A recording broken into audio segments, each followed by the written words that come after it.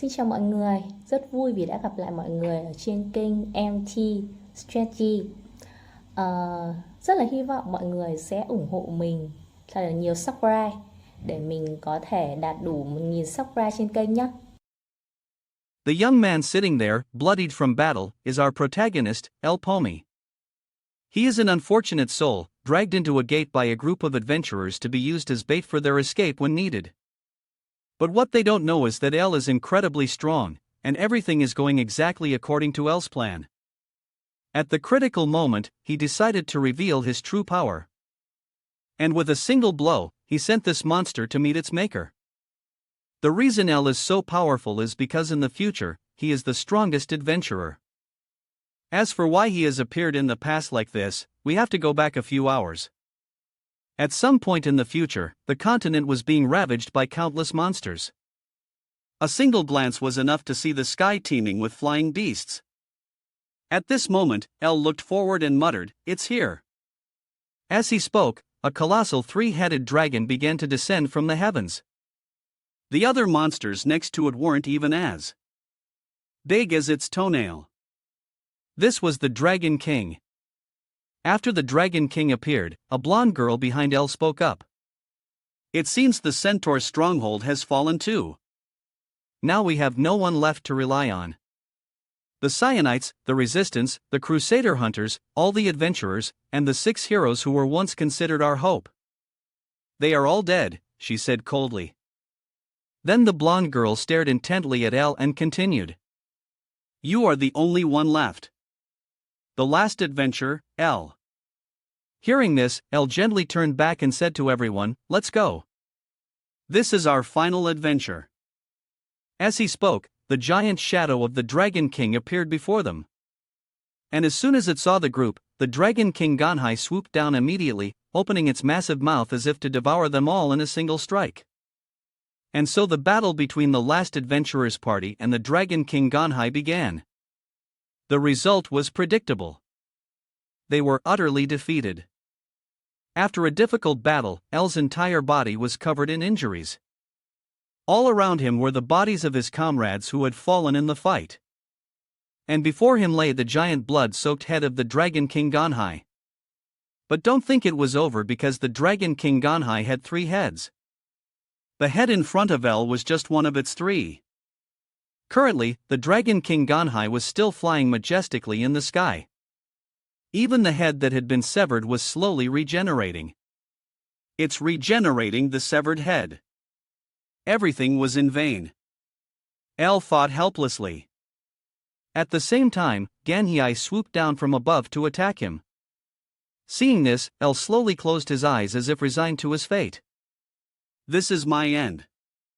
The end of the world and our adventure," El thought to himself. But then he slammed his fist on the ground and roared. "Absurd. This is how it ends," El said, his face filled with anger and indignation as he remembered the sight of his fallen comrades. Phillips, Zayden, and Alexis too. They all sacrificed themselves. "I can't accept this." El roared loudly. And then he began to stand up. Then he looked at the Dragon King Ganhai soaring in the sky with eyes full of hatred. He thought, "I can't let it end like this." With that thought, he began to channel all the remaining power in his body, concentrating it in his right palm. As this power gathered, a long beam of light appeared above El's head. It slowly transformed into an arrow. Then he said, "By any means necessary, I will." But before El could finish his sentence, the magical energy he was gathering in his hands suddenly shattered. Immediately after, El suffered a backlash and coughed up a liter of blood. Meanwhile, in the sky, Ganhai was gathering fire in its mouth. Once the fire was fully charged, it opened its mouth and unleashed a colossal pillar of purple flame straight towards. Faced with such a powerful attack, El's condition didn't allow him to do anything more. How pathetic. Why did it have to end this way? If only I were stronger. If only I had just one more chance, said Sununa thought. And then his vision faded to black. Then suddenly, a cold sensation hit El's face, accompanied by a loud shout, "Get up, you bastard!" The sudden voice startled El, and he snapped his eyes open. At that moment, the shouting continued, "Don't think pretending to be sick will work. A slave like you to know your place." These words came from a bald man who had just thrown a bucket of water in El's face with an extremely arrogant expression. But thanks to the bucket of water, El started to become a bit more clear-headed and looked around. What's going on? Why am I here? What about Gunhai? Am I still alive? Wait, this is the slave market. And as if to prove El's work, a multitude of voices haggling over the price of slaves could be heard from outside. These ones were just brought in. They're perfect for bait in long dungeons. Oh my, thank you, sir. You won't find prices like this anywhere else. This one looks good. Hey, how much for this one? You have a good eye, sir. These kinds of transactions constantly echoed in El's ears, leaving him utterly bewildered. Impossible. The slave market was abolished long ago. But this place is definitely just as he thought this. The old man in front of him began to scowl and shout for a mere slave. You have a pretty strong will to live. All of you hearing him speak. El lifted his head and stared at the man, thinking, this merchant is Hokeman. If I remember correctly, he was the merchant in charge of me when I was a slave about 6 years ago. That's right. It's definitely him. If that's the case, have I returned to the past? I thought while staring at the man. And naturally, El's stare made the bald man in front of him uncomfortable. What the hell are you looking at? He said as he swung his fist straight at El's face. On that day, I returned to the beginning of everything. El thought as he took the punch. The scene changes to the port city of Lit. At this moment, a ship has just docked. As soon as this young man disembarked, he joyfully exclaimed, I finally made it here. The local merchants in this area, upon seeing his country bumpkin appearance, immediately started to solicit him. Like this sexy bunny girl, who instantly smelled money on the young man and said, "Buy some potions from me, young man." Or like this fishmonger brother holding a fish. He invited the young man. How about buying some fish? It seems he sells not only regular fish, but also sharks and some kind of carnivorous octopus. In the back, then followed a shower of offers. You need a place to store your luggage. If you want to explore the world, you need to practice first. Countless voices of this kind began to ring out, making the young man's eyes light up. This is the port city of Lit. It's so lively. While he was marveling at the scene, a black man put his arm around his shoulder and said, "Are you that happy, Raymond?" Hearing that, Raymond said in surprise, "Walker." At that moment, a voice came from behind them. Honestly, I want to experience every form of entertainment here right away. This voice belonged to this big burly man. His name is Tarun. Then Tarun looked straight at the building in front of them and said happily, "This is where our journey begins." This is the era of adventurers where adventurers from all over the world gather to create their own paths and become heroes of their own journeys. The Gate. It is a portal leading to a special dimension. No one knows when it first appeared, but inside these gates are all sorts of terrifying monsters not found in the normal world. Countless adventurers have rushed into these gates and lost their lives inside. But these gates also hide powerful and unimaginably valuable items. For that reason, it has ignited the greed of those who want to get rich. And Walker's party of adventurers is about to step into a gate to ensure everything goes smoothly. Walker suggested to everyone, "We need some bait." His words made the naive young man Wayne Molden's face go blank. Seeing this, Walker knew the guy didn't understand, so he had to explain. "We can't know what's inside the gate until we enter. Many adventurers have lost their lives to unexpected events. That's why we need some slaves as bait." The only girl in the party understood the issue and said, "So, we need someone to distract for us to escape when in danger." "I agree. That's a good idea." And so they went to the slave trading area to prepare some sacrificial pawns for themselves. back to L. He was still sitting lost in thought in his cell, thinking, am I dreaming? No, this is too real. I can't believe it, but there's no other explanation. While he was pondering these things, the slave owner was introducing his goods to Walker's group. Welcome. This market is run by the Gotho Mechanics Guild. These guys are all slaves used for bait, so feel free to choose. You won't regret buying them. I recommend these ones, he said, looking straight into the cell where Elle and another person were. Then he introduced them. They are quite large. Prime selection. They all have good physics. We just got them recently. Walker observed for a moment and, seeming satisfied, he said, all right, I'll take both. Ha ha. A wise choice. Well then. Good luck in the gate, the slave owner said cheerfully. And I'll also realize this was his chance. There's no reason to overthink it. This is my second chance, and I think. And so Elle was brought by Walker's group to the front of a gate. It was called a gate, but it looked more like a red curtain created between the tree trunks.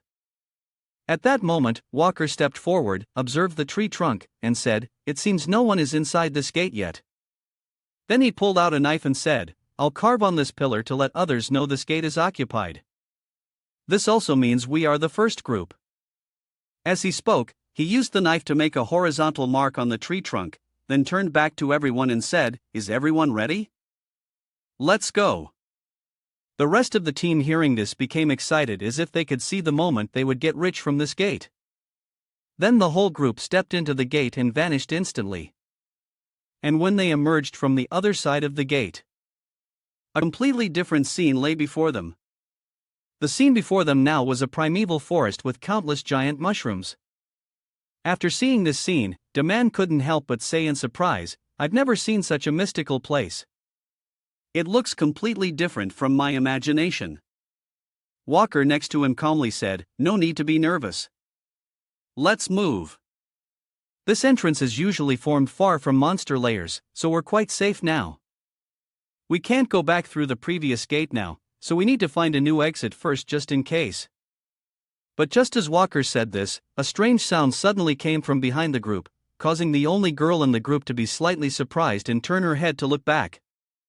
And the moment she turned her head was also the moment she saw a monster with giant jaws snapping straight towards her. The result was that her entire body was swallowed by the monster.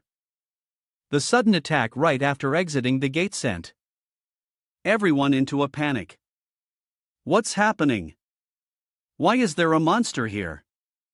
Sarcloth, Raymond Holland. But before the group could even finish being shocked, they soon discovered they were surrounded by countless monsters.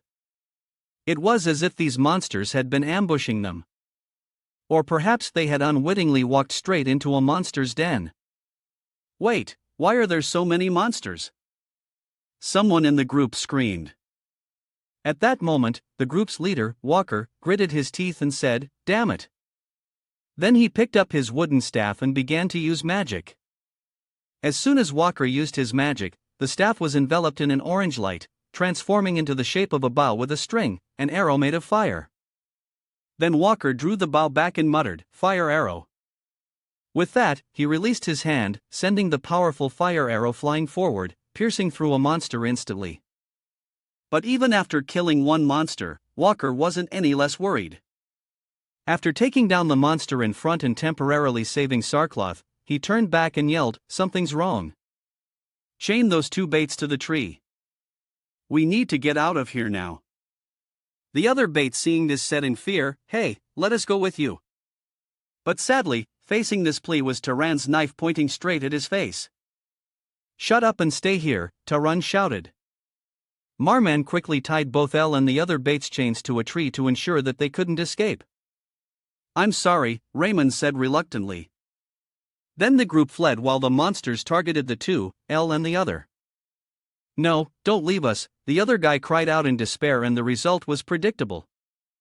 Immediately after, that guy was torn apart by the monsters. And at that moment, a monster's claw swung towards Elle back to Walker's group. Walker was now carrying the girl's sarcloth on his shoulder. Then he turned to the others and said, "We failed this time, but don't worry about clearing the gate anymore. We just need to find the exit quickly. Let's go." And before Walker's words, Joel didn't react at all because he was too scared to hear anything. The fat guy, Taran, seeing this became furious and grabbed the guy by the collar, shouting, he said, "Let's go, you bastard." Listen to Walker. Calm down. We failed here, but we can always try again. So, don't give up and keep trying. We'll all get out of here. Walker said with a confident smile to reassure Jaot, unaware that at that moment, a monster's claw was swinging straight at him. And what followed was the sight of Walker being slammed to the ground by the monster. The blow was so powerful that the ground began to shatter into pieces. And Walker, seeing this, cried out in fear, "Taran!" But sadly, Taran couldn't answer him anymore because he had been turned into a bloody pulp by the monster's blow. The cowardly youth, Raymond, was now so scared, he couldn't even stand steady. In the end, it was Sonam who reacted in time and started using fire magic. "You damn thing!" he shouted as he drew his bow. But before Walker could even release his hand, the monster whipped around and shot out its long tongue straight at him. And this tongue was like a homing missile. It immediately wrapped tightly around the black man's neck. Then it pulled him straight towards its mouth. Then followed Walker's horrifying screams. "So another comrade has fallen and died." Seeing this scene, Raymond was scared out of his wits. He stuttered as he tried to crawl forward. But even if he could run, it's not certain he would escape, let alone crawling like this now. And so the monster bit straight into his leg, causing the young man to scream in agony. "My leg, my leg." Jam gritted his teeth in pain. But right at that moment, he noticed someone's figure in front and called out, "Bait, you're still alive." "Great. That's great. Hurry up." "Help me," he said, trembling as he reached his hand towards the figure. Then he said, "My comrades are all dead. It's just you and me now." "All right, I'm sorry about before. I didn't mean it. You can't escape from here alone. Having one more person isn't bad, so please." But before his words, the figures sitting in the tree had no intention of moving at all.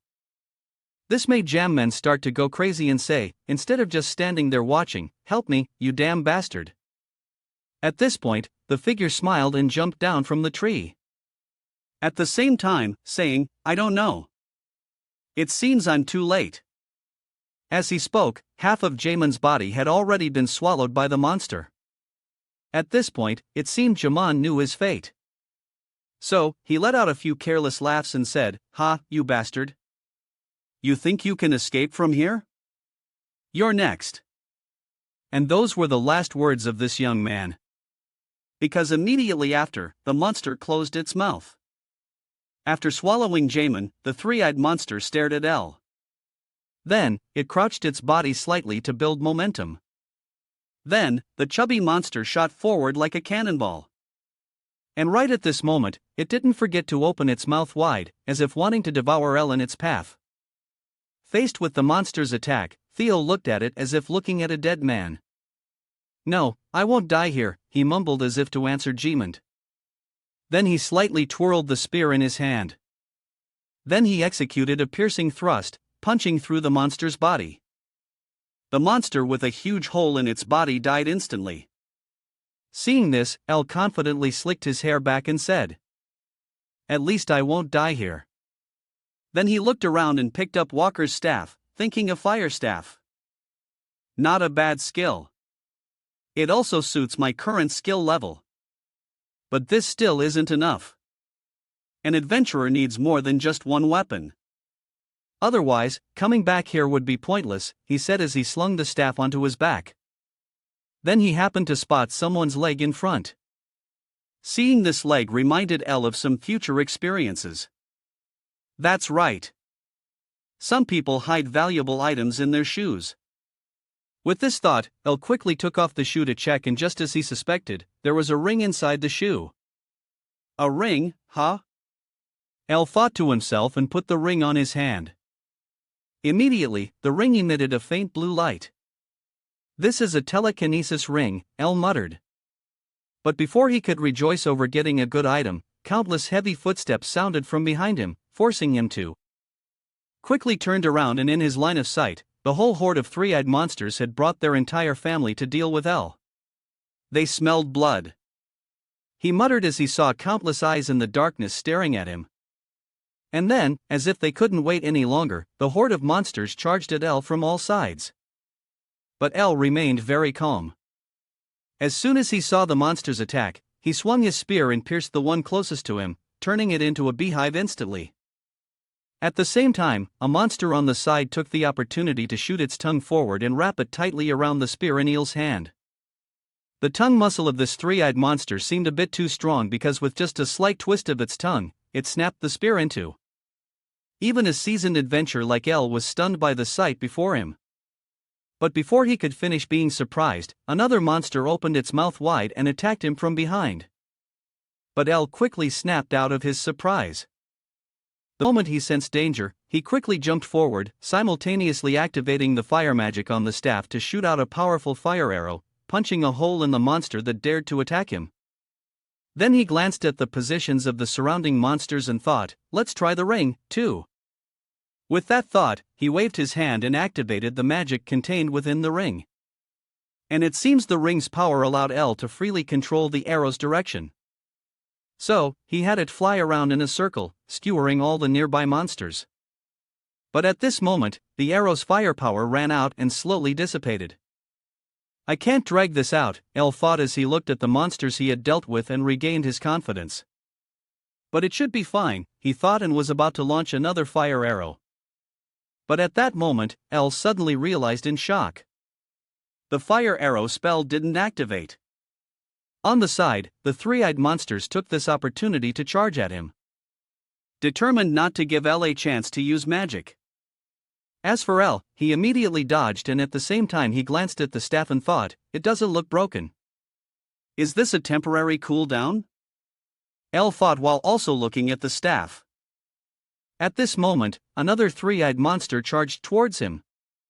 Seeing this, El pushed off with his feet and spun around, then used the staff in his hand to whack it across the face. This is the only way, he told himself, and started beating the monsters with the staff. And for some reason, our protagonist using just a staff managed to beat this monster to a pulp. Finally, he gave it a kick, sending the three-eyed monster flying. Then he looked at the staff in his hand again and thought, how much longer? El thought as he started to test if it had recharged.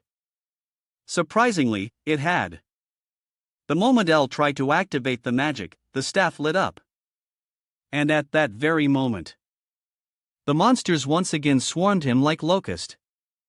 All right, one more shot, El thought to himself. He activated the fire arrow magic and shot an arrow straight ahead. Then he also combined it with the telekinesis ring too to control this arrow, and as a result he spared no one. All the three-eyed monsters couldn't withstand a single blow from this fire arrow. And after El had dealt with all the monsters present around him, then Sarkloth's voice rang out beside him. You're no ordinary slave. Both your spearmanship and magic. Who are you? Really? She growled. And El, hearing her voice, was a little surprised and thought, oh, still alive. Lucky me. No. Unlucky would be more accurate. Back to Sarkloth. She noticed the staff in El's hand and said in astonishment, why do you have that staff and that thing on your wrist, too? How did you awaken? You're just a slave. At this point, she thought of something and asked tremblingly, wait, was this all your plan? And before her question, El looked at her with a cold face and said, are you done talking? Sorry, but you're wrong. Even if I had planned it, it wouldn't change anything. I would have killed all of you anyway. What nonsense are you talking about? Sarkloth said in shock. But immediately after, her face turned pale as El opposite her had already started activating Fire Arrow again and said, I utterly despise people like you who use slaves as bait. Afterwards, after collecting and dealing with everything, L also escaped from this gate and returned to everyone's amazement. Look, really, no way. A bait slave returned on his own. Murmurs began to spread because they had almost never seen a bait survive and return back to L. He now had his goal. The dice have been cast. I need to hurry to avoid repeating the same fate. So, first I need to free myself, L thought as he walked straight towards a large building, and you have all heard all my questions. This building was also the Adventurers Guild building. And at this moment, information about L had reached the ears of the guildmaster. What? A slave is still alive and has returned? The manager asked, and the staff member opposite him quickly replied, Yes, Sir Abyss. Moreover, he returned without a single scrap patch. Hearing this, Ace asked in confusion, How is that possible? How can a bait return without any injuries? The staff member opposite him couldn't answer this question, so he said what he knew. The adventurers who went with him all died inside that gate. Hearing this, Abyss's voice became serious, and he said, What? He survived on his own in. Clearly, there's something unusual. After all, he didn't run away, but came back here on his own. Debtors who become bait will ultimately remain bait. Even if they survive and return, he didn't run, which proves he knows he can't easily escape our grasp. The only way to be free is death. The recent news was from the Goth Mechanics Guild, right? Why do I have to listen to this nonsense? He said boredly. And a staff member hearing this got to the main point of the information. There's one more piece of news, sir. That slave has opened the first magic circle. At this point, Abyss could no longer maintain his calm expression and said in surprise, What? You're saying a slave who can only be bait has opened the first magic circle? At this point, he frowned and thought that slave will have to face the punishment of the Mechanics Guild and if anything goes wrong. And just as he thought of this, the staff member's voice rang out again. Furthermore, he wants to change the contract. Change what? Abyss asked curiously. It seems he wants to register as an adventurer. Abyss, hearing the sentence, his face began to turn pale. Then he got a little angry and said, That lawless slave, who does he think he is to dare? But before he could finish, the staff member quickly interrupted. It was Lord Ryken himself who requested you to personally look into this matter. Hearing this, Abyss quickly jumped up and asked frantically, Lord Ryken is the chief enforcer of the Grand Guild. Why would he pay attention to a slave for that reason? No. Impossible. Could it be that?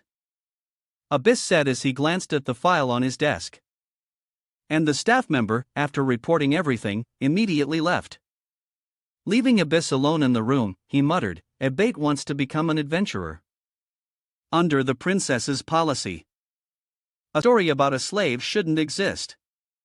But in other words, humans are always slaves to money. If I don't repay the loan I took, I'll have to do hard labor until it's fully paid. In the normal world, those people are called slaves. One day, my only relative, my father, died of illness, and I became a slave from then on. Hick thou the herb I bought from the Gotham Mechanics Guild on credit, but they sold it for many times the market price, totaling up to 1 million miso. And of course, with such a sky-high figure, I had no way of handling it, so I was taken to court and sentenced. The accused is unable to pay the sum of 1 million miso. According to the rules, the accused will have to work without pay for the guild until the debt is fully paid. And so my 6 years of brutal exploitation began. Now it's time for revenge, he thought, returning to the present. At this moment, Dale was also in Abyss's office having a conversation with him. And thanks to his future memories, he had a vague idea of who the man in front of him was. Abyss? It's him, isn't it? Raken's right-hand man, one of the guild's enforcers. I've caught a big fish, he thought, then spoke up. I am El Pawi. At that moment, on the opposite side, Abyss picked up a cup of tea and said, I know you want to amend the contract. I've heard about you, so I'll be brief. I will change your contract status to an F rank. Hearing him say that, Dale started to smile and thought to himself. He accepted my request so easily, just as I thought. He has realized that I have no interest in playing games with you, so I'll just say what's on my mind, he thought, then brushed it off. I'll also smile and say thank you, sir. However, I want a higher rank, he added. Of course, his words made Abyss dissatisfied. Who said what E rank for you? Why don't you just ask the Adventurers Guild to promote you to a rank while you're at it? Oh, knowing he was displeased, he presented his information. I have been through hundreds of gates in the last 3 years as bait, but it seems this information still didn't satisfy Abyss much. Even so, you were just bait. You've never hunted a monster before, Abyss said calmly. And to this, L immediately retorted, since when is hunting monsters in a gate a mandatory requirement for an adventurer? The first adventurer made a name for himself because he survived. What an adventurer needs is to be able to come back alive, L said, looking at him with a serious gaze. And Abyss began to think about these words. Information from the gates, from those who can survive and return, is much more important than individual achievements, he thought and had to admit. I admit you're right. You're absolutely right. Because surviving for 3 years as bait through many gates is not something an ordinary person can do. But that's all you have. You only enter low-rank gates. Do you really think you can survive in higher-rank gates? Do you think we're stupid enough to agree to a risky contract where you could die before paying back your debt? At this point, he took out a cigar to puff on and stared at Elle thinking how crazy. He should know his place if he doesn't want to die right after becoming an adventurer. But still, why do I feel something formidable emanating from him? Hearing this, he remembered something and spoke up. This is a gate that can hold 5 people at once and it was 12 marks on the outside. That's right. There have been 12 groups buried in this place. Prove it. If you can do as you say, then I will listen to all your requests, Abba said as he handed Ella a contract. And somehow quickly, Morel contacted the same group and prepared to breach the gate. At this moment, the leader of the other team spoke up. You're the rookie who's coming with us. Nice to meet you. My name is CHV. I'm the team leader. I heard from Mr. Abbeys that you used to be a slave. Is that right? I don't mind, so don't worry. And neither do my teammates, he said, gesturing to his teammates behind him and looking at their attitudes. They also seem quite friendly despite having heard about Elle's past identity. And Elle, hearing them say that, calmly said, I hope we will have a great time working together. I hear you can use fire magic. Yes, something like that, Elle said casually. The black guy in the team, hearing this, excitedly said, What do you mean? Can you use multiple elements? Cheeve, hearing this, explained on Elle's behalf. I heard that mages can only use the elemental power they were born with, so items that don't share their elemental attribute are useless to them. Then he got to the main point. That's enough discussion. As you may know, we're not here to hunt monsters today. Our goal today is to find and collect the equipment left behind by the other 12 groups and then bring them back to the guild. I heard they'll pay 3,000 Mio for each item, CHV said with a smile.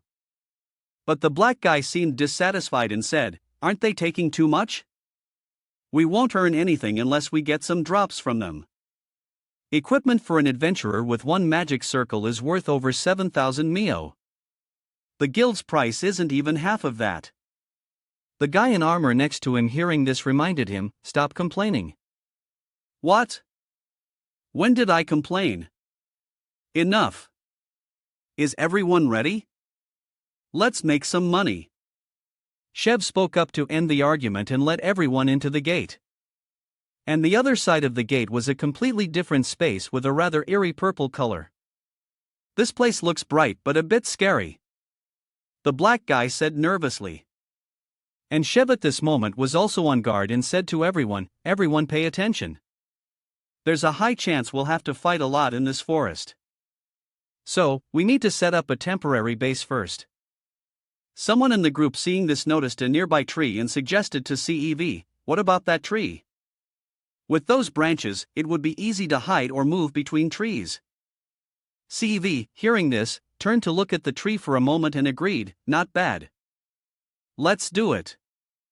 And so they began to take out nails and rope to prepare for setting up the base. The black guy at this moment also patted L on the shoulder and said, "L, you can rest. Setting up the base is my job and that idiot's over there." Then everyone quickly got to work. And not long after, a temporary base was erected on this tree trunk. After the construction was completed, CHEV continued to instruct everyone. The base is built. Now we'll split into 2 groups and search around. Tom, Mac, and Zoa, you 3 will be one group. We will check the east and west directions respectively. Then return to this place. If anything happens, signal immediately and run back to the base. Understood. All right. Everyone said in unison. At this time, L himself was following Chev deep into the forest to search. But after moving for a while without encountering any obstacles or signs, it made CHEV wonder, why haven't we encountered any monsters after walking for so long? And not a single item either. Did we come too early? We'll have to go deeper tomorrow. At this point, he thought of something and said to L, "By the way, how's your first expedition as an adventurer?" "I'm nervous," L said calmly. And to his answer, CHF, he was not surprised at all. That's right. Everyone is. You know, even though I've been an adventurer for a long time, every time I step into a gate, I get nervous. I'm a person who gets scared easily. However, I still bravely move forward because I have wonderful teammates. It might sound strange to praise them myself, but they are truly good teammates. I'm very sorry to hear your story. Bait. Ha! I can imagine how miserable that must be. On that topic, El Pomi, what do you want? Do you guys want to join our team? CHEV said as he turned to look at L. But to his offer, L remained silent and said nothing. CHEV, seeing this, realized something and said, "I said that so you'd understand, but don't think too much about it." Not long after, the 2 of them returned to the temporary base. As they began to eat, the black guy, Tom, said glumly, "You didn't find anything either?" Chev, hearing him, grumbled, "You think finding things is that easy? Can't we not talk about work while we're eating? Can't it wait until tomorrow?" Al said, hearing them talk like that. He remained silent and didn't seem to want to join the conversation much. And after everyone had eaten their fill and fallen asleep at that moment, CHEV and the others crept closer to El and said, "Hey, are you asleep?" And to his question, Theo, lying in the blanket, remained silent and did not answer. And Tom in the back at this moment also spoke up. "Captain, what are you doing that's so redundant? This guy is sleeping like a log. How can he answer?" he said as he took out a knife. And at that moment, the whole group showed a very sinister smile. "Geez, you're being too cautious. Did you forget what we put in his food? That amount of sleeping grass could put a 100 kg monster to sleep." Someone from behind said, and Tom, hearing this, agreed. "He swallowed a lot. It's a miracle he's not dead. Besides a fire staff, it must be worth at least 10,000 mio." At this point, this guy couldn't contain his greed and began to raise the sword in his hand, preparing to stab El while saying, "We should get to what we need to do." With that said, he thrust the sword in his hand straight towards El. But in the instant, the sword pierced the blanket. He was startled to realize the feeling of the thrust was completely different. Then he quickly flipped the blanket over and exclaimed in shock, "What? He's not in here." In the black man's line of sight, inside the blanket was just a piece of wood that El had thrown in to disguise himself as if he were sleeping. And Chev and his 2 accomplices witnessing this were also astonished. "What? Impossible," he exclaimed in shock. But this guy also reacted very quickly. Immediately after, he turned back and yelled to his teammates, "Find him. He can't have gone far." And just as he guessed, El hadn't gone far at all.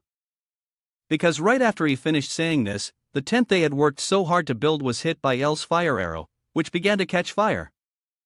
This tent was partially destroyed and caught fire very quickly. Fire? What happened? Why did it catch fire? Hurry! Grab the food and run. Damn it! Was it that LP guy? This CHF guy quickly shouted for everyone to move. But before he could even take a step, Mac next to him looked stunned, pointed forward, and said, "Boss, Chev." Hearing this, he turned his head irritably and said, "What is it?" But immediately after, his voice fell silent because right before his eyes appeared a monster with a giant eye. And a body made of a yellow slime-like substance, looking like, well, you know, and at that moment, it was using its giant eye to stare intently at him. This gaze sent a chill down his spine. Then he thought of something and muttered, "Could it be El Pomi, that bastard? He used us as bait." And as he said these words, the slime monster began to open its mouth wide and aimed straight for them. Seeing this, the group quickly abandoned the base and jumped from the tree immediately. Luckily for them, they jumped just in time. Otherwise, the whole group would have been swallowed whole by this yellow slime. And at this moment, El was sitting on a tree branch not far away, observing everything. What a bunch of idiots. If you wanted to trick me, you shouldn't have been so kind. In a gate where more than 12 parties have been wiped out, hiring veteran adventurers wasn't enough. They still wanted me as bait. Clearly, that was their intention. With this thought, he turned to look at the slime monster again and commented, "So that's the boss monster of this area. I guess it swallowed the fragments. So it's bigger than I thought." Back down below, the X-Peace party was still being chased relentlessly by the boss monster. While running, the XP couldn't help but curse a few times. "Damn it! Why do we have to run into this damn thing?" he grumbled. And Mac behind him quickly asked the boss monster, "You know what type it is?" Hearing this as he panicked, turned back and said, "If I'm not mistaken, it's a yellow slime. It rarely appears in the normal world. It's a rare monster that only appears when a red gate opens. Its body is made of acid. So for melee adventurers, it's an extremely dangerous opponent. And the most dangerous part is, but just as SCP said this, he sensed something dangerous and quickly turned his head back to observe. Then the guy quickly pushed Mark aside and narrowly dodged a full acid blast. It seems this was the dangerous secret technique the boss wanted to mention earlier. And Mark, on the other hand, because he still had no information, after seeing it spit out such an attack, he couldn't help but exclaim in surprise. "What? What was that?" "It has a ranged attack." Zep began to explain seriously, "That's an assist arrow. It's a skill that takes the assist from its own body and shoots it out." Hearing this, Max started to laugh until his mouth twisted. What a dino with a giant body full of acid like that. And it has a ranged attack, too. No wonder the previous parties were all wiped out. And before this guy could say anything more, the Slim started charging forward like a tank, making the whole group flee for their lives. "It's coming. Be careful," XB shouted urgently. At this moment, someone in the party asked for a way to deal with the boss. "How do we deal with it now? Is there a way? Let's get out of here and figure it out later. The assist arrow has a cooldown of only 1 minute. We just need to dodge it and find an opportunity. We have to attack the core on its head." As Sapi quickly explained to everyone, and Tom next to him hearing this quickly slowed down and said, "So it's during his cooldown, right? Then there's still enough time." With that said, he turned his head and charged straight towards the Slim.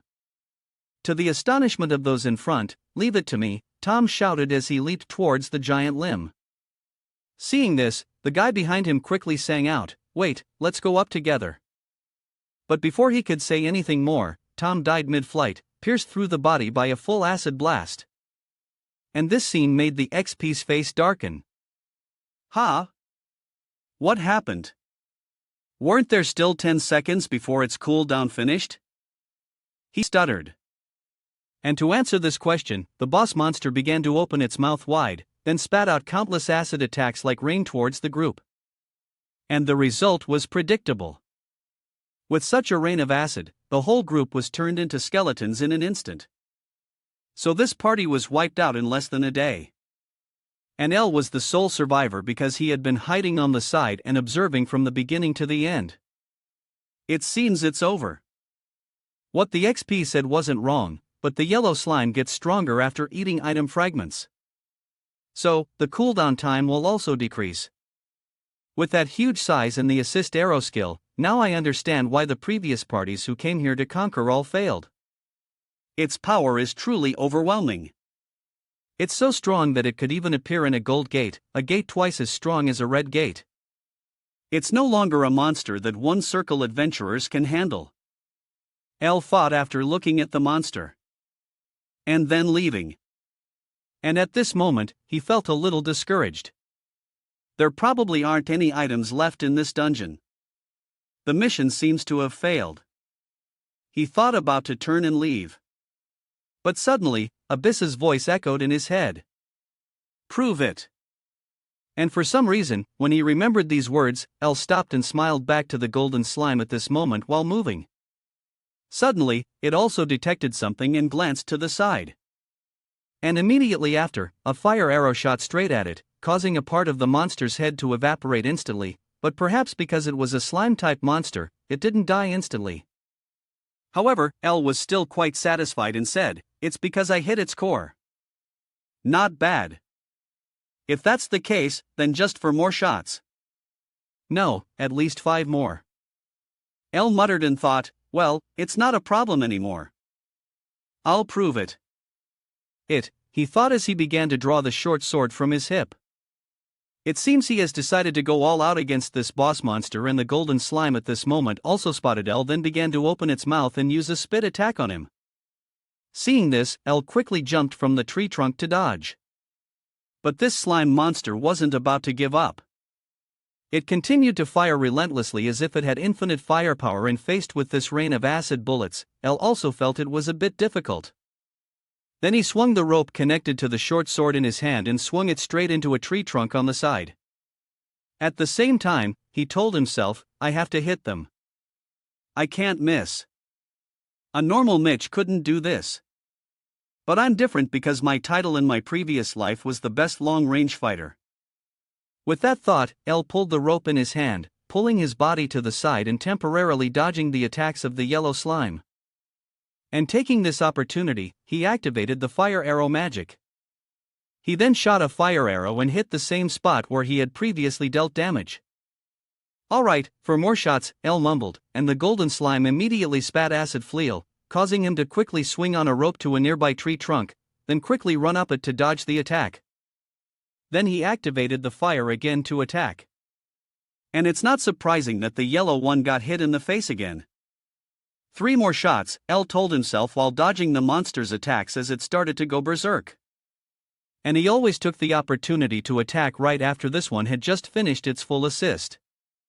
But at the moment when there were only 2 attacks left to defeat the monster, his fire arrow suddenly failed because the slime suddenly twisted its body to the side and narrowly dodged. It dodged for that size. It's pretty fast, but it's okay, Elam thought, and started to activate the telekinesis ring. He controlled the arrow that had missed to turn back and aimed straight for its head again. Of course, this yellow monster couldn't have imagined the attack could return. So, it didn't dodge in time and took the full hit. And after taking this hit, its wound revealed the red crystal inside. Perhaps this was the monster's core.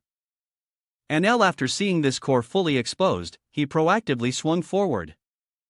This is the last shot, he mumbled and prepared to activate the fire arrow magic. But at that very moment, the monster also raised its giant hand and aimed it straight at him. And just as this giant hand was about to slam into L, he had already realized this attack. So activated the telekinesis and did it himself. proceed to pull his short sword hard, but because the short sword was stuck very tightly, so instead of the sword being pulled away, L's entire body was pulled towards it. And thanks to that, L was able to avoid the Slim's blow. Then after landing and regaining his balance, he immediately activated the divine fire arrow magic and shot a fire arrow straight at the yellow slime. The golden slime, knowing this attack was extremely dangerous, quickly raised its hand to protect its head. Unfortunately for it, L had already calculated everything. Seeing this, he just smiled. Then he used his telekinesis ring to control the arrow's flight path, circling it under the hand and smashing straight into the monster's head, causing a huge explosion. And its core couldn't withstand the pressure of the explosion and shattered immediately after. As for the monster itself, after losing its energy core, its entire body began to swell up like a balloon and exploded immediately after. Seeing this, L quickly ran forward to avoid this acid wave. But the speed of this acid wave seemed a bit too fast, so he quickly grabbed his sword and threw it forward with force. And used his will to control it, wrapping it tightly around a tree branch not far away. Then he pulled the rope in his hand to create leverage and climbed straight up to this branch. And the wave of axes created by the Slim was truly terrifying everywhere it passed. The trees were corroded to a crisp. If he had been a moment slower, he would have been reduced to bones. After waiting for the wave to disappear, L quickly climbed down to return, but suddenly he discovered something in front of him. Now he then quickly used his telekinesis and aimed at the location where he had discovered the strange object. A red light was emitting from that spot. Then a sphere of some kind emerged from the ground and flew straight into L's hand. And after it landed in L's hand, it emitted a red aura, then formed a hemispherical screen. It's unclear what this is. Not long after, L returned and went straight to Abyss's office. Back, Elbin said calmly. And before the return of this rookie, Abyss was silent for a moment. Then finally, he said, "So, you're not a braggart, huh? But why did you come back alone? Where are the items?" Hearing this, Elbin coldly explained, "The people you put in my group were all new. They conspired to rob me of all my items. When I left the group to escape, they fought the boss monster, and all of them died." "A monster?" Abyss said with a doubtful tone, seeming not to believe it. But immediately after, he was startled by Elbin's words. It was a golden slime. "What? If it's that, then all the items have probably." "That's right. It swallowed them all," Elbin said calmly. And this result made Abyss's face turn grim. "Damn it! The Merchant Guild's items have all been destroyed. So, this mission was a failure," Abyss thought bitterly. Then he looked at Elbin again. And judged. "The problem is that this guy is still alive and has gone outside. There are a few rules at the gates. First, the number of people allowed in is limited. Only those who have marked the gate can enter. After that, the gate will be disabled until the person inside is defeated. Second, the limit of people entering a gate is based on the gate's difficulty and the circle's level. The gate's difficulty is distinguished by its color. The easiest is red, the hardest is purple. If a person's circle level is higher than the gate's difficulty, they cannot enter. Third, there's only one chance to beat the gates, which is to defeat the biggest obstacle inside that gate. If someone survives and gets out, that gate will be destroyed and cannot be entered again. So that also means that if someone has entered the gate and stepped out, others will not have a chance to enter that gate again. So the gate has disappeared. But how can a one-circle hunter like him deal with a Slim?" Abayish wondered. Then he spoke up. "I see. You were just trying to survive. And since the items were swallowed, you didn't pay attention to them anymore. Anyway, the fact is that you failed this mission." But before he could finish, L on the opposite side spoke up. "Calm down. I'm not done talking yet. That golden slime, I ate it," L said as he rolled up his sleeve, revealing 2 magic circles on his wrist. And Abby's, after seeing his wrist, his mouth fell open in shock and he said, Impossible, 2 circles already. You ate the mon stone from the slim. L, hearing this, slowly said. I think that's enough to prove my abilities as promised. Please rank me as E. And before his words, Abby's lunged onto the table and said, I'll rank you D. No, if you work with me, I'll arrange for you to work with a C rank adventurer. Back to L, of course, was such a secretive offer he couldn't refuse. So he immediately signed the contract, and Abyss at this moment also sobered up a bit and thought in general for an adventurer with less than 3 circles being rank C is a bit much. Adventure ranks are based on circle level. Veteran adventurers are A and B rank. Intermediate adventurers are C and D rank, and apprentice adventurers are E and F rank. The power of the circle is the clearest evidence of their abilities. But this bastard is not like the others. Just by using a mon stone, his circle level has already increased. He says it's all thanks to his survival instincts. That's right, survival instinct. No, it's innate talent. He got the second circle right after returning alive. I've never seen anyone with that ability before. I need him. Abyss was so happy he couldn't close his mouth. And L, seeing him so happy, also felt relieved. His attitude has completely changed. It seems he's being nicer to me now. Well, there's no more time. A red gate has appeared. The number of raiders is 100. There is a big event that all the merchant guilds are paying attention to. And of course, the Goth Merchant Guild is no exception. Well, it's no harm to me. I need it anyway. This is a good opportunity for me to proceed with my plan. With this thought, he spoke to Abish. Abish, I have a proposal. Lend me some money.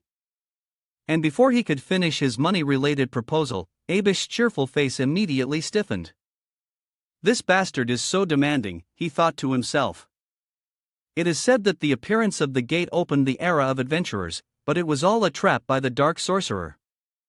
It caused many people to lose their lives in there for the purpose of cutting off the future of the Fonthu world and finally the apocalypse. All the monsters are just waiting for the opportunity to flood out of the gate, and we will surely lose. Exactly 3 years from now. The mission that the Fonthu world must face is not far off. Back to L.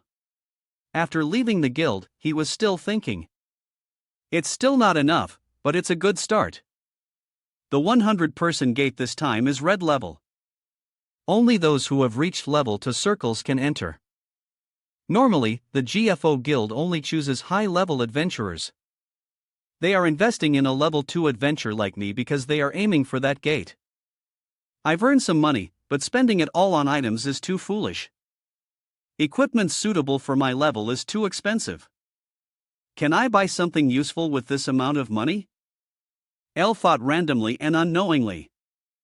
He had walked to the slave market, and as soon as he stepped in, he was greeted by a young merchant who welcomed him. Welcome, sir. Thank you for choosing our lit slave market.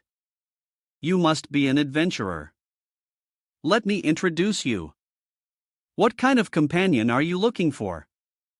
Mr. Adventurer, someone who can be bait or a warrior to fight alongside you. L, hearing this, shook his head and said, I need to find a guide. The merchant boy was a little surprised to hear that, but then he still led L down to the prison cell, introducing, this is the punishment cell where we punish rebels like the one you're looking for. And not long after, they arrived in front of a certain cell. And the merchant just seen the person remained inside. He gulped nervously. Then he turned to L and asked, Sir, are you sure you want to choose him? This guy, but before the young man could finish, L interrupted, I know. He's the one I'm looking for. Looking at the face of the person being held captive also brought back some memories for L. Before his regression, one person's death had hastened the apocalypse of the Fonthu world. The hero of fire, Aaron. She was assassinated. Aaron's first and last disciple was the one who ignited the apocalypse. The hero killer, Debo. It's him. And at that moment, Debo in the prison also looked at Elle and said, "You came for me. Do we know each other? Get lost." After saying that, he even spat on the ground as if to drive Elle away. The merchant next to him, seeing this, quickly turned and said, "I'm sorry, sir. His nerves are a bit of a problem." And Vile agreed with the merchant's opinion. His actions are different from before my regression. But now he's just a slave. But treating an adventurer this way is truly rude. Not just his personality, but his skills are also insane. Besides me, he was one of the people who caused a stir after the apocalypse. The two of us were often compared because we were from the same region. Our awakening times were similar. And our skill levels were comparable. But the biggest thing we have in common is that we're both broke. He has a younger sister with a blood disease. With that thought, he asked, "What's your price?" And to Elle's question, he began to speak with a provocative tone. "Oh, are you a rich young master? You can pay any price. Then how about 1 million? Mio, is that okay, young master? If you don't have the money, then scram. If you want to show off." Then as he said this, DBO's words fell silent because he had seen Elle start to reach into his pocket and pull out a wad of cash. 1 million Nizo. Is that real money? It's not fake, is it? He said in astonishment. Even the merchant next to him was equally surprised and asked, "Are you serious?" Al, on the other hand, didn't want to answer about the real or fake money, and he got straight to the point. "Wait, listen to me. First, this contract lasts for 1 year. The profit split is 73. I get to choose the items from the gate." The merchant next to him, seeing this, his eyes bulged out. He's making a contract with a team member, not a slave contract. And on this side, also presented the contract and said, "Here is the contract." Look, Depot seeing this quickly snatched the paper from his hand and said, "Don't you dare go back on your word." After saying that, this young man quickly bit his finger, and I pressed my hand to confirm. And this also made Elle think a little. He agreed without hesitation. Is it because his sister's life is in danger? Thinking of this, Elle also became happy and said, "Since it's sealed, let's go to the gate." "Just leave it to me," Debo said eagerly. Elle, hearing this, said coldly, "You have to prove your worth, Debo." "You won't find anyone as hardworking as me," Debo replied. Then the two of them started to drag each other into the gate. And during this time, Elle had also equipped the young man Debo with a two-handed axe. But it seems Debo wasn't used to using this kind of thing. So he said, "Boss, you gave me a new weapon and I'm grateful, but I'm more used to Long's words. How about we go back and exchange it?" Hearing this, Elle turned back and said, "From now on, you will learn to use a fire axe when you are with me. If you don't like it, you can just cancel the contract." And when Elle said this, they had already reached the front of the gate. At this moment, Depot also saw the information displayed on the wooden post and muttered, "This is you're going to test me with this gate." I also looked at the tree and said, "Red level. The maximum number of people allowed in the gate is now 8. It seems we've come to the right place." Back to Depot, he also looked around and asked, "Where are the rest of the people?" Our boss has a lot of money, so his teammates must all be talented. All right, at least there's a healer. Fighting is one thing, but having a healer is still at this point. Do noticed Elle turning to look at him with a very unusual expression. "What's wrong? Why are you looking at me like that? Could it be?" "Boss," Debo said wordly, thinking of something. But fortunately, at this moment, Elle spoke up. "Don't worry about teammates. We have enough people." And these words made Debo let out a sigh of relief. I knew it. I was scaring myself again. But before Depot could feel relieved, Elle pointed at him and said, hearing this, the man on the side was stunned for a few seconds. Then immediately, he said in a panic, "What? Wait, no way." But unfortunately, Elle didn't even give him a chance to think much. He kicked the young man inside and said, "Don't waste any more time getting." And so both of them squeezed into the gate. At that moment, Debo became furious and turned back to say, "Are you crazy to people in a gate for 8? There's a limit to how crazy you can be. Do you think this is a joke or something and I have to use a weapon I'm not used to?" The young man said, his voice growing weaker as he saw L's murderous expression. But at the same time, a cloud of dust suddenly rose in the distance, catching Dao's attention. And the cause of this dust cloud was a group of tree stump monsters charging straight hit them with no other choice. Debo gripped his weapon tightly and prepared to fight. "This is it. It's all my fault."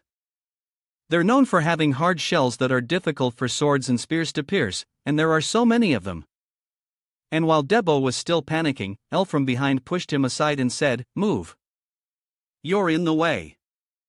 Hearing this, Debo quickly tensed up. "Hey, wait a minute." But before he could say much, Danelle on the side had already started using fire magic and skewered one of them instantly. And in Deep's astonished eyes, Danelle started to combine the use of his telekinesis to control this arrow to destroy all the other stumps. And so the teeming horde of monsters that were charging forward were burned to a crisp by Eel before they could even reach them. And so within a few seconds, all the surrounding monsters were on the ground. At this moment, Elsa spoke up. "How disappointing. You're like this right from the start. Next time don't make the same mistake." And before his words, Debo had only one thought in his heart. Who the hell is this monster? Scene changes to a certain building. At this moment, inside the building, someone is reporting something to their superior. The merchants have taken the bait. The plan needs more time. But the dispatched people have been selected and are ready. Right. So can we proceed with the operation, sir? This person said, looking at the back of the man in front. At that moment, the man said coldly, "All right, everything will be according to that person's will. The one who will liberate Few New World." Back to L's group. After Debo collected all the mana stones from these monsters, he announced the quantity to L. "There are 27 of them. I've collected all their mana stones." "Yeah, let's go," L said. Then the two of them started wandering in this desert again. And while walking, the young man, Debo, thought. I thought he was crazy. But it turns out he's not to be trifled with, a remote control skill. I've never seen anyone use a fire arrow like that. Going with someone as talented as this, I'm sure to make a lot of money. The split is 73, so I'll be able to pay for medicine and living expenses. Just thinking about sitting back and getting rich made Debo smile so wide he couldn't close his mouth. And at this moment L, who was walking in front, suddenly stopped and said, "I see it. I have a talented one. Another pile of stumps." Seeing this, Debo quickly wiped the smile off his face. Hey, behind the wall next to him, he peeked out to count. There are about 8, no 9 of them. 9. A perfect number, L said. Of course, after hearing this, Debo was stunned because he didn't understand what L had just said. Afterwards, he felt even more worried as L started to stare at him as if he had a dangerous thought. And not long after, he learned why L had said that. It was because 9 monsters was a suitable number for Debo to handle on his own. And L would just sit back and watch without interfering. And to make the fight easier, Debo first threw a rock in front of the stumps to attract their attention. Then he jumped down from above and stepped up and used his axe to split a tree monster in 2. Seeing this, the stump monsters were a little startled. But then the whole group charged towards Debo, and Debo at this moment also grumbled in his heart. Damn it, I have to deal with all of them myself. I've never used this weapon before, so it's a pain. Even with 10 lives, it might not be enough. He thought and couldn't help but shout. Damn old boss. With that, he began to wield his axe and fight the stump monsters. At this moment, L was also calmly observing this young man fighting from behind and thought. He said he's only used to using swords. No wonder his movements are so strange.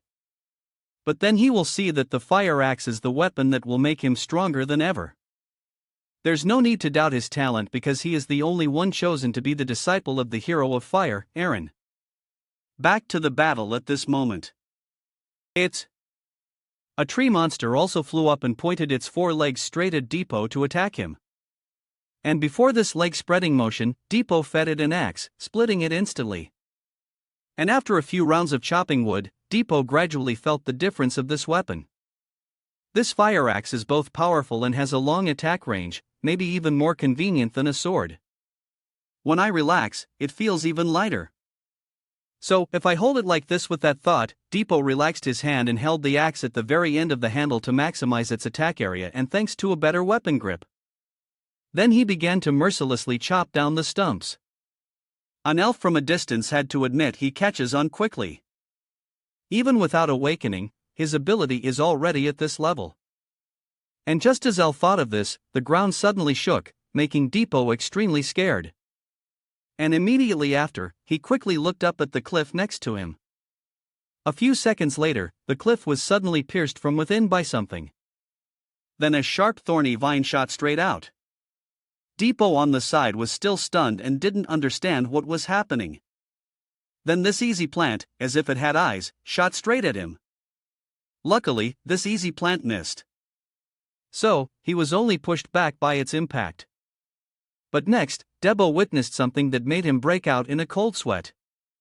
"What is this?" Debo stuttered, causing him to freeze in place.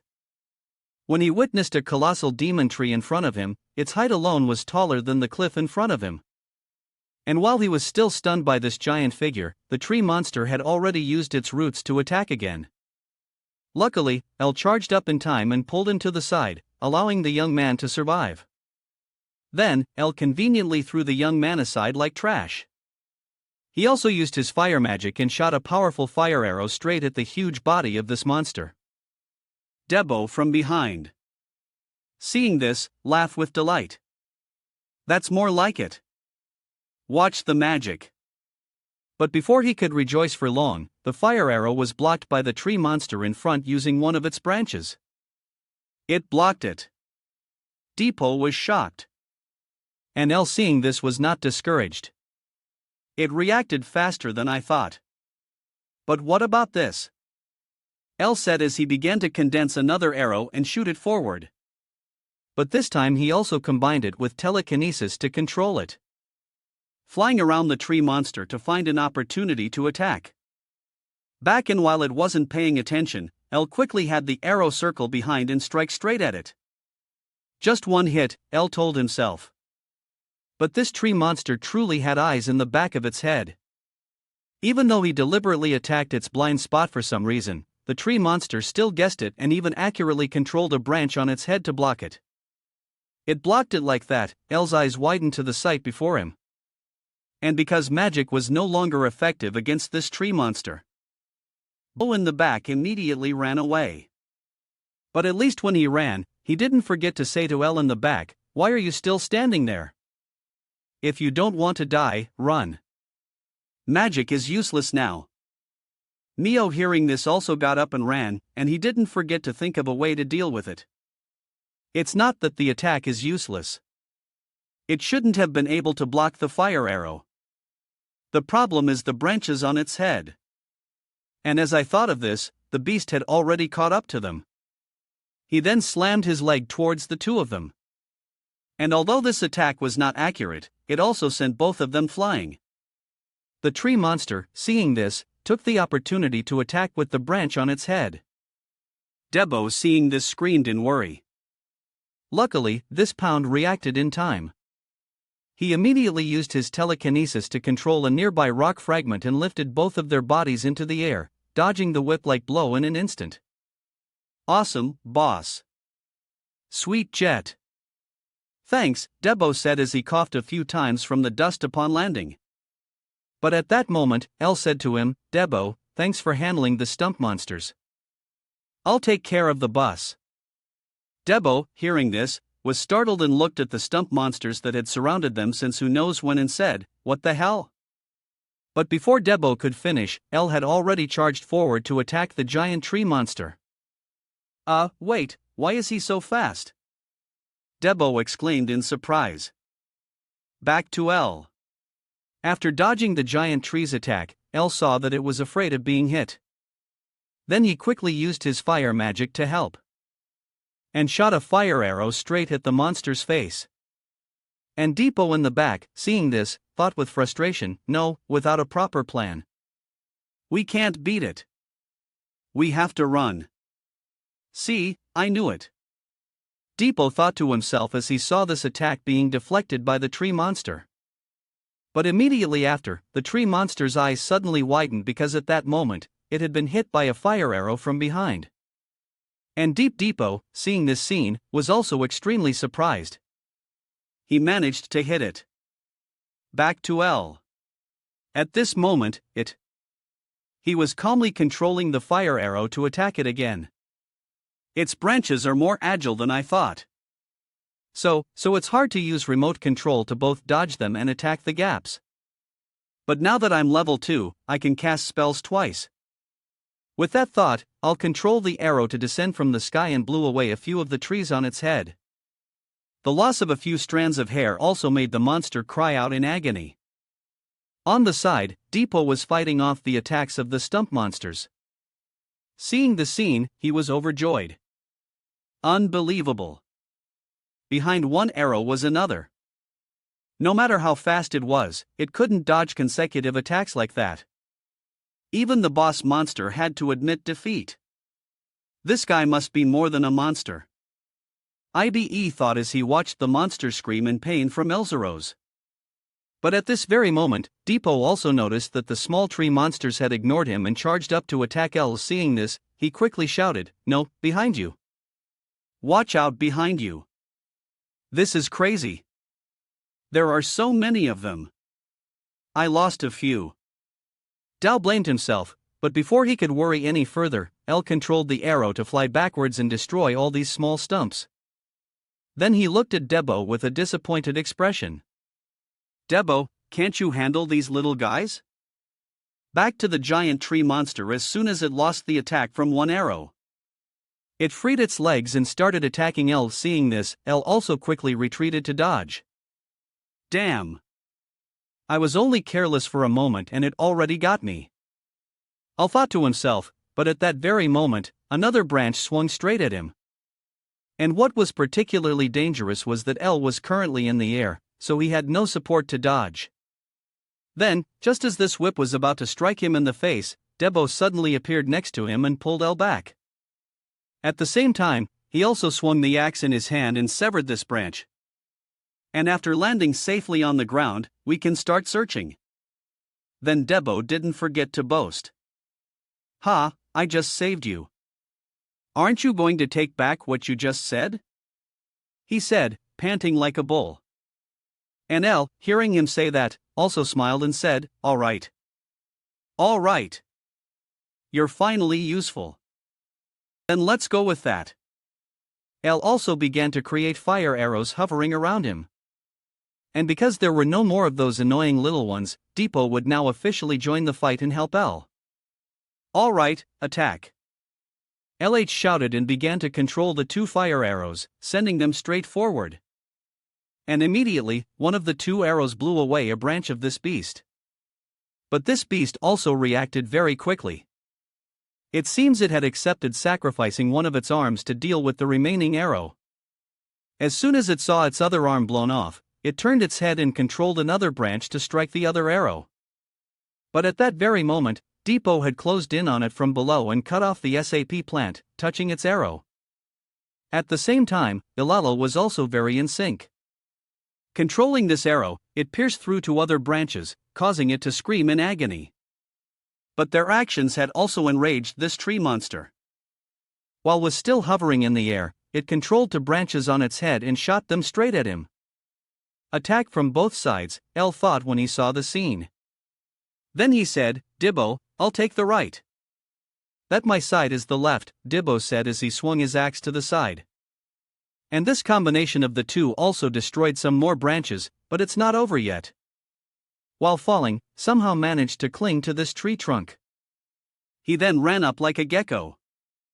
Then he swung his axe and cut down all the white branches in front of him. And while he was furiously chopping down the tree, he was sneak attacked from behind by the beast with a branch. The blow was so strong that his eyes rolled back and he coughed up a liter of blood. And the giant tree, taking this opportunity, opened its mouth wide as if to swallow Depot whole. But unfortunately Pharrell, who was watching from below, immediately used his telekinesis to control the rock to fly up and block for Depot before it could swallow him. But the demon was no slouch either. Depot had just gotten on for less than 3 seconds before it swung its hand and destroyed the rock he was on. Depot, seeing this from below, also felt his head spin. This is troublesome, he thought to himself, and started using his telekinesis again and controlled countless rocks to rise up. Depot, seeing this, quickly jumped on a rock to avoid falling to his death. Then he also used the floating rock as stepping stones to dodge the continuous whip-like blows from the beast. And L on the side wasn't just sitting around either at this moment. He was also controlling the missile to fly around, harassing the beast and simultaneously dealing with its branches.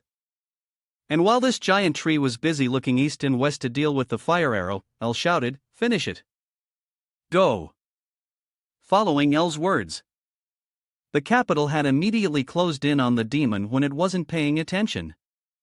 And as soon as he was within striking range, he used all his strength to swing the axe in his hand straight at the giant tree's eye.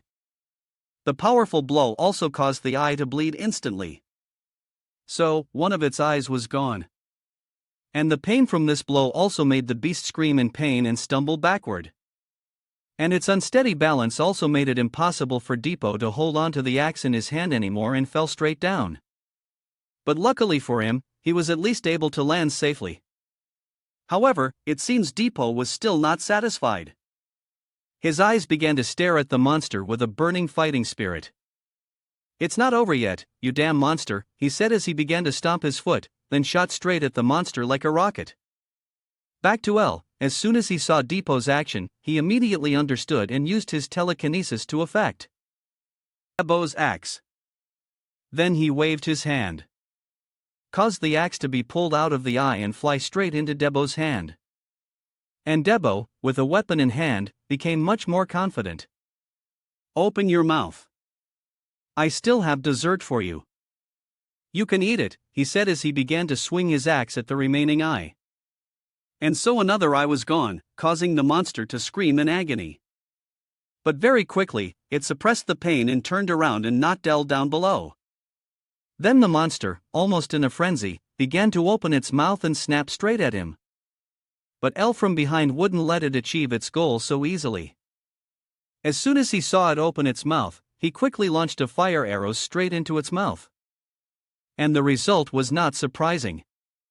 After the 2 fire arrows flew into the tree monster's body, it seemed they had hit its core and exploded immediately after. And seeing from the outside, the monster was now screaming in pain as its entire body was being burned and only then could sit down and take a few breaths to regain his strength. From behind, L confidently stepped forward and praised him. "Well fought, DBO," hearing this, glanced at L and said, "You too?" And so, the two of them began to look at the burnt corpse of the monster in front of them. Time quickly passed until evening. The scene changes to a small house. At this moment, inside the house, a little girl is mumbling, "It's so late. I should eat first and then go to bed." "Thank you for the meal," the little girl said, clasping her hands. But just then, a knock came from outside, making her a little curious. Then she quickly rushed to open the door and asked, "Who is it?" But before she could finish asking, she froze because before her eyes was a very familiar figure. "Is that you, brother?" she said tremblingly. As she witnessed Depot's blood-soaked appearance, the little girl's hand also trembled and she clutched her clothes. "I'm home," he said softly from the opposite side. And these words also brought tears to the little girl's eyes. She quickly hugged her brother. "Welcome home." The scene changes to a wooden house. At this moment, Elle is also staring at someone with a bruised arm lying on the bed. And based on the photo on this table, it seems this is a very important person to him. Back to L, he also looked at the corpse on the bed and said to it with a very, very cold face, "Use it." Then he also activated his fire magic and decided to burn this house down. Then he left without hesitation. Time quickly passed until the next morning. At this moment, Abyss was still struggling with some paperwork. The senior gate subjugation for 100 adventurers is coming up. But who should I send? Lord Rykan is in charge of this. If I disappoint him, I'm done for. This subjugation is a major event involving all 10 major merchant guilds. The reason it's so attractive is because the items inside can contain rare, even legendary items. Of course, the difficulty is also very high.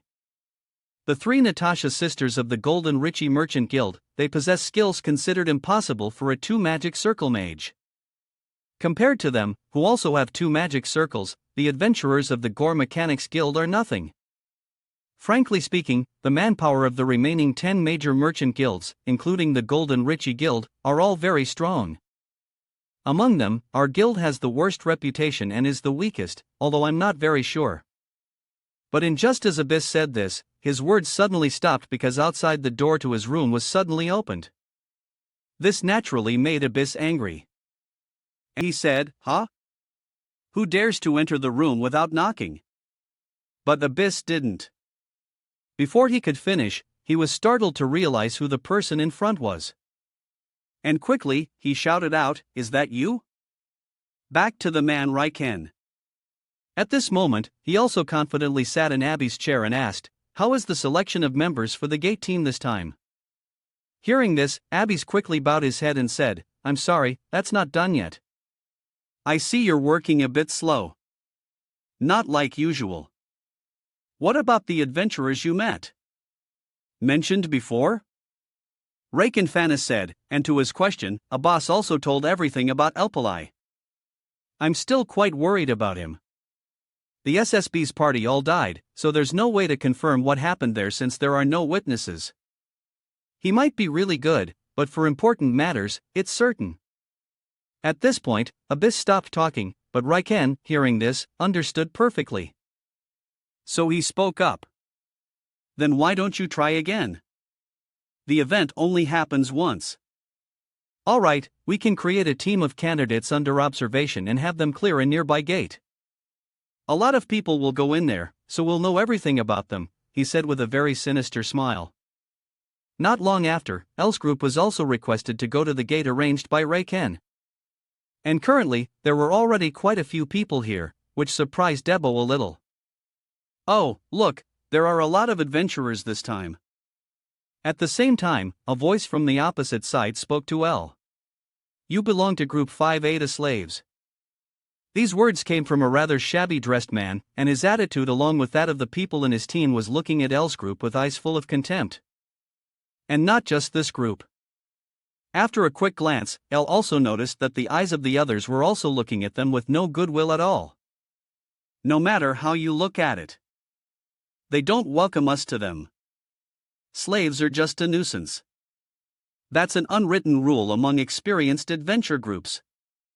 It seems they are the ones who have awakened to true magic circles. They look completely stronger than SSB's team before. So, they can be considered so strong that they don't need slave bait at all.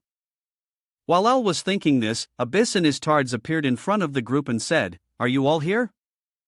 I'll be brief. The trial will begin in a few minutes. Whoever shows their potential will be given a chance." The guy with the red bandana hearing was a little surprised and said, "What chance?" "The opportunity to participate in the subjugation with 100 people," Abba said with a smile to them. And this really surprised the red bandana guy. 100 the 100-person gate. Back to Abyss, he continued to paint a picture for everyone. "You will receive special treatment when you show your strength in this gate." His words also caused a stir among everyone, and only L was the one who remained calm. So that's it. So this is his plan, he thought to himself. Do your best. Abai encouraged everyone. And then they all moved together into the gate that could hold 40 people. And after everyone came out from the other side of the gate, the scenery had hardly changed. The guy with the red bandana seeing this also muttered, another forest gate. Then he was full. He also glanced at this major. We'll only cooperate when we fight the boss, split up to explore, search for everything, and regroup on signal. And so this group of people began to split into smaller groups and go their separate ways, leaving the 2 members of Group L all alone. Back to the Mag's group. At this moment, he was also instructing the others. We don't have much time. Focus, hunt. Yes, Lord Dorian. The girl in the back quickly said. Then this young man Dorian also noticed some rustling sounds in front and paid attention and in his line of sight. At that moment, behind a tree, a small monster shaped like a spider appeared. But it seemed this monster was quite weak. So Dan didn't pay it much mind. TSK just one monster. And it's a mushroom monster, too. What a waste of time, he said as he began to use his magic and create a blue energy sphere. He then shot it straight ahead, causing a not-so-small explosion. This was the elemental burst magic. How boring. Get it, man stone, and let's go, Dorian said to everyone around. But immediately after, as the dust from the explosion slowly cleared, it revealed the figure of the mushroom monster unharmed and only slightly scratched. And this scene made Dorian unable to believe his eyes. What? It's not injured at all. Is it strong enough to withstand a level 1 magic spell? He said with a hint of panic. But his black-haired teammate immediately drew his weapon and reassured him. It's okay. There are many of us. And just as he finished speaking, countless whooshing sounds suddenly echoed in their ears. Tendarin, seeing this, quickly warned everyone. Something's different. Everyone be careful. A few seconds later, they were completely surrounded by countless of these mushroom monsters. Damn it! We're completely surrounded by mushroom monsters, someone in the group shouted. And after a long and arduous battle, they finally dealt with this horde of monsters. Finally done, Doran said, panting heavily. But at this moment, the only girl in the group also noticed something unusual and asked. Lord Doran, the monsters are stronger than we thought. What should we do now, Doran? Hearing this thought for a moment and said we will have to fight an unimaginable number of monsters. If this continues we will be exhausted soon, and if that happens our lives could be in danger. Let's just ignore the previous agreement and go fight the boss alone quickly before we run out of energy on these small monsters. Back to L at this moment he also said to Depot in front, most of the other groups will think the same way. Debo on the opposite side was panting like a bull and managed to reply, listen, that makes a lot of sense. But why are you just standing there talking and not helping me? There are only 3 monsters, L said dismissively. Back to Depot. After taking a few breaths, he regained his composure and said, anyway, you said we shouldn't waste time like this, right? Let's keep going. Let's go take down the insects. IB said, clear the monsters first, L ordered coldly. But this command also surprised Debo, who said, why, you just said we shouldn't waste time. He, hearing this, began to explain that's what everyone else will do. So we'll clear the monsters first. Defeating the boss isn't the only evaluation criterion. The ability to clear monsters also counts. Moreover, the more people gathered at the boss's location, the more dangerous it becomes. You never know what schemes those people have. Not all schemes are obvious on the surface. They're hidden deep within their hearts. And they're always plotting something, and I feel something dangerous here too, L said as he glanced up at the sky. Back to Duran's group as planned. They were now moving to fight the boss and nothing. While they were moving, the girl in the group suddenly pointed to the side and alerted Lord Doran. Look, there's an exit. Everyone looked in the direction she was pointing, and indeed there was a small stone platform with 2 pillars on either side. This made Duran a little happy. I didn't think we'd find it so quickly. It's fine. Just mark it. Yes, my lord, the girl said quickly. But suddenly, the blue-shirted teammate in front of them burst out laughing like a madman. And this laughter made Dorian a little annoyed, and he said, "What's wrong with him?" "Hey, OT, shut up." But to his warning, OT laughed even louder, as if he would die if he didn't laugh. At this point, Aren was really annoyed and growled. "Did you hear me? This will attract monsters here." Oven, on the other hand, managed to turn his head back, revealing a very strange face. His mouth was smiling, but his expression was like he was crying. Sweat poured down his face like a waterfall, and even the veins on his face were clearly visible, as if he was trying not to laugh, but couldn't. "What the hell?" Duran exclaimed in shock when he saw the expression. But then the laughter of his other comrades began to echo from behind him. Doran, hearing this, quickly turned his head and found the whole group enveloped in a purple mist. With the instincts of an adventurer, he immediately deduced that it was poison gas. "This is bad. I need to get out of here now," he thought. And without a second thought, he abandoned his remaining comrades and charged straight for the gate to get out. But at that very moment, a loud sniffing sound echoed from behind him. An owner of the sound was a giant mushroom with a very grotesque appearance. And it was also the one who had spewed out this poisonous smoke. All this smoke was sprayed out from the holes on its body like an air pump, and face was such a large amount of poisonous smoke. Duran finally couldn't hold it in and started laughing like a madman. Back to L's group. They were now moving along a river, and while moving, Deepo was also lost in thought. Yesterday, he didn't want to fight at all. So should I? And just as Deepo thought of this, something suddenly appeared in the sky, catching his attention. And in Deepo's line of sight, a flare had been launched into the sky, and both of them immediately recognized it as a signal flare. A signal flare. They found the boss, Deepo shouted. Then the two of them quickly went to the location where the flare was fired. And although they saw the other groups waiting there, Deepo was still a little surprised. "Even though we agreed to signal for a gathering when we see the swarm, I don't believe they would actually do it." Back to L. At this moment, he wasn't paying much attention to Debo's words. He started staring at the group in front and thought, one group is missing. And the guy with the red bandana, after seeing them arrive, also spoke up. "Looks like everyone's here. I'll explain the situation again." But before he could say anything more, the purple-haired girl next to him asked, "Negan's squad isn't here yet." "Forget them. We've waited long enough. We found the insect's location and captured it.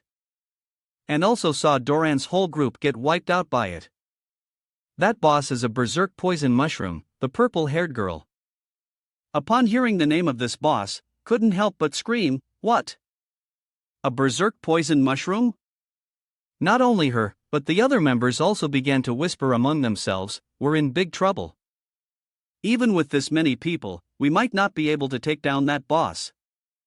If we've encountered a berserk poison mushroom, don't even dream of defeating it. The only thing left to do is find the exit and escape." On this side, Deepo, who was a complete novice and knew nothing, saw everyone discussing like this and also became curious, asking L, "Is the boss really the famously difficult berserk poison mushroom?" Back to Eel. After hearing the boss's name, he himself felt it would be a tough fight. "So, it's that one. It's indeed the most difficult boss of my current level. Because of the poison gas it emits, I won't be able to get close to it. This also means that no matter how many people there are, they won't be able to do anything to this thing. If we want to defeat it, we have to use long-range attacks. However, those half-ass attacks can't cause damage because it's very strong and fast, too." On this side, the guy with the red bandana waited for everyone to discuss for a bit. Then he announced some bad news. "Unfortunately, the boss is right in front of the exit, so we have to face it if we want to get out." And Debo, hearing him say that, puffed out his chest and said, "Are you afraid of it? 3 bosses are nothing. Just one fire arrow from this big brother here." But before he could finish, L next to him said coldly, "Do. Shut up. We will die if we face it blindly. My fire arrow can't hurt it." Hearing this, Ib lost all his confidence and said in shock, "Huh? Why?" Neo, hearing this, slowly explained, "Even the small monsters in here are very tough. So the boss monster must be many times tougher." Dibbo on the side, hearing him say that, didn't know what to say. And at the same time, the guy with the red bandana let out a helpless sigh and said, "He's saying things everyone already knows. That's why slaves." But before he could finish complaining, his teammate next to him spoke up. "IU, there's no time to grumble. We need to find a solution to this." And as soon as this young man finished speaking, L in front raised a hand and said, 50,000 mio. 50,000 mio per head. There are 30 people here. So that's 1.5 million mio. Give me that money and the two of us will be bait for everyone to escape, L said, pointing at Deep Depot behind him and Debo on the side. After hearing this, his head spun. Damn it. What the hell is he talking about? Debo thought, clutching his head. And at that moment, IU on the opposite side also roared. Don't be so arrogant. You're still used to the ways of a slave. But man proposes, God disposes. That boss isn't as easy to lure as the others. If we're moving and you get caught and killed by it, then we'll have to die, too. Slaves in a high gate are just an OP obstacle. Besides, White, what can the guy next to you do? He hasn't even awakened yet. What can a slave and a two-circle mage do? Ibya said angrily, and his words also made Dibbo on the side furious. These bastards are insulting me. They're using a goading tactic. I don't want to be bait. Back to L. After hearing these words, he didn't get angry at all, but just calmly asked back. So, what are you going to do? Have a better plan? No. Right. If you did, you wouldn't have bothered signaling. By the way, let me clarify. My group consists of a two-circle mage and a one-circle mage.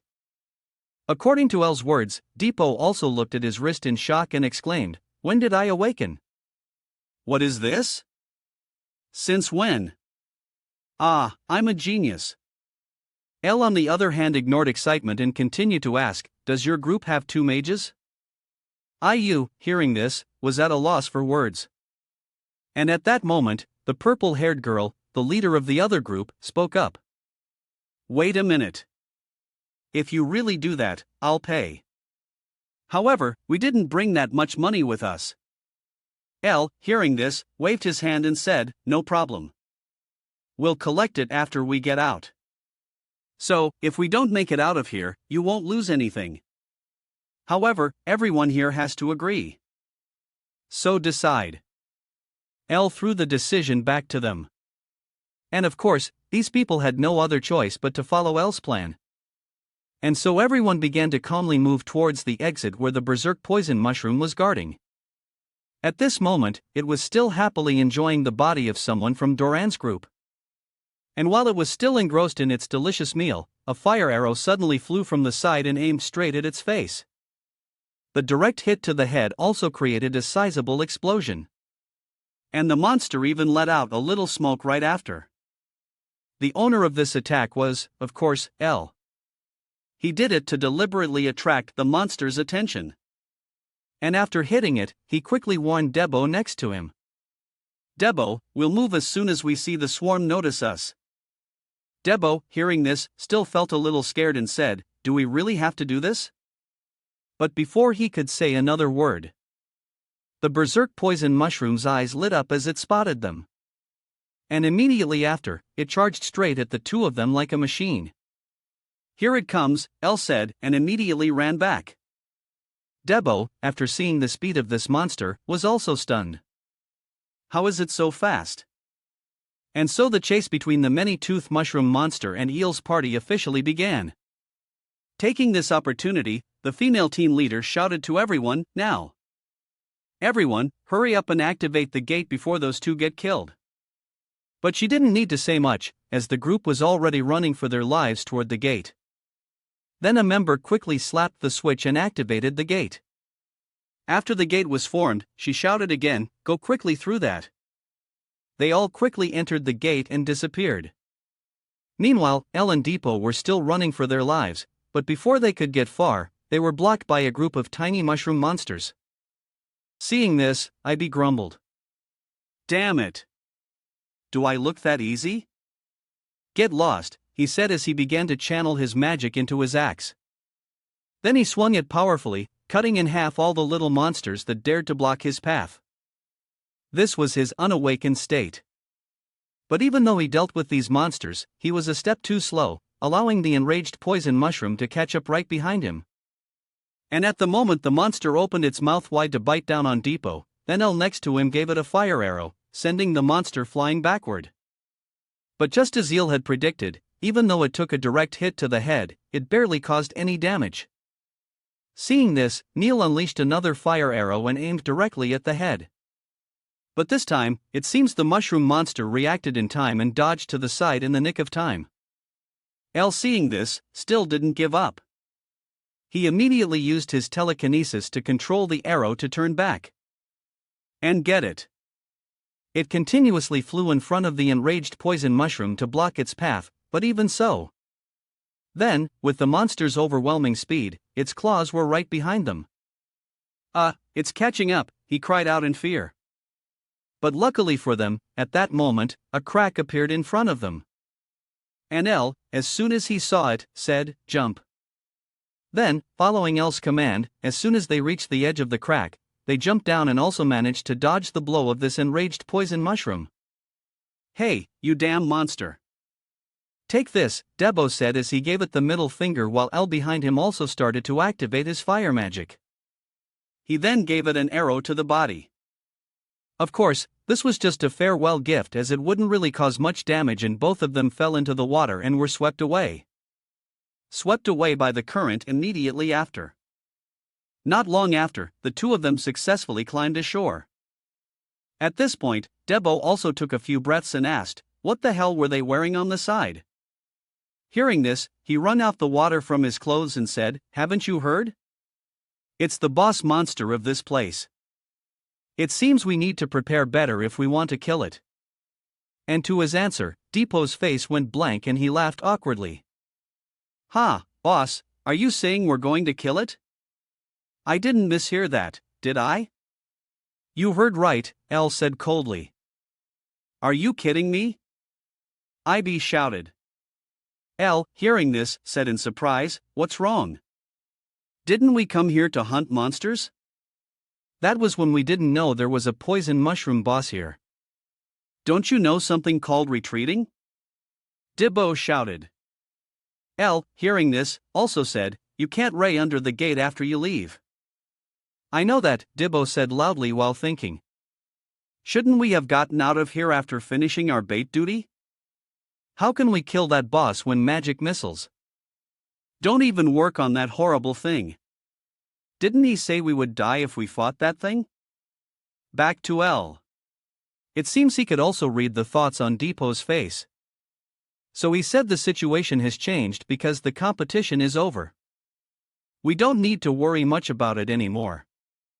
And now on top of that, we'll get an extra reward. Isn't that great? At this point, Elle's face became cold as he looked straight at Depot and continued. "And as you said, are you planning to break your contract with me?" Debo, hearing this, his face went a little blank, but then he immediately said, "I never thought about that." "You'll pay me extra, right?" "Of course," LT said with a smile. Back to Depot. At this moment, he also expressed his doubt. "At least tell me how we can kill it when arrows and swords don't work on it. I have no intention of sacrificing my life. Is there really a way to kill it?" Depot said as he stared at Elle's emotionless face. Scene changes to outside the gate. At this moment, the group of people are running out one after another in Abyss. Seeing them come out so early is a little surprised. They're out already. It's a 40-person gate. Isn't this too fast for them to conquer? At this point, he also stepped forward and asked the purple-haired girl, Jebber, how is it inside the gate? It seems a few people went missing in there. Are they still inside? And to his question, Jebber quickly replied, we failed to clear the gate. Duran's group was wiped out and El Tommy is still inside. We were only able to escape because El and his teammate acted as bait. This boss monster is unbeatable. It's too strong. Abby's hearing her say that started to frown and said, so you did nothing but run away. Reber hearing this thought he didn't understand the situation and explained again. The boss is a berserk poison mushroom. It's super strong. We couldn't do anything. And faced with Jebber's words, Abayish turned and said to his two guards, let's go back, Jebber. Seeing this, quickly said, Sir Abayish, wait. El Palmi's group hasn't come out yet. The gate is still there. Maybe they're still alive. They won't survive. It's just a matter of time. Didn't you say so yourself? The boss is a berserk poison mushroom, right? If you want to wait, you can wait by yourself. I don't have time, Abayish said and left immediately. You can wait, and at the same time, he also despised this group in his heart. What a bunch of useless people. I guess they were really unlucky to have to fight that berserk poison mushroom here. The remaining two groups in there to kill the berserk poison mushroom is impossible. Give up. I don't want to waste time on ordinary adventures like this. What I want is an adventure. Someone who can defeat that thing. Someone who can turn the impossible into the possible. Back to L. At this moment, he was also standing on a rock and drew his bow, aiming a fire arrow in some direction. Let the hunt begin, he mumbled. He then released his hand and let the arrow in his hand fly straight forward. And Leoil standing and aiming from a distance like that also has a clear purpose. This boss is faster and tougher than any we've ever faced. On top of that, it uses a spreading poison mist that's incredibly difficult to deal with. In that case, it's better to keep our distance and attack from range. But the magic fire arrow I created currently doesn't have enough power. However, using telekinesis to twist the arrow and then shoot it at high speed will greatly increase its piercing power. This is something I can only do in the Fongthu world. It's what I thought of when I had to face the berserk poison mushroom boss. A skill that turns the impossible into the possible. Increases my chances of defeating it. Fire Spear. And as El thought of this, the launch Fire Spear arrow had reached right in front of the giant mushroom. Then this arrow also pierced straight into its body, causing the enraged poison mushroom to scream in agony, and with a terrifyingly strong spinning force. It successfully pierced through the giant mushroom's body. However, Tel, who was watching from a distance, still felt a little regretful. I tried to shoot through its head in one shot, but it seems I missed. This is going to be troublesome. In his line of sight, at this moment, the Br's poison mushroom had been pierced by the fire spear through its upper left area. But this was still not enough to trouble this beast. Immediately, it began to roar as if it had gone mad and turned its face towards the direction the arrow was shot from and spotted El aiming his bow to shoot it again, and without a moment's hesitation. The berserk poison mushroom accelerated on all fours and charged straight at him like a rabid dog. El, seeing this from above, gave it another fire arrow. But unfortunately this time with its rapid movement speed it dodged to the side just in time. At this point Al also felt a bit of difficulty. It's hard to use the fire spear while moving and finding an advantageous position. Also the cooldown of the fire spear is too long. I have to finish the boss before it gets here. He thought and unleashed another fire spear at the enraged poison mushroom, just as it reached the cliff he was standing on. But this crazy mushroom easily dodged again. But at this moment, it seems the berserk poison mushroom also noticed something. So it let out a few incomprehensible roars. And immediately after, Elf from above also shouted, "Now!" Then following his command, Depot, who was hiding below, pulled the rope in his hand hard. causing this poisonous mushroom to tumble and crash straight into towards the swamp in front. And as soon as it got back up, the axe in Depot's hand flew towards it at lightning speed. The enraged poison mushroom didn't even have time to react before it took an axe straight to the face, causing its blood to splatter everywhere. Then Debo yanked the rope in his hand and retrieved the axe. But that's not all, because it was falling into the mud. The smoke-spewing holes on it were now blocked, and it couldn't release any more poison smoke. Seeing this, Debo also raised his hand to taunt the crazy mushroom. Finally, I can breathe easier. The air is fresher now. Let's play a little, shall we? Back to L. At this moment, he was also observing the berserk poison mushroom and thinking, are the conditions right? The key to the strategy is to lure that monster to the swamp because the basic principle of monster hunting is to neutralize the prey advantage. Once it falls into the swamp, it has lost its strongest weapon. While he was still thinking, Debo below was also staring at the crazy mushroom and said, "What's wrong? Can't do anything because your pores are all clogged. How pathetic." As he spoke, he began to channel his magic into the axe in his hand and swung it hard. And as soon as this axe had completed half a rotation, he let go of his hand and grabbed and sent it flying straight at the berserk poison mushroom.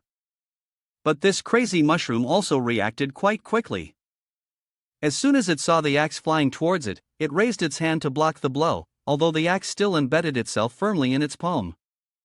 Seeing this, Debo quickly yanked the rope to retrieve the axe and then immediately threw it back at the giant mushroom.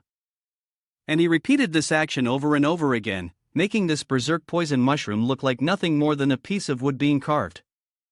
Streams of blood began to spurt from its body with each swing of Debo's axe. And after taking a few dozen axe blows from him, it seems it had also gotten used to the rhythm. So, it swung its hand and knocked the axe aside. And then it also took this opportunity to charge up and finish off IBB.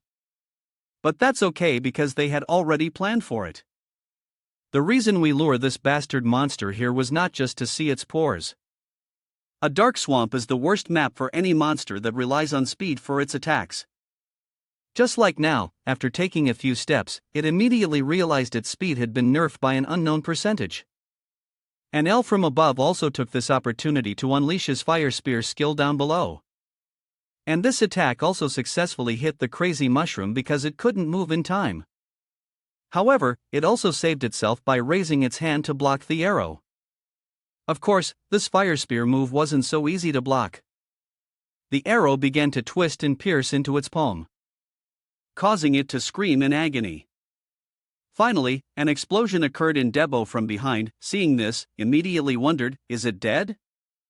Debo said as he focused on looking forward. Then in the smoke, he saw the silhouette of this monster still standing and immediately cursed. Damn it, this long hungry L-looking bastard. And at this moment, L from above also shouted, attack its monarch. That weak point must be in its head. Got it. Debo quickly said and started throwing his axe straight at the crazy mushroom's head. This berserk poison mushroom reacted incredibly fast. Just before the axe blade could chop into its head, it immediately raised its arm and grabbed the axe handle. Then it swung the axe in its hand and pulled Debo flying towards it. But L from above had also seen the scene, so he quickly used his telekinesis to control a nearby log to fly straight towards the monster. As a result, the berserk poison mushroom took a log to the face and Debo conveniently grabbed a branch on the log. The berserk poison mushroom, not knowing Debo had clung to the tree trunk, quickly brushed the trunk aside to look for him. But of course, it couldn't find anyone because at that moment, Debo had flipped backward and kicked straight at its mushroom head, making it scream like a pig being slaughtered. Then, after landing a kick, Debo didn't press his advantage, but quickly retreated to maintain distance. At the same time, he pulled the rope hardened. You guys try to get your own axe back. Then he also used the floating rocks and moved continuously around the enraged poison mushroom, looking for an opportunity to attack. Seeing this, Dio also supported him by using his will to control the muddy water and create a screen to obscure the monster's vision and to further confuse the berserk poison mushroom. He also controlled several streams of water to shoot straight at its face, forcing it to quickly use its hands to block, but at the same time, it saw a shadow preparing to swing an axe at it.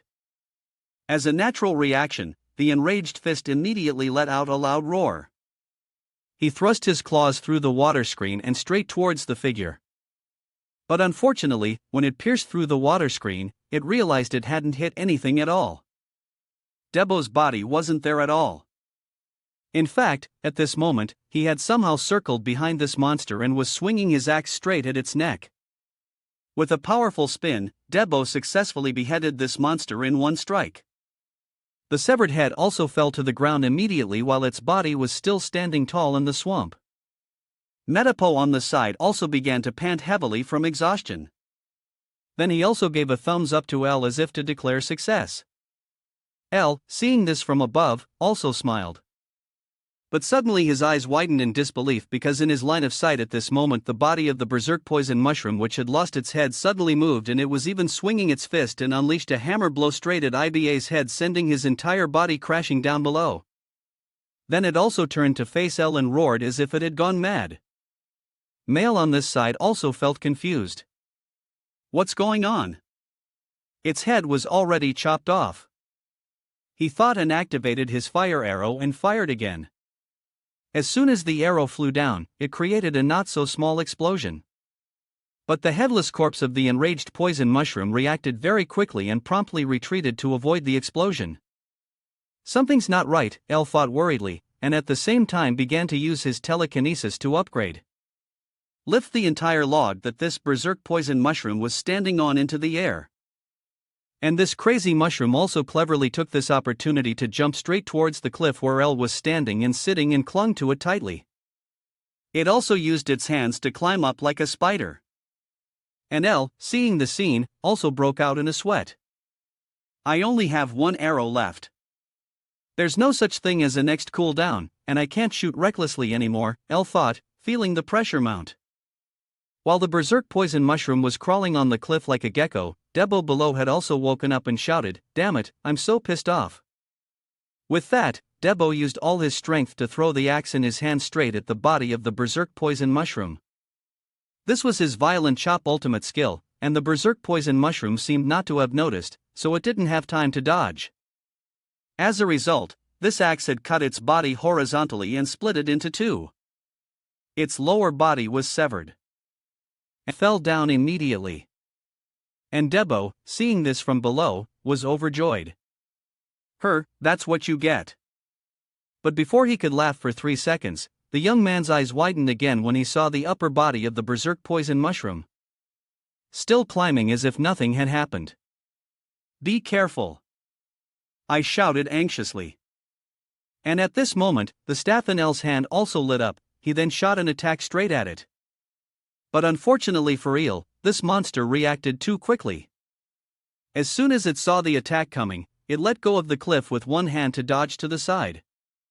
And at this moment, a face of some kind appeared inside the body of the berserk poison mushroom, smiling very smugly as if having achieved victory. But just as it was in the middle of laughing, El's cold voice also rang out. "So this is your real head. Thanks for letting me know," he said in its line of sight.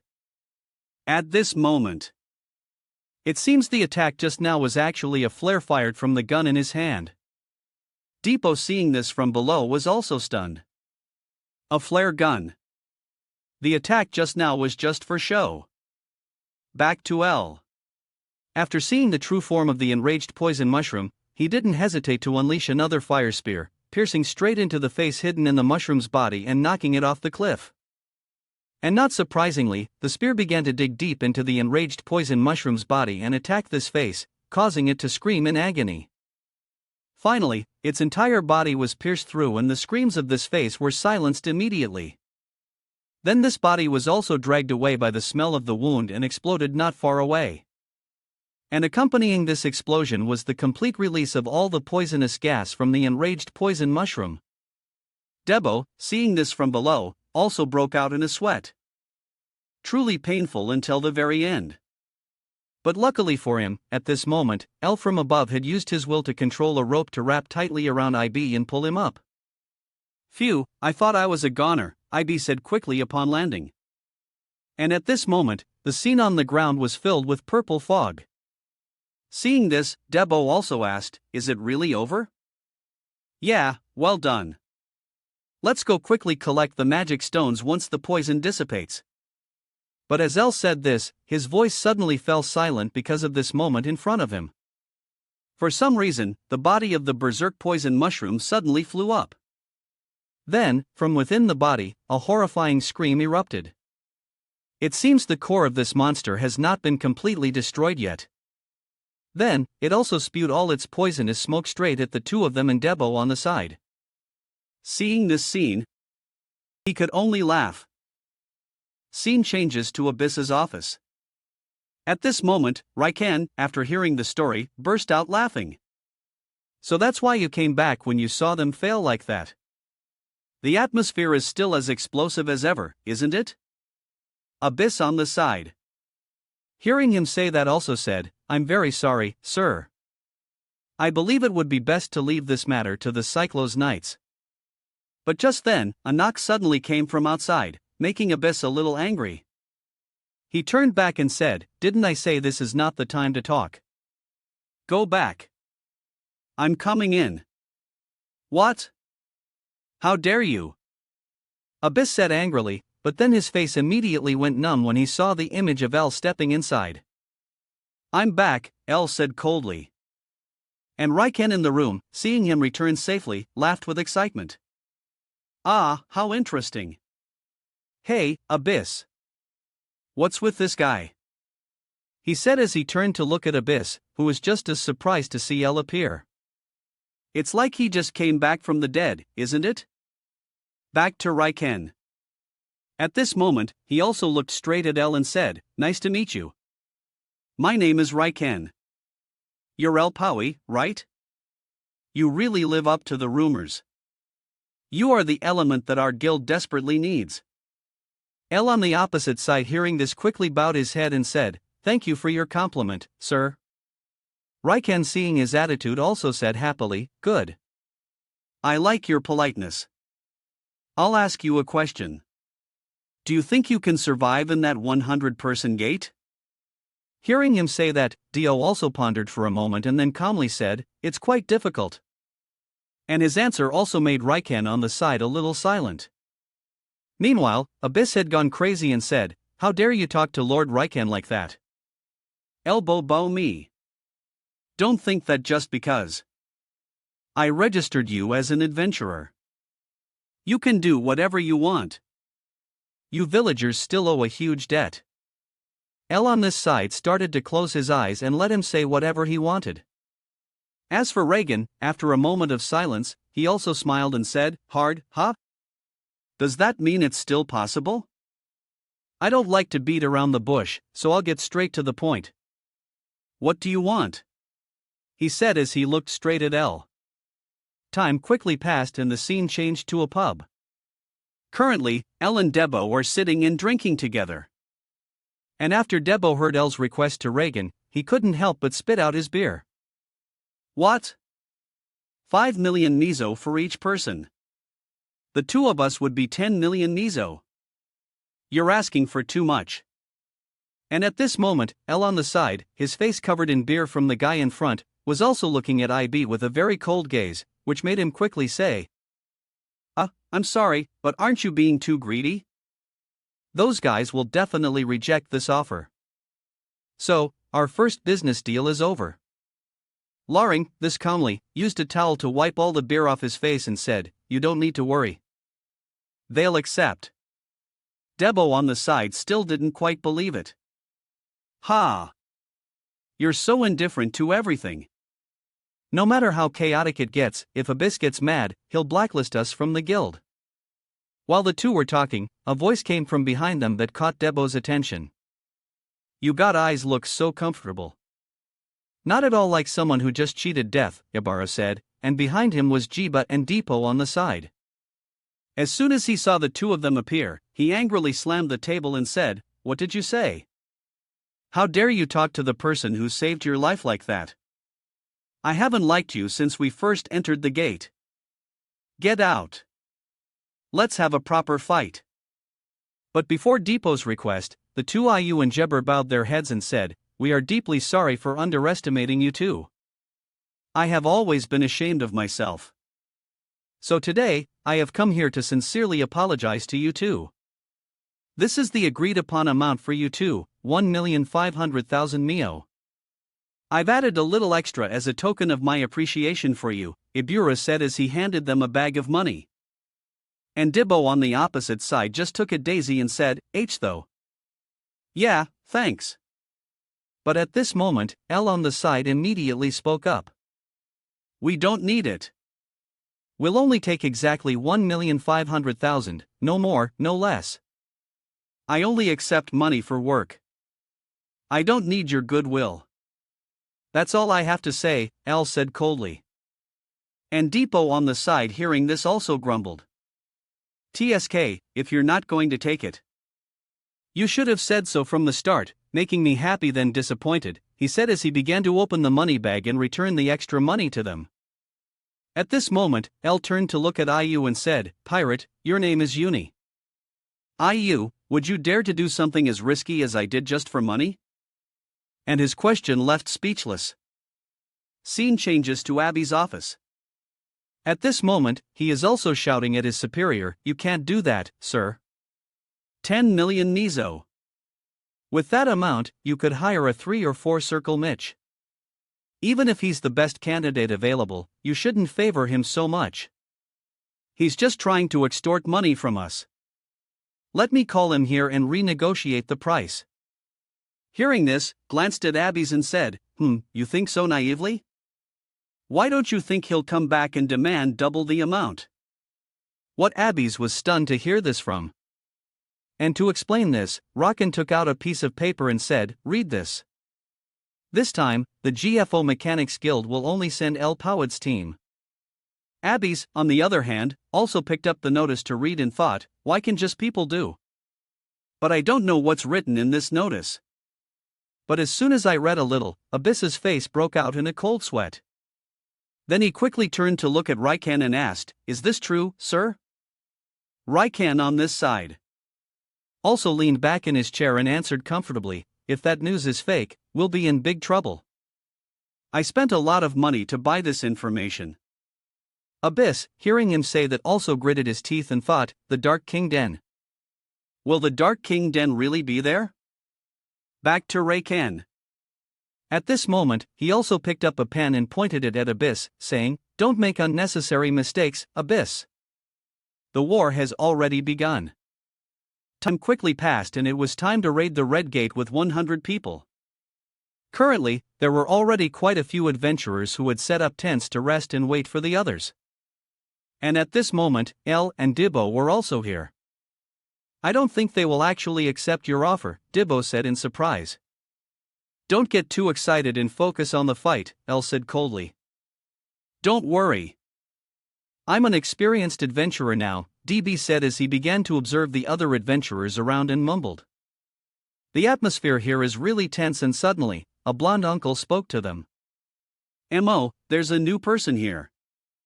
Are you from the Gotho Mechanics Guild? Nice to meet you. I'm Sudden, an E-rank adventurer from the Janus Mechanics Guild. L hearing this said coldly, I am L Pomi, a C-rank and C-rank adventurer. L's speed really startled Sudan on the side. What a C-rank person. I thought only 1 or 2 circle mages could enter this gate. How can a C-rank person? But before he could finish, a voice came from behind the group. Hey, can I talk to him for a moment? I need to talk to him. These words came from a blonde girl dressed like a knight whom he had called. A student, seeing this, clicked his tongue and left, grumbling, TSK. So now he's with those people. What a waste of time. Back to Al after seeing this girl's appearance. He also remembered his conversation with Abish earlier. Why do I have to do that? He asked curiously. But Abby's didn't intend to give a long answer and just said, just take the order and do it. Why are you asking so many questions? Our guild will cooperate with the Synant Knight Order in this matter. Following the ideals of Empress Sydney, the strongest army, the Sydney Knight Order, praised by the world as a symbol of strength and power, has begun to take an interest in the gates. The slots for the gates have been snatched up by other guilds. So, we have no choice but to ally with them even if they only send their amateur team. The success rate will still be much higher. Although they're plotting something by approaching this gate, cooperating with them is not a bad idea. Laringness also said calmly, I see it's just an alliance. I don't think it's that simple. I have a feeling something shady is going on.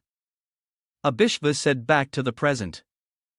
At this moment, the blonde girl also introduced herself. I am Kiri, the leader of the Cygnus Night Order's amateur team. I hope you know your place and don't get any funny ideas just because we've spoken a few words. I don't want to cause any trouble, so just keep quiet and follow my orders. And of course, her words also made the bow on the opposite side feel angry. Ha! What kind of damn attitude is this? Kiri, on the other hand, seemed not to see his annoyed face. So, she continued to ask, Are you to the only team sent by the Gotham Mechanics Guild? That's right, Elle said calmly. And Kiri, hearing this, also let out a sigh and said, Ha, has the GFO Guild given up already? And as she said this, other guilds had also brought their people. First was the Dick Mechanics Guild, Grokus Group. Then there's the Media Mechanics Guild, Cuban's group. Debo on the side, just by looking at their aura, could already feel the difference. They are all the leads from other guilds. The atmosphere has completely changed, but it's not over yet. At this moment, 3 red-haired girls arrived at this place with a very confident aura. They are from the Goldrich Mechanics Guild. The 3 Natasha sisters, and Kiri, after seeing them appear, also said irritably, they look so arrogant. Their appearance also marked that all the guilds had arrived. So, the host voice rang out. Hello everyone. My name is Long Ko, the one chosen to guard this place and help those who escape from the exit. I'm sure your manager has already told you about the gate, but I'll repeat it one more time. Legendary great items dropped inside the gate will not belong to you in any form. Their ownership belongs to the association you work for. Of course, you will also receive a corresponding reward. In the end, you should be happy you get to keep the owns.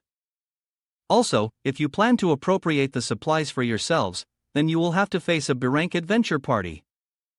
He said, pointing behind him. 3 adventurers were waiting there. DBO on this side, hearing that, also noticed these 3 people, then was startled when he saw the number of magic circles on their wrist.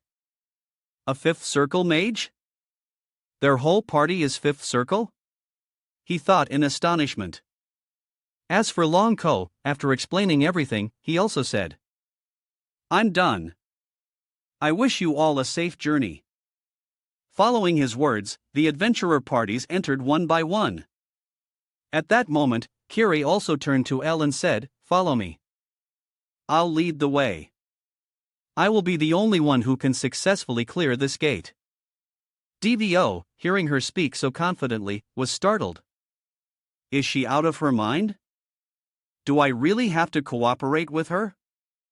Elle, on the other hand, didn't pay attention to him. He was staring intently at the gate and thinking, in the end, all my efforts so far have been to enter this gate. A gate I've never set foot in, not even in my past life. But I must succeed. That chain of events has now begun. Thinking this, he also told Debo, Let's go, Debo. Behind him, hurriedly followed and said, HMP, even if they cry and beg, I won't help them. Report from Red Gate 100, the first entrance. Consolidated report. Genesis Guild wiped out. Meridia Guild wiped out. Dick Guild wiped out. Sky Guild wiped out. Elito Guild wiped out. Goldrick Guild wiped out. All guild members are dead. Raid result report failure. Rewinding to the time when this adventure party had just entered the Red Gate. At that moment, what appeared before them was a vast expansive field.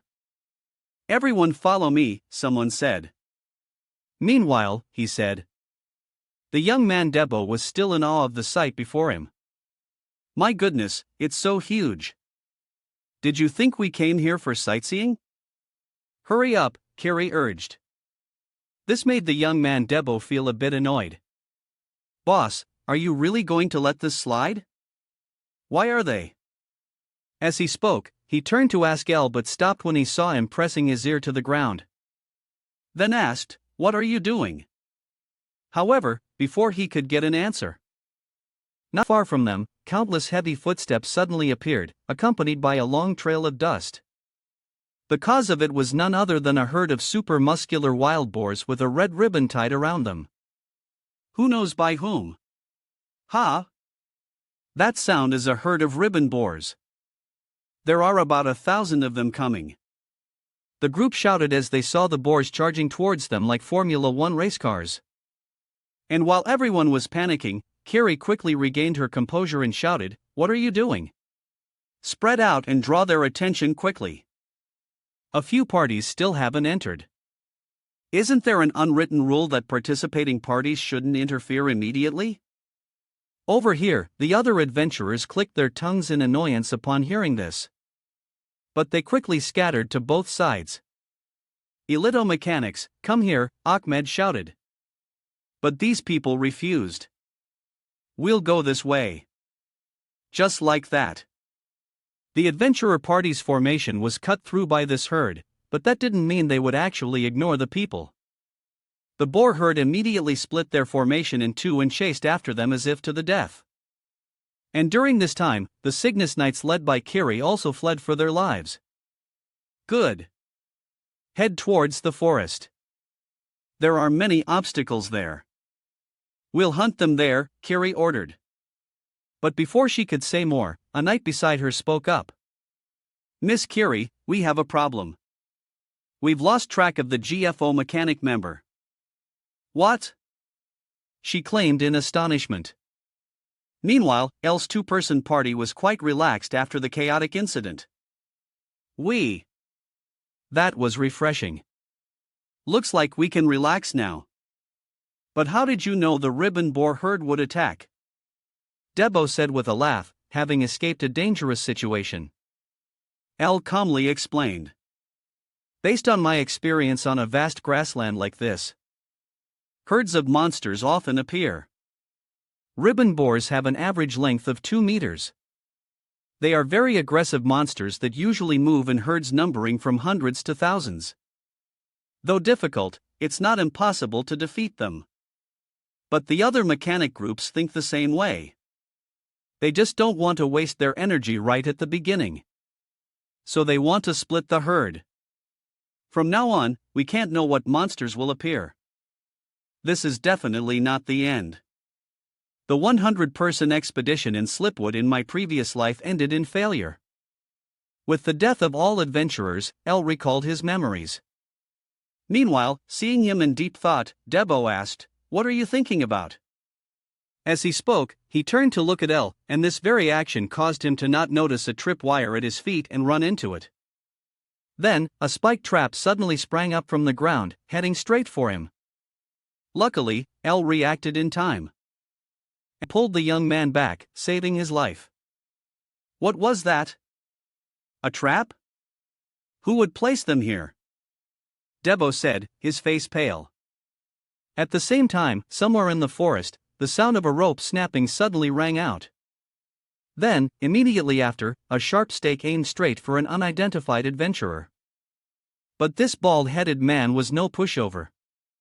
Even without turning around, he detected the trap coming towards him and immediately swung the great sword in his hand, slicing the sharp stake into HP. Pathetic. The man said with a contemptuous voice as if looking down on those who set this trap.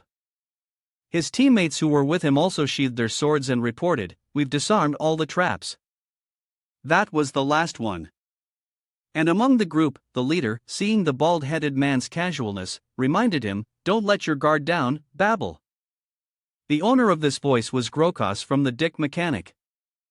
Continue.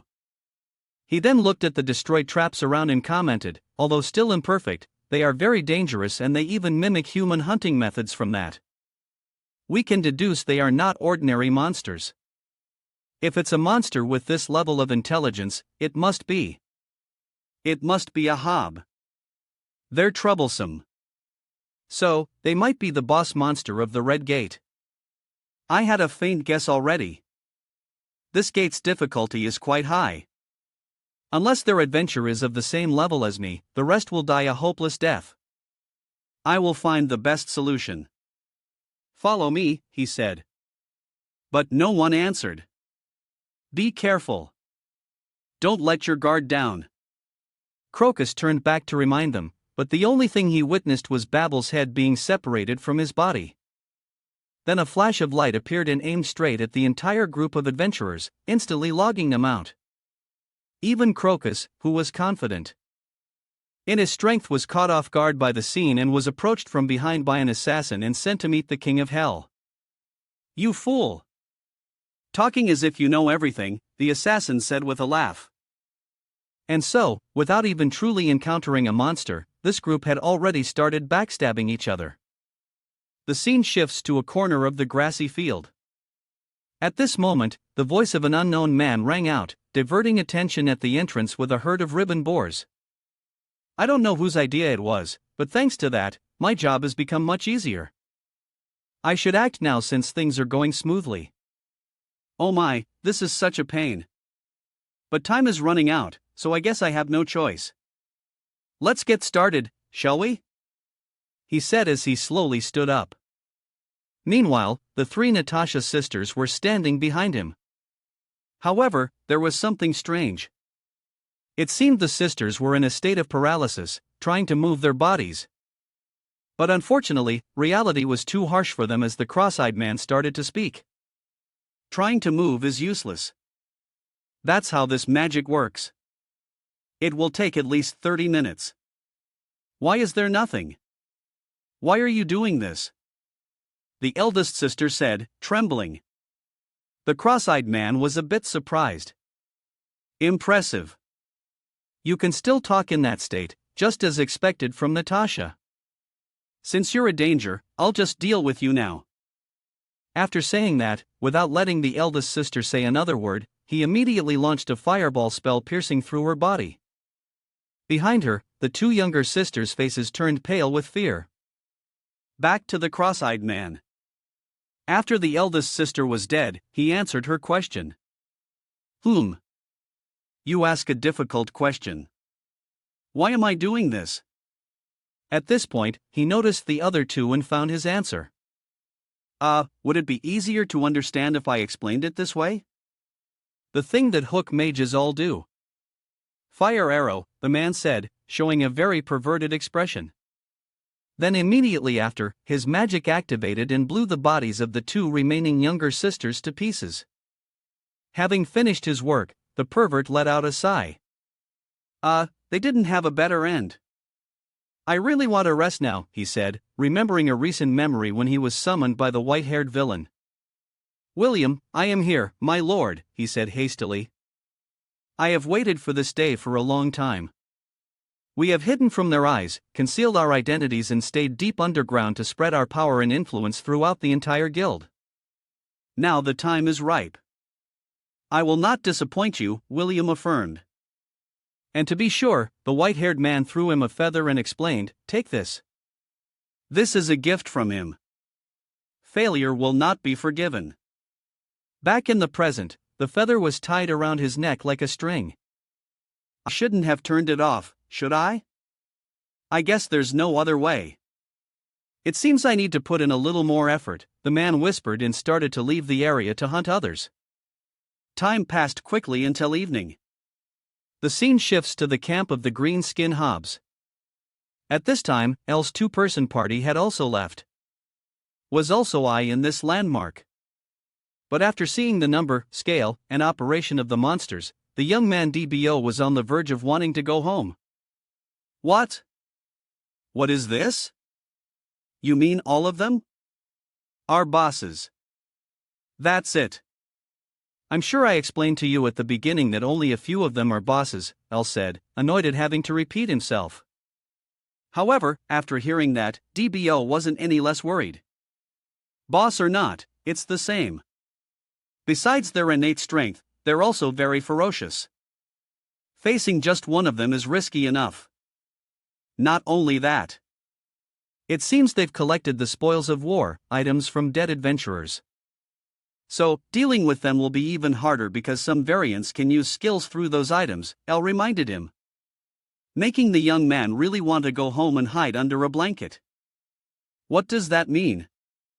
So, they're basically an entire army of adventurers. Are just the two of us going to fight them? You catch on quick. Very good. Elle nodded in praise. But Debo didn't want this praise. Huh? What are you talking about? Very good. Oh. I'm just pointing out that with just the two of us, we can't do it. We need to join up with Kiki or Kiri or whatever. He shouted in the quietest voice possible so as not to attract the attention of the monsters behind. Why didn't you want to split up? Because you didn't want to work with them? Elle asked, puzzled. That's because I didn't know about these monsters. Anyway, with just the two of us. It's impossible, the young man said firmly. It seemed that no matter what Elle did, he was determined not to go to his death with just two people. If they were to die, the whole group had to die together. In short, no. Despite what he said, somehow Elle managed to persuade Debo to carry out the attack plan first. They waited for one of these green skins to go on patrol alone. And as soon as he felt there was an opportunity to attack, he charged forward without any hesitation. It's just a pity that his attack was dodged by the green skin who dug down at the last second. Oh my god. Really? He did that on purpose, right? I didn't say I was going to take them all on by myself, did I? Debo gritted his teeth. Meanwhile, the green skin immediately swung its giant arm behind it to counterattack. However, the fierce young man also reacted very quickly. He immediately planted his axe on the ground and jumped behind the monster. Next was a game of cat and mouse between the two. The green skin continuously initiated attacks. While Debo tried to dodge the dangerous blows from the hub, the continuous retreats made Debo a bit frustrated. So, right after dodging a punch from it, he immediately hit the monster in the face with a club, making it stick its tongue out. You're too loud. You brute. After saying that, he quickly swung his axe and chopped off one of the hob's legs, causing it to fall to the ground immediately. Next, Debo took advantage of the opportunity. While the large creature was in pain and off balance, he immediately circled behind the monster's back to deliver the final blow. This is the end, he shouted, smashing his axe down hard. But unfortunately, his attack hit the ground for some reason. Even though the monster was injured in the leg, it still moved as fast as a squirrel to dodge. Even right after that. It took advantage of the opportunity when Debo had it regained his posture and threw a straight punch at his face, making me wonder, sending the young man flying backwards like a rocket. Why are you so hard to kill? Debo gritted his teeth, but in response was a devastating punch from the green skin. Even the tree behind Elle was shattered by its punch. If he hadn't quickly ducked to dodge, he might have been logged out permanently.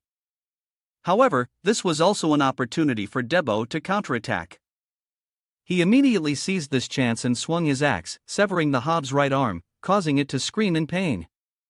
But then the monster, suppressing its pain, slammed its remaining arm into his face. Then it started treating Debo's body like a toy and smashed it hard onto the ground, causing a large crater to appear on the ground. But before the monster could attack much more, he immediately wrapped his legs around its arm while pressing his axe handle against its hand, preparing to break the monster's arm. Seeing this, the green skin hurriedly swung its arm forcefully and threw Debo far away. Ah, he screamed loudly and then started to charge at the monster again. Time passed quickly. At this point, victory belonged to Debo as the giant lay motionless in a pool of blood. I thought you were going to help me, Debo complained to Elle beside him. It looked like you could handle it all by yourself back there. Thanks to that, you also learned that they're not unbeatable. No, my foot. I'm getting more and more suspicious of this mission. If there's a whole army of those things, Debo grumbled. But right after that, his voice fell silent as he witnessed the terrifying scene ahead where countless corpses of adventurers who had entered this way lay. What is all this? Aren't they all members of the Cygnus Knights? What the hell happened here?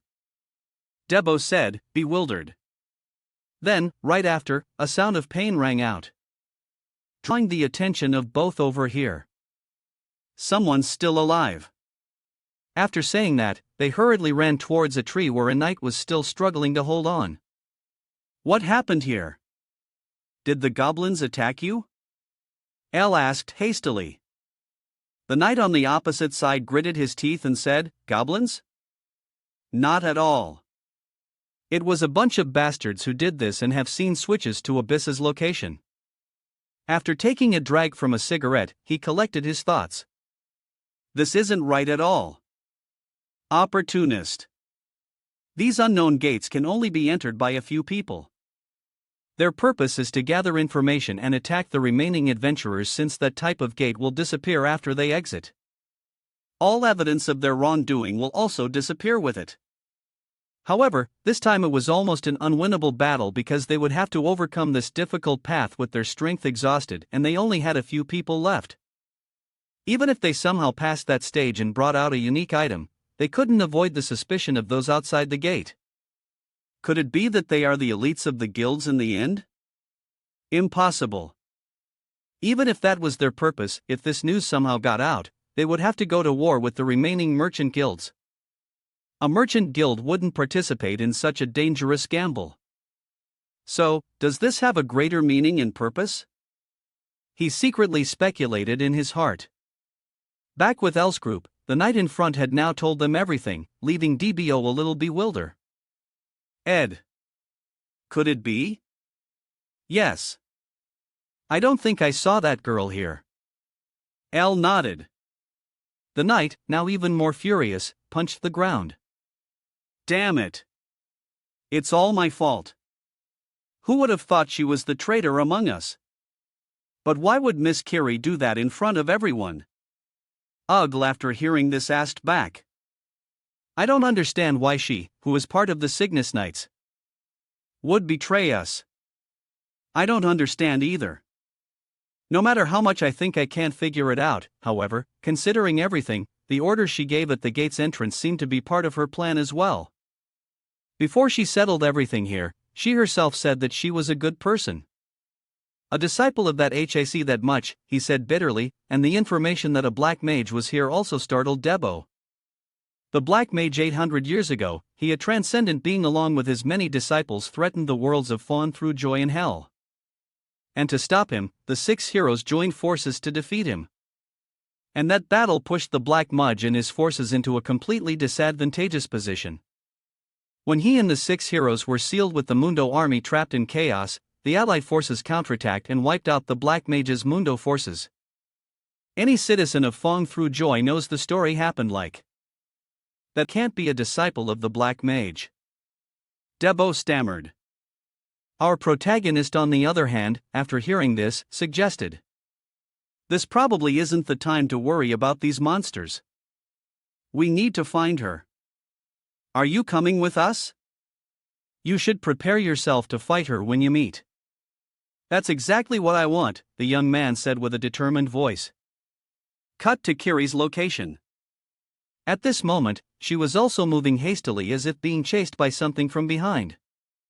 However, she had to brake suddenly when she was blocked by William in front. Oh, welcome. I've been waiting for you for a long time, Curie. Ha ha. It seems you were the one who killed the ribbon boars. Thanks to everyone being in different places, we were able to continue our plan easily. Now we can take our time to finish it. That's right.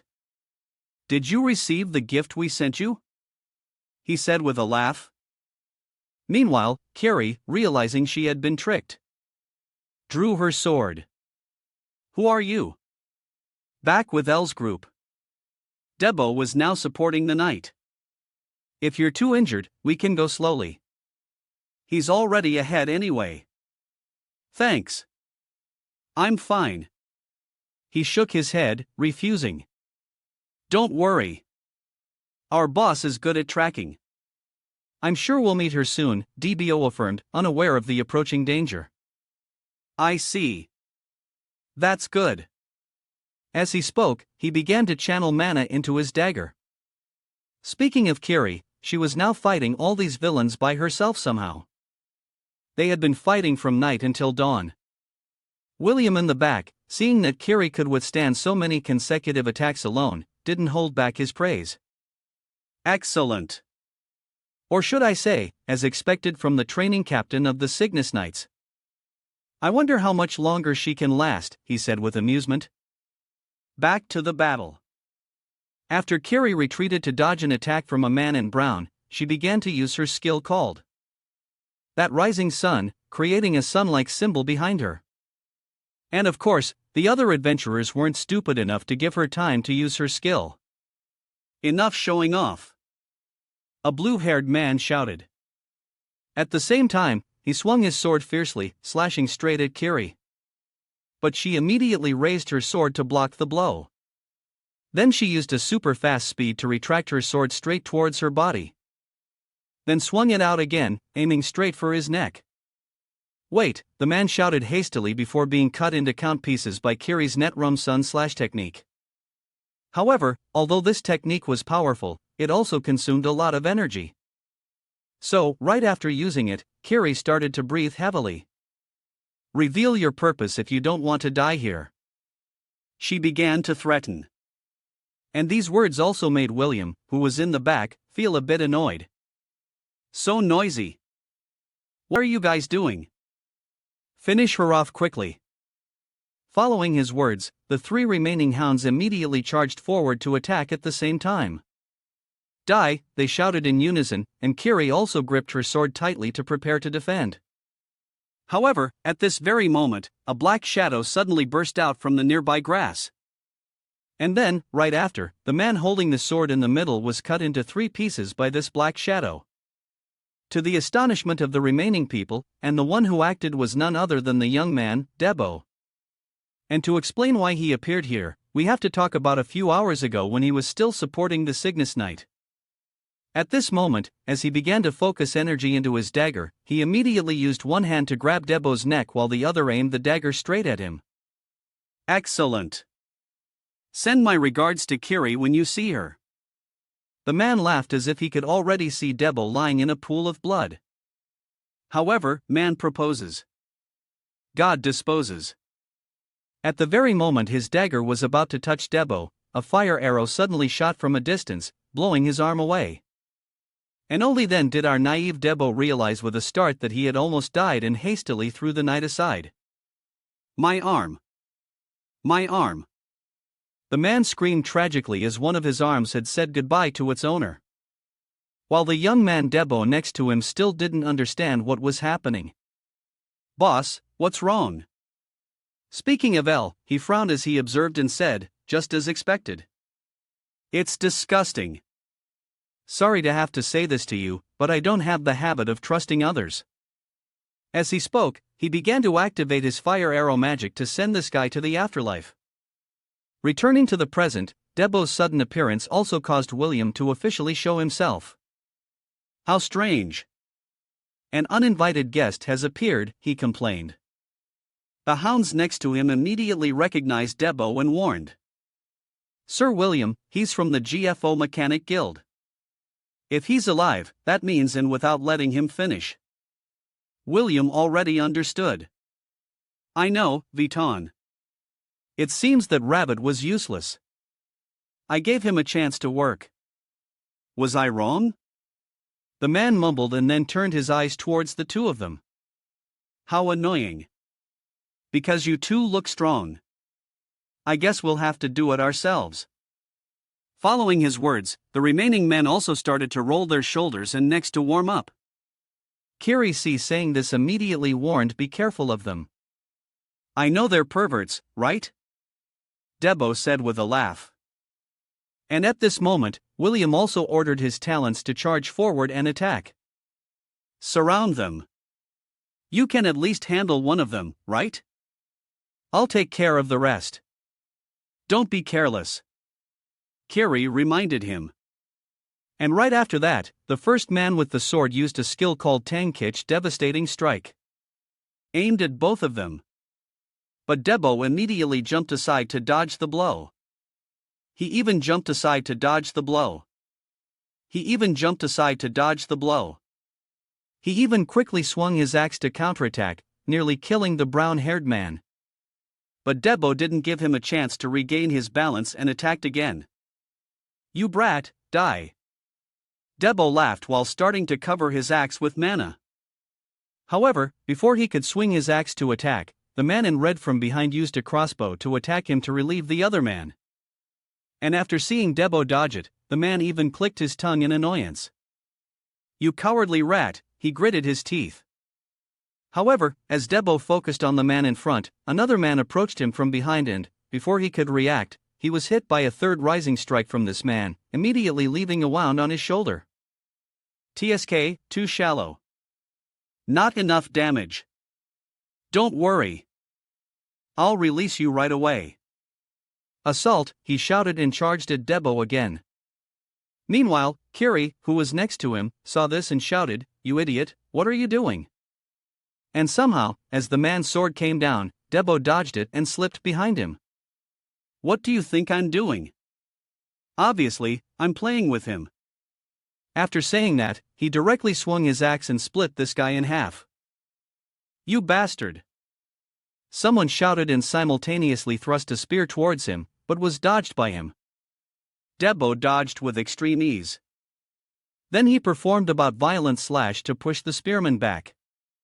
Damn it, why is he so strong? The spearman gritted his teeth. But right after that, he suddenly realized something was flying towards him. So he quickly jumped aside to dodge.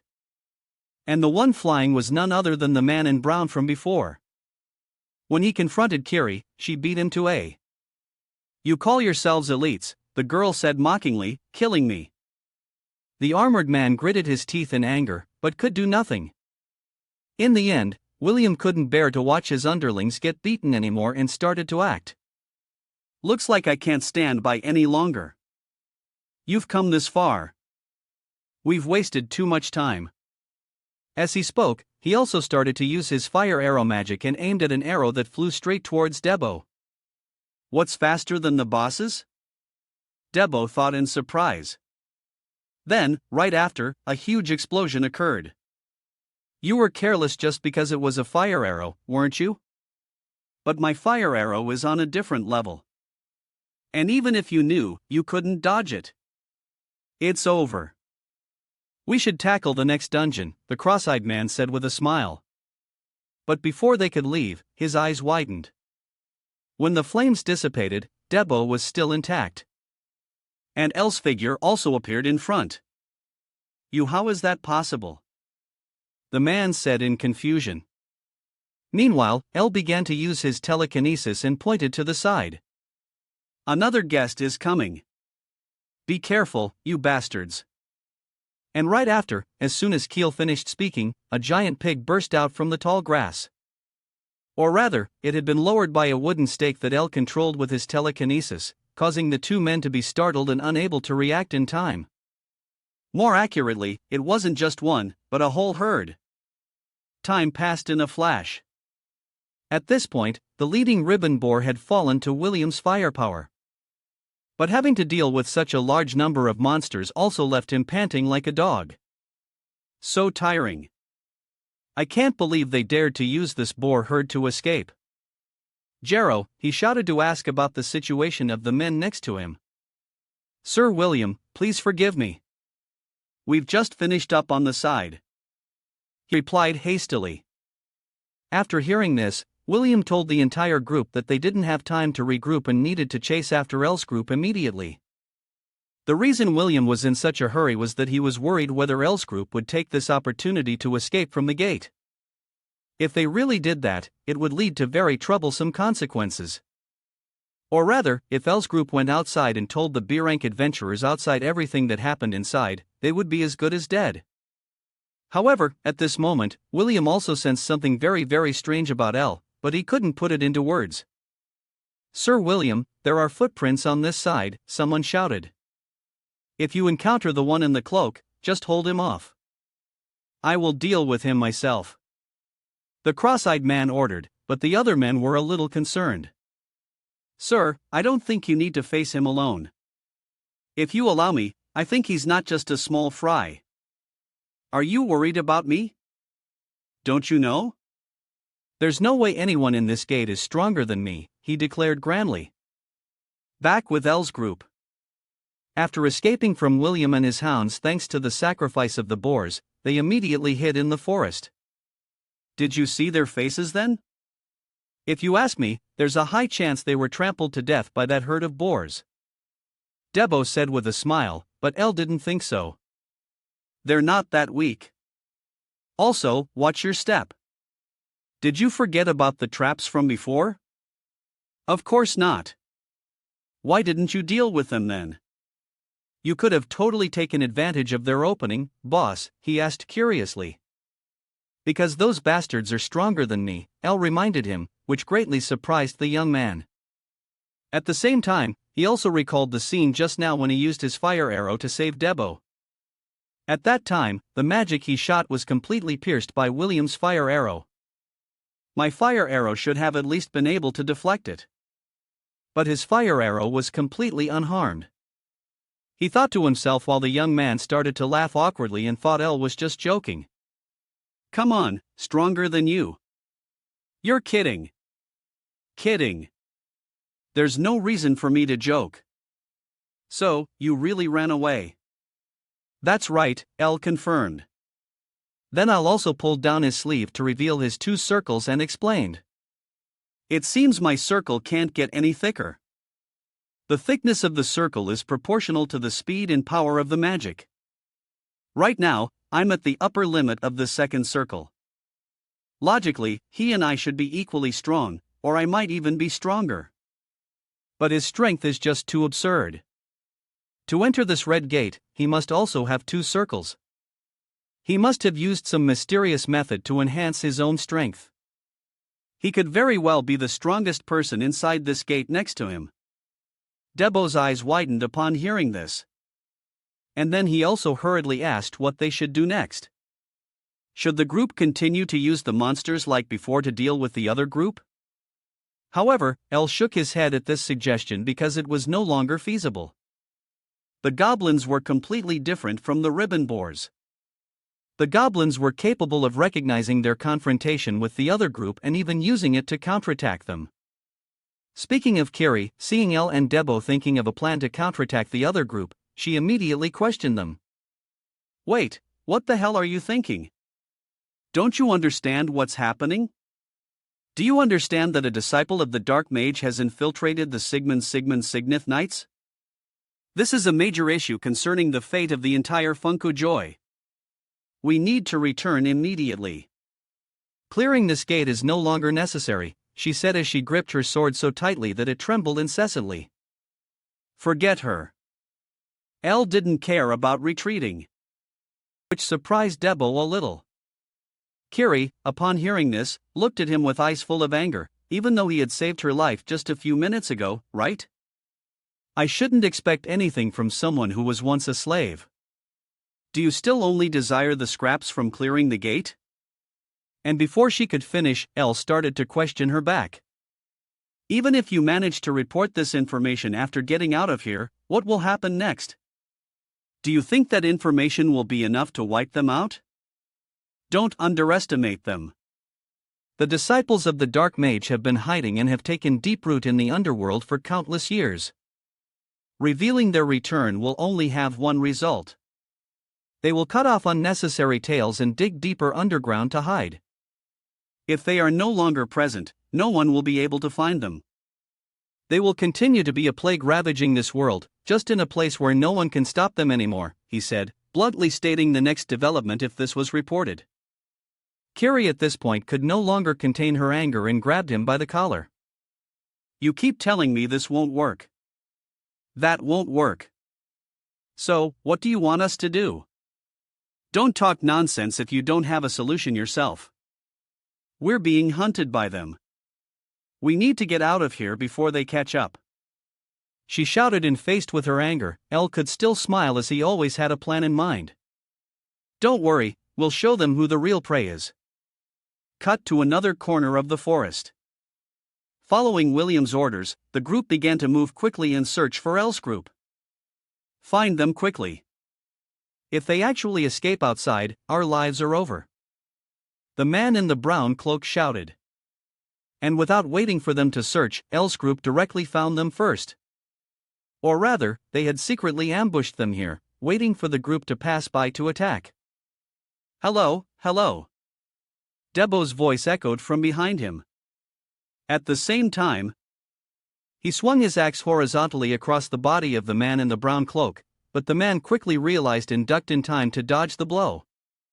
Meanwhile, the spearman immediately recognized Debo and charged forward. You fool! You've walked right into your own death. This time, I'll finish you off nicely. He laughed as if he could already see his victory.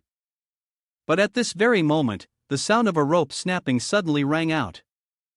Then, a trap was sprung, aimed directly at the spearman. As a result, he was hit by a large fog from behind, causing the man in the brown cloak to shout in alarm. Andressen, the one who cut the rope just now, was none other than Kiri. Back to Debo. Taking advantage of their distraction, he attacked again. Don't get distracted like that. He laughed and slammed his axe hard into the enemy. However, the man in brown also reacted very quickly before the axe blade could touch his body. He proactively charged forward and used his back to block the axe handle. Then he aimed the knife in his hand at Debo's face, but he nimbly tilted his head to the side to dodge the blow. What? The man exclaimed in surprise when he saw Debo could dodge such a swift attack and without giving this guy a chance to do anything more. The fierce young man immediately kneed him in the chin, causing his whole body to lean backwards. Then Debo directly let go of the axe in his hand and used his fist to land a series of bone-crushing punches on the blond man's face and stomach, causing him so much pain that he stuck his tongue out just like that. Under the continuous attacks from Debo, he didn't even have time to defend himself. And this scene was also witnessed by the crossbowman. Seeing his comrade getting beaten up like that made him even forget to shoot arrows to support him. What the hell is going on? The man in red mumbled. Not realizing that Kiri had silently approached him from behind and directly stabbed him with a swift sword thrust, nearly killing him. But dodging a fatal blow didn't mean he had truly escaped danger. As Kiri continuously closed in and launched a relentless barrage of slashes, forcing him to retreat to dodge. In the end, he couldn't even dodge anymore, so he had to raise his crossbow horizontally to defend. Focus here, you trash. I'm also getting annoyed having to deal with you, she said with a face full of anger. At the same time, him. Not far away, the sounds of battle had reached William's ears. Looks like they're already fighting. I'm a little curious. Are you waiting for me? As he spoke, he began to stare at Elle, who was standing in front. It seems they've divided the fighting tasks. Well, whatever. I wanted to meet you anyway. Fire arrow, the man muttered, and both of them agreed at the same time. At the same time activated their magic, creating several fire arrows hovering above.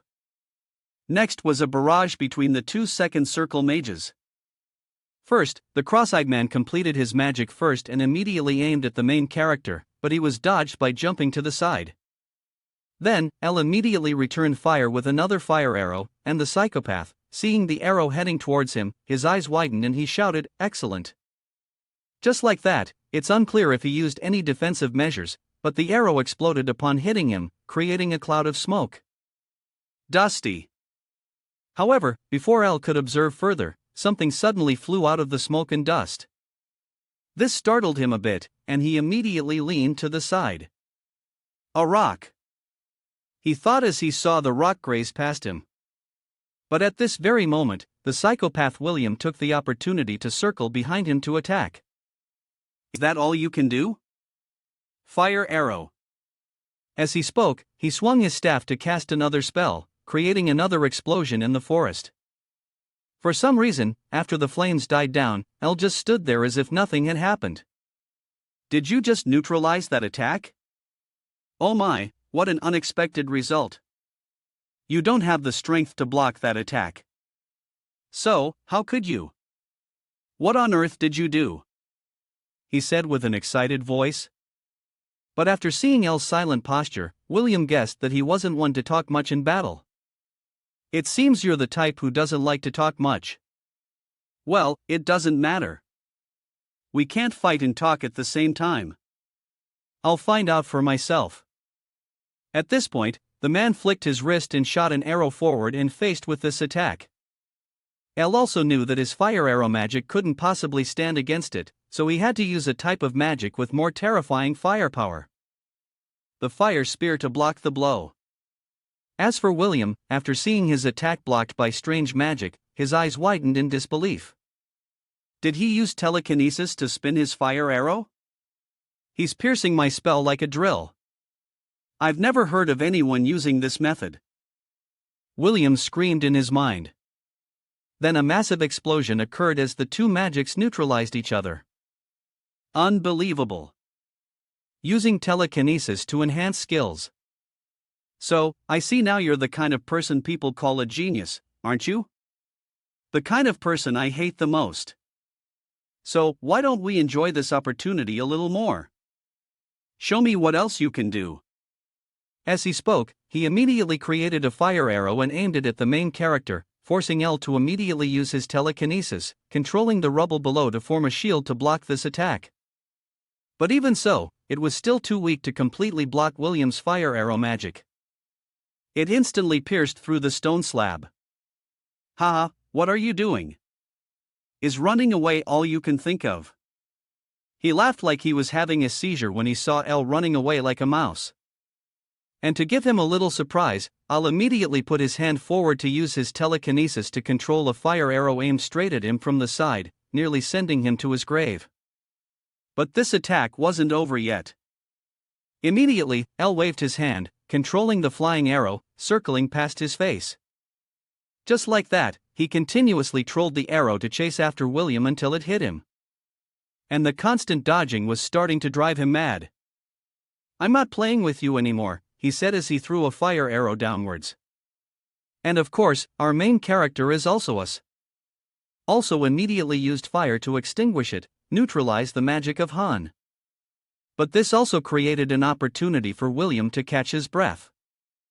And use another of his spells. Ha ha. So, you finally used both spells, didn't you? After saying that, the man also used a type of magic called poison breath, spewing out a layer of poisonous mist directly towards El. Poison breath is truly powerful. True, but I can't defend while casting. Your attributes are telekinesis and fire, right? If I can take advantage of the cooldown of the fire arrow, I can stop your attacks. Then you won't be able to move for 30 minutes. My fire arrow is also on cooldown, so please forgive my rudeness in having to finish you off with a dagger.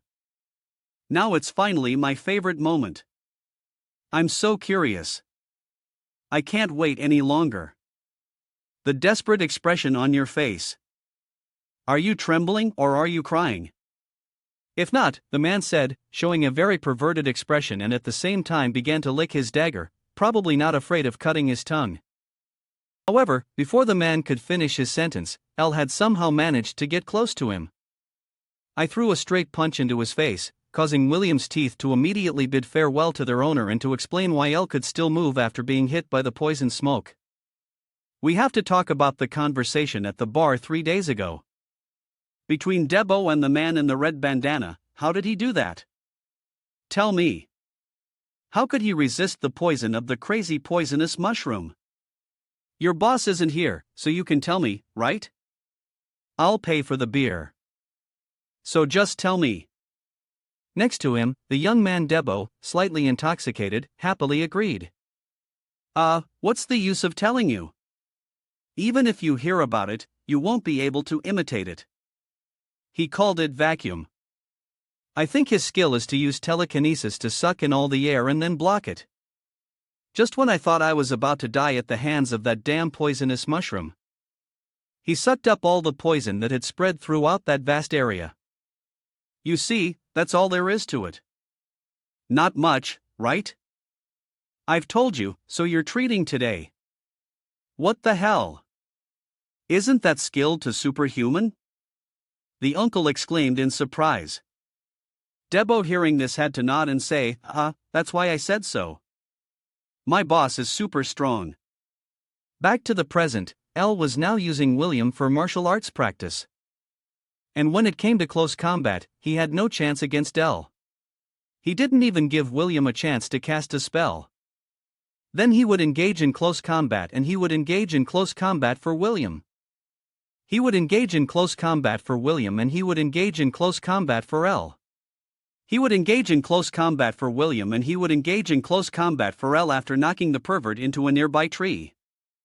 Then L also quickly used his telekinesis to retrieve his wooden staff and began using fire arrow magic to prepare to finish him off.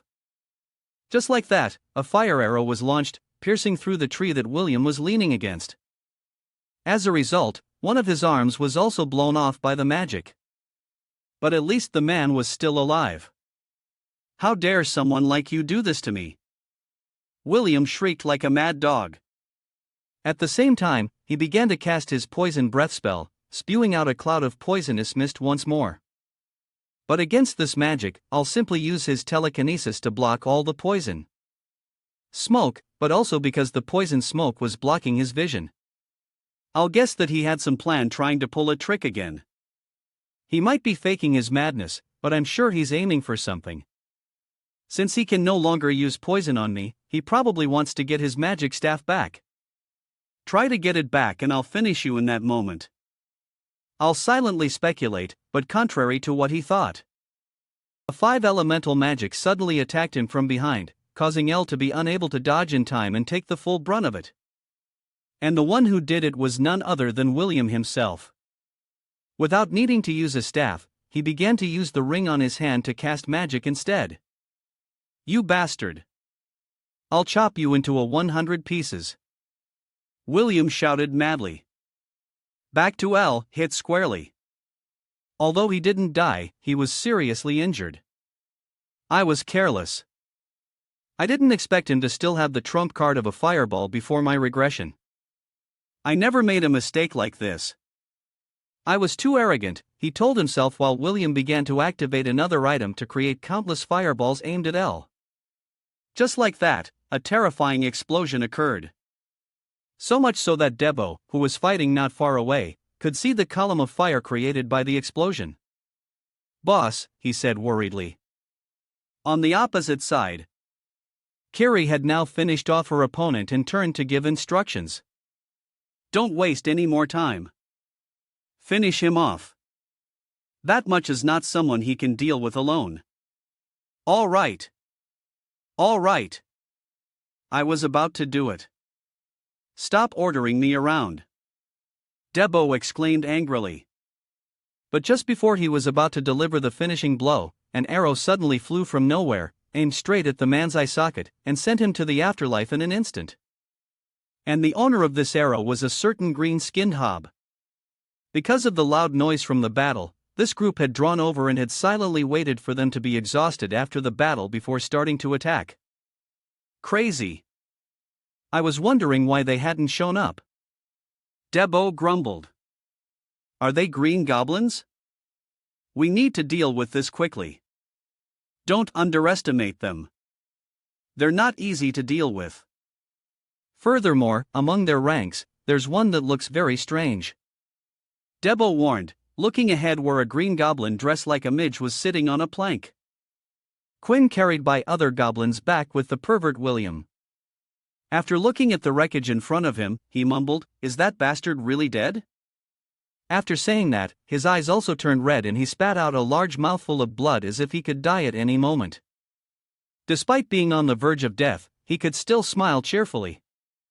Ah, all right. You have my recognition. You're really not bad at all. I didn't expect you to be able to fight me to this extent. I should have asked for your name before finishing you off. Shouldn't I? He said with regret. And it seemed that God heard his plea. Then El's voice rang out again. El Powie, that's my name. Remember it well because that's the last name you'll ever hear. On this side, William was a bit startled to see that El was still alive. But then he calmed down. You bastard. You live a long life, don't you? But it's meaningless. Even if you put on that act, you can't escape. I already understand your capabilities. Right. I've given up on that idea. Capturing you with just those 2 magic circles is impossible. El said as he began to pull out an orange stone, the one he got from the body of the yellow slime before. And seeing his action, the William immediately guessed his intention and burst out laughing. Ha! Has this crazy bastard lost his mind? Is that your hope? You're going to absorb that stone to get another magic circle? You stupid fool. Absorbing a magic stone won't help you gain another circle. What you need is enlightenment through countless experiences, he said, laughing as if he had seen the most interesting thing in the world. And this was not wrong at all. So I'll in front also nod in agreement. That's right. Experience and enlightenment. You don't need to worry because I've never lacked those things. As El's voice rang out, his body began to erupt with a considerable amount of energy. And then in William's astonished eyes on El's wrist, another magic circle was slowly forming and completing. Just like that, our main character has officially become a 3-circle mage. The movie-like scene unfolding right before his eyes made William unable to accept the truth. Are you trying to trick me again? Die. After saying that, he cast a spell to create the fire arrows at the same time and aimed them straight at El. And to deal with this attack, El also immediately created a similar fire arrow spell and shot it straight ahead. The only difference is that the power of this arrow is on another level. As soon as it collided, it destroyed the 2 arrows of the cross-eyed man and continued to rush forward, causing the bullet to penetrate. William had to immediately use a fireball spell to block it, but this action of his was also within El's expectations. So while the arrow was still in flight, he used his telekinesis to transform it into the fire spear skill. Just like that, with the increased power from the spiral force, the spear easily pierced through the fireball and shot straight into William, causing a considerable explosion. The last thing was after this explosion, there were only a few remnants of his body still burning. Oh my, I forgot to ask for his name, he said, scratching his head. Back with Debo and KIR's group while El was taking down William. They were also fighting the Green Goblins, but the fists are no match for 4. As a result, they were beaten to a pulp by these monsters and are currently fleeing from their relentless pursuit. This is bad, Kiri thought to herself, remembering the past. Back then, they were still fighting these Green Goblins quite easily, especially the young man, Debo, who was extremely aggressive. With every swing of his axe, he could easily split a Green Goblin in 2, to the point where Kiri next to him was amazed. Ha! How can he defeat these monsters so easily? She wondered to herself. As for Debo, the more he fought, the more enthusiastic he became. Ha, easy as pie. I read you guys like a book. You bastards, he laughed while dodging the punch from this big Green Goblin. Then using the tree trunk as a support, Debo immediately rushed down and attacked the monster that had just swung at him. And if successful, this would be the 18th monster he had killed. But before his axe could touch it, a powerful blast of fire hit him squarely, causing his entire body to be pushed to the side. And that firepower also caused a considerable explosion. And the one who created this attack was none other than the Goblin Mage sitting comfortably in the back. The magic it just used was have fire flame. But Kiri didn't understand why a monster could use this technique. A monster that can use items is a difficult variable to predict. Damn it, this situation is really tough. It seems there's no other way but to hide and regroup with Elpie. I hope he's still safe. Kiri silently planned in her heart before a green skin discovered their hiding place and immediately reached for them, causing her to hurriedly grab Debo and jump to the side. But by jumping out, she had revealed her own position, causing the other green goblins to charge forward and attack. Carrying a man like Debo while fleeing from the speed of these monsters is impossible. So Kiri immediately threw his body into the air. Then she drew her sword and struck the monster squarely, killing it instantly. Then she gently caught Debo's falling body and continued to flee. "You damn flies. If you came one by one, I could handle you," Kiri mumbled. But the green goblin Mitch wasn't going to let them escape that easily. As soon as it saw its underling defeated, it immediately used its magic, shooting forward to block their escape route. Then it also used magic again, aiming a barrage at them. A fireball at both of them and causing a huge explosion. Kiki, the green goblin Mitch laughed with delight, seeing its prey had been roasted. Or at least that's what it thought until the smoke and dust cleared to reveal Debo's body standing firm, shielding him of Kiri. Hair disheveled, Yusher said, bewildered. But before she could ask Han if Debo was okay, he had already charged forward with his weapon. On the opposite side, the goblin mage, seeing this, also ordered the goblins under his command to charge forward and attack. And facing these low-level monsters, Debo immediately swung his axe, slaughtering the first goblins. Taking this opportunity, another goblin started to attack him from behind with an axe, but Debo detected it and dodged. He even quickly swung his axe and slashed the monster's waist in a counterattack back. Seeing Debo fight so valiantly, it immediately used a fireball spell to attack, not caring if the spell would spread to its underlings. A terrible explosion began to occur, causing Kir's face to turn slightly pale. "Impossible," she said worriedly. But this was a bit of an overreaction because Debo had dodged it by a hair's breadth. Then the young man also took advantage of the smoke and thus created by the explosion to jump directly towards the goblin mage and began to put all his strength into swinging his axe straight at the monster's face with the intention of finishing it in a single blow. But it must be said that the mage reacted extremely quickly. More accurately, it didn't even take time to cast a spell before it fired a magic spell straight at Debo, causing him to be blown backwards. Fortunately, Kiri managed to catch his body in time. However, Debo's attack was not without effect. Although it was only for a moment, he managed to touch the mage's body, instantly blowing away a part of its face. This also started to infuriate the monster. It started to make some strange sounds while creating a super-sized fireball above its head. Meanwhile, Kiri in front, seeing this, also hurriedly gripped her sword and stepped forward to shield Debo. "Get back from now on. I'll fight it," she shouted. The goblin mage on the side also unleashed its magic towards them. And at the very moment, this fireball was about to hit both of their bodies, it was pierced by a fire spear flying from a distance. And it didn't stop there. After piercing through the fireball magic, the spear continued to fly forward and shattered the green goblin mage's body into many pieces. In Kiri's astonished eyes, and this attack was from none other than Joel, who had just arrived. "Looks like I just arrived in time, huh?" he said. Scene shifts to outside the gate. At this moment, the red-haired Uncle Long Ko was also yawning while waiting for the group. "Hey, it's been 3 days and still no news from them. I was going to do something simple to earn some money after a long time, but this time it's making me worried. This kind of work really doesn't suit me from now on. I should refuse guard duty missions," the uncle said, dejected. But right after that, he was also distracted by the hurried sound of people running forward. "Huh? What's all the noise about?" And without waiting for Long Ko to say much, the gate in front of them suddenly began to crack into many pieces and shatter instantly. Needless to say, the uncle immediately knew that someone had come out from inside the gate and hurriedly ran over. "Get the supplies here quickly," the black-clad girl shouted. Long Ko, who had just arrived, also hastily asked, "Hey Kite, what's wrong?" "Report the situation to me immediately, Long Company.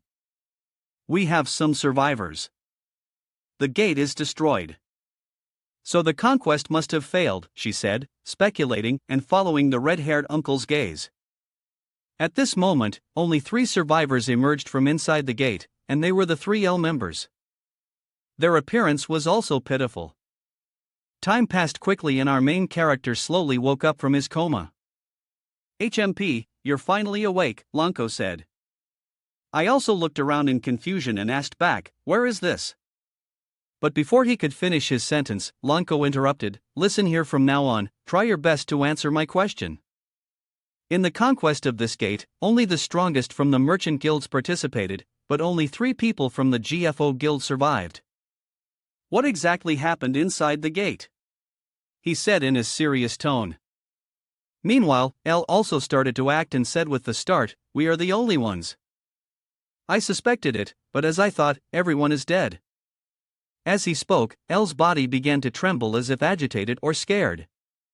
But Long Ko didn't pay much attention to this. What he wanted to know was what exactly happened inside. So he reminded L again, "Answer me properly, unless you want to lose the life you just got back." Thinking this, L also began to regain his composure and spoke up, "A demon." There was a demon in there. At this point, he looked up at Long Ko and asked, "Can I borrow a pen and paper? Let me draw it for you." I don't know the name of this demon, but I still remember its shape. Just like that, pen and paper were quickly brought to L. And after seeing the shape of the demon, he drew. The uncle's face became a little dazed and he said, "I see." Then after leaving the tent where L was resting to recover, the uncle brought the whole story to report to the representatives of the guilds. And of course, for the merchant guilds who had put in a lot of effort to prepare for this conquest, they couldn't accept the news of the raid's failure. This is absurd.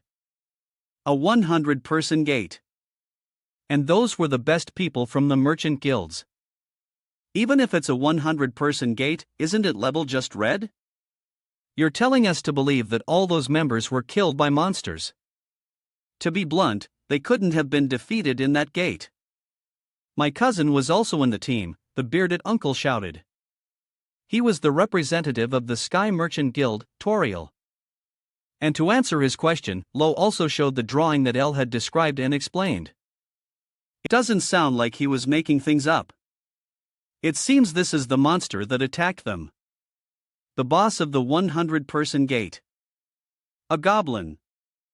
A green goblin. Someone shouted. "Ha!" Then the representatives also turned to discuss among themselves if it's a green goblin. Isn't there a rumor that they know how to use tools? I heard that they have high intelligence. So a whole herd of them is no different from a human army. 100 people had to fight them. It must not have been easy. Another person nodded. And while everyone was gradually accepting the fact that the expedition failed because the boss was too strong, there was still one person who did not accept this result. "HMPH, I won't accept this." Perhaps it was difficult for others, but how could our Natasha be defeated by this kind of monster? This was said by the representative of the Gold-Rich Merchant Guild, Franco. "What do you mean?" Lonko asked back and Franco also said it bluntly. "HMPPH. You really don't know. So you're asking. Someone is playing a trick on us. This is very unreasonable unless one of them stabbed us in the back. We have no way of knowing what happened inside the gate, right? I can imagine them changing their minds and plotting something evil. Who knows if this was intentional or not? And come to think of it, the 3 survivors all belong to the same guild," Franco said with a voice full of insinuation, causing the representative of the Gotho Merchant Guild, Abby's, to hurriedly stop him. "That's enough. You've said enough nonsense. So, you mean GFO betrayed everyone?" "According to the report, our people only reached the 3rd circle so they could survive while others couldn't." "Isn't that enough? So, you're implying that the adventurers of our merchant guild are weaker than those from GFO? Franco stroked his beard. And said with a slightly angry voice, "I'm not implying anything. The results are clear, aren't they?" Abby's sarcasm made Franco even angrier. "You must be kidding. If the Gotho Guild had so many talented people, your guild wouldn't be at the bottom of the 10 guilds." Hearing this, Abyss's face began to show veins. But he still tried to patiently explain. "That's because we're still developing. The ranks will gradually change, so you should prepare to lose your position. Ha ha. Both of them started to laugh out loud, but there was no trace of a smile on their faces. It was only poor Uncle Longo who had to sit here and endure this verbal battle between the two. Please, just let it end, he prayed in his heart. Finally, after laughing for a long time, Franco continued, well, since you've said so much, you must have some evidence. Evidence? In the first place, we didn't get a single item from the case. They had no motive. Do you understand? Abyss raised his voice to make the bearded uncle opposite him understand the issue. Then the meeting ended just like that. And after finding nothing unusual about L, the three of them were released. Well then, we'll be heading back. Thank you for treating us, L said with a bow, and Lo also nodded in response. Remember to be careful. Then the group of three quickly left. Seeing them leave like that, the girl Kai who was behind also spoke up and asked, Long Ko, is it okay? They just let them go like that. Anyway, everything is over, he said calmly. It seems this uncle didn't want to interfere in this matter anymore because he was just hired to be here. Back with L's group, on their way back, they also encountered a certain snail. Ha, look, it really followed you, Kiri said in amazement. And in front of them right now was a very cute snail. Returning to the time when the group had destroyed the Green Goblin's lair. What are you hesitating for? We've eliminated the disciple of the evil Midge and completely wiped out the Green Goblin herd. Don't we just need to throw away all the items we found, injure each other, and then leave the gate? Kiri suggested. It seems this is the safest method for them to leave this gate without being interrogated too much. But RL didn't want to just throw away the rare items he had found, especially the feather he had taken from William's body. It's true that I said that. Defeat the boss and leave the item. But his item is a phoenix feather. This is an item that just by possessing it increases the destructive power of fire-type spells by 30%. And compared to other items that cannot stack effects, the effect of the phoenix feather can be stacked. Finally, I understand why in my previous life all the adventurers in this gate were wiped out. What an unexpected bargain. I have to take it with me at all costs, he told himself. And Kiri also saw his greedy expression and reminded him of the price of taking the item out. If we take an unannounced item out of the gate, we'll be suspected of foul play. As I recall, you were the one who mentioned that, Pomi. Don't be greedy. Just follow the plan, especially since we found an exit gate near the guard post. Kiri tried to persuade the greedy man not to have crazy thoughts before the group discovered a snail moving in front of them. This type of snail is called a scavenger snail. Unlike other snail monsters, it is not aggressive and has a habit of sniffing out and collecting items. It also has a unique characteristic. The more items it contains, the bigger its shell becomes. In my previous life, after the gates opened, this creature was discovered, he thought with a smile. Meanwhile, the snail was very understanding as it began to reach into its shell and pull out a phoenix feather for him. So, you managed to bring that thing out without getting caught. How did you know how to use that snail? Kiri said in astonishment, but Elle didn't intend to explain much. Instead of warming up about leaving the gate, it's better to try to see what works.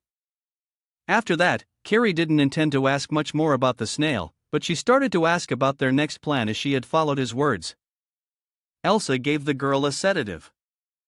Don't worry, those fools have infiltrated the Cygnus Knights, so this information must be kept top secret. If anything goes wrong, they might hide even deeper. They've probably arrived by now, so let's just wait and see, Elle mumbled. Cut to the castle of the white-haired villain from before. After the news of the failed ambush, he angrily clenched the report. Behind him, a subordinate summarized the results. The Janus Merchant Guild, the media organization, and the Dick Merchant Guild have all been destroyed. Goldie, Ito and Sky have also been eliminated. The conquest has failed. They said the conquest failed because they were defeated by the boss monster and only 3 members of the GFO Merchant Guild managed to escape with difficulty. Although during the meeting, some suspected that someone had played a trick, but it was mainly about the merchant guilds, not us. And even so, they were not convicted due to lack of evidence. Although the mission failed, fortunately, our identities were not exposed. Please allow me to prepare for the next operation in front. The white-haired villain, after listening, did not think so simply. You said it wasn't exposed. Our plan was to wipe them all out and conquer the boss. If that's the case, the 3 survivors must have met William. But in El Paui's testimony, there was no mention of this, he asked. And the subordinate hurriedly expressed his thoughts. But there's no reason to hide this, right? And even if there was, they couldn't point to our merchant guild because we have dispersed our members into all the guilds. They have no reason to hide it. Returning to the villain, he then posed a hypothesis for his subordinate to hear. What if they realized that the mastermind behind this incident was not an ordinary merchant guild, but his disciples, the only ones who know that the Black Mage's disciples have returned? What if that was their purpose? Impossible. If what you say is true, the situation is very critical. We must eliminate the members who have infiltrated the merchant guilds before they are exposed. The black-haired man said worriedly. But the white-haired villain didn't feel the slightest bit of danger. He even felt a little excited. An invitation. Ha ha. Is this their invitation? How interesting.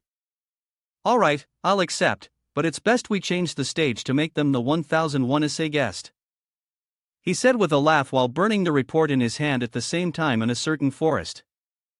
A gate for 50 people has appeared. Cut to some time in the future. It was a hell in a state of extreme poverty. The people considered living humanely a luxury.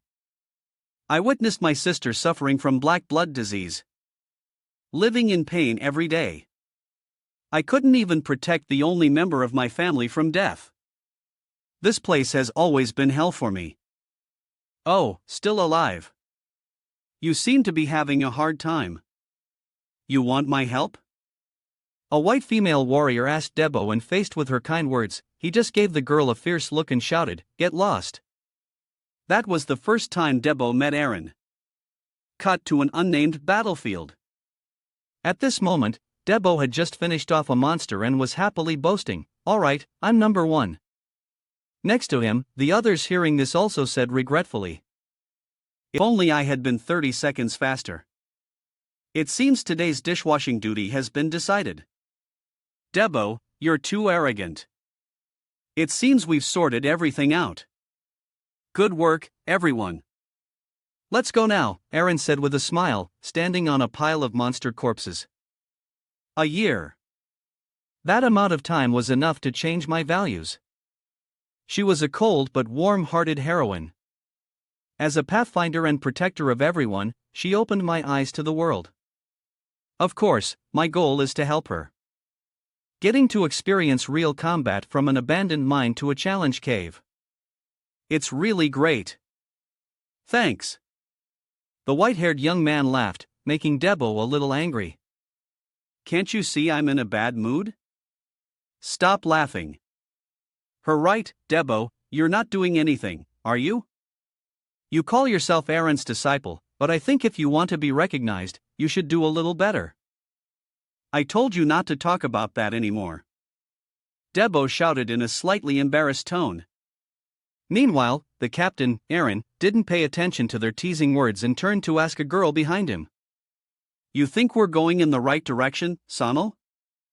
I think so, because there are traces my brother left on it. Something in the air has changed.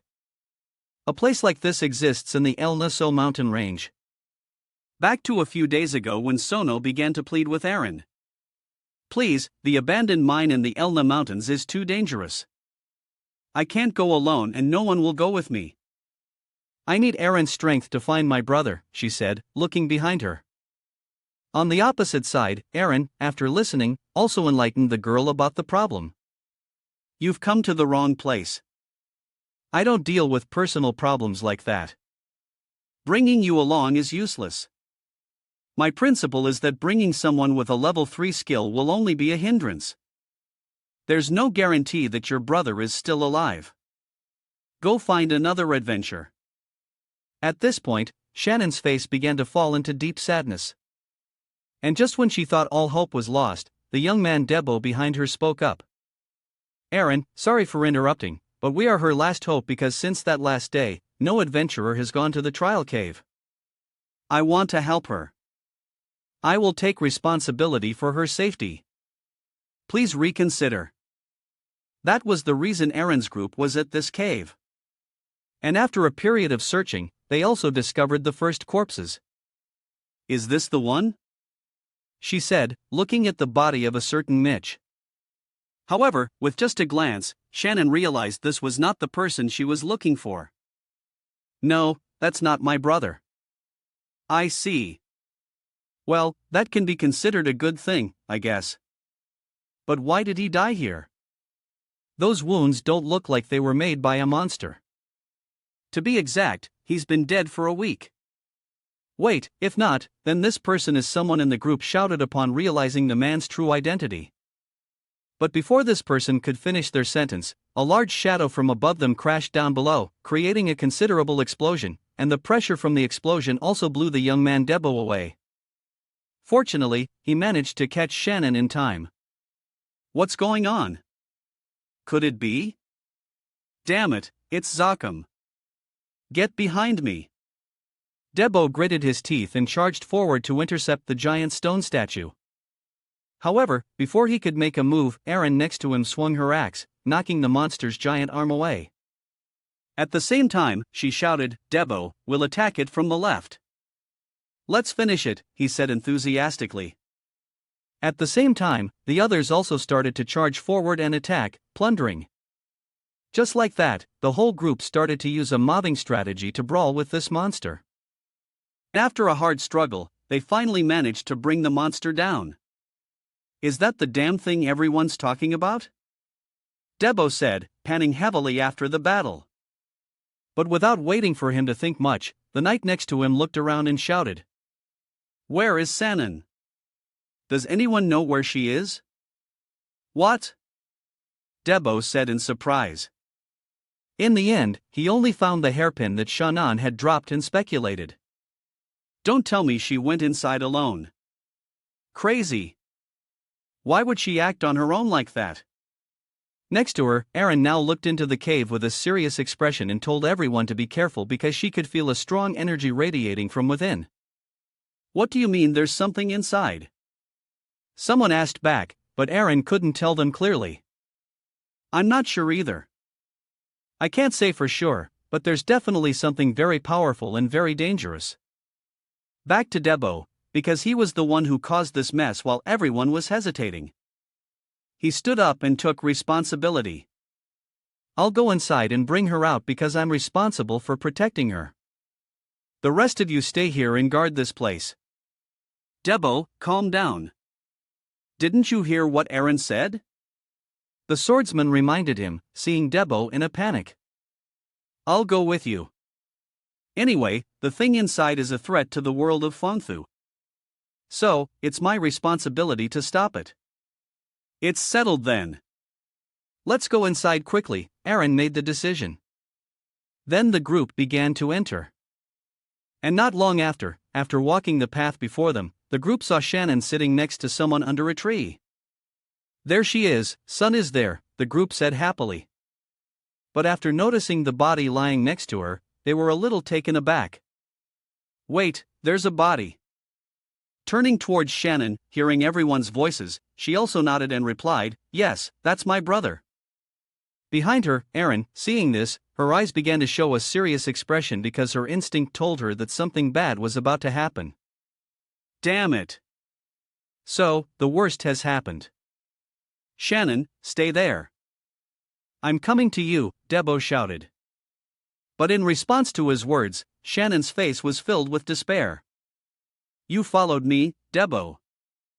I knew you would come in here because you're a good person, but I can't go back anymore. Debo, do you know what Jackham means? It means demon tree.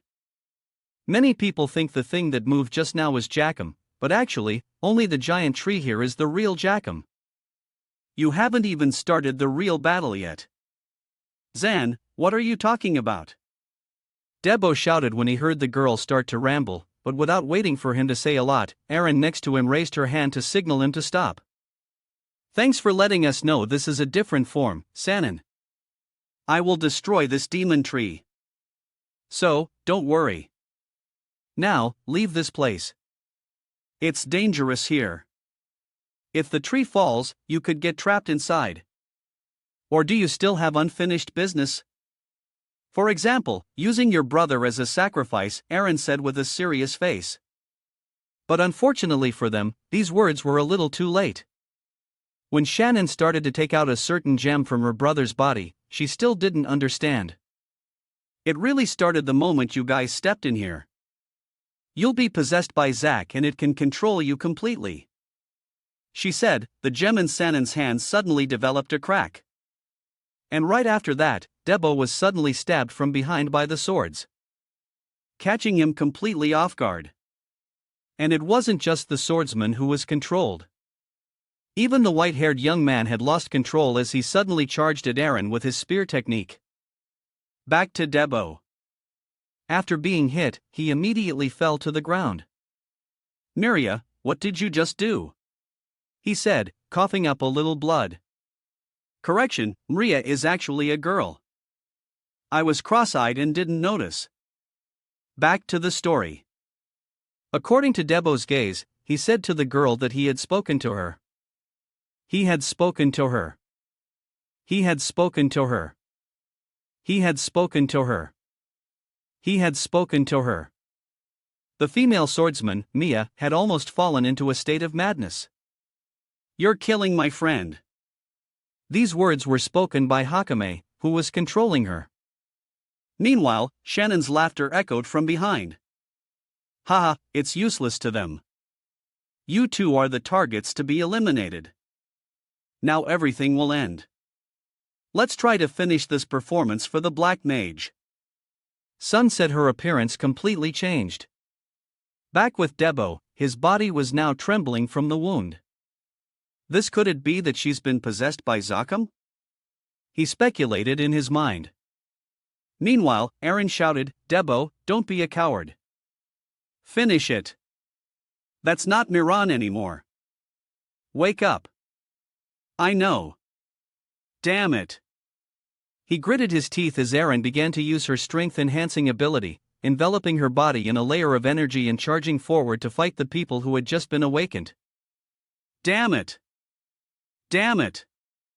I messed up. I shouldn't have suggested we come here. It's all my fault. He began to curse himself in his mind and directly charged forward, gifting the girl.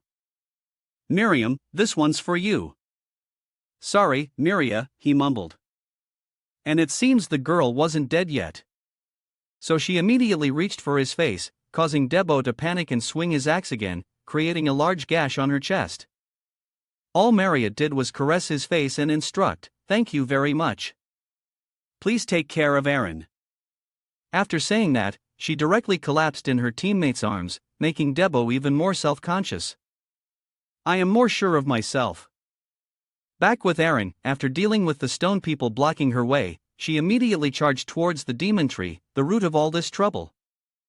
So this is your true form, she said, swinging her axe forward, creating a blade that shot straight towards the tree.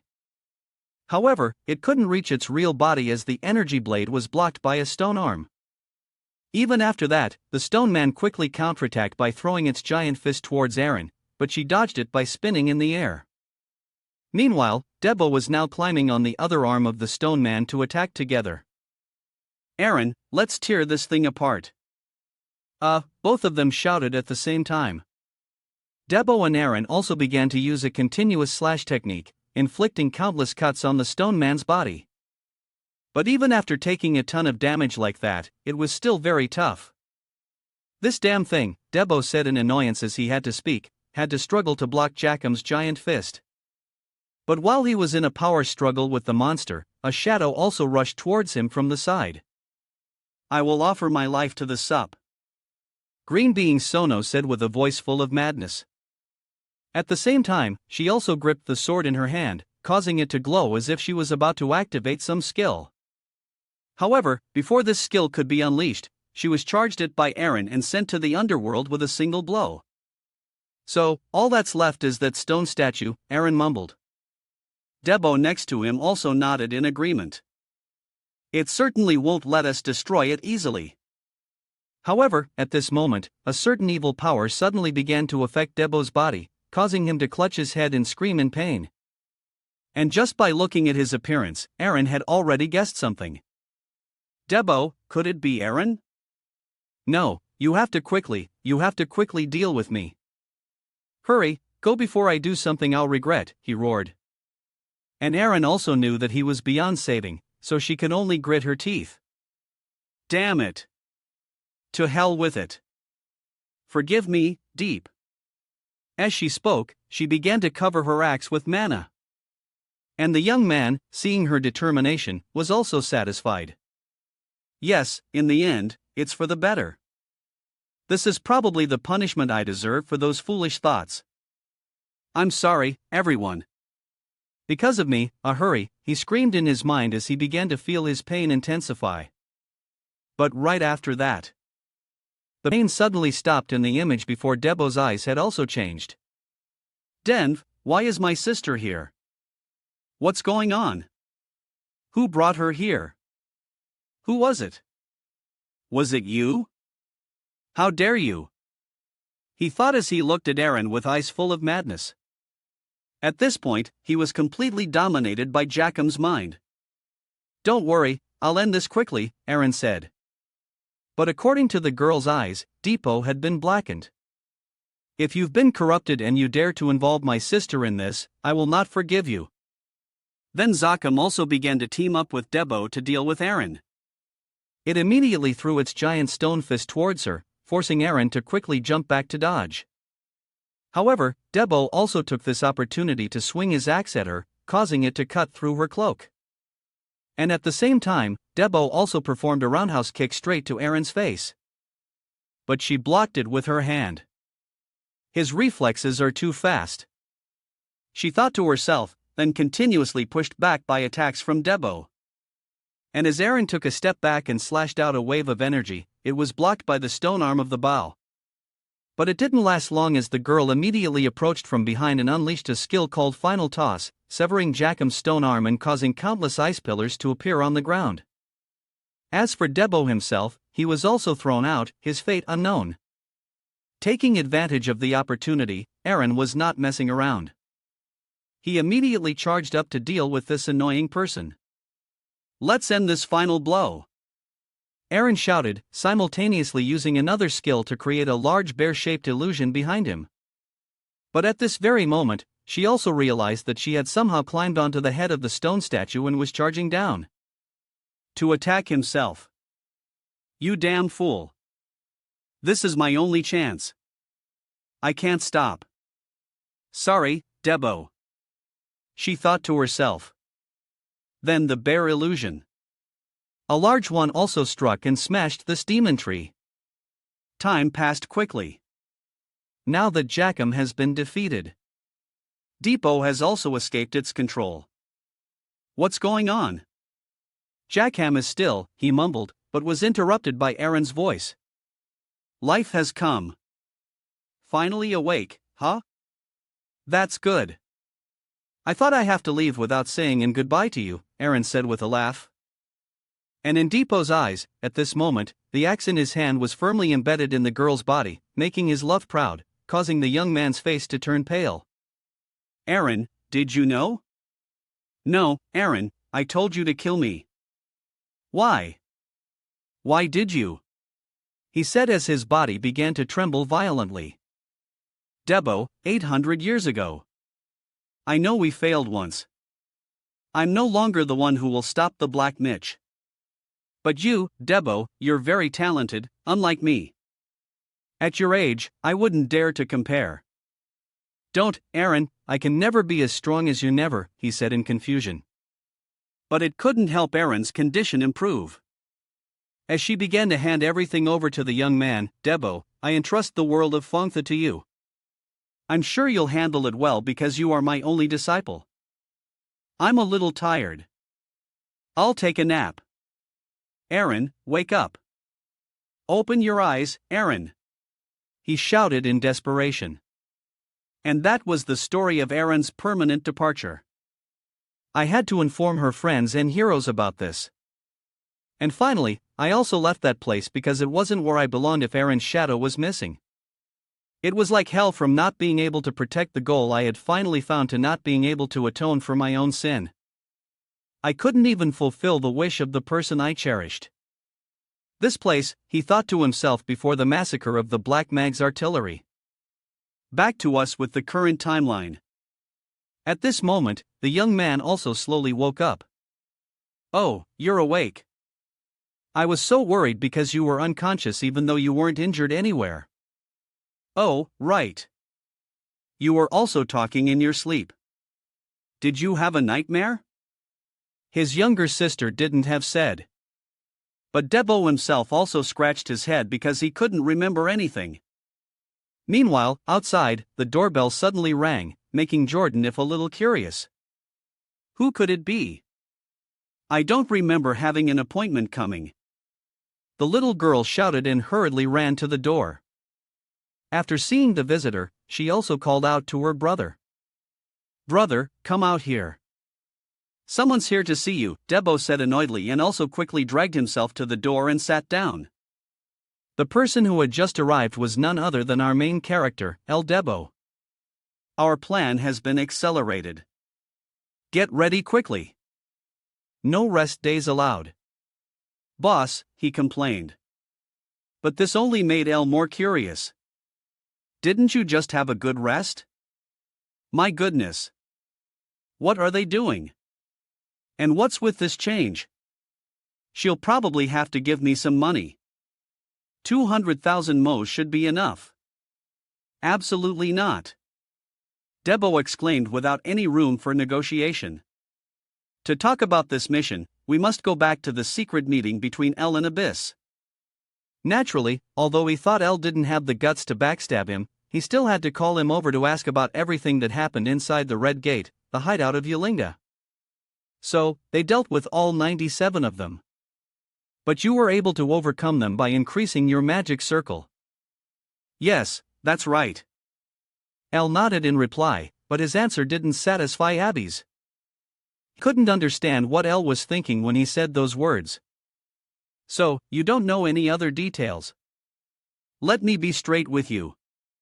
Only if you provide me with enough information will you receive the reward for this gate.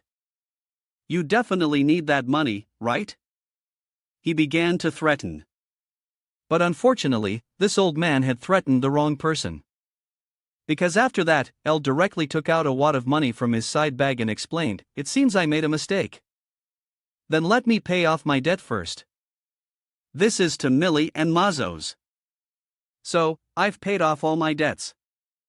With this money, El's contract with the Gotho Merchant Guild was considered terminated. This meant he could come and go as he pleased. This group of people couldn't do anything. And of course, Peach also understood this clearly, so his expression immediately changed. This brat, how could he have earned so much money? The amount we paid him is nowhere near that. It seems he has been secretly earning money all this time and chose this moment. Is he planning to reap a lot of benefits from this information? Abby speculated in his mind. Then he also let out a sigh and clapped his hands to congratulate him. If that's the case, it seems we have to sign a new contract. Tell me how much of a signing bonus you want. I'll do my best to meet it. 50 million. Mazozel stated his price. Startling Abyss. What? 50 million? That's an absurd amount. You're only a C-rank adventurer. No one would pay you that much. Well, then it seems our conversation ends here. After saying that, our main character also stood up and left directly back to reality. While moving, Debo also turned to ask, "How did it go?" After hearing my signing bonus, he refused, huh? How much did you ask for? Debo was curious as he knew the Gotham Merchant Guild's financial resources were vast. 50 million. Mazos. What? 50 million? Boss, are you crazy? He exclaimed in the exact same way Abyss had before. But L didn't think this number was expensive for himself. No, TSK, you always do things like this without telling me anything. He complained. Then he also looked ahead and continued to ask, but why are we going to a place like this? You know this place? How could I not know? This is the slum. When I was young, there was nothing I wouldn't do to escape this place. Although the place I live in now isn't much better compared to this area, it's a paradise. I heard this place used to be the most vibrant area in Leeds. It seems that's all in the past now. Now it's just a den of thieves. It seems this is the worst place on Victoria Island, Debo said, expressing his thoughts on the area. And just as the young man said, the two of them had just entered the area for a short time. When they encountered a fight as a large man was kicked towards them, and without realizing it, the two of them were also surrounded by another group of people. More accurately, they were surrounding the man on the ground. It was just that these got caught up in it by accident. Damn it, I thought everything was going smoothly. The uncle on the ground gritted his teeth. Debo, seeing the scene, could only sigh and advise. It looks like a conflict is about to break out. We should take a detour. This neighborhood is still the same as I remember. However, before the two of them could leave, the uncle on the ground suddenly stood up and involved them. Hey, big brothers, why are you so late? Those bastards suddenly called me a thief and started beating me up. Please help me.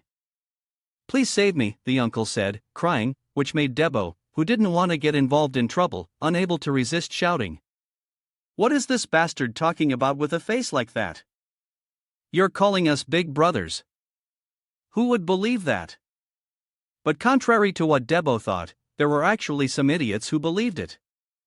Like the group in front, Big Brother. So that's how it is. Your little brother over there stole our stuff and sold it. If you're his big brother, you can pay us back on his behalf. If you do, we'll spare his life. Hand over 3 million mo's right now, the fat man said, pointing a knife at them. This fat man is our poor man.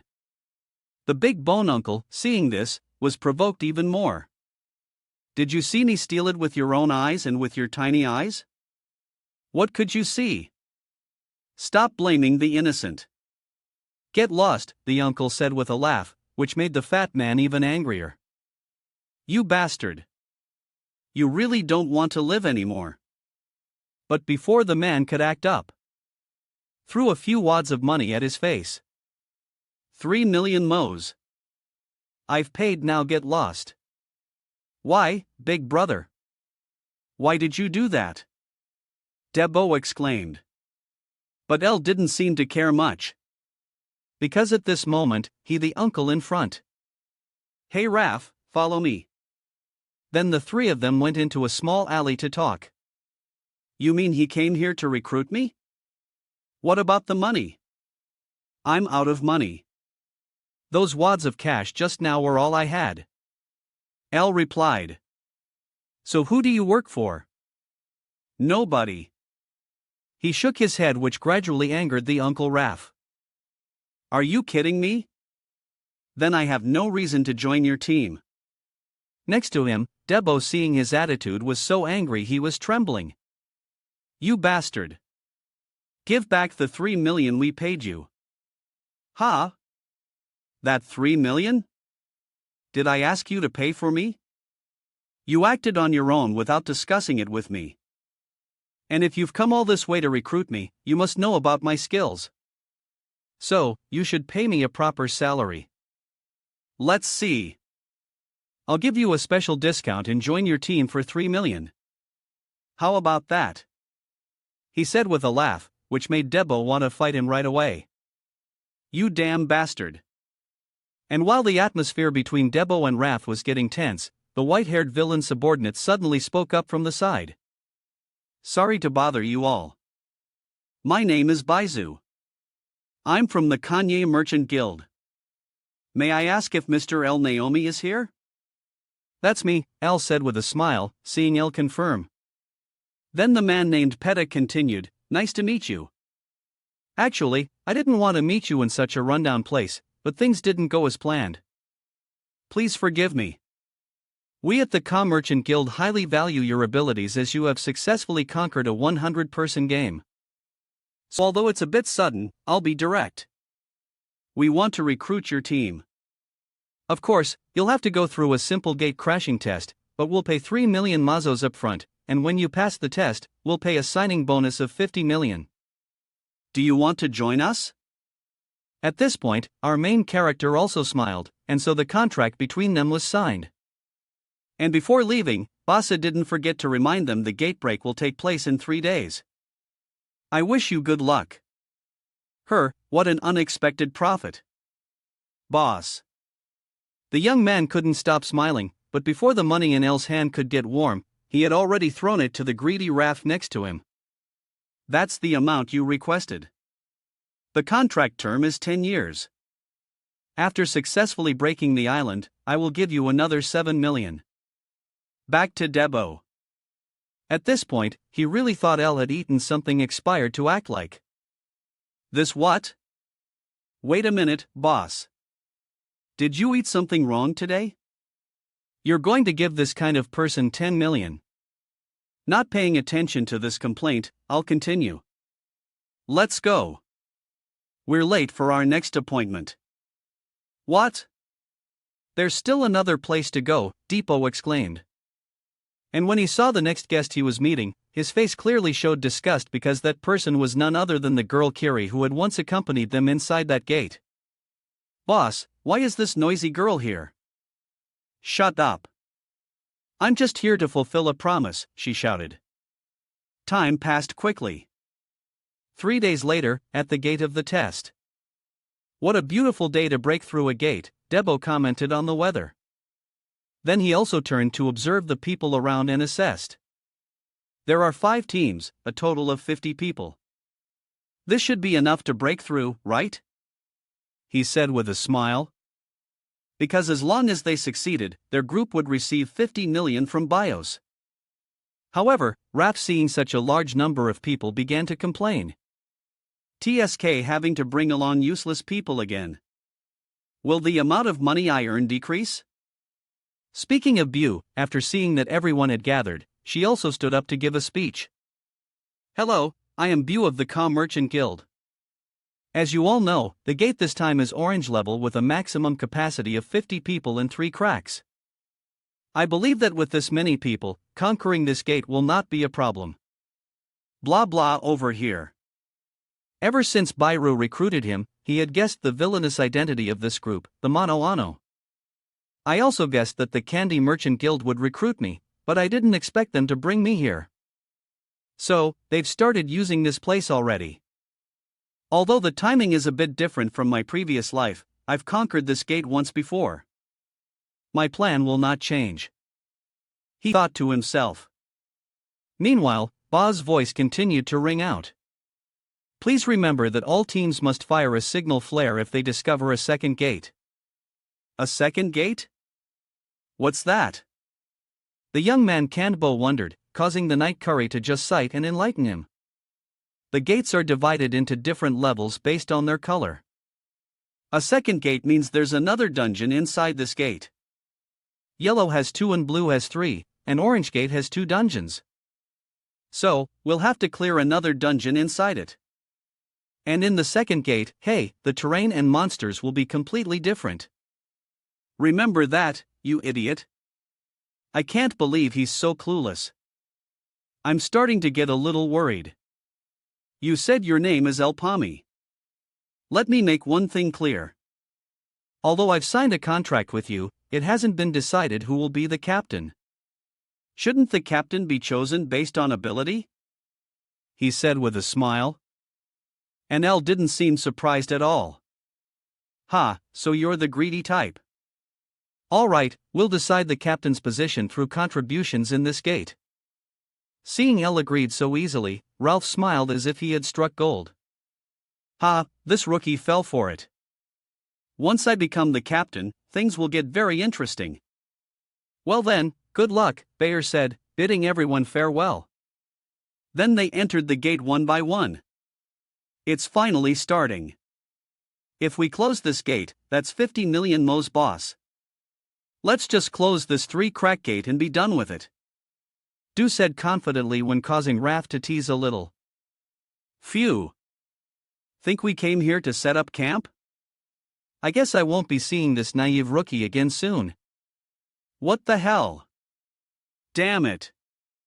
I'm not taking it anymore. Come at me. Debo shouted angrily, giving the uncle the middle finger. However, his provocations didn't seem to bother Cortif at all. Why would I go in there when the outcome is already clear? I don't do things that don't make money. Why, you bastard? Anyway, why did the boss recruit that bastard into the team? Thanks to him, the whole atmosphere is ruined. Depot Fannin complained and also wondered in his heart. However, before he could finish his sentence, right after stepping inside the gate, the scene before him was all the adventurers being attacked by a group of monsters that looked like one-eyed lizards, causing their formation to break instantly. Help everyone. Hold the formation. If we split up, we'll all die. Run. It's the evil eyes. Panic sounds began to ring out. Evil eyes. They are monsters that live in Elinia. They are characterized by a giant eye and move with their 2 arms. Back to the story. Right after the young man, Debo stepped inside the gate. He also became a target for these monsters. And before he could react to the unexpected situation in front of him, a lizard jumped on him and pinned him down. He fell down below, but luckily he reacted in time, using both hands to block its mouth, preventing the monster from taking a bite and sending him to meet the king of hell. My God, what is this damn thing? He said, trembling as he tried to endure the monster's strength. At the same time, he also felt a disgusting sensation as its long tongue began to lick him. However, this monster was also very intelligent. When it felt its mouth being blocked by Debo, it immediately used its claws to attack. But luckily for Elle, at that moment, Uncle Raph had stepped inside the gate. Seeing the situation, he immediately rushed over and kicked the monster, sending it flying towards a nearby tree. PH. Calm down. Damn it. He grumbled. The female knight who had just entered was also stunned by the scene before her. Unbelievable. The gate opened right in the middle of a monster horse. In front, the evil eye monsters, seeing more and more people appear, became even more excited and charged forward to attack. And in response to their excitement, Elle also immediately used his fire arrow to pierce through these monsters. However, he was also a little puzzled because according to his previous life, when raiding this gate, the evil eyes didn't bring their whole swarm to the gate opening. Could this be a different pattern from my previous life?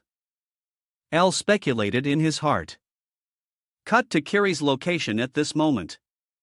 She also began to use her that rising sun skill to attack. But somehow these monsters managed to dodge it at the last second. It dodged that attack. She thought to herself and continued to attack. But once again, the lizard monster spun its body in the air and dodged in a very magical way. What kind of movement is this? I can't predict it at all, she wondered. But without waiting for Kiri to think much, the monster used its tail to whip the girl away. Then her 5 other monsters immediately charged forward with the intention of devouring the female knight, but then for some reason their bodies were suddenly hit by someone on the side. The young man Debo was now struggling against one. This is driving me crazy, he said.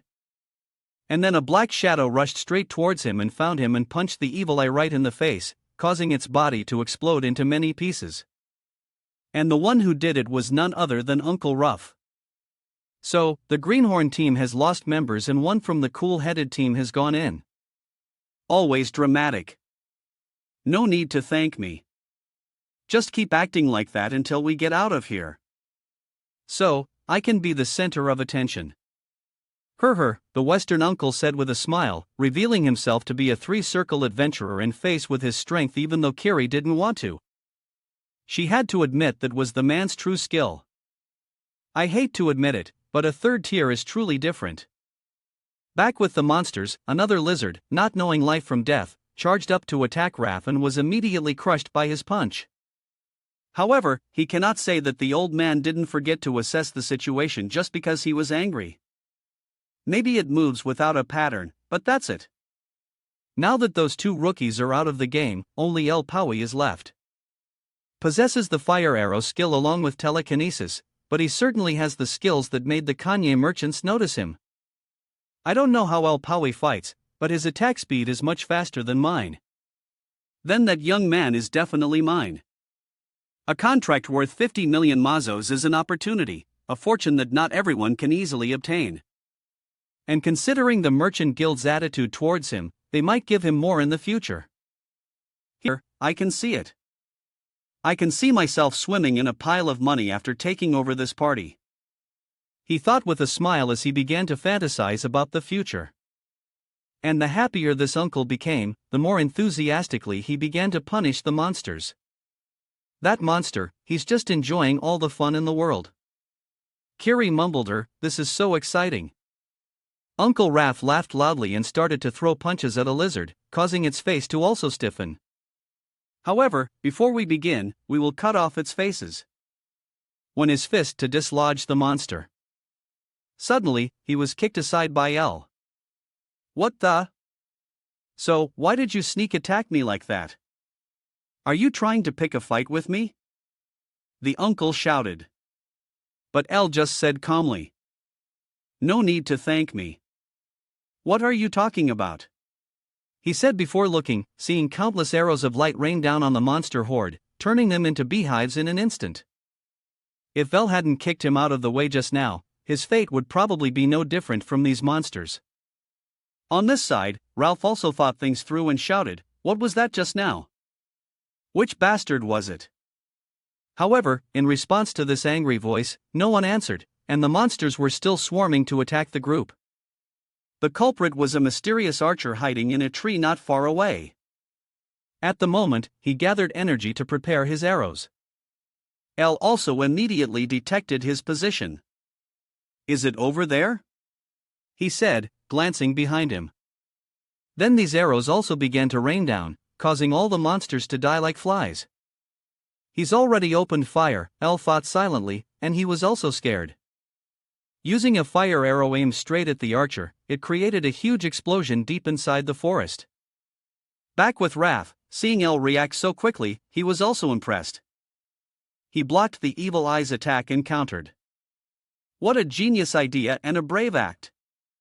However, before the group could feel relieved, Debo's worried voice rang out. Boss, watch out!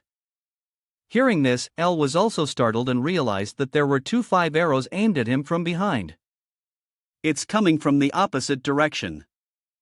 He thought before they started, the arrow caused an explosion. And when the smoke and dust cleared, El's entire body was also slightly injured on the arm, but this didn't bother him much.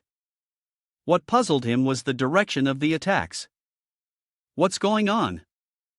I'm sure I hit them, didn't I? Also, those surprise attacks from behind. And while I was hitting them, I saw everyone hitting the clock.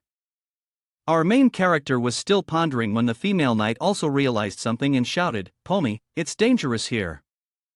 We have to run now. Run.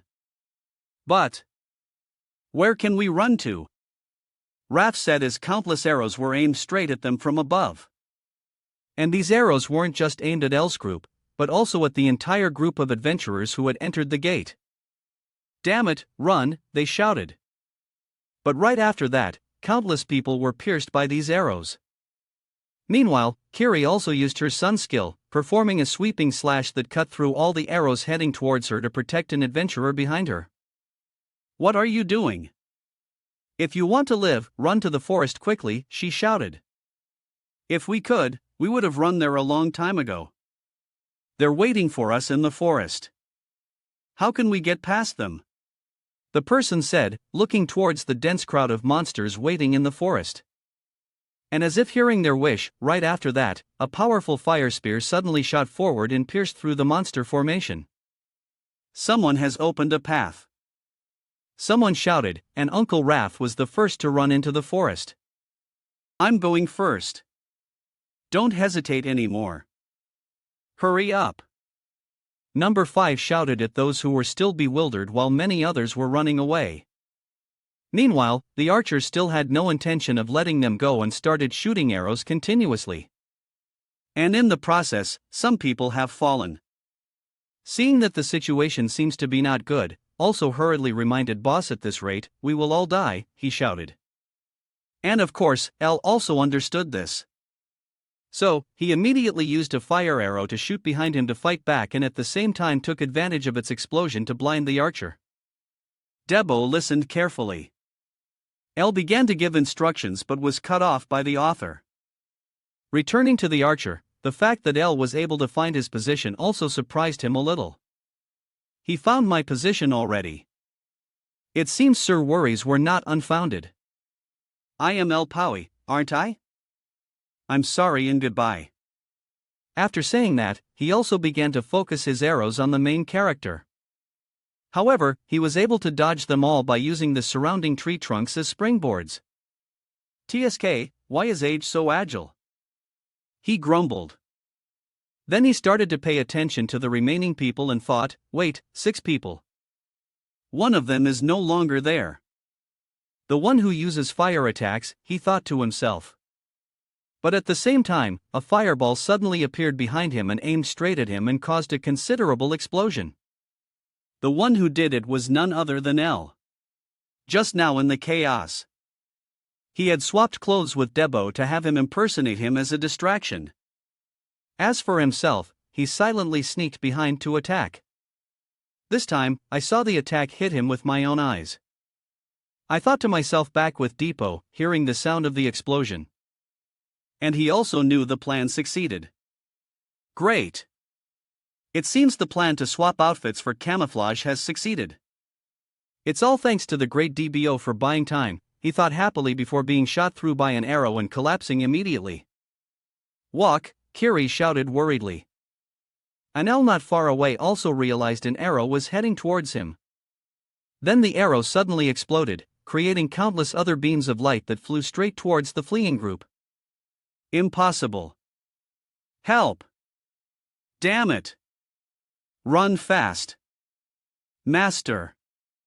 Everyone shouted, and Kiri also immediately supported Debo and ran with him. However, at this very moment, an arrow suddenly pierced through the female knight's thigh, causing her to cry out in pain. And both of them also collapsed to the ground. And at the most critical moment, Uncle Raph also ran over and carried both of them away. Focus, I haven't even had kids yet. And I'm already taking care of children like an old father. What a nuisance, he grumbled while increasing his speed. Meanwhile, the white-haired archer was still relentlessly pursuing them. For some reason, he was able to escape L's previous attack. You can run wherever you want, but you can't escape my sight. As he thought this, the man began to draw his bow once more. However, when he reached their running direction, the man was also a little stunned. What are we running in this direction for? I don't know either. Just shut up. And do as the boss says, Debo exclaimed. You're about to die and you still dare to act like that. At this point, Raph also carried the two of them through the bushes in front. And the first thing the group witnessed was a gate leading to the second floor. The second gate? It can't be. Could it be that El Powie already knew its location? Well, whatever. Thanks to him, we'll all survive. We're about 100 m away from the enemy. At this distance, we can reach the gate faster than his arrows. The uncle chuckled to himself and quickly increased his speed. While Debo also guessed his intention and spoke up, Wait, don't tell me you're going through the second gate without waiting for the boss. Ah, isn't that his intention when he led us here? Stop struggling. "We'll go through that gate first and wait for him there," the uncle shouted. But at this very moment, countless arrows were suddenly aimed straight at them from the front, causing all three of them to be unable to dodge and take the full brunt of these arrows. What just happened? Why did that attack come from the front? Could it be that in such a short time he has already circled in front of us? Ruff speculated, but before he could think much more, arrows were aimed straight at the uncle. Fortunately, at the most critical moment, Debo's axe suddenly flew over and blocked the two energy arrows. "It's the fire axe that the boss brought. I knew he would save." "Ah, damn it," Debo mumbled on the left. In his heart, as he saw a large pillar flying straight towards him and hitting the ball, sending all three of them flying into the shore. Inside the gate, and the archer behind from afar, seeing this, was also stunned. "You crazy bastard," he thought. Back to the battle, a black shadow suddenly flashed through the forest. However, it hadn't even moved a few meters before being pierced through the head by a light arrow from above. As a result, the bulging monster only had time to let out a shriek before being sent to its grave. And the one who did it was none other than the archer from the Kanye Merchant Guild. Seeing that the thing he had shot was a big demon, the archer's eyes showed a hint of annoyance. Another evil eye. Why isn't he moving? Is he trying to hide to stall for time while looking for me? How foolish. No problem. I'll play your game and see how you struggle. I'll pow me. He laughed at himself and began to think about the past while waiting for El to appear.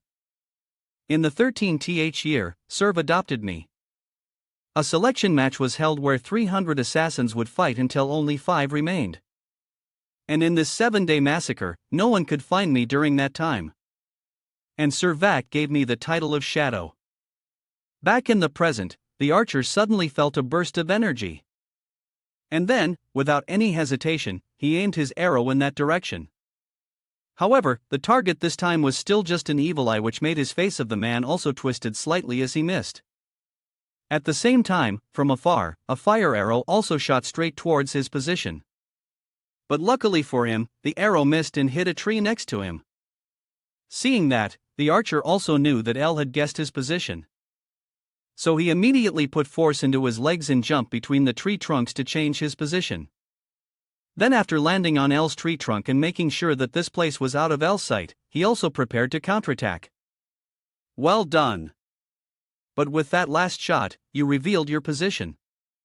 The assassin thought, then drew his bow, firing 3 streams of light arrows towards one. The wine-splitting arrow with terrifying destructive power immediately shattered this tree trunk. However, after the tree trunk broke, there was no figure hiding behind it. At this moment, another fire arrow flew around the tree trunk, aiming at him, which startled him. The man was startled and quickly jumped down. Looking at the explosion above, he also guessed El's intention. That bastard used telepathy to make me misjudge his position. What a cheap trick. As he thought this, the man quickly ran away on the ground. However, El also had no intention of letting him go that easily. At this moment, he also used his telekinesis to control 2 other fire arrows to weave through the tree trunks and rush towards him on the ground. The archer also knew that his legs couldn't run as fast as a rocket. So, after running for a while, he turned around and drew his bow, firing 3 arrows at El's 2 attacks, causing them to explode simultaneously in the air. And the fire it created also temporarily blinded the assassin, preventing him from seeing the situation ahead. I can't see anything, he thought to himself before another fire arrow flew around a tree and attacked him from behind. Seeing this, the man could only grit his teeth and say, "Damn it." Then immediately shot another arrow to block the blow. However, it seems this attack came too close. So, even though the 2 attacks cancelled each other out in the air, the explosion it created also sent him flying. The archer rolled on the ground. El Pomi, that bastard. You're good. The assassin thought as his whole body trembled with anger. Back with El, he was now hiding behind a tree, concentrating on every sound in the forest to determine the other's location. So quiet. Where did he hide? So annoying. I didn't expect him to be able to hide so well. In my previous life, no one in this gate had such an ability. He must be an assassin sent by Kana. Did the future change because I failed at the 100-person gate? L thought to himself. However, without waiting for him to think much, a sound suddenly came from behind him. DL Pomi. Hearing this voice, our main character was also a little startled. A sound from the other side. He thought in confusion as the man was clearly still in front of him. But for some reason, his voice suddenly came from behind. On this side, the archer began to stand out and shout loudly, unafraid of him sneaking up. You know it, too, right? Don't waste any more time. Hiding like a cowardly rat won't do you any good. I heard you like to fight head-on. You'd like to hide like a rat like this. Ha! He laughed like a maniac. While he himself was the one who had been hiding and sneaking around to attack the adventurers who entered the gate. Speaking of which, seeing this guy dare to stand out like that, he also didn't miss the opportunity and silently ran forward to find a chance to attack. At the same time, he himself was a little curious about him. But how did he get there? I didn't feel it at all. Could it be instant teleportation? But it could also be a flash, he thought, frowning. I see you. The assassin mumbled. And then immediately after, countless energy arrows flew from behind L, aimed straight at him. L's situation was extremely dangerous. Cut to the second floor of the gate.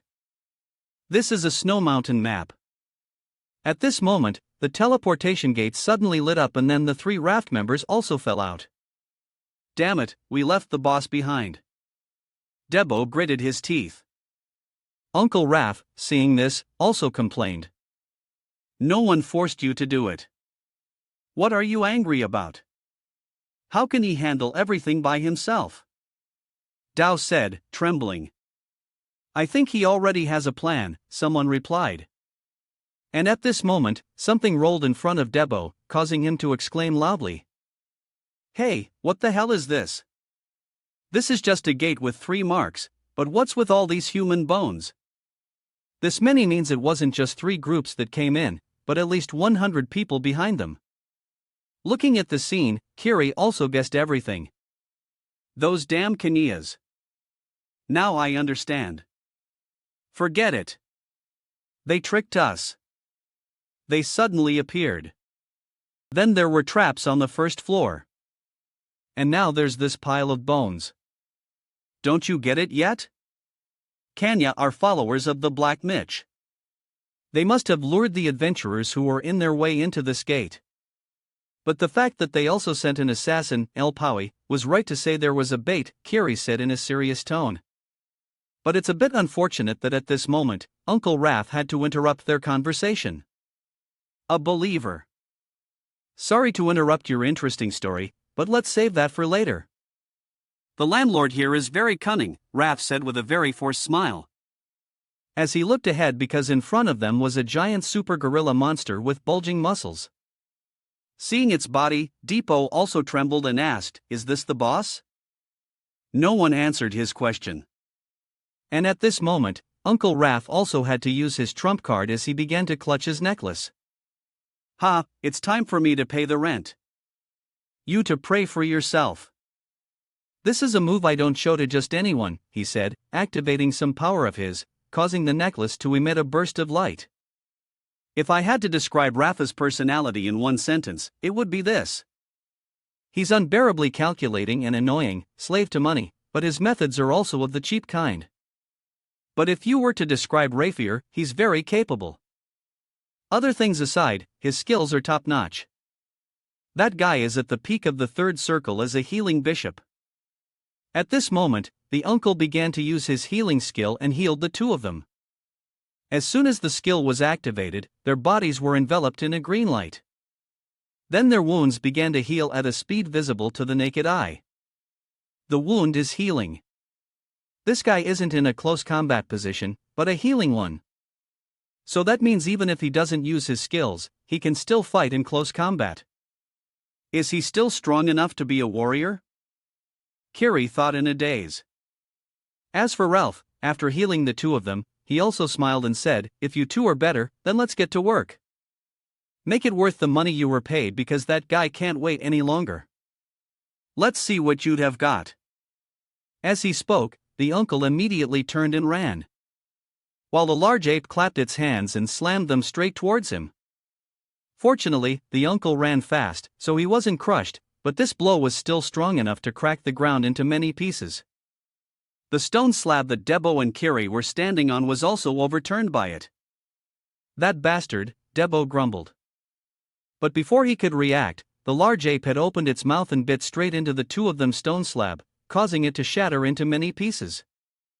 Luckily, at the most dangerous moment, Debo managed to jump to the side and cling tightly to its exposed fang, which surprised the ape a little.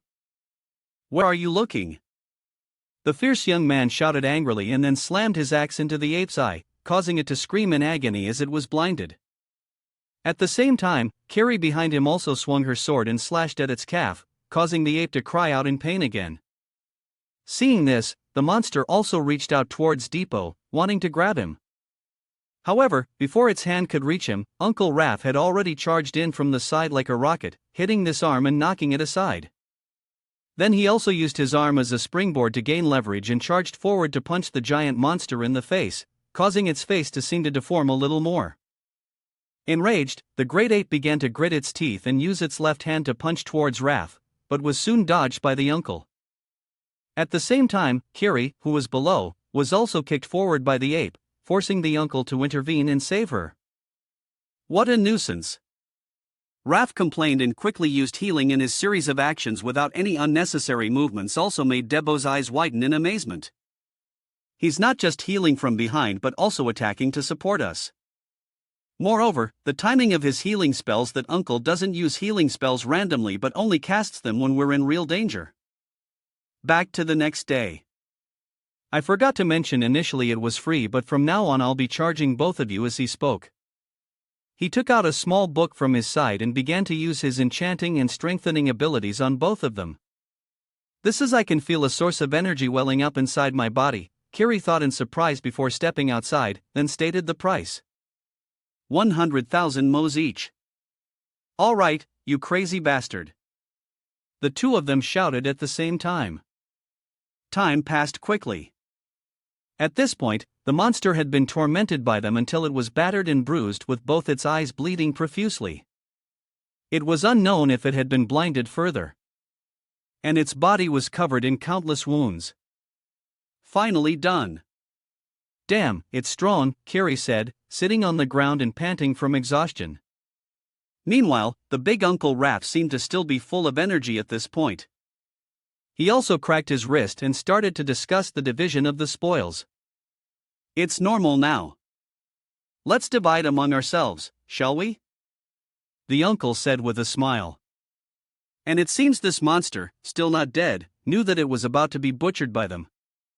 So, it opened its mouth and roared, causing the boat to almost suffocate from the stench it spewed out. "So smelly. Shut up. Or should I put you to sleep for good?" Debo shouted. But right after that, the next action of the monster truly caught them by surprise. At this moment, it quickly grabbed its severed arm and pressed it against the wound. Then, the wound began to freeze over and heal. Just like that, this giant ape, which should have peacefully accepted its death, was now suddenly full of life and vigor, as if nothing was wrong. Back with El, he also had to run for his life from a rain of arrows from the archer. As he ran, he also began to formulate a plan in his mind. Something's a little off. I can't find his firing position. A third-rank archer can use information to teleport, but the information will only return the user to a certain point, meaning there's only one point of return. To move like he is now with it is impossible. El frowned as he couldn't understand the assassin's movement method at all. Meanwhile, the archer on the side was still laughing as if he had already won. "Aha! I told you it was useless. You're too slow. I'm about to fall asleep." Seeing this, L also got annoyed and created a fireball and shot it straight behind him. However, because this was a shot without precise aiming, it was mostly just for intimidation. "Where are you aiming? If you keep wasting skills like that, you'll get monic," he said, kindly reminding L. And it seems what this guy said was really true, as the main character's face now seemed to be in a state of poisoning. Seeing that, he also began to increase his movement speed while L continuously fired behind him to blind the man. He must be trying to distract me with that skill so he can run through the second gate.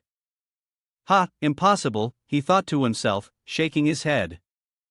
In front, L was also sweating profusely. Damn it, I can't just have a stamina contest with someone whose position I can't even determine. At this rate, everything will be ruined before that happens. At this point, L was also sent flying to the side by an explosion caused by an arrow hitting the ground. There, the young man began to roll on the ground and quickly took out a bottle of energy-restoring potion from his inventory and chugged it down. I don't have time to think carefully. At this point, I have to take a gamble, he thought, gritting his teeth. Then, Aina also activated his fireball skill, shooting a giant fireball forward and knocking away all the arrows flying towards him. The fireball also flew towards the archer, but he easily dodged it by moving to the side. The man even had time to turn around and mock. Ha, how foolish. The words had just left his mouth when his eyes widened. At this moment, 6 fire arrows were aimed at him from 4 directions, which couldn't help but startle the archer. What? 6 at once? He's using the strongest skill a level 3 image can summon while in Monash. Is he trying to sacrifice himself? Then thought as he turned to look at L, whose body was also in intense pain due to the monoshock state. And of course L did this because he also had a small suspicion in his mind. So he bet on his thoughts. If your secret is the same as my thoughts, then even if I have to push myself to the limit, I have to drag you out. L thought so and used his telekinesis to control the fire arrows to shoot randomly. And this crazy action of his also made it impossible for the archer to focus on attacking. He's shooting without knowing where I am. This bastard must be crazy, he thought to himself. Then L focused his energy again and shot another fireball, causing the man to have no choice but to run away between the tree branches. Not yet. It's not over yet. I have to stand firm. I have to hold on until the end. L screamed in his mind as he continuously fired his weapon, and the magic caused the whole forest to start shaking. Because of his firepower. Meanwhile, the assassin, seeing L's suicidal actions, was secretly happy. You fool. Do you think you can hit us like that? Your fate is sealed. You will die from monoshock while feeling the pain of your body shattering. Just like that, a firefight and escape took place in the forest until the assassin suddenly stopped. Because I realized that all around me was fire. Wait, this whole place is on fire. That bastard. So, this was his goal from the beginning. This is dangerous. At this rate, I'll be burned alive. An open space. I have to run there, he thought as he looked at the open space in front of him. But at this very moment, he began to hesitate again. Wait, an open space right in front of me. At this very moment, it's really suspicious. The man thought, frowning, then quickly turned back to warn someone. No. We have to go back. This is a trap, he said, looking at an archer dressed exactly like him. It turned out that from the beginning, there were 2 of them here. They took turns attacking, confusing L's judgment. Brother, what are you doing? The younger brother said in surprise, seeing his older brother suddenly stop, but before he could get an answer. At this moment, L came from behind and used his telekinesis and controlled the stone slab to smash straight into him from above. The older brother, seeing the trap, could only shout, "Damn it!" and quickly shot an arrow at the rock to save his younger brother. But L's attack still wasn't over. At this point, he could clearly identify that his enemies were 2. So, he passed through the screen, approached the younger brother to take him down as quickly as possible. 1. L mumbled. As he spoke, L thrust his staff forward, but the archer also reacted very quickly. As soon as he felt himself being attacked, he planted his bow on the ground to use as a lever to jump into the air. Then he also used the momentum from the bow to launch a spinning kick aimed straight at L's face, forcing him to quickly lean back to dodge. I don't have much time. I have to end this quickly, L reminded himself. Then he also swung his staff hard and hit the bow, causing him to be hit. The bow fell to the ground, causing the younger brother to lose his balance and fall. And without waiting for the man to react, the main character also kicked him straight in the stomach, sending the man flying out like a torn sack. It's just a bit of a pity that at the moment when Il ran over to finish him off, the older brother from above drew his bow and shot straight at the center of the two of them, causing L to startle and retreat. Then, because he knew that L had figured out their secret, the older brother also jumped down directly and shouted, "Get up, Nia." He doesn't have time to recover his energy for another attack. Let's end this battle. As he spoke, the older brother began to draw his bow and aim at L. However, before the man could release his hand to fire the arrow, L was one step ahead of him. He had used his telekinesis to control a knife and shoot it straight at the older brother's back, forcing the man to inadvertently had to stop his attack and tilt his head to the side to dodge. Looking at what was attacking him, the older brother was also a little startled. A dagger. He can use telekinesis with just that little mana. As he thought, he began to dodge left and right to avoid L's attacks while closing in on him. And as soon as the assassin felt he was in range, he quickly took out a dagger from his pocket and slashed continuously towards L. Seeing this, L could only raise his staff to defend while retreating. At the same time, he also couldn't afford to be distracted. Still didn't forget to control the knife to charge up an attack. But it was quickly knocked aside by an arrow from the younger brother Nia from behind. That's enough of this game. He gritted his teeth and began to draw his bow, aiming at L once more. But before he could do that, L had controlled countless pieces of rubble around to hit him squarely, causing Nia to cry out in pain and fall backwards. In front, after regaining his posture, L also fought back against the older brother, even overwhelming him. Why is a mage like him so good at close combat? He thought to himself, and the result of thinking about random things in battle was that he was kicked in the stomach by L, causing the man to open his mouth in pain. I can't let my guard down, L thought. Then assessed again. Control the knife to fly up again, continuously aiming at the younger brother behind. The surprise attack went.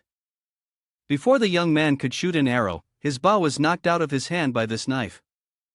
Seeing this, L immediately charged forward, raising his staff to finish him off. But at the moment he swung his staff, another arrow from afar shot through L's arm, causing his attack to stop before it could hit its target. Excellent. You're the best. Neil laughed happily and kicked Elasa away. And what about your soul? L's staff was also sent flying by the kick, not stopping there. The man named Dia also quickly ran forward, grabbing the dagger that was falling on the ground, not knowing if he could get it, and attacked the main character like the storm. What can you do with just one left arm? Untied. And in response to these words, Theo with just his left arm was able to easily block all of his attacks. Even L even knocked the knife out of the man's hand. Damn it, got it, he said with a smile when he saw his hand had caught the knife again. However, he didn't know that L himself had deliberately let him do that. As soon as the man dared to reach out and grab the dagger, L also quickly reached out his hand, grabbed his wrist, and twisted it, causing his wrist to make a series of cracking sounds. As for the young man himself, he also opened his mouth and screamed as if his house was on fire. Let me go, you bastard. Do you want a few more holes in your body? He threatened as if he was right. But absolutely, these threats had no effect on Ella right now. He had used his fireball to aim at both of them and held me tightly to ensure he had no chance of escaping. Seeing this, Mia also panicked. You crazy bastard. Wait a minute. Behind the older brother, seeing that his younger brother was about to die, also shouted, "No, watch out." The words had just been spoken. At the center of the two's position, a world-shaking explosion occurred. As for Nia himself, he was also blown away by the shock wave from the explosion towards a tree not far away. "I can't breathe with this condition," he thought to himself. And meanwhile, the older brother was now looking at a layer of membrane, a green light in front of him. "What is that?" he asked. Speaking of Nia, he was now pulling up his shirt to cover his mouth while looking around for his brother. "Damn it, where's my brother?" he thought as he quickly ran to find him. But before he could spot the other's figure, Yuta appeared right next to him. Then, without knowing where he got it from, L also gripped this weapon and thrust it towards Tear. Seeing this, Tear also went crazy. "This bastard is as persistent as a leech die." After saying that, he also threw his cloak at L's head to blind him while gripping the dagger to attack. Then a stream of blood spurted out, and it was unclear whose it was. Outside, the older brother, who had now seen the curtain of light shatter into pieces, hurriedly rushed inside. "It's broken. What happened? Could it be?" As he thought, he frantically looked around and discovered that his younger brother's figure was coughing violently in front and not far away. There was also a figure lying flat on the ground. Seeing this, the man also hurriedly rushed over to support Nia. "Hang in there, Nia. No, now is not the time. We've wasted too much time. We have to get the phoenix feather." And at this point, the older brother's voice suddenly stopped when he realized that the person lying in front might be his younger brother. And as a result, as soon as he found out about this, Vanel also used his hand to grab his neck while his other hand quickly grabbed the dagger and directly cut off his head. "Ha, I'm getting sick of these bow users," L mumbled and then collapsed inside the burning forest. Back to the battle of her scrub. After the giant ape recovered, it went crazy and beat all three of them to a pulp, leaving them beaten, especially the young man Debo, who was targeted the most. It seems that because he had used his kite to cut off one of the monster's arms earlier, it was now paying him extra attention. At this moment, it threw a large punch, and although it missed, the shock wave it created still sent Debo flying to the side, causing his whole body to tremble in pain. Then, the giant ape didn't want to linger any longer, so it cut. Also clenched his hand and punched again, but to no avail. At this moment, Uncle Ruff had also charged from behind to attack. However, the giant ape quickly discovered this and swung its hand straight behind it. Instead, the uncle didn't flinch and gathered energy in his fist to block the force. To slow, Raph shouted and performed a cannon shot straight into the giant ape's face, causing its whole body to sway and fall to one side. How about that? However, although it was a little painful, the last punch still didn't cause too much damage. "This thing is so hard," Raph said, looking at the piece of ice on the giant ape's head. And while he was still standing there, then the ape also reached up and slapped its own face, swatting Uncle Raph like a mosquito, causing the uncle to scream tragically, "You bastard!" And then, while out of the room, was about to become a meat patty when Kiri also charged in from somewhere and formed about Quang explosive light technique, severing the ape's finger, causing it to roar as if its house was on fire. After she was done, she also extended her hand towards Rap and said, "I've paid my debt to you." Then she said again, "I don't owe you anything. I don't owe you anything." The female knight also quickly carried Rap and ran down before finding him. The monster went crazy. Or rather, it was already crazy. It just went crazier. The pain from losing its fingers started to make the giant ape lose its mind and punch and kick wildly below, while Kiri could only run away like a duck, seeing the two of them had run far away. This monster also gathered strength in its legs and jumped straight up high like a cannonball. Then it also took advantage of the force of its fall to slam its hands hard on the ground, performed a sledgehammer move, creating a violent shockwave that spread out all around. Returning to the group after being freed, Uncle Raph also used healing on all three of them and began to coordinate their attacks again. At this moment, however, Depot, who was leading the group, turned around. "Hey, have you thought of a way to destroy it yet?" If we continue like this, before he could finish his sentence, someone's voice suddenly rang out with a warning. Behind you, he said. Behind what? Debo asked back. At the same time, the ape's giant hand was also aimed at him. Fortunately, Debo remained vigilant and managed to dodge to the side in time. This thing is so big. Can you be more specific? He shouted. Talk less. Try to distract it from me so I can aim for its weak spot. Rap instructed. Just like that, following this plan, Debo also began to grip his weapon and charge forward to attack directly, while also creating a distraction to create an opportunity for Raph to attack. At this moment, he was seen using his kite to block the giant punch from the monster. After he was done, he also hurriedly shouted, "Hurry up!" Seeing that, Kiri and Raph, who were behind, also didn't waste any time and started to charge forward to attack at their fastest speed. However, as soon as they charged in, they were swatted aside by the large ape. On this side, Debo was now running along the monster's arm, charging up to assist. It knows. I thought it was just a big brainless thing. He complained before the monster swung its hand again, causing the whole group to be spun around like a top.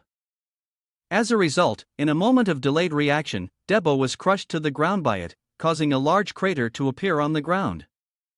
But before he could stand up and adjust his posture, the large ape also raised its leg and stomped straight towards him with the intention of finishing Debo in one blow next to him. The female knight, seeing the critical situation, also shouted loudly, "Raph, heal me!" At the same time, the monster's foot also stomped hard on the ground, sending dirt and rocks flying everywhere. Debo, Kiri shouted worriedly back with Uncle Raph.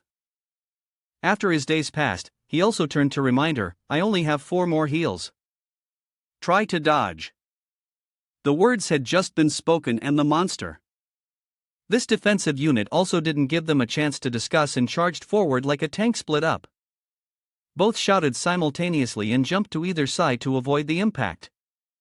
However, it seems Kiri was a step too slow. So, she was sent flying by the monster, causing the uncle to sigh in frustration. "Damn it, I just told you to dodge." As he spoke, he began to use his healing ability on her of mine for Kiri, while not forgetting to complain in his heart. She fainted. What a waste of a spell. Then, without time to pay attention to Kiri, the uncle had to start running away from the attacks of the giant ape. And on this side, my friend Debo, who was lying dead in a large hole, also started. He recalled the words El had told him before. Increase your circle. Yes, you have enough experience to reach the second circle, El nodded. Which made Debo a little curious. Can I do it just because I want to? That depends on your enlightenment. Enlightenment? What is that? Teach me. Dabo said excitedly. However, El just quietly poured himself a cup of tea and said, "Everyone is different. Even if I share my experience, you won't be able to learn it. Then what do you want me to do? You just need to find a word that suits you. It could be related to your understanding of mana or an unforgettable memory." As he recalled this, suddenly behind the ape's back, a huge explosion occurred, making the giant ape turn its head to look behind. And as soon as it saw the young man Debo getting up and rushing to attack, the ape didn't hesitate to swing its giant arm at him. But there was one thing I think it didn't expect. Debo had become much stronger. With just one powerful move, he easily coated his axe blade in a layer of energy and cut straight through its arm. Much to everyone's delight, Raph, standing nearby, widened his eyes. How can he cut through that? How is that possible? After saying that, he also noticed the 2 glowing magic circles on Debo's wrist and understood everything. That kid has reached his circles, he thought to himself. Meanwhile, Debo seemed to have gone berserk, rushing to attack the large ape. At a terrifying speed, he aimed for its remaining eye and blinded it instantly. Then he ran straight up to the top of the monster's head, aiming for a sword that had been stuck there for who knows how long, and directly swung his axe, striking the hilt of the sword, driving it deeper into an energy core inside. And right after he did this, the great ape lost its balance and collapsed to the ground, pinning the fierce young man underneath it. Seeing this, Raph seized the opportunity and rushed forward, punching the ape directly in the face, sending its entire body flying to the side. "Not bad," he shouted in praise, then used his healing spell on Deep. Having been healed, Debo began to repeatedly swing his axe at the monster's back, causing it to flip over, exposing its belly. The other warriors also took this opportunity to steady themselves, grip their weapons, and charge forward to attack. However, before they could even reach it, the great ape swung its fist, striking them directly, forcing Depot to grit his teeth and use all his strength to block it. Seeing this, Raph also used his healing spell to give him the strength to hold on. However, seeming to know that he was the one continuously healing the other two, the giant ape reached out and crushed Raph's body, making him cry out in pain. This creature was also quite intelligent. "You have time to hit me, huh?" As he spoke, the old man used his healing spell once more on Debo. And while the ape was busy attacking Raph, Debo climbed onto its body to drive the sword in again. In response, the great ape let out a panicked roar. However, before it could react, Debo's axe slammed down hard, driving the sword's tip straight into the energy core and shattering it into pieces. The agonizing blow from Debo made the giant ape scream as if it were dying. Seeing it roaring like that, Debo gripped his weapon, ready to launch another attack to quickly send it to the underworld. However, before he could, the great ape swung its arm and sent him flying. He sank deep into the snow. The shock of the impact knocked Debo out for a few seconds. As soon as he regained consciousness, he quickly got up, ready to fight again. But at that moment, Debo noticed that for some reason, Raph was lying next to him. "Raph, what happened?" Debo asked, confused. At the same time, in front of them, the giant ape was running away in a panic for unknown reasons. However, it hadn't taken more than a few steps before the arm it had reattached earlier suddenly fell off. Then not only its arm, but also both of its feet cracked and broke, causing the monster's entire giant body to collapse forward. In the end, it could only let out a helpless roar, and then its entire body turned into a block of ice and slowly shattered before Debo's eyes. Time passed quickly and the scene changed to an ice cave. Kiri, who had been knocked out for some time, slowly woke up. Seeing this, Debo, who was sitting opposite her, asked, "You're awake?" Hearing the question, Kiri asked back, "You're still alive? Where's that monster?" "Well, look what you're covered with." "I was so hungry, I tried to eat that monkey, but I couldn't." "Its meat is as hard as a rock," Debo said angrily, which made Kiri a little impressed. "You have a strong stomach, so you waited for us to wake up." At this, Debo fell silent for a moment and replied, "Well, I couldn't find the exit either. The weather is terrible, so I thought it's best to rest here for a bit. Besides, Raph doesn't look too good either. I plan to scout the area when the blizzard calms down. You rest here. I'll go." Just like that. Time passed quickly. After feeling that the weather had stabilized a bit, took his weapon and went outside to find a way out. Looking at the snow-covered landscape, Debo began to stroke his chin in thought. A day has already passed. What happened to the boss? He wondered. But just then, a loud footstep sounded from behind, startling him. He turned around to look. The source of the sound was a monster that looked exactly like the evil eye from the first floor, except its skin was grayish-white. This was a cold eye, a type of evil eye monster that had adapted to constantly fighting the cold. Seeing its ferocious appearance, Debo flinched back. Damn it! Why did I flinch? Phew! Why are there so many of them here? As he spoke, Debo quickly ran away from the horde of monsters. Time continued to pass. After scouting the surrounding terrain for a while, Debo returned. At the same time, the female knight had just woken up. You're back. How did it go? Did you find the exit? She asked. She turned to look at Debo. However, after seeing his blood-soaked appearance, her eyes filled with horror. What happened? You're awake. It's nothing, Debo said, shaking his head. There are still monsters. It's so dangerous.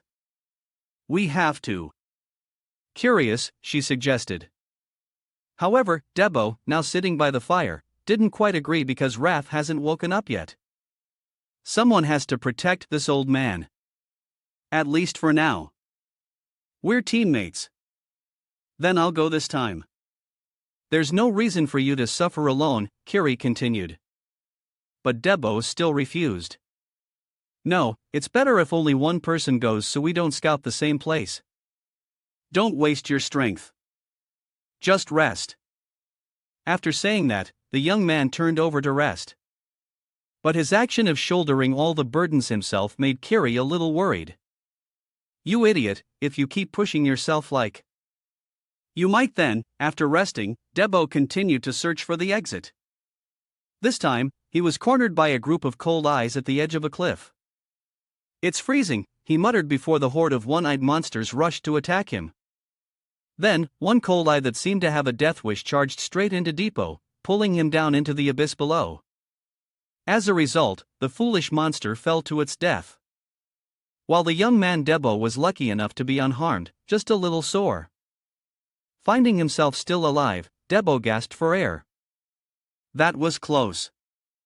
I thought I was a goner, he said, trembling as he stood up. And as soon as he looked up, he saw a figure sitting cross-legged in front of him. Seeing this, his eyes became vigilant. Someone's here. After speaking, he focused his gaze and realized it was just someone who had been dead for a long time. Turns out it's just a corpse. He thought to himself and quickly ran over to check. He found a letter on the body. Doesn't seem like they've been dead for long. What's this? A will? A letter? So many words.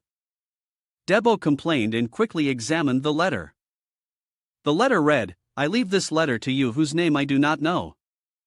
To call this a reward might be an overstatement, but I will give you my gauntlets if you are warrior.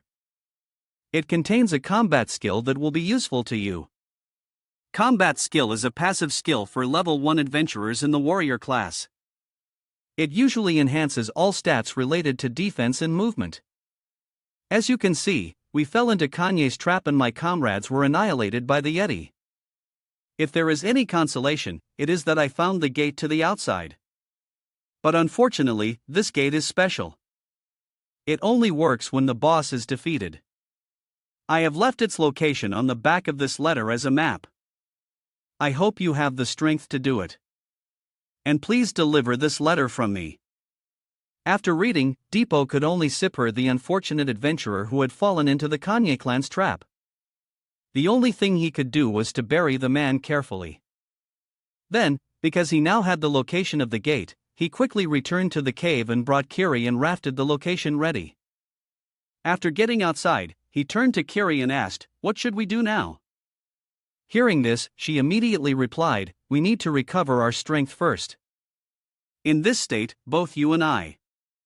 Before she could finish, a mocking voice suddenly echoed in front of them. Oh my, I had some doubts, but our evil eye didn't miss. So, it was truly defeated. The owner of the voice was a masked man, and behind him was a group of assassins in hooded cloaks. Looking at their numbers, he also didn't know. Debo's eyes changed. Don't tell me these guys are all from Kanye. Damn it. This is bad. How can we fight them in this situation? He thought anxiously. And his worry became a reality when the leader of the assassins waved his hand, signaling them to charge. Don't worry, we'll take care of you before you can even blink. Seeing this, Kiri had given up. She gritted her teeth and rushed to block an attack from an assassin while shouting to Debo, Fall back. From behind. An assassin casually threw a few darts that pierced straight into the female knight's thigh, causing her face to contort in pain. Taking this opportunity, the remaining assassins broke through the defensive line and rushed to attack Debo and Raph. However, at that very moment, a beam of light suddenly shot out from within the gate. A stream of light piercing through the assassin's body. Then, several more streams of light flew out, blasting their bodies to pieces. The group was literally blown to bits before they could even react. Seeing this, Debo and Kiri turned to look behind them. And after seeing who came out, Debo broke into a happy smile. I hate to say this, but were you guys okay without me? Al asked. Barely, but you're a bit late, Debo replied. Scene changed to a Vox castle. He was stroking the monster behind him deep in thought. Someone with such skills appearing out of thin air, but no one knows who is behind this, and it seems the public will be in an uproar, he thought. PG suddenly appeared before him like a ghost and announced, Elpoe has returned, sir. What should we do with the contract? Hearing his hound's words, my face suddenly turned colder than ever, and he gave his verdict. Kill him. Hearing this, Ped was a bit startled and asked again just to be sure. Why, sir? But before he could finish his sentence, if it cut him off and explain more specifically. We are not in a position to worry about public opinion. He is too unpredictable. Do you really think he can do it? We'll make up a reason later. He's not alone. He's with others. Pezzo quickly reminded him. Back with El's group. They were temporarily staying at Debo's house to rest. Looking at the food in front of him, Raph said with a sigh, this food is so bland. Opposite him, Debo's hackles rose, don't you dare criticize my sister's cooking. Eat it all. A little more salt would make it delic, Raph suggested, while the sister on the side kept bringing out more food. Let me know when you're done, everyone. Thank you. Carrie nodded. Meanwhile, Deep Depot continued to complain.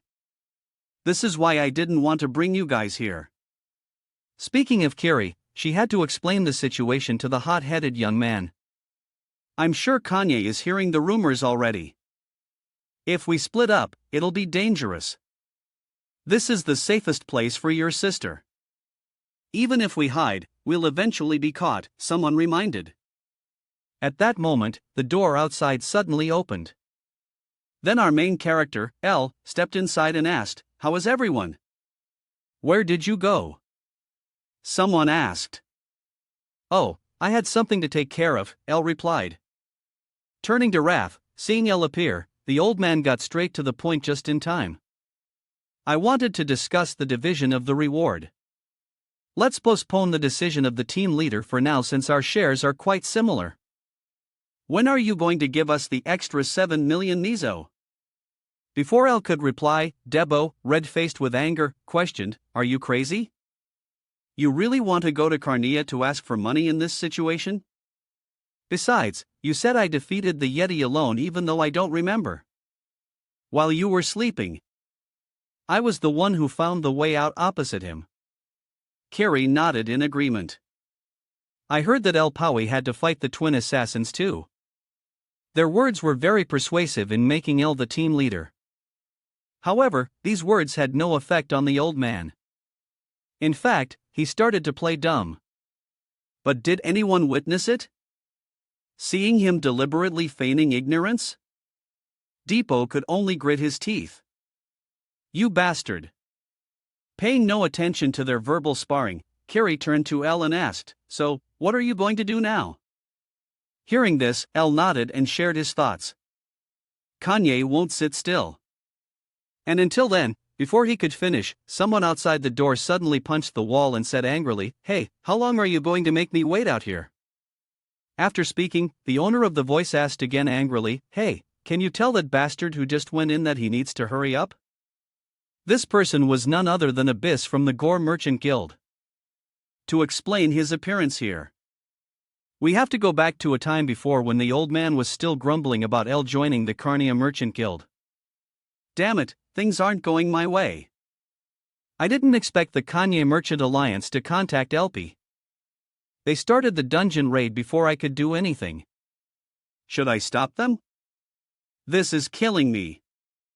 The more he thought, the more his head ached until a knock suddenly sounded at the door and the visitor was none other than El. Seeing him appear, the old man's expression changed and he asked, did the negotiations with Kanye not go well? On the side, El had no intention of hiding it and set it straight. I was offered 50 million miso for success. But since the dungeon raid is over, the contract is the only thing left.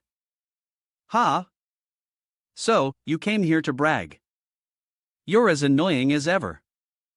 Abyss asked with a frown. Back to L. His complaint didn't faze him at all. L said bluntly, if you have nothing to say, I'm leaving. Hearing this, Abyss pondered for a moment and then sighed heavily. All right, you win. 60 million miso, sign it. This is more than you asked for, so don't complain, the old man said as he took a contract out of his pocket and handed it to L. And this was exactly what he wanted. Then, without any hesitation, L quickly signed the contract. After he was done, the old man continued, now that we're partners, share the information. The Kanye Guild is the mastermind, L said coolly, which surprised Abyss a little. What? How are you so direct? Paying no mind to this, L continued to explain in more detail. The Great Gate, it was a trap. They tricked us into it, saying the Great Gate only had 3 markings, even though at least 100 people died there. Not only that, they also sent assassins after us. Then they contacted us to try and erase the evidence, turning to Abyss. The more he heard, the paler his face became. Then he broke into a very sinister smile as if he had thought of something. Ha ha. Kania, I won't let you get away with this over here. After the old man had finished laughing, Al asked, are you satisfied now? My testimony is the only evidence, so they can deny it. Hearing him say that, Abyss didn't seem too surprised. Of course, but we can manipulate public opinion. The other merchant guilds need a scapegoat for the failure of the dungeon raid. If Carnia is weakened by public opinion, Abyss silently calculated his plan. However, RL wanted to be more decisive as he began to suggest, we can annihilate Kona. Instead of just bringing them down, we can wipe them from the Maple World. Hearing this, Abyss guessed something and rushed to ask. What else do you know? I thought we were being honest with each other. Not answering the question, L calmly advised. Don't announce the trap just yet. A full force punch will be more effective. All right. Abyss nodded in agreement. Although it was unclear what L's plan was. The Black Mage's believers have already made their move, he muttered. Time passed quickly. Now Abyss and L had come here to talk, and the one receiving them was, of course, Pedu. It's been a while, Lord Abyss. But why are you here? I came to apologize, Abyss said with a smile, which made Pedu a little confused. Apologize for what? There was a little misunderstanding between El Paui and my merchant guild. I thought he went to Kanye for revenge. I apologize for that. To be clear, LP is an official business partner of Gotho. It seems I snatched him from you in response to these words. Paisu nodded and said, I understand, but I can't pay the promise fee in the contract if things turn out this way. Is that okay with you? He said while turning to look at L for his opinion. And of course, our main character didn't want to enter the den of these black mages. So, he nodded in agreement. All right, back to Abyss. The old man stroked his beard and said, this is a personal matter, but I realize the value of human life through this incident. I've decided I should treat people with the value they deserve more. I will have skilled bodyguards ready for 24-hour protection so that nothing bad happens. Of course, that will apply to all members of El Paui's group. I realize their group is very competent. If anyone wants to harm El Paui or the members of his group, they will have to face the entire Gotham Merchant Alliance, Abyss said with a very arrogant smile. Meanwhile, Ped's face on the other side had turned pale. Back to the present. That's what happened while L was away. And after hearing the price for the new contract, the boss's eyes widened. 60 million. Good heavens. Are you a magician? Not just him. Even the Night Kiri couldn't help but be startled as she glanced at the window. They even sent bodyguards for us. Is it really the Gotho Merchant Alliance? she said in astonishment at that.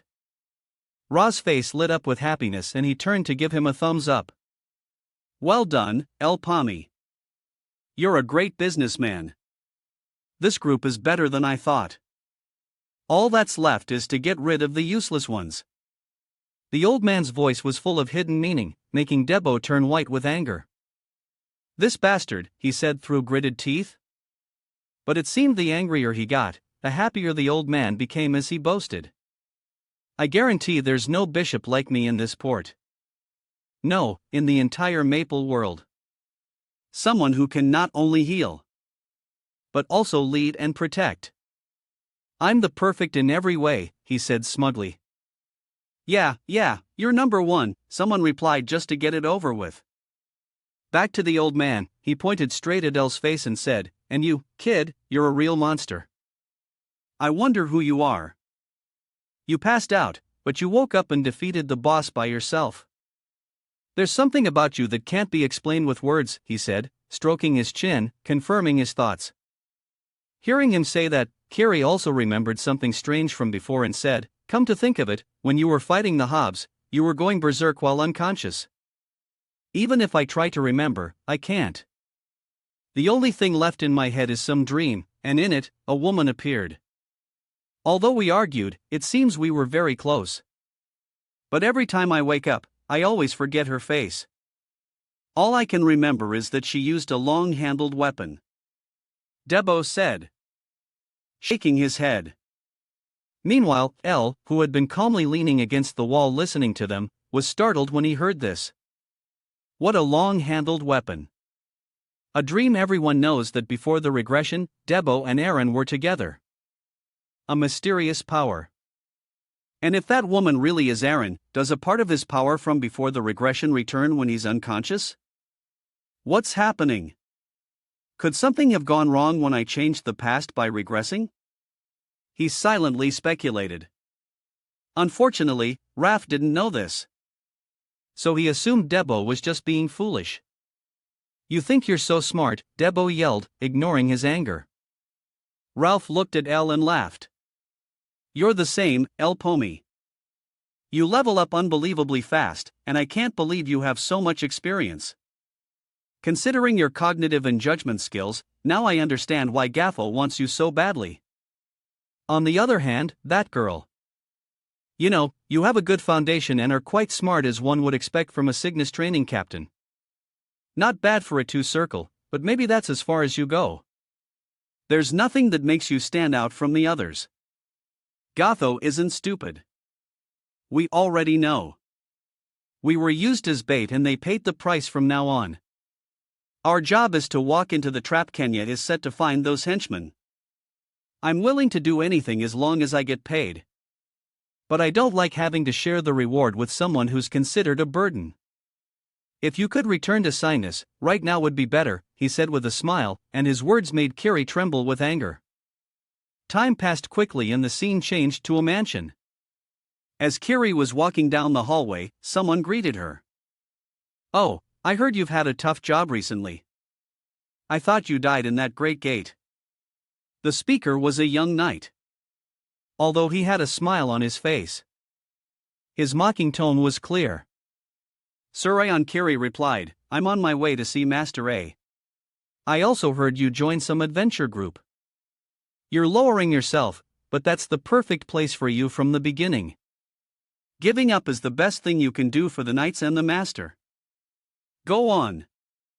The master is in that office, the fox-faced man said with a smile. While Kir's face darkened upon hearing his words, then she went inside the office, met her master, and made her request. After hearing her, the person sitting asked, You want to quit? What happened? Kiri in response to the question. The female knight's face showed a hint of difficulty. I'm sorry, but I can't explain in detail. Someday on the side, her master raised an eyebrow slightly after hearing her. Someday, I will report that your participation in an adventure group is part of a secret mission. Report to me once every 3 weeks. He said calmly and didn't forget to remind his disciple. Don't forget Kiri. You are still my disciple and forever a knight of the Cygnus Knights. Back to the story. Carrie was now pleading. I know this is an unreasonable request. But as long as one of their henchmen is in the night order, I can't return to my master. I don't need money. I will get stronger if you give me time. So please, she said in a pleading voice, but these heartless words were not enough to break the heart of stone of someone as despicable as Raph. Hearing her words, he burst out laughing. Ah, so naive. Is it that hard to understand that we want you to leave? Just as he finished speaking, before the old man could say another word, Elle suddenly spoke from behind. Are you sure about that? Hearing him, everyone turned to look, and Raph complained. Hey, what are you talking about? Turning to Elle, he calmly explained the situation to everyone. If she goes to find the henchman alone, no one benefits with her personality. And Raph, you say she lacks skills, but let me add this. You seem quite confident in your skills. But you're not the only one disappointed in the skills of the team members. The reason I sent you all to the second floor first was because I believed you could easily pass it. But without Depot, you all would have died. That wasn't an ordinary opponent. You have no right to talk, Raph stammered. But before he could say much, the main character cut him off. A Yeti isn't an ordinary opponent. I've hunted a Yeti by myself before. Hearing this, the faces of the three people opposite him changed and they shouted nonsense. Are you serious? In truth, Elle's words were not a lie at all. That was before I regressed. But I should have been the one to fight it if things had gone according to plan. But that assassin messed everything up. His skills were higher than I expected. My team members and I are not as good as we are now. He thought to himself. Meanwhile, Raph voiced his confusion. Nonsense. How is that possible? You were just a slave back then. You don't believe me? Then do you want me to prove it? Elle said, staring intently at Raph, which made the old man quickly retract his attitude. Oh no, that's not necessary, he stammered, looking at this weak-kneed, strong, fearing demeanor of his. Elle gave a faint smile and continued. It's simple. You all just need to become stronger than you are now. I think there's about a month until the next time for situations like this. Violence is the best solution, Elle said coldly in the winter. In another development, PG was reporting everything to Evoke. It seems things are not going according to plan. If we clash with GFO, public attention will be on us. How much do they know? Were the negotiations just a show? If a Gassast, however, because the Gaffo Merchant Guild had hidden things so well, Ped couldn't find out much. I don't know. Even our spies couldn't give us that information. There might be information that only the high-ranking leaders know, he replied. Speaking of Vivek, although he had heard everything, his face showed no trace of worry. Gafoa, how can they be a problem for me? Eliminating them is very easy once the day comes. Our only enemy is the Maple Association. Just like 8 centuries ago with Queen Cygnus at the head, the Cygnus Knights, the Resistance, the Explorer Association, and the Nova Tribe formed an alliance after the 6 heroes were sealed. The only threat to us is them. If it's just a conflict between merchant guilds, we don't need secondary help. Thinking of this, a baseless worry suddenly rose in Avok's heart. But I have a bad feeling about this. Did he do all that with just the help of GFO? The more he thought, the more this worry began to gnod at his mind, making him unable to resist ordering Bizou to find out more. Get more information about Gotho. Yes, sir.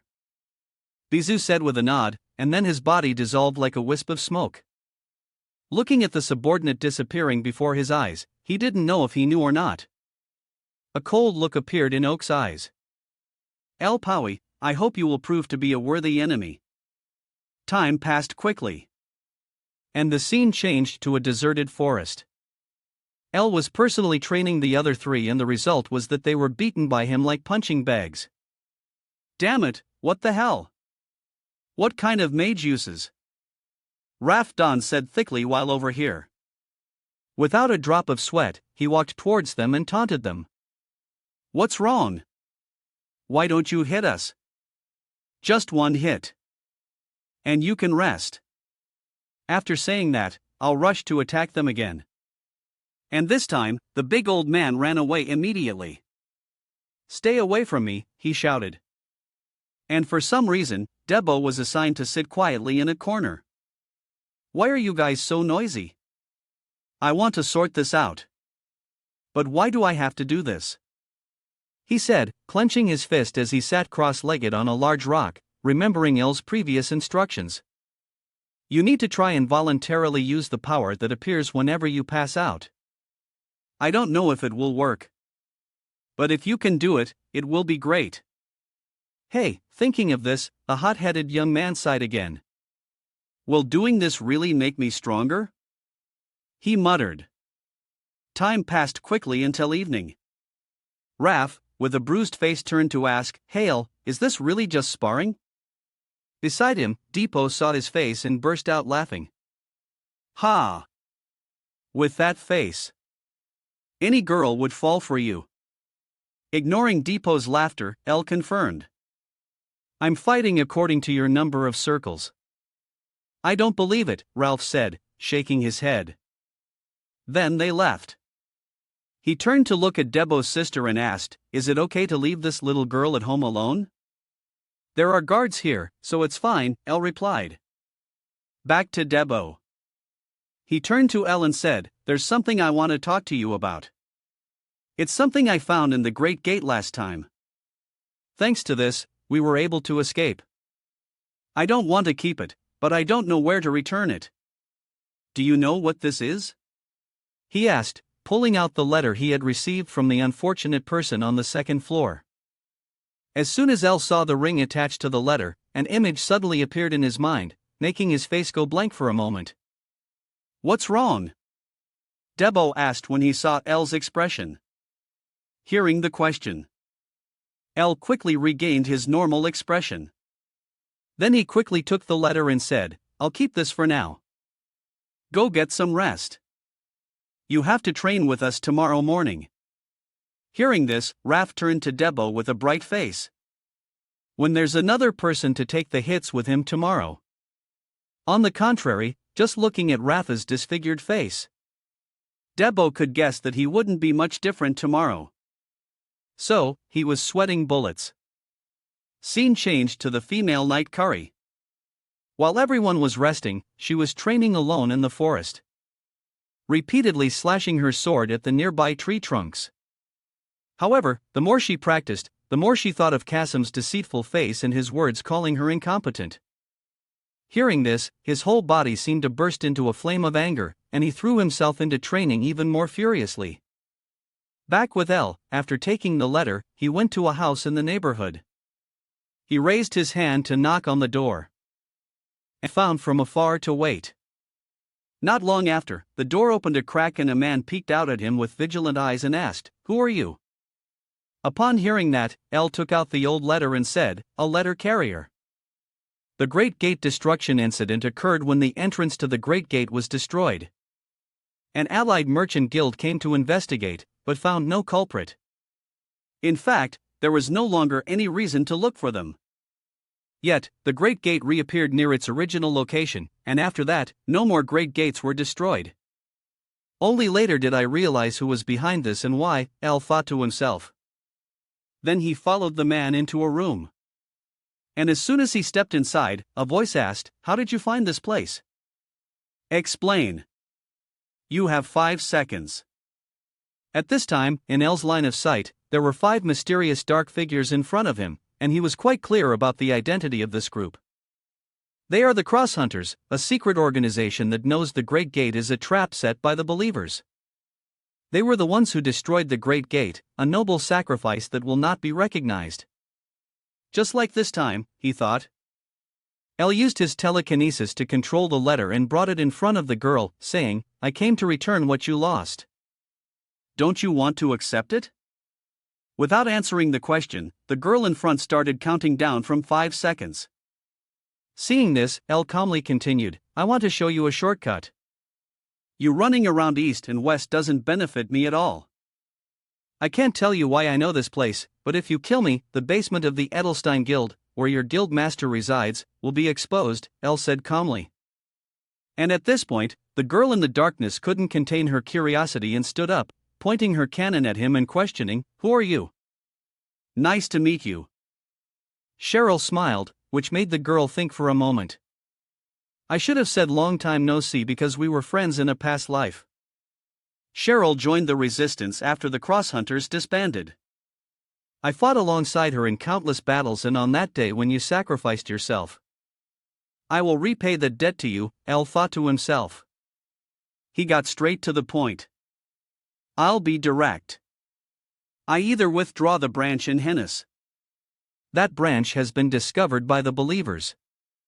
I just picked up an item. The Kia Merchant Guild has this interesting thing. As he spoke, Elle took out a wooden box and opened it, revealing a hand inside. And of course, with just this hand, Cheryl couldn't understand. What is this? If you dare to mess around, I won't spare you. Look closely, Elle said, starting to channel his magic into the hand, causing a tattoo to appear on it. Just by looking at this tattoo, Cheryl recognized it as the tattoo of the believer. Behind her. The others also recognized it and muttered. Yes, that's it. Is that really from Kanye? It's really from the believers. It's hard to find because it won't appear unless you channel magic into it. Not many people know about the existence of the believers right now. Cheryl thought in surprise and shouted again. What do you want? Talk nonsense and I'll shoot you. Opposite her, our main character stated his purpose. What I want is information. I need information. Just like that, an exchange took place. And it's unknown what they talked about. But right after Elle left, the people next to her said wordly. Cheryl, do you trust him? Of course not. He's suspicious, especially since he appeared at this exact moment. It's definitely a trap. So I'll pretend to go along with it, Cher said, stroking her chin. Back to Elle. This meeting was a bit more successful than he expected. I didn't expect to get this and the information. Kanye, they're acting too fast. Could it be that because the future changed, they also changed their plans? In that case, she will. It's clear now the next location will be Nautilus. I'll silently plan. Time passed quickly.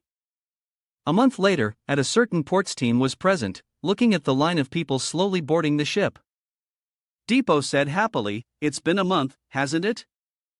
My body is getting itchy to talk about this. There's nothing we have to mention, the conversation between Abyss and Elfier. Choose the 60-person gate at the Six-Path Crossway or the 77-person gate in Alenia. I've selected the gates that Kanye might be eyeing. Why haven't you started? It's been a month. On the opposite side, hearing this, Elle began to ponder without saying a word, and this made Abyss's face show a hint of anger. Hey, you bastard. Don't tell me you're scared now. I've already chosen where to go. It's Eagle Eye's tomb, Elle calmly replied. And it's not clear where this place is, but after hearing it, he said. Abyss broke out in a sweat and asked again, What? You know what kind of place that is? Kiran, the captain of the Nautilus, who commands countless pirates. She had a first disciple named Ego Eerie, and the Eagle Eye Gate is where her disciple died, so it became a tomb to commemorate her. Back to Abyss, after a moment of surprise, the old man regained his usual composure and asked again, You mean the place with a bounty of 9,990,000 Neo? Countless adventures have failed to conquer it, so it's rumored to be impossible. Don't tell me the Kanye Merchant Guild is targeting it. First of all, where did you get that information? Over here. Before Elle could answer, Raken suddenly walked in and asked, What's so interesting? Arkan, what brings you here? I was thinking of giving you a gift. Here, this is your gift. This was specially prepared by the captain, Phoenix Feathers, and there are 2 of them. I have high expectations for you, he said, turning to Elle with a very happy smile. And this was also a reason. It put some pressure on him because it also meant he had to do as much as he was given. With this, he had a total love for Phoenix Feathers. That was truly an unexpected harvest. Back to Depot. Seeing standing there, in deep thought, he asked, "Aren't we going inside, boss?" Hearing this question, Elle snapped out of it and replied, "There are still people coming." "Huh?" Debo asked, confused. Then a voice rang out not far from the group. "Long time no see." Hearing this, the hot-headed young man looked towards the source of the sound and replied with a smile, "Oh. It's the drunkard, Ibu. What's in your hand?" Del said, looking at the large bundles IU was carrying. The young man explained, "This is the stuff your boss ordered. Seriously making me deliver it to try it on." After speaking, he also untied the bundle and threw it to the group. Inside was a set of clothes that had been designed for each person beforehand. After putting them on, they looked much better. "Oh, this is great. Is it free? It's lighter than I thought. It's like I'm not wearing anything," Kiri said in amazement. Then she turned to ask Abreu, "What's it made of?" "It's Yeti skin. Your boss threw it to me and told me to make this." "Remember," he said with a laugh, making Debo remember the moment when Elle took the Yeti hide somewhere. Putting that aside, IU then looked over the group and praised them. "You guys have been eating well lately.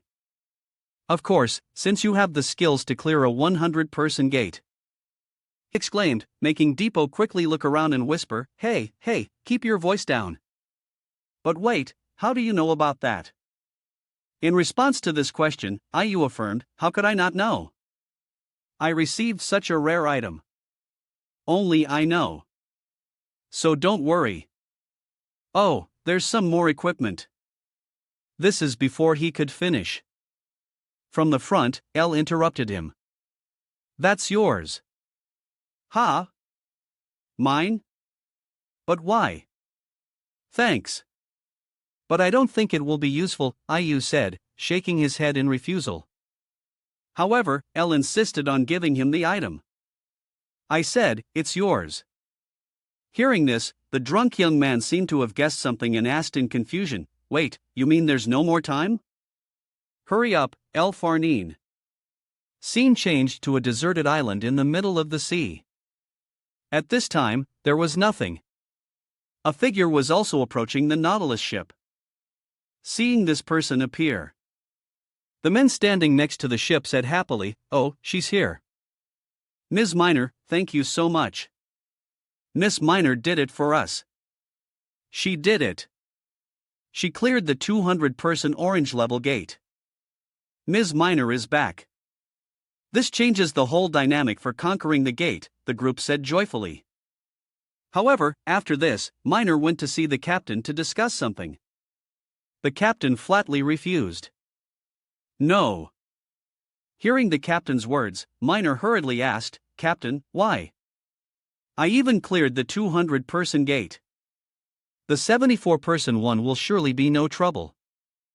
I'm much stronger than the eagle I was before. There's no reason for you to stop me." Opposite her, the female captain frowned upon hearing this and reminded her, "Are you arguing with your captain? Are you going to disobey orders? Then how am I supposed to get revenge for sister?" "You know how hard I've worked," she said, her whole body trembling with emotion. However, the female captain opposite her remained firm in her decision. "I am ordering you once again as your captain go back helpless." Seeing the serious expression on the female captain's face, Minor could only reluctantly return to the main hall and drink to drown her sorrows. Seeing her like this, her teammates could only laugh. "She won't let us do that. Should we just ignore her and take the bounty?" Minor muttered. "That's Kieran's way of spoiling you," someone replied. But this didn't make Minor feel any better. "She's too protective. After saying that, the red-haired girl sighed heavily before a sailor suddenly ran inside in a panic and announced, "Minor, we have a problem. Come outside quick. A moment ago, some guys took the bounty for Evil Eye's tomb." Hearing this, Minor sobered up and shouted, "What?" Then the group hurried outside to see, and very quickly, they witnessed the people who had taken the bounty. Looking at them, the crew members didn't have friendly gazes. Who are they? The land rats. The brats who took the bounty. At this time, in their line of sight, the group that had taken the bounty was none other than El's party. Speaking of Debo, of course, he could feel the scrutinizing gazes from around him. So, he said uncomfortably, "What's with this atmosphere? It's making me feel strange. There's something next to me." The female knight Kiri, hearing this, reminded him this is their home turf, so shut up. Since we've ignored their unwritten rule, it wouldn't be strange if a bullet flew our way right now. What rule? Debo asked, puzzled, and the girl conveniently explained it to him. The rule of Nautilus is simple. The person who takes the bounty has priority in conquering the gate. A gate that has a bounty on it must be entered. Those are the two rules. But most groups have an unspoken understanding. Not to take the bounty of a gate that someone else has already targeted. And the bounty we took was, Kiri began to explain. But before she could finish, Minor had already run up to them and questioned. "Hey, who are you guys? Who are you to dare take that? That's mine. Don't you know?" The girl said, her voice filled with anger. However, El with a cold expression asked her back. "Then you should have taken the bounty first." "I was waiting because I haven't been given permission yet," Minor shouted. And this situation made El even more confused. Permission? I've never heard of that before. It's mandatory because Captain Kirin is my mentor. That's not how it works. It seems you don't understand the situation. But the bounties of Nautilus only exist for pirates. You're not a pirate, so you can't take them. No gate is under the ownership of Nautilus. Beside him, Debo started to tremble. As he listened. Finally, the young man's arm was killed. As if unable to hold it in any longer, he burst out laughing with great joy. I finally get it. Boss, stop laughing. Minor yelled. And at this time, Depot turned to introduce them. I don't want to. Let me introduce you. We are the IU pirates behind him. IU, witnessing the scene, laughed until his mouth was crooked. On this side, after hearing them, Minor's face was both angry and worried as she said, "Don't say things like that. Do you think becoming a pirate is that easy? Everything has to have a proper official process." In response, Deep Depot waved his hand and laughed faintly. What's fake about it? It's so sad. We're all pirates. Don't you know Captain Iburu of the Aburo pirate crew? Behind him, Iburu could only let out a forced laugh while his face was covered in sweat, not paying attention. Depot continued to talk to Minor Ibu as a real pirate. Just by looking at the fact that we're on the Nautilus, you can understand that if the captain of the crew is a pirate, then this party is definitely for pirates. And of course, it's a party of the pirate world. Behind them, a big guy suddenly stood up and questioned. That sounds arrogant. Does that mean the rest of us aren't pirates? Are you trying to pick a fight? Depot said, annoyed. When Minor heard the sound, her eyes lit up as if she had found a savior. Oh. You're here. Murad turning to the big guy Myad. He glanced around and asked, what's all the noise about? Speaking of El, seeing the people around seemed to respect this guy so much. He quietly observed the person in front of him and thought, Murad, that's a strange name from before my regression. After thinking, El asked, it's probably not against the rules, is it? In response to his question. Mirror had pondered for a few seconds and then said, let's see. The rules were set by Kirin, so that's a matter for her to decide. Then he turned to ask, "Where are the other members? Are these all that's left?" Hearing this, L nodded in acknowledgement. A total of 5 people. Oh my, that's insane. Do you know this is a gate for 74 people? It seems a bit suspicious. What's your name? Murad asked with a frown. And L didn't hide anything and answered directly. I'm El Pawi above. A pirate heard L's name and was startled. El Pawi? If it's El Pawi, then what is it? You know him? The girl next to him asked. And the young man nodded. I've heard that name before. If I remember correctly, he was the survivor of the Red Gate for 100 people. As expected, as soon as they heard him share the news, he picked up. The surrounding pirates looked at each other and started whispering. Is that the rumored 100-person gate? I heard most of the adventurers who went and died. Damn. Those must not be ordinary people down there. Young Depot, hearing the crowd's words, his nose started to get long. That's right. That's right. It's all true. Debo said proudly before a complaining sound was heard. So, what does that have to do with anything? After all, he's just a failure who couldn't conquer the gate. What's the point of surviving? Aren't they just cowards who ran away because they lack strength? The dark-skinned girl said, shouting straight in the face of the person next to her, making the pirate quickly raise his hand to calm her down. Why are you yelling at me? Miner conquered an orange level to 100-person gate in terms of strength. Doesn't that mean Miner has the overwhelming victory? That's true. Someone nodded in agreement. Hearing them making a fuss, Miner's head started to hurt. Don't be so loud, she muttered. Back to Murad. After hearing L's introduction, he nodded in acknowledgement. I see. So, why don't we compromise a little? Since you've posted the bounty, you'll have priority to conquer it, and the remaining 69 spots will be transferred to other crews. How about that? He proposed. No way, Debo scoffed, but was immediately shut down when his face and his boss L agreed quickly. All right, but each person will have to pay 100,000 Mio. And I'm only selling 10 spots, L said calmly. Then the scene changes to Miner's private room. Unable to miss this opportunity, she had returned to her room to get money. Hey, are you really going to buy it? They're all going to die anyway. We can just go in after they're all wiped out. The brown-haired pirate reminded her.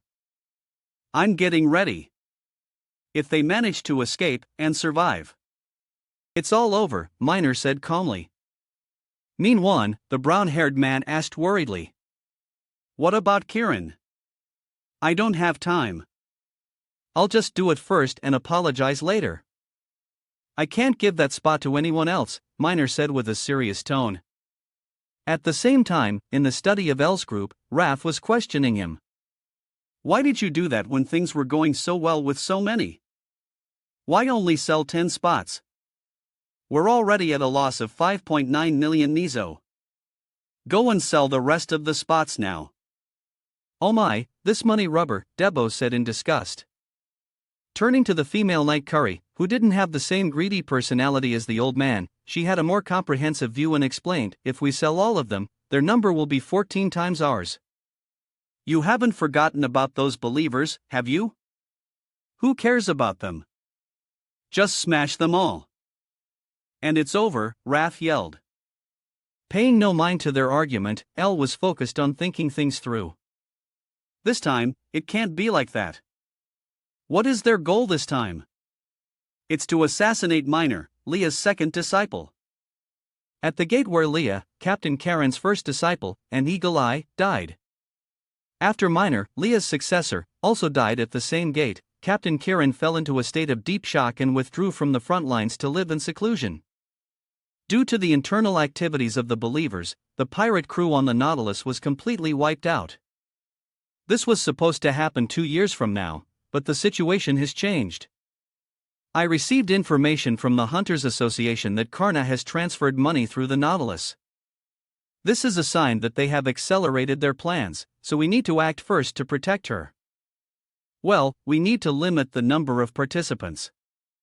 I can't repeat the same mistake as before.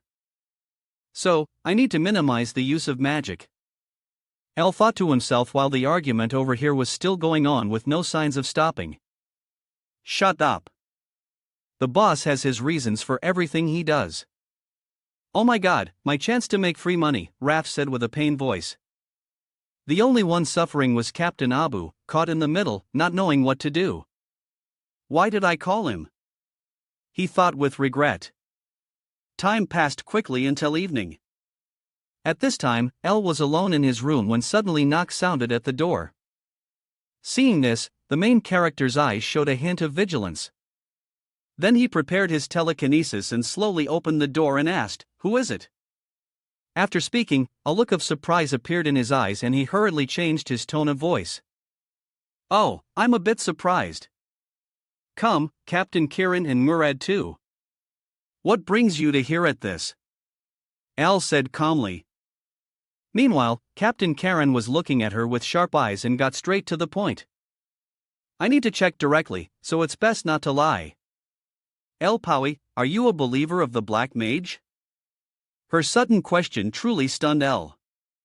He didn't know how to answer appropriately. How did Kiran know about the existence of the believers? Has the future changed? Or was it like this from the beginning?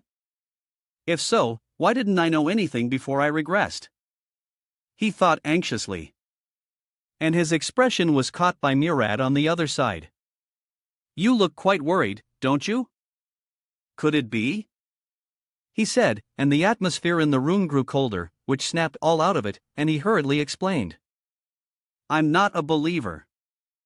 I was just surprised because I didn't expect to hear these words from you too." Turning to Kiran, she continued to ask. "You don't have any doubts about the existence of the believers?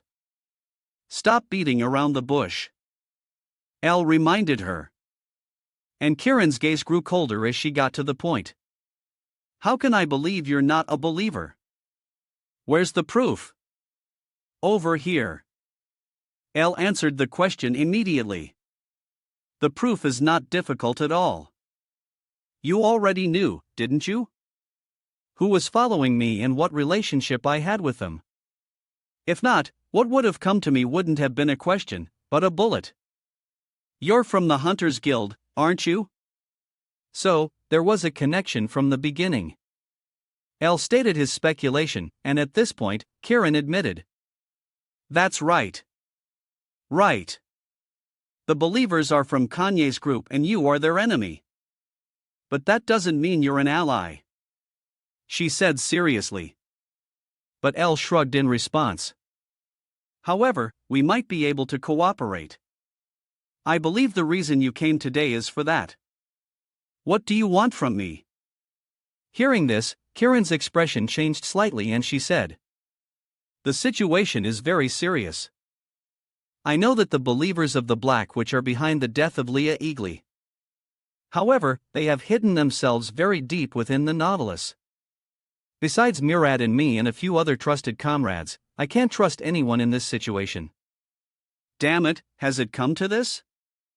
Things are happening much faster than I thought. El thought to himself over here. Kiran continued to explain. "I heard they are going to make a move. Their target is probably Minor now since Leah is no longer here.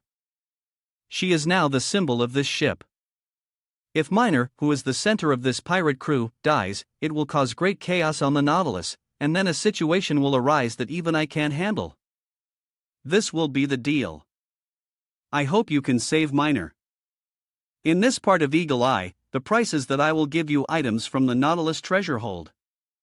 Time passed quickly and the scene changed to the front of the 74-person gate. El's group was preparing to enter. "I'm going first." "You guys can take your time," Debo said with a smile. Then their party quickly entered the gate and ran. When they appeared on the other side, they found themselves inside a limestone cave. Looking at the surrounding scenery, Debo said in surprise, "Oh, it's a different scene this time." "It's so dark," Debo said with a laugh. And his carefree attitude made Kiri remind him, "Are you on a picnic? Be a little more serious over here." The old man was still regretting the deal about selling the spots in the end. "We only sold 10 spots, he thought through gritted teeth. And at that very moment, a heavy footstep sounded in front of them. And the thing that had just arrived looked exactly like a prehistoric dinosaur. Looking at its ferocious appearance, Depot burst out laughing. "Aha! What is this silly-looking thing? Just stand still. I'll take care of it quickly," he said confidently. Before the small dinosaur let out a roar, calling out a super-sized mother dinosaur, which made his pride, Doe's confidence vanished in an instant. "Huh, so your mom came along, too," he said with a forced laugh as if trying to make peace. In another corner inside the gate, the pirate group was also busy shooting and attacking the dinosaurs in front of them. "Keep shooting. Take them out one by one, Zoe. The gunshots are attracting them." A girl shouted, "Don't panic. We can do this. They're nothing. Besides a few big ones, we even cleared a 200-person gate," Zoe shouted, not noticing that in the moment he turned around, a giant set of jaws was lunging straight at him. But luckily, at that moment, from a distance, a volley of powerful bullets shot out, causing the dinosaur to be blown to bits before it could even have its dinner. And the one who had just saved his life was none other than Miner. "That's right, Joe. Just like you said, reform the line. I'll handle this." Speaking of Depot's group, unlike the pirate team that had cleanly dealt with the dinosaurs, they were being chased by these tyrannosaurs. "Damn it, another one. Where are they coming from?" At this point, Debo remembered the moment he had just stepped into the gate. El had immediately gone off somewhere for his own business, leaving the group like a headless snake. "Damn it, where did that bastard go?" At the same time, they had run up to a large pill. Seeing this, Debo quickly jumped to the side on one side to dodge the pillar, and right behind him, the tyrannosaur, unable to stop in time, slammed its head directly into the pillar, making its head spin. Seizing this opportunity, Debo gripped his axe and charged, delivering a powerful blow straight to its throat, making the dinosaur open its mouth. "All right.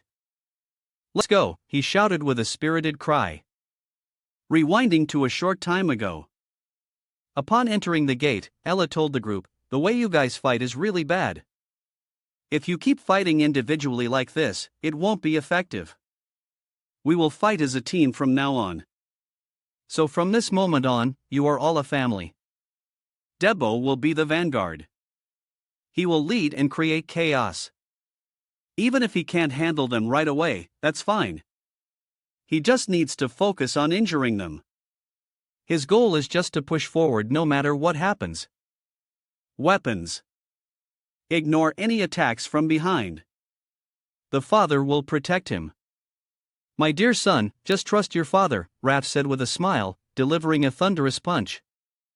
It sent the dinosaur that was about to sneak attack Debo from behind flying.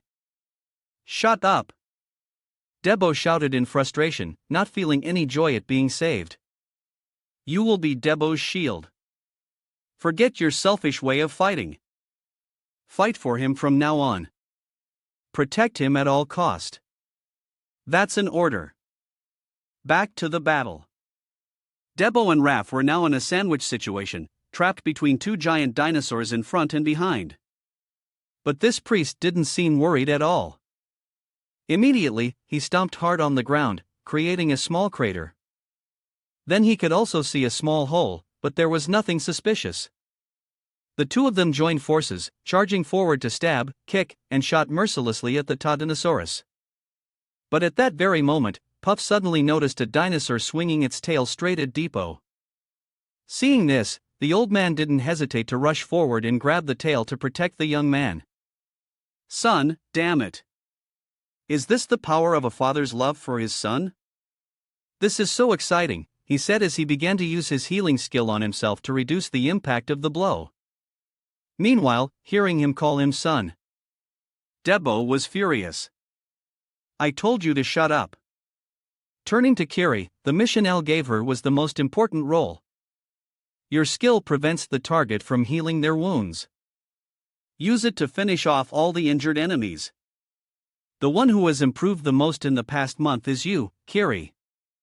Kir's strength had reached the level of 3 circles. It's easier than I thought. Great. Let's keep going like this. The group said excitedly as they witnessed that these big dinosaurs weren't as tough as they thought. At the same time, outside the gate, the 2 young men who were leisurely guarding the entrance suddenly noticed a group of people approaching. Ha! That's Katro. What brings you here? The chosen members have in response to these words. Katro with the red bandana shouted, that doesn't matter. This is an emergency. I need to inform Minor immediately. Speaking of Minor's group, at this time, they had also safely taken down all the monsters. Ah, good job, Minor. Zoe said with a nod. It's nothing. Let's keep going, the girl replied cheerfully. At the same time, the brown-haired girl in the distance standing on a dinosaur waved to Minor's group and said, We're rich. Look at the size of this manhwa. If we sell this, we'll get at least. Before she could finish from a distance, a fire arrow suddenly shot through her stomach, causing her to. The group stared wide-eyed, unable to react to the sudden situation. However, it wasn't over yet. Immediately after, a hand reached out, directing the fire arrow to curve around and head towards another member.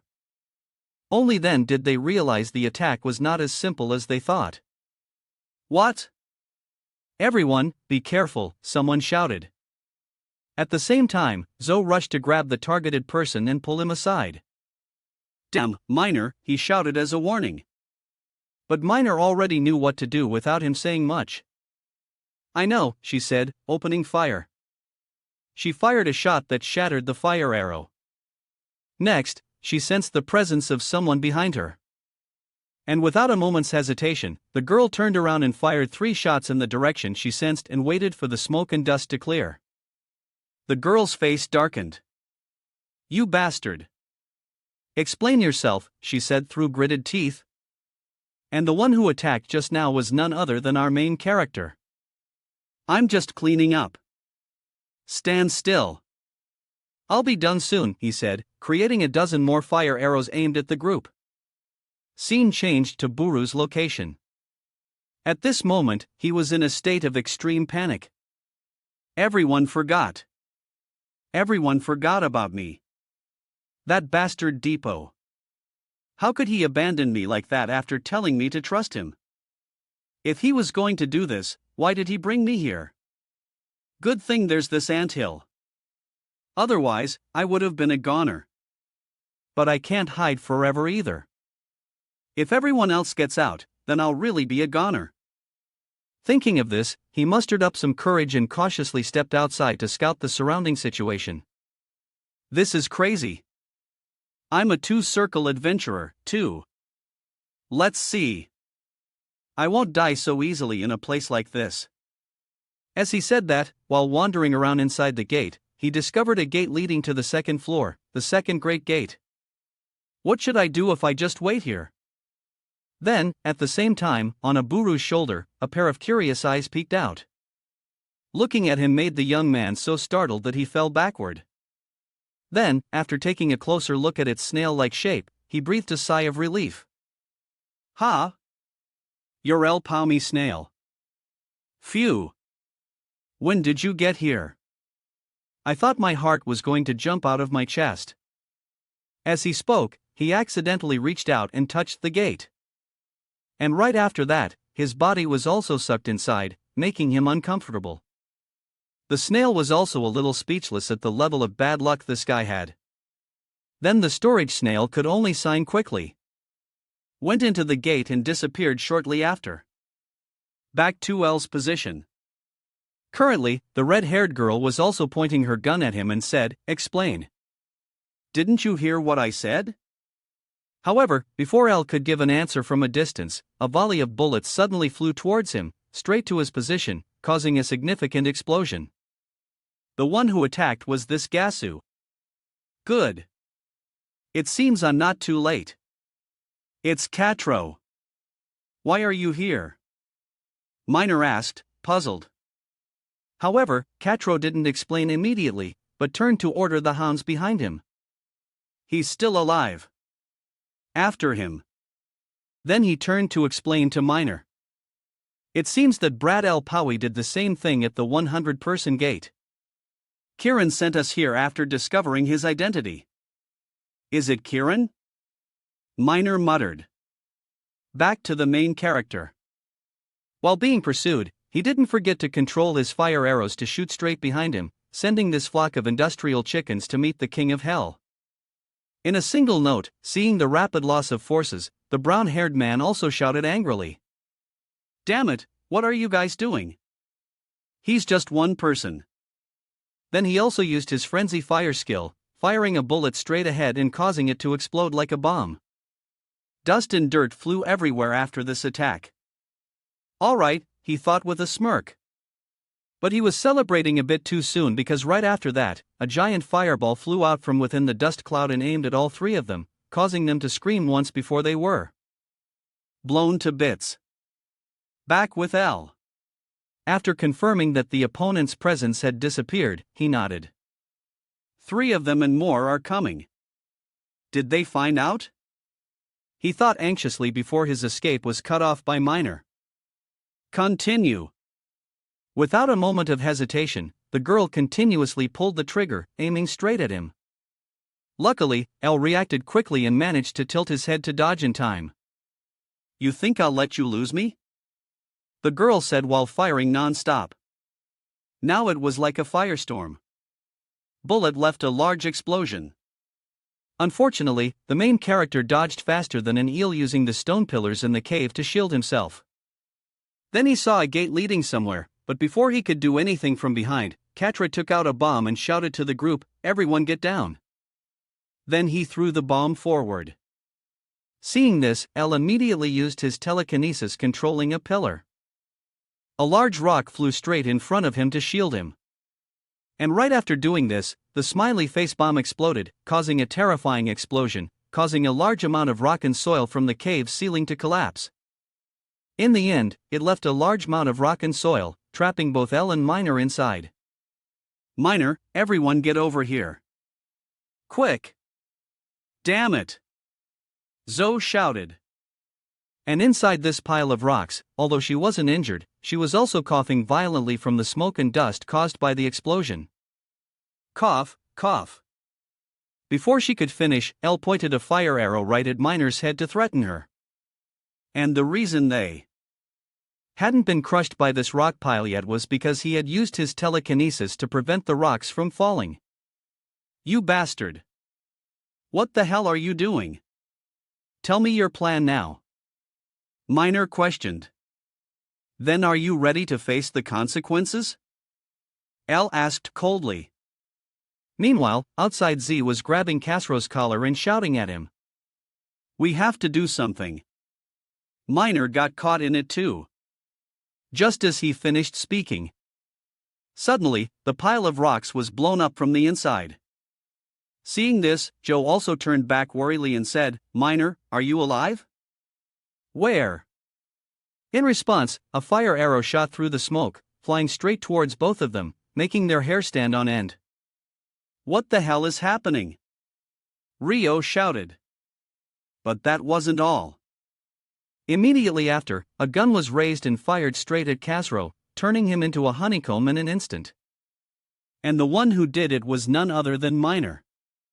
Looking at her act of killing a comrade, Joe started to feel like his mind couldn't keep up with the story anymore.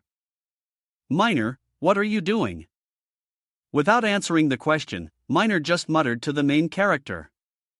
So, what's the result? I just wasted mana because of your useless stubbornness. Just as I thought. They are all new members, he said with a shrug.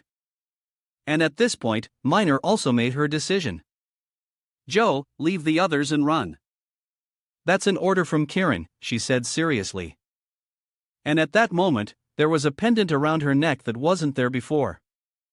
Back with the unfortunate young man, Ayu, knowing that he was sent to the second floor, he was regretting it immensely. I accidentally came here. Now I have to wait for the others to come. At this point, I paused for a moment to observe the scenery of the second floor, and was a little surprised. The second great gate is also a cave. Are those people here? After speaking, he spotted a dark figure moving in the distance and was overjoyed. So he hurriedly ran towards it. Is that a person? Hey, wait. I'm lost. Can I join you? He shouted loudly, but the snail. The believers behind felt a sense of unease from this dark figure. So it burst out with terrifying speed, aiming straight for Aburu's knee, making him almost kiss the ground. What the hell are you doing? Do you want me to roast you over a fire when El Paui isn't here? Hearing this, the snail could only let out a few worried squeaks. I'm so sorry, but a bird didn't understand snail language, so he looked at the other person and said, this snail isn't a monster. But speaking of, his voice trailed off because the dark figure in front of him turned out to be not a human at all, but a mushroom monster with a human-like shape. And it wasn't just one. Immediately after, the chilling roars of other mushroom people appeared. Back to the Battle of L's group earlier. While still inside the pile of rubble, L began to explain everything to her. Do you know anything about Leah's death? Behind that pile of rocks? They are believers of the Black Mage mixed among your friends. The one behind Eagle Eye's death. Kiran already knows everything. That's why I'm here. Don't you understand? The reason they tried to isolate you from Kiran is because their next target is Karen. Second disciple. That means you minor, Elle said bluntly, which made the female pirate's face go blank, unable to process everything. Wait, what is he talking about? There are followers of the Black Mage in the Nautilus division, and it was my own comrades who killed Leah. The more Minor thought, the more chaotic her mind became. Seeing her expression, Elle took out a pendant and said, Kiran wanted me to give you this. Turning to Minor, looking at the necklace, she immediately recognized what it was. It's Kiran's necklace. There's no way she would give it to a stranger. It's her symbol. So Kiran really knew all this and was trying to protect me. Thinking of this, she began to guess the main character's previous actions and asked, so the people you just dealt with, that's right? Elle nodded in acknowledgement. But how could you tell them apart? She asked, puzzled. And all of this was thanks to the item he had and obtained from the Crosshunter Guild. At the same time, inside the Crosshunters Guild, Cheryl's subordinate was still restless and said, Cheryl, I don't think this is right. They know about us and have information about the number of items we have. That doesn't make any sense. We can't trust him. In front, Cheryl also thought about the item she had given to Elle. It's the piercing glasses, an item that allows the user to see the flow of mana. It's a good way to distinguish the followers of the Archmage, but its drawback is that it consumes a lot of mana. Thinking of this as if remembering something, she sighed and replied, after you kill him, no one can use it anymore. Don't you know it only works when it matches the user's element type? Although, I don't know how a guy who looks like a Mitch can use it. But anyway, we should trust him a little. He definitely has the same goal as us. So, before she could fix this, guy interrupted. It could be a trap. We don't know who's behind this. Hearing him say that, Cheryl also shrugged. So, what can we do? I've already lent it to him. It'll be fine. Trust me, if his mana isn't enough, he'll be dead before he can even use it. Let's just wait and see what answer he will bring us. Back to the present. Now. Using the piercing glasses, Elle was quickly able to distinguish between friend and foe. All of them except for the three in front were followers of the Black Mage. Hearing his words, the pirates in front began to put on an innocent act. Follower of the Black Mage.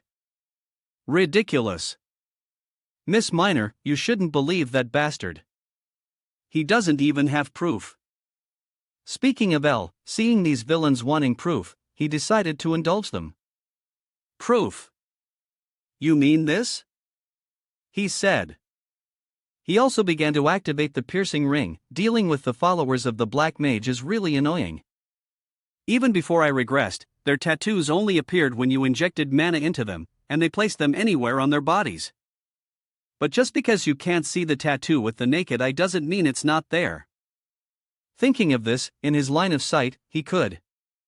A red dot suddenly appeared inside the body of Tanatro, who had just been taken down next. Since he had found the location, he just needed to apply mana to it. Well, I tried to respect all of you. But don't you think you're crossing the line? He said, pulling out the face of the traitor Castro for everyone to see the eye tattoo on his forehead. And as soon as they saw this, the faces of the two Dios turned pale. That's the symbol of the Black Mitch. It can't be, they both exclaimed in horror. While the guy with the blue scarf was gritting his teeth for being exposed. That bastard. Damn it. Take care of all of them, he shouted, and without needing his order, the rest of the group automatically raised their guns and pulled the triggers, firing straight ahead. Seeing this, Miner's group quickly scattered to both sides to dodge the volley of bullets. What? What the hell is going on? He said. He unleashed a barrage of fire forward, causing the area in front of him to be blown into countless pieces. Waves of scorching heat were also released all around. The female pirate miner was not to be outdone. Raising her guns, she shot a brown-haired man, turning him into a honeycomb. And while they were fighting fiercely, Elle didn't forget to remind them. I've used too much mana to track them down. We'll be at a disadvantage if we continue like this. There's a second great gate nearby. We should go through it and hide first, he said urgently. Unfortunately, Miner didn't hear any of this. After confirming that these were the ones who killed her sister Leah, her mind was filled with thoughts of revenge. Shut up. I have to deal with all of them myself, Miner shouted. And at that very moment in front, the man with the green hat suddenly pulled out a special item and shouted to his comrades, fall back. Then he also began to activate the skull item in his hand, causing it to spew a purple smoke from its mouth towards Miner's group, surrounding them and blocking their vision. They were completely blinded. What? An illusion? I can't see anything, she thought with a frown. Then at that moment, something suddenly shot out from within the mist, grazing her beautiful face and leaving a streak of blood. Not bad at all. You can't see anything, can you? But you better prepare yourself, the blue-haired scar-faced man said with a smirk in the song. When the other two weren't much better off, Miner, I can't see anything. Damn it. What the hell is this? They said in confusion. Hey, Miner. I'm going to send you to Eagle Eyes' place right now. Tell her I said hello, he said as he pulled the trigger of his gun. It released a bullet right at Miner at the most dangerous moment. Suddenly, Elle's figure lunged forward, pulling the girl aside. And the fact that he could predict the bullet's direction surprised the green scarf man. What? How can you see? Shoot him. He's too unpredictable, the villain said in fear. And although he couldn't see their real images, Elle could see every flow of mana in their bodies through the piercing glasses. Therefore, he wasn't afraid at all back here. Hearing his command, the entire group opened fire, aiming straight at Elle. However, with just a wave of his hand, the main character used his telekinesis, pulling a large stone pillar from the ceiling and bringing it straight down, blocking the entire group's volley of bullets. Then, he swung his staff again, controlling the fire arrow to fly in a zigzag path and immediately performed a triple kill, sending 3 opponents to their graves. In another corner, C1 Tentacon also used his cannon, firing a powerful shot. Released from the barrel was a rocket with a shark face. You think that's enough? He roared. But right after that, the rocket, this fire was also hit by Elle's arrow. Next, his own head was blown into a watermelon, making him only able to scream, "What? Impossible!" before he went to meet the King of Hell. Not far away, the man in the green scarf, looking at the scene, was terrified. What kind of demonic power is this? Those are just ordinary fire arrows. Block it, he said, and the group fired a rain of bullets forward to counter this attack. El immediately took out his phoenix feathers to enhance his fire-type skills. Then he performed a 6-shot combo, creating 6 fire arrows and merging them. It formed a giant drill, boring straight ahead and blowing away everything. All the bullets blocking his way, he changed the direction of the fire arrow, he said. And while this group of black mage hunters was still busy paying attention to the explosion, then suddenly El fell right in front of him and swung his sword, cutting off the arm holding the evil item. Him. Next, he also threw the knife in his hand, stabbing it deep into the green-hated man's chest. While his other hand also destroyed the skull to prevent any of the helms from picking it up to deal with the group, and right after it was destroyed, the blinding mist that had obscured Miner's group vanished, allowing them to see everything again. I can see, Miner thought to herself. Back to the green-hated man before he died, he had to take another bite out of El to be satisfied. You bastard. It's all for the Black Mitch. With that, this guy out of nowhere pulled out a human face bomb from earlier. And it wasn't just one bomb.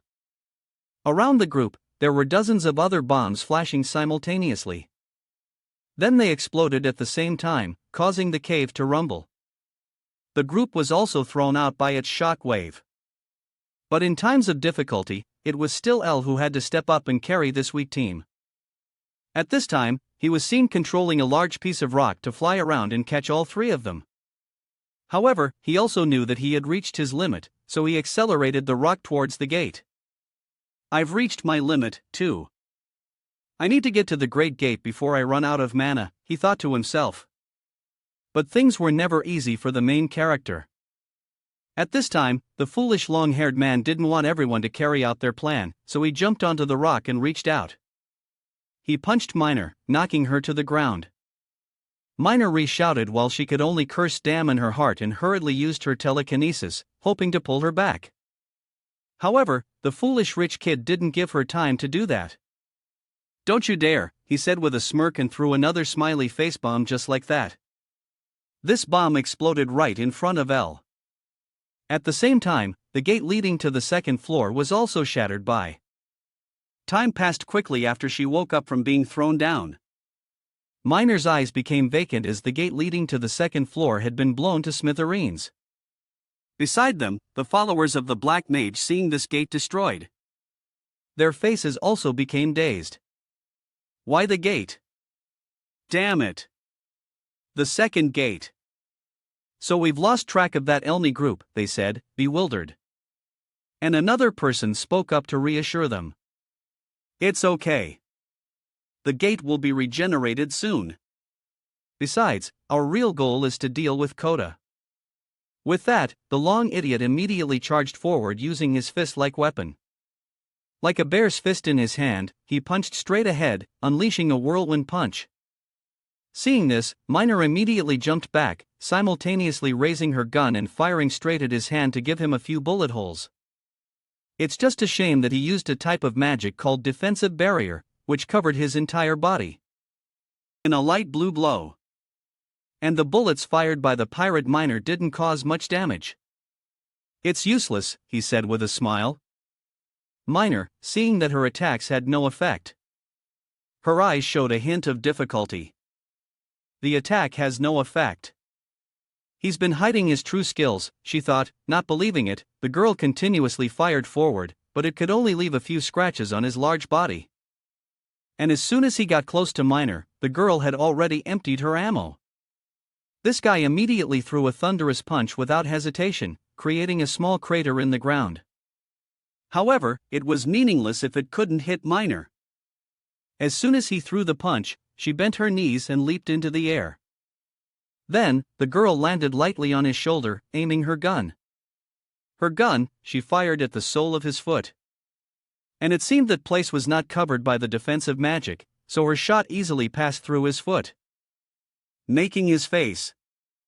This guy also broke out in a cold sweat from the pain. At the same time, behind them, the underlings, knowing that the long-haired idiot was resistant to bullets, didn't hesitate to open fire on both of them to take down Minor. But Minor had no reason. She also twisted her body, using her hands as a pivot point to open the door and redirected the push, using the long-haired idiot as her shield, making his back. His bullet wounds spurted out flowers of blood as he took these shots. As soon as she got up, conveniently having a shield in front of her, Minor was surprised. She began to pull the trigger to counterattack, causing a few unfortunate ones to be immediately blown to bits. "That coward," the long-haired idiot grumbled, he said, and at the same time began to gather strength in his fist again, aiming it straight down at her. However, before his fist could even touch Minor, the girl had already pressed her gun against his stomach and fired at close range, immediately creating a bloody hole in his stomach. The guy was in so much pain that his eyes widened and his mouth hung open. But he shouldn't have opened his mouth in front of Minor, because right after that she shoved her gun into his mouth and pulled the trigger again. The bullet went straight through his brain and out the top of his head. It sent him to meet the king of hell in an instant. Pedro, the group behind, said in fear, while Minor, after dealing with him coldly, turned to look at this group of traitors. "I don't have time. Let's all attack at once." Scene changed to Depot's group. After dealing with all the dinosaur monsters blocking their way, they were now in a difficult situation. Now in front of them were countless gates leading to the second floor, leaving the group unsure of which one to choose. "What the heck gates?" DBO said in amazement. "There are more here, too. Are all of these gates to the second floor?" Gary added. And to answer this, Raph shared some information he had picked up somewhere. "This is probably a special gate. I've heard about it. It connects to other locations in the second area. When a certain number of people pass through, that gate will close and the rest will eventually have to use another gate." Hearing this, Depot suddenly thought of something and hurriedly stopped the old man and asked, "Wait a minute. We don't know where we'll end up if we enter any of these gates. What if we run into the boss?" "Huh? There's no other way. We'll have to leave it to fate for now. We could only try entering," Raph said with a sigh. Next. With no other choice, the group cautiously stepped inside the gate. And luckily, all three of them could enter one gate together. Phew. Luckily, it seems a maximum of 3 people can go in together. Let's look around carefully. Maybe Yelpy will move to another gate. We need to regroup quickly, the old man said cautiously to everyone. At the same time, a cloud of dust suddenly rose in the distance, catching Debo's attention. "Hey, what's that? It feels like it's heading towards us. Could it be a monster?" As he spoke, the hot-blooded young man narrowed his eyes to observe. Then the image of their comrade, Nabu, being chased by a group of people appeared in their eyes. "Is that a Buru?" the group said in surprise. Meanwhile, Ayu on the other side was so happy to see them appear that he wanted to burn Joss's paper for his ancestors right there and then. "Everyone, please save me," he said emotionally. But in response to his request, Debo's group with terrified faces warned him. "What are you talking about? Don't come near us." Debo cried out in fear as this guy suddenly brought a horde of monsters towards them. But it's not clear if he didn't hear clearly. But Aburu's face lit up with joy as expected of the Aboro pirate crew. Always loyal and righteous. No way. This guy get lost. "Boss, where the hell are you?" Debo cried out, but his heart didn't know where. As they were preparing to face the group of people, El's group, who had been thrown into the second floor gate, had already encountered these terrifying monsters, especially in a situation where El had already run out of mana. In a corner, after shooting and disintegrating a mushroom man's body, Joe recognized it and exclaimed, "These aren't just monsters. They're also wearing pirate costumes like us. Could they be human? Damn it. Now's not the time to worry about silly things. These guys won't die," someone shouted. "They're still moving even after being shot in the head. We're running out of ammo, the group said with difficulty. Meanwhile, L was gritting his teeth as the situation was getting out of control. This is crazy. I've never heard of this before. The monster has no core. Are these guys human corpses that have been turned into monsters? There are no weak points, so no matter where you shoot, you can't take them down. What's going on? This is completely different from before I regressed. I have to find out at all costs.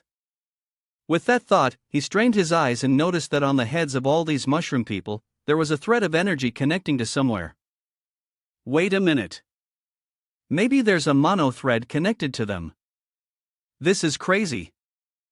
I don't know how far it connects. There must be something on the other side of this wall. As he thought, he began to trace the energy thread and happened to find Depot's group not far from him. Is that Depot? Did everyone enter the second gate? This is bad. I'm at my limit. I don't have any mana left to maintain my skill. The main character cried out in pain as his mana suddenly hit bottom and looking at his appearance. Dio also said wordly, "Hail Palm, what's wrong? Wake up." At the same time, from behind, a mushroom man took the opportunity to charge straight at them. However, at that very moment, he knew that he was the mushroom man. A gunshot suddenly rang out next. A giant rock fell from the cave ceiling, smashing straight into the mushroom monster, splitting its body into instantly. And the one who had just acted was the female pirate miner, who had finished off the group of hunters of the black and immediately rushed over. Seeing her appear, Dio was overjoyed. Is that miner? Just as he finished speaking, countless more explosions rang out, aimed at the sharp rocks above, causing them to fall like rain, immediately, crushing the mushroom monsters and making them scream in agony. After that, Miner had also landed safely below. That was lucky. Are you hurt anywhere? The other person asked. Kevin, if there's anything, just tell me. If you don't want to die, step aside. Huh? What? Kevin asked, puzzled. But very quickly, he got his answer. At this moment, the two barrels of Miner's gun began to glow red hot like forged steel. Then, right after that, two huge streams of energy were released forward, creating a terrifying explosion. And when it was all over, the group saw a large hole had appeared in the cave. My dinner. I almost died just now. Kelvin complained before he turned to look around and clicked his tongue. Damn, what the hell? There are still so many. What should we do? We don't have enough ammo anymore, Kevin said worriedly. I can shoot one more time. I'll use all my remaining mana on the shot, Miner said, taking a gamble. But at that moment, Yolan stood up to stop her. Wait a minute. We still need that skill. Hearing this, Miner turned to ask, puzzled, what are you talking about in a situation like this where we're about to die? Don't you see those guys? There's no time to wait. Back to L with Miner's appearance, he had already devised a plan. The distance to Depot's location is about 1 km. There's not much time left. There's no time to think anymore. Thinking of this, what did he do? He pulled out some stones from his bag and said, "Give me 5 more minutes." No, give me 3 more minutes. What? What can you do in just 3 minutes? I'll clear this gate, Elle affirmed. Back to Deo's group. They were currently fighting hard against these mushroom people. And the more they fought, the more they felt how tough they were. What the hell? These zombies, even if they're human corpses, cutting off their heads still doesn't, Debo said in frustration. Swinging his giant axe across the body of a mushroom monster, but they couldn't fight. But right after that, he was grabbed by the neck by the arm of another one. Luckily, Ruff managed to rush over and knock this guy away. Is there any way to actually take these things down? Debo asked. Stop whining. In the meantime, take down another one, Raph said as he used his elbow to strike another monster. And beside them, Kiri and Abara were also struggling to stop the monsters from getting close. And during that time, in a panic, the pirate shot a bullet at the rock above, causing it to immediately fall from the ceiling and pierce through the body of a mushroom man. Good Ibu. Good shot.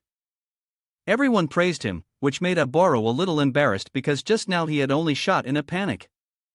Oh. It's nothing. Back to Depot's position. At that moment, the ground in front of him suddenly exploded. Next, a giant figure emerged, making the young man's face turn pale. This is crazy. You what the hell? Did you just wake up? He yelled as a giant mutated mushroom with countless egg sacs on its body appeared in front of them. Damn it, they were just praising me, Iu muttered to himself. Back to the position of L's group. It's unknown what he ate just now, but right after that, his entire body erupted with a fierce mana. But more importantly, his body seemed to be under a great strain. Damn it, my heart feels like it's going to explode. I don't want to have to push myself like this again. But there's no other choice. It's too early to increase the magic circle. It will only hinder me. If I force it when I'm not ready, then there's only one way. I've always had to face situations like this before my regression. The monsters got stronger and stronger, while I lacked the mana to cast attacks when needed. Once I reach the limit of the 6th circle, magic will cost more mana. Now I have to find another way to deal with them. It's a gamble. The magic stone I only use to increase my magic circle. Based on the nature of the monster, if I absorb this magic directly, can it be used as instant mana? Theoretically, I can recover mana that way. Now only the overflowing waves of mana remain. If I channel it through my heart in the direction of blood flow, now my body can withstand this pressure. The more he thought, the more he tried to concentrate, directing the flow of energy towards his heart to focus on recovering the consumed mana. And while the female pirate miner was still struggling to protect him, L's voice rang out, "Good job, miner." Just as the words ended, a giant fireball shot straight ahead from L's direction, scorching. I immediately roasted 2 mushroom men. Hey, what was that? So you, the girl said in surprise. However, L didn't explain much and just instructed. Get that skill ready first. What? What's wrong with his appearance? She exclaimed in her heart when she saw the young man's somewhat cold appearance. And while they were preparing to deliver the finishing blow, Dibbo's party was also struggling against the attacks from the monsters. And after being knocked away by a whip-like tongue from a giant mushroom man that had just appeared, Raph suddenly ran away. I was the first to discover that at the sight of my wound, a few mushrooms had grown. What is this? Are these mushrooms? This is crazy. Is that it? The secret of that zombie mushroom. As he spoke, he quickly took out a dagger from his side and carved. He cut off the part of his flesh where the mushroom had taken root. Then the old man also used his healing to seal the wound and turned to warn everyone. Everyone, be careful. Don't let the tentacles touch you. Otherwise, you'll turn into those disgusting zombie mushrooms. Hearing him say this, Deep Depot's expression showed that he understood everything. So, that thing is behind everything. Everyone is getting exhausted. We're going to get wiped out. At this point, I decided not to.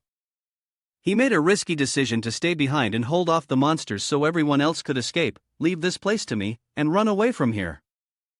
After saying that, without waiting for anyone to react, he then rushed to fight the mushroom monster head-on and immediately cut its tongues into many pieces.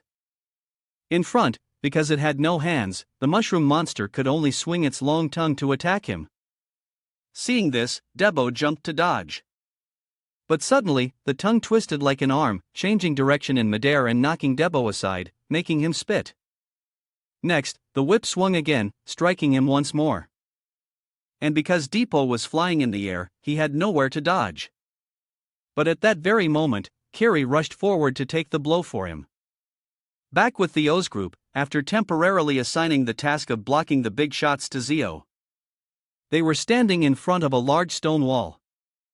Just focus on maintaining the skill and leave the aiming to me.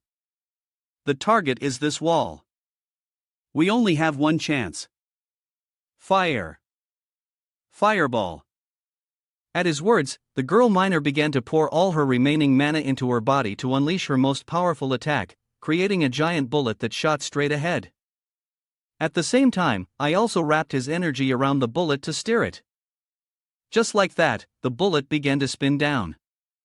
I chose to drill through the wall. Hurry up, faster. Move forward, he said, explaining. I increased the rotational speed of this bullet to transform it into a fire spear. But, looking at this firing force, L's eyebrows furrowed. Not enough.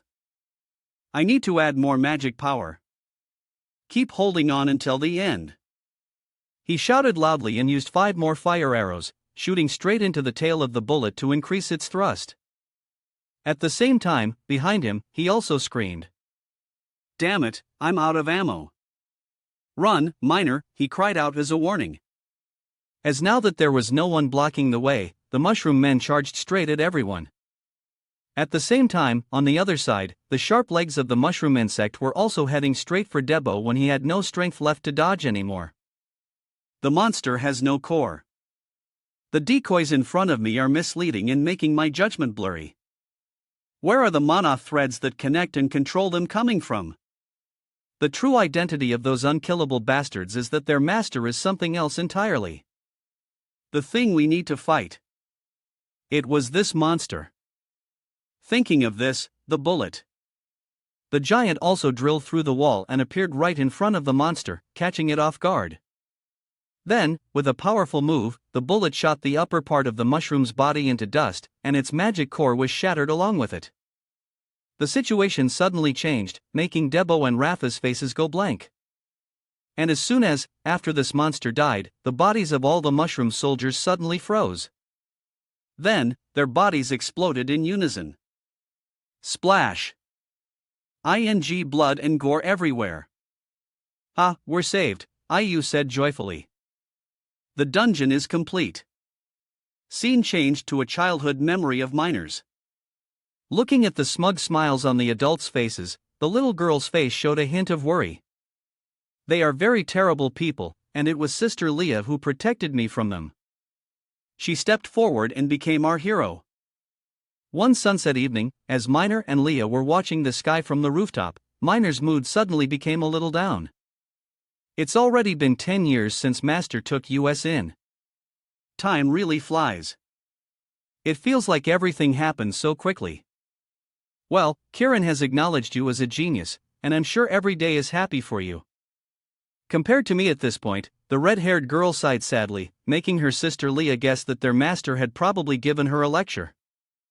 Unaware of this thought, Miner continued, I feel like I'm being forced to improve quickly. I feel like the distance between us is growing every minute. If Kiran hadn't let this girl finish her rambling, Leah would have flicked her forehead and reminded her, don't be like that. Confidence is your strongest trait. I told you not to hit people like that. Miner grumbled at this action. Sweet.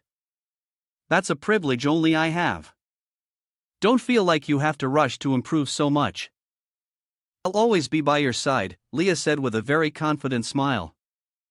Back to the present, Deepo was anxiously looking at Kiri, who had just taken a blow for him. Kiri, are you sure you're okay hearing this? The female knight checked her body for a moment and nodded. I'm fine. Probably thanks to the new equipment. Hearing her say that, Raf grumbled and corrected her. It's thanks to my healing spell.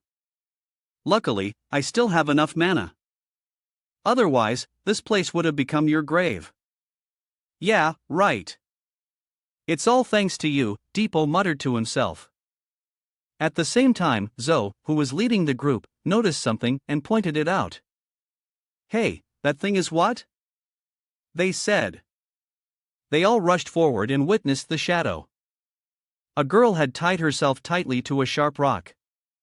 It was the person they were looking for. Leah, looking at the scene, Miner's mood became silent. Not knowing what she wanted to think while Raph voiced his speculation. A rope? Maybe she tied herself up, he said before turning into a zombie mushroom. Then they also hurriedly untied Leah and inside her clothes. They also found a suicide note left by Leah. The letter read, "Dear Master, the followers of that black mud have returned. They have infiltrated deep into the Nautilus long ago. I need to go back and help you, but I don't think that's possible anymore. Please take care of yourself. In this place, they have prepared everything. Everything thoroughly. Half of our squad were already those followers.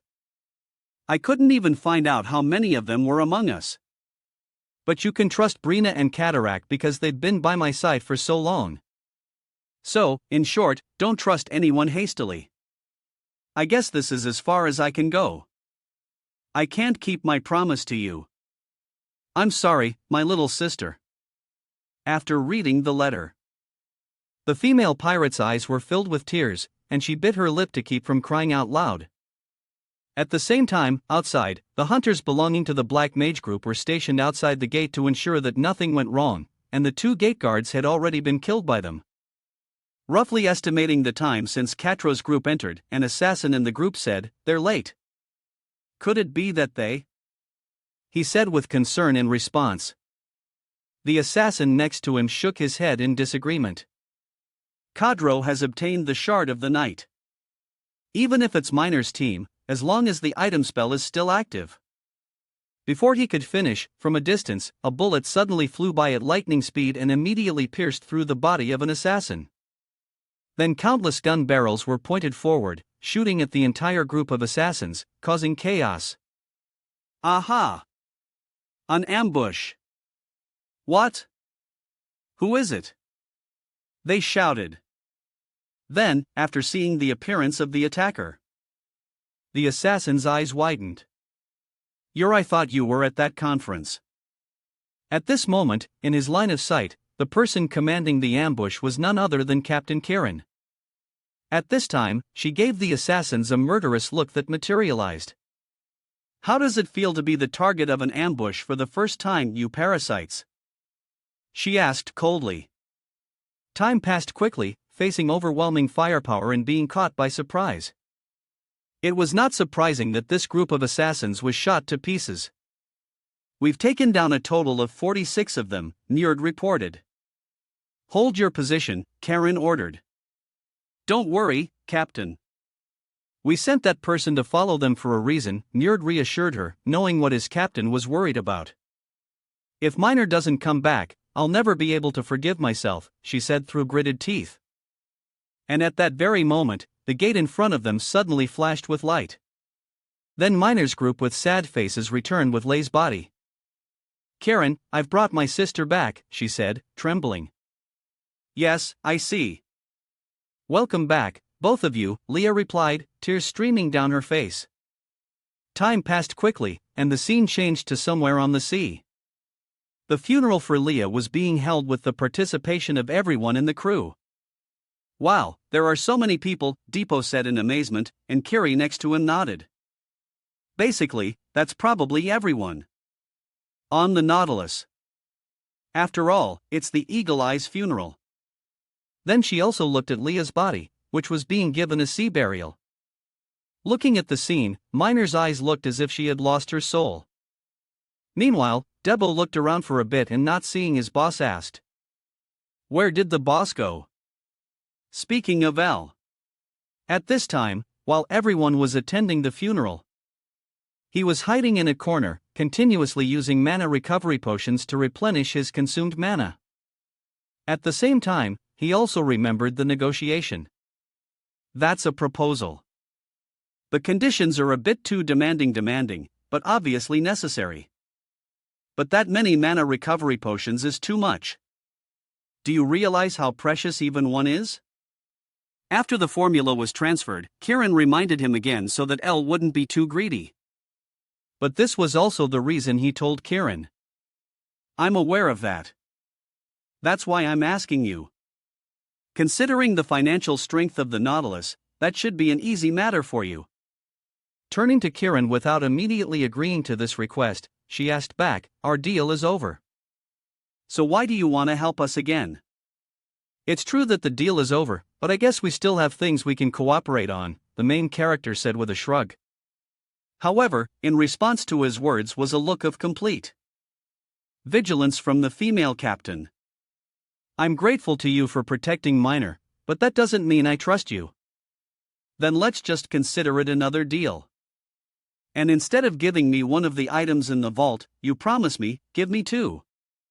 In return, I will find all the followers of that black mudge in the Nautilus," the main character said with a smile, back to reality. After replenishing his consumed energy, he also activated the piercing ring, and immediately in his line of sight, countless red dots appeared, representing the hunters hiding among the crowd. And as expected, more than half of this pirate crew had been infiltrated by them. "Damn it, it's my second life. But life is still not easy at all," Elle lamented. Time passed quickly. Scene changed to the female pirate Minor. Seeing her looking dazed, the big guy Rio smiled and said, "What are you staring at?" The sudden voice startled Minor a little. Then she shook her head. "It's nothing. Just leave me alone." "You should join him," Minor Joe advised. "What?" she said, confused. And at this time, the big guy also said it straight. "I didn't mean to eavesdrop back then. But I know that El Paui invited you to join his party back then. This time things went smoothly all thanks to him, but the followers who killed Leah are still out there. I'm sure you really want to avenge her." "I want to do that, too. And if you go with Elpie, you'll be fighting the disciples on the front lines. I think he's a reliable guy, so go with him. I'll protect this place. You know me well enough, right?" he said confidently, patting his chest to reassure her. And with his words, a smile appeared on Minor's face before it turned cold again. "I can't trust you because you're too weak." Hey, don't pour cold water on me like that," Dio said with wide eyes when he saw the girl looking down on him like that. "Well, I guess everything will be fine since Karen is here." "You really are hezide." Time passed quickly and the scene changed to a flooded forest. At this time, I was also rowing a small boat, following Captain Kiran's instructions to this place. It didn't take long. After a while, a large towering gate appeared in front of them. Slowly, from above, cannons were aimed straight at their small boat. At a glance, it was discovered that one of the people holding a gun was a five-circle adventurer. This was enough to prove how high the level of defense of this place was. Then, Captain Karen quickly took out a torch and lit it, causing it to emit a blue flame to signal the people above. Next, as if their identity had been confirmed, the gate also opened for them to enter. And as soon as he saw the scene before him, Elle's eyes widened. "This place is Kiran's treasure vault." At this moment, before him was countless gold coins piled high into a mound. It made Elle roll. "Can you explain these items to me?" he suggested. However, Kiran was very clever. How could she introduce the rare items in her treasure vault to the main character? For him to take.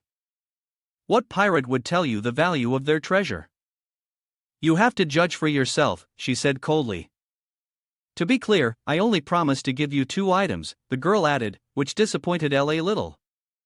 "So cold? Is it because of the offer I made to Minor?" Thinking of this, he understood Kiran's attitude towards him. Then he focused on his main task and turned to observe the items inside the treasury. "Anyway, this place has more treasures than I thought. Dragon staff, onyx, shifting face. These are the Dawn Guardian Angels. It's unbelievable. I was promised items, so I have to get the two best ones," he said. He swallowed hard, unable to believe how amazing Kiran's treasure was. As he thought, Elle's senses were suddenly attracted by another item and immediately went towards it. He's decided. Akira thought in surprise. While Els also reached for an item he had known in his previous life. This must be after the final day when the adventurers were on the front lines. One adventurer massacred numerous members of the association, the traitor of humanity, cake.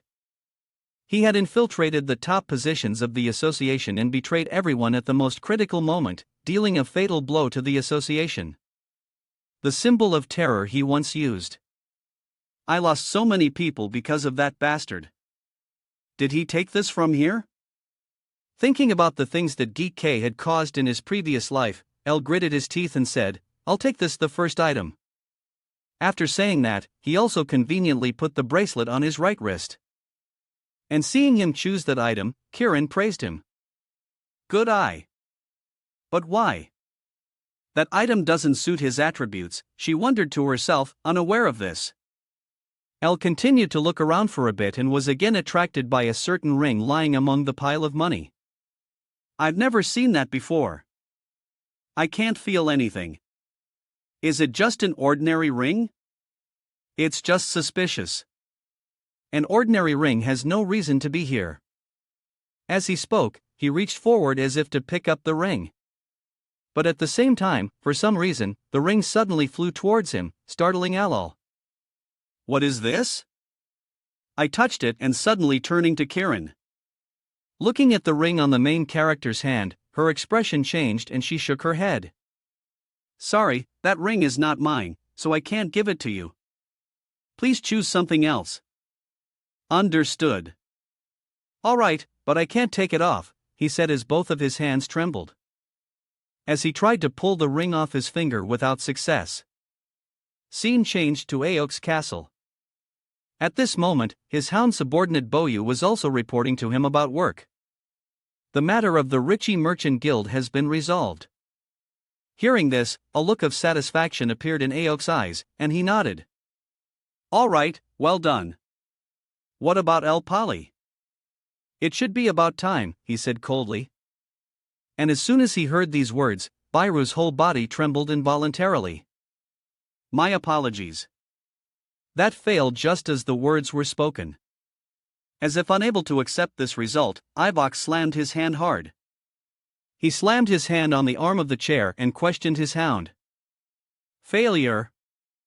Are you kidding me? I even gave you the dark shard to use. But this is all you can do. Last chance. If you fail again, you'll pay with your life, he said, his eyes red with anger, showing just how furious he was. Ignoring him. Back to the female pirate miner as if she had made up her mind. She had already finished packing her luggage. You all right, let's go, she muttered to herself and quickly walked out of her room. At the same time, since their work here was done, El's group also said goodbye to this pirate crew. You're leaving already? Zoe said with a smile. We'll come back if we have the chance, Depot replied. You better improve your skills before you come back. Yeah. Have fun, Raph said cheerfully. Which made Dio on the side remember the dark betting session not long ago. This gambling addict had licked away 1,000,000 gold from the old man. That damn gambling addict. Dio cursed silently. Unaware of this, Depot, seeing that everything was done, turned to Elle and said, So shall we go? Yes, Elle replied. However, at that very moment, the figure of the girl miner rushed out of the ship's door. Wait, where's my spot? The girl said, panting heavily from having to rush here. Time passed quickly, and the scene changed to inside a certain gate with the architecture of a mysterious corridor. At this time, the head of a man in the party had just been taken by the monster guarding this place. Damn it! Run! Don't look back! Run! Someone shouted. And the survivors also used all their strength to run straight ahead. No, at this point, we're in the please over there. Hurry up. I'll activate it. This damn thing. I won't die so easily, the nameless man said as he pulled the lever on the wall. But just as he said he wouldn't die here from behind, a broadsword flew straight through his 2 legs and cut them off. Seeing this, the person running in front also turned around in fear. Gut. Damn it, Guck. In response to these words, gritted his teeth. You fool. Get out of here. You have to survive, he said through gritted teeth. An owner of the sword was a death knight riding a skeleton horse, burning with a faint blue flame. Back with L's group, as soon as he returned to the Gotham Merchant Guild, he was immediately scolded by Abyss. Why did you come back empty-handed? It was an emergency. It's a miracle we're still alive, the main character replied calmly, and his nonchalant attitude only made the bearded old man angrier. What? So, why are you taking this so lightly? In response, I also had a suitable answer for him. Well, I'm not saying this can make up for it, but I'll be expanding my group a little. What the hell are you talking about? Abbas Holland Minor, the target of the disciples, has joined our guild, the main character reminded, causing one of Abyss's eyes to flash with surprise a golden eye. Is that what you wanted to say? They certainly won't just sit back and watch. We'll lure them out, L said, sharing his thoughts. However, this was still not enough to appease Abyss's anger. What is this? How long do I have to play along with this stupid game back with all? He could understand why he was so angry. I still can't reveal everything to him. If a war breaks out because he has a narrow view of the goal of overthrowing Kanye, things won't be done properly and we'll never be able to get to the root of the black mages that way. But Gaper is also running out of patience. I have to hurry. Thinking of this, he also affirmed again, well, not for long. Just a little more time. Time passed quickly and the scene changed to Depot's house. It's unclear when this place became their de facto meeting room for strategy sessions. And currently, Raph was complaining a bit about the decision to let Minor join the party. You added another person to the guild without even discussing it with me. Now I'll have to spend more money on you guys, he said angrily. And after hearing him, Dao stood up and argued back. Having another skilled person is a good thing. And why do we have to ask for your permission when the boss is the guildmaster? What guildmaster? Who decided that? We're still arguing about it. Well, for now, he's just the temporary guildmaster. Raph grumbled, and he kept emphasizing the word temporary, which made Kir's mouth twitch. That old man needs another beating, she muttered. Back to L, as if sensing that this was the right time to clarify the members' positions. He also placed his teacup on the table and said, temporary. Well, it doesn't matter. If you have any questions, you can show me your skills. I'm always ready for a fight, he said, looking straight at the money grubber with a very cold gaze, which immediately sent a chill down his spine. Finally, not daring to confront L, the old man could only say a few meaningless words. Damn it, that's my opinion. Why don't you guys discuss it? This is crazy, he said. Raph also slammed the door and left. Phew, that old man is so greedy. Dabo complained before he noticed L also getting up from his chair and asked, huh? Where are you going? I have something to do today, so I'm not training. Then Al also quickly left the room. At the same time outside, the guards sent by the Merchant Guild were annoyed to see them wandering around like that. They went into different directions. Damn it, do they think they have multiple lives? They don't even pay attention to us. Why do they always leave on their own? Let's split up. We'll follow that guy, they said, looking at Raph over here. L walked while remembering his conversation with Captain Kirin before, when he couldn't take that ring off his finger. Can't take it off. What the hell are you talking about? The item shows its owner or something. Well, even if you ask me, it won't budge, L said, shaking his head when he couldn't even make him cut off his finger to get the ring. This isn't good. The owner of that ring is Kirin, frowned in thought, and after a few seconds of hesitation, the girl sighed and accepted the result. Whatever, but you'll have to get permission from its owner. Back to the present. At this time, Al also went to the Crosshunters Guild, and as if knowing he would come, Cheryl's group was also greeting him with looks that seemed like they wanted to eat him alive. So, you're still alive? Are you the owner of the ring? Al asked. What ring? Cheryl asked, puzzled. I came here to ask for your permission. I can't take it off. So, I came to ask if you would allow me to use it. He said as he raised his hand for them to see the ring. And they had taken it off. And as soon as she saw this ring, Cher's expression changed. That is, he can't take it off. If that's the case, then thinking of this, she turned to look at her teammate and nodded. Then Cheryl also told Elle, I can't give it to you now because its real owner isn't here. So, can you bring them here? I don't even know how to use this ring. So, I need someone to explain. Elle requested, and for some reason, Cheryl also accepted this. All right, Elle Pomi. This is a request. The owner of that ring. Please go and rescue Prue, the hero's follower, from me. In the end, humanity was cornered. But then 6 special people appeared. The one who is natural is experience freeze. Even the foe of destiny, Luminous, the phantom thief, Mercedes, the spirit king, the hero of weapons, Aaron, the hero of weapons. Unwon the return of the 6 heroes. We witnessed their terrifying power and the miraculous things that they created. We regained hope, believing that they would save us once again. But we didn't know that the power of the 6 heroes, awakened from their seals, was unstable.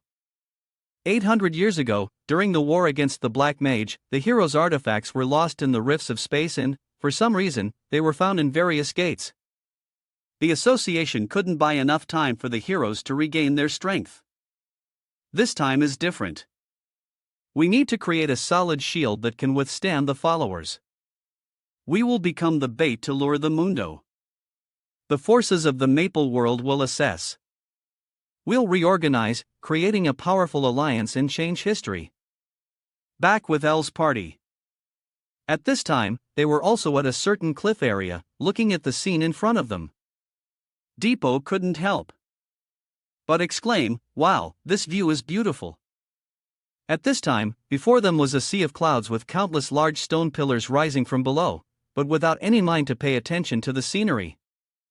Elle also scanned the wall behind him and noticed an X-shaped mark and thought, is it around here? Then he took out 5 talismans and distributed them to everyone. Keep this with you. Huh? What is it? Depot said curiously and quickly. He stuck the talisman on himself. And right after that, the talisman suddenly emitted a source of energy that enveloped his body. What is this? No way. Is it a gate? My God, what is this? It wasn't here before. Is it a type of magic? Debo said in amazement. At this moment, a gate suddenly appeared in front of them. And even Miner, who had cleared countless dungeons, couldn't help but be surprised.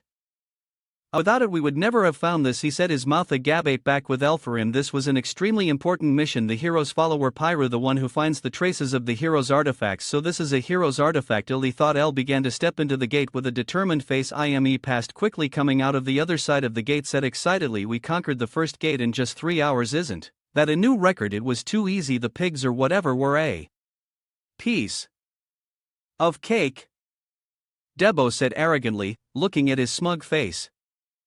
The female knight Kiri had to remind him, wipe the ash off your face before you talk.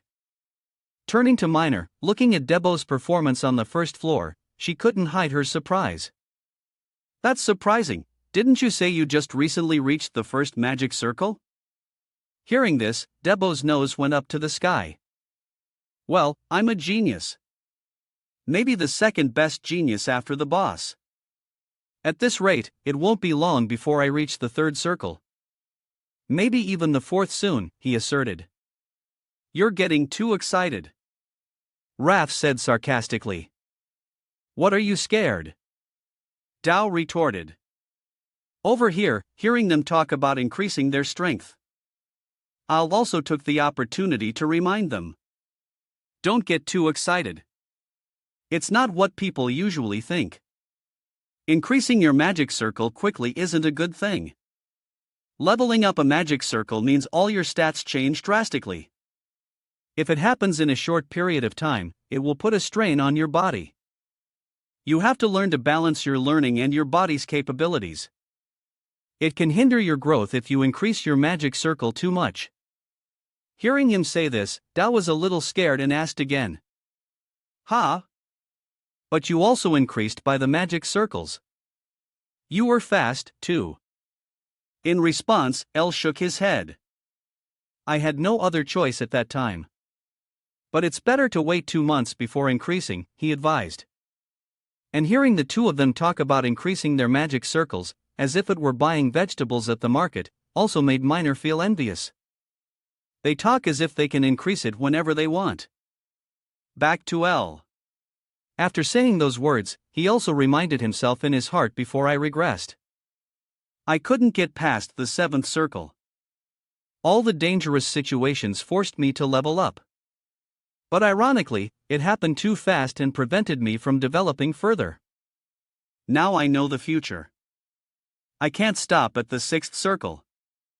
I need to level up at the best time to reach the 7th circle. No, the 8th circle. Thinking of this, he unconsciously clenched his fist. Meanwhile, the female knight Kiri from behind, after listening to the group for a while, also spoke up. But didn't we come here to fast? Our goal is to find someone, not to conquer a gate. What if we left him behind at the first gate? Don't worry, that won't happen. I've already checked, he said, taking out the clairvoyant glasses and putting them on his eyes. Looking at these glasses was disappointing. Of course, the hothead also had some doubts. It's that weird eye patch again. You keep putting it on and taking it off. Are you really using it to find people? As long as the person isn't dead yet, the main character replied, simultaneously starting to use the power of clairvoyant glasses to check the surroundings of this floor for a bit. Then right after that, his voice became hesitant. Wait, hundreds? No, thousands. Everyone get ready. We have guests. What? Debo asked, puzzled, but without needing L to explain. From a distance, a cloud of dust and dirt rushed straight towards them. It caught the young man's attention. And when he saw their skeletal appearance, Depo's eyes rolled back in their sockets. What the who are these guys now? There are so many of them. Everyone run. Someone shouted. After hearing that, everyone quickly turned and ran. And as they ran, Minor also said, they are scattered. My bullets have no effect on them. Damn it. Did you hear that? In a similar vein, KIR's face became annoyed. First zombies and now Skotan from now on. Are we going to have to fight these guys? Damn, there's no other choice, Raph said in frustration. But there's no other choice. At that moment, a shout suddenly rang out. Everyone, get down. Just as the words ended, a section of the wall next to it suddenly slid open, revealing countless gun barrels. Then, countless arrows were released, shattering the skeleton soldiers.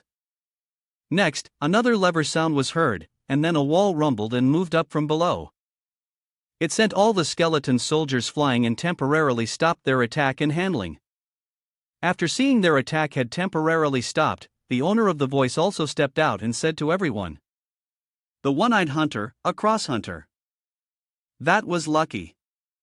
That was close. Hurry up. Let's go, Pyru said with a face that looked like she had been starving for a long time. And it was true. Then after saying this, she also ran out of breath and fainted. Time passed quickly. After being revived by everyone, they also followed her as they walked. Byru also introduced, I got used to this place while I was trapped here.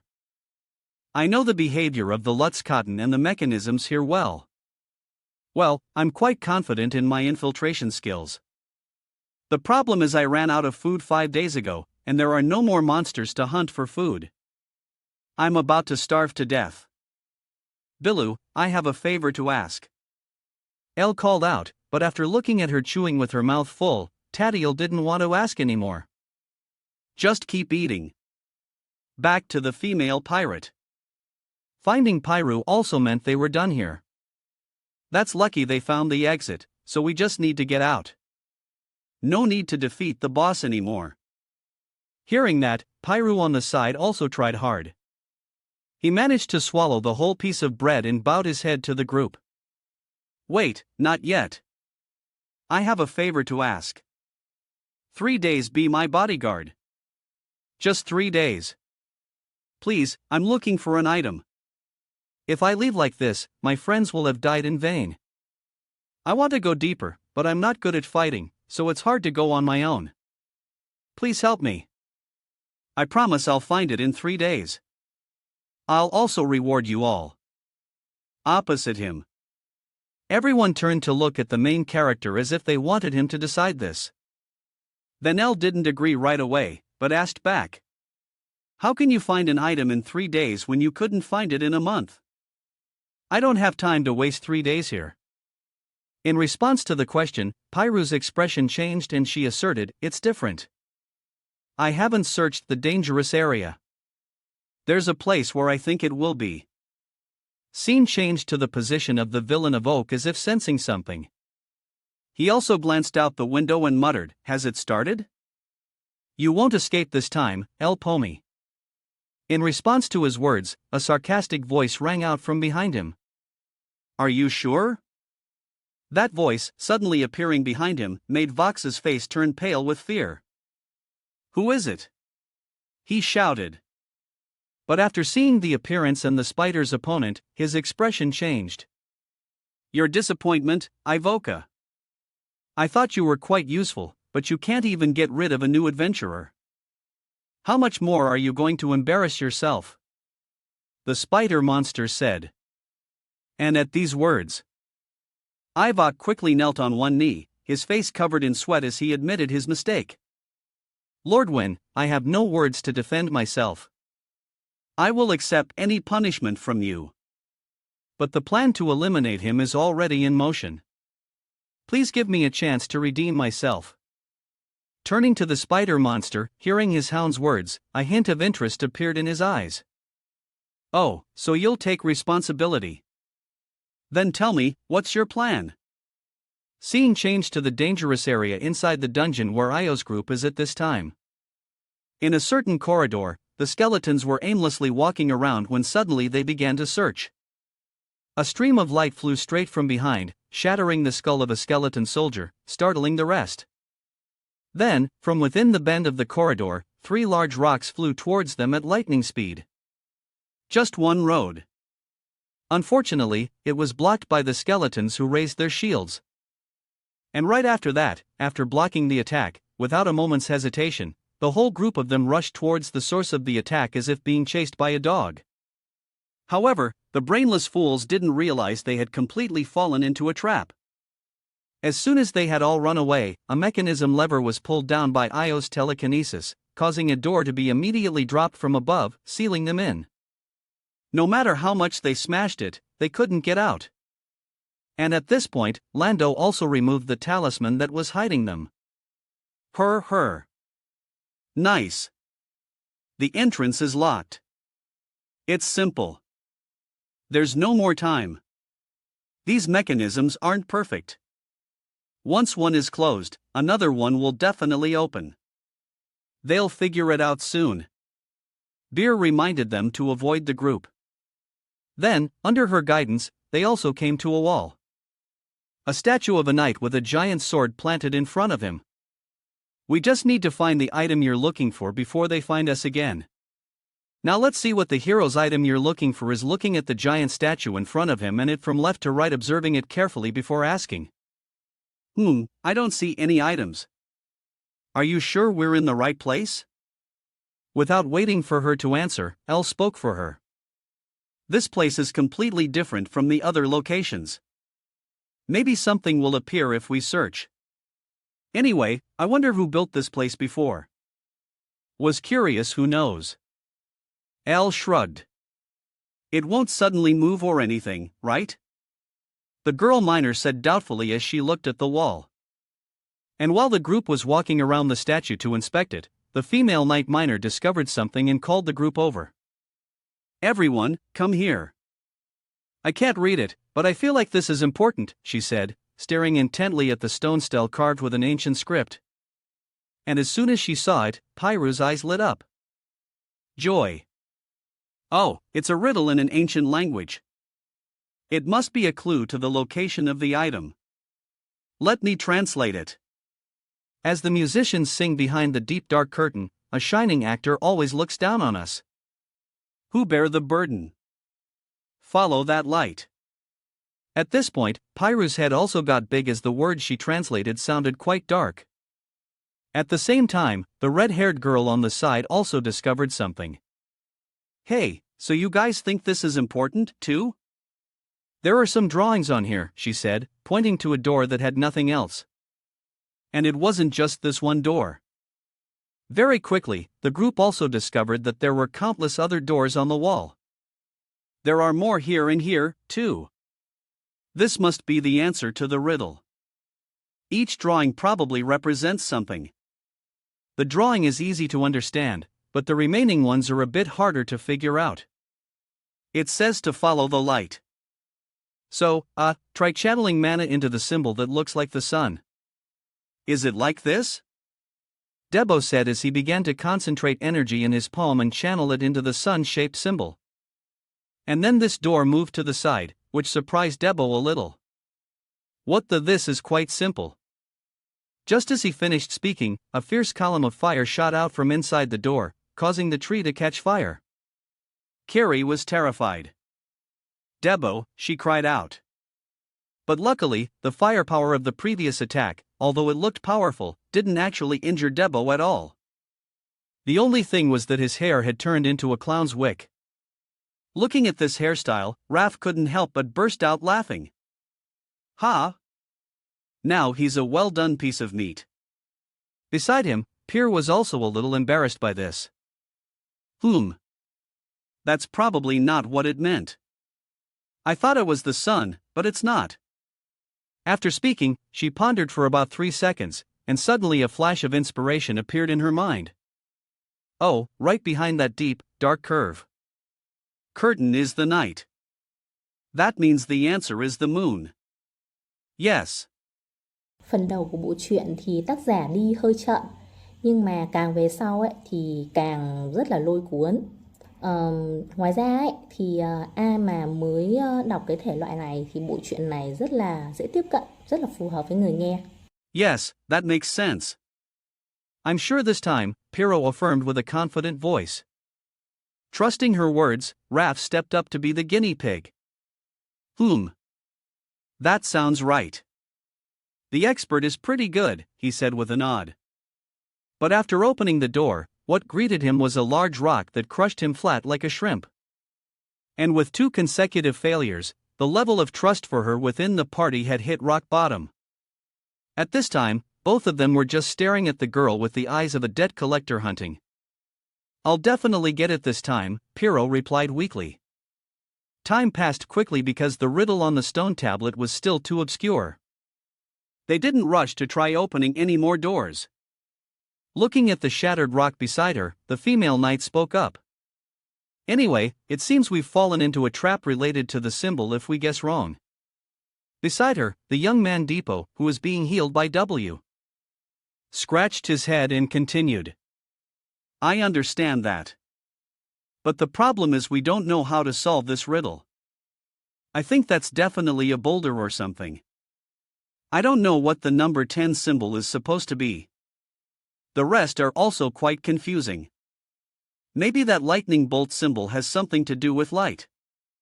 Why don't you try pressing it? Raph suggested, which annoyed Debo. But I'm not sure. You know what happens if we guess wrong? Back with instead of focusing on the doors, he expressed a different thought. Maybe we're misunderstanding the symbol. Why? Why don't we try to solve the riddle first and then find the appropriate symbol for the answer? At this point, stopping for a moment, Elsa shared her thoughts on those words. I don't think you misunderstood the riddle. The deep dark curtain is probably talking about the night sky. I'll assume those musicians are chirping crickets. Looking down on us means the moon, the stars, and the clouds because we have to follow the light," he said. And upon hearing the suggestion from him, Pyru's head immediately lit up and she connected the words together. "It's a star. It always looks down on us, so it can't be the moon. After all, the moon changes in cycles. The stars also move, but they don't disappear. Then the symbol will be this she. You can say it while looking straight at the symbol shaped like the number 10. So it's a language, not the number 10, Minor said with an understanding expression. Then this time, not wanting to risk the group anymore, Pyru herself was the one who channeled energy into the symbol. If we're right, then she thought to herself. And when the door opened, what was in front of them was our face, a secret passage. And only after seeing this did the girl let out a sigh of relief. Phew, it seems we were right. Behind them, for some reason, the two of them stood still. The two of them were still resentful for being caught in the trap for no reason. Now that Pyru had gotten it right on the first try, they were unwilling. All right, let's go. I guess we just have to go down this path, Beer said cheerfully. However, before anyone could take a step, an unexpected voice rang out. Are you sure? Then we'll be worried. Just as the words were spoken, a dark figure holding a chain weapon immediately appeared in front of Pyru and swung his sword at her. However, his blade was blocked by staff. Then he also spun his staff, striking the assassin's body, making his face contort in pain. You little rat! El shouted and created a fire arrow that shot down through the opponent's body. But it seems this arrow only passed through the afterimage of the seed, but his real body had appeared a few meters away. I hit him. No. Is that an instant teleportation skill? Is that her, Pyru? At the same time, countless footsteps sounded from behind, attracting everyone's attention. And when they turned around, they discovered a group of masked assassins rushing towards them. Damn it, who are they? Debo said through gritted teeth. And in just a few seconds, this group had spread out surrounding them in a circle.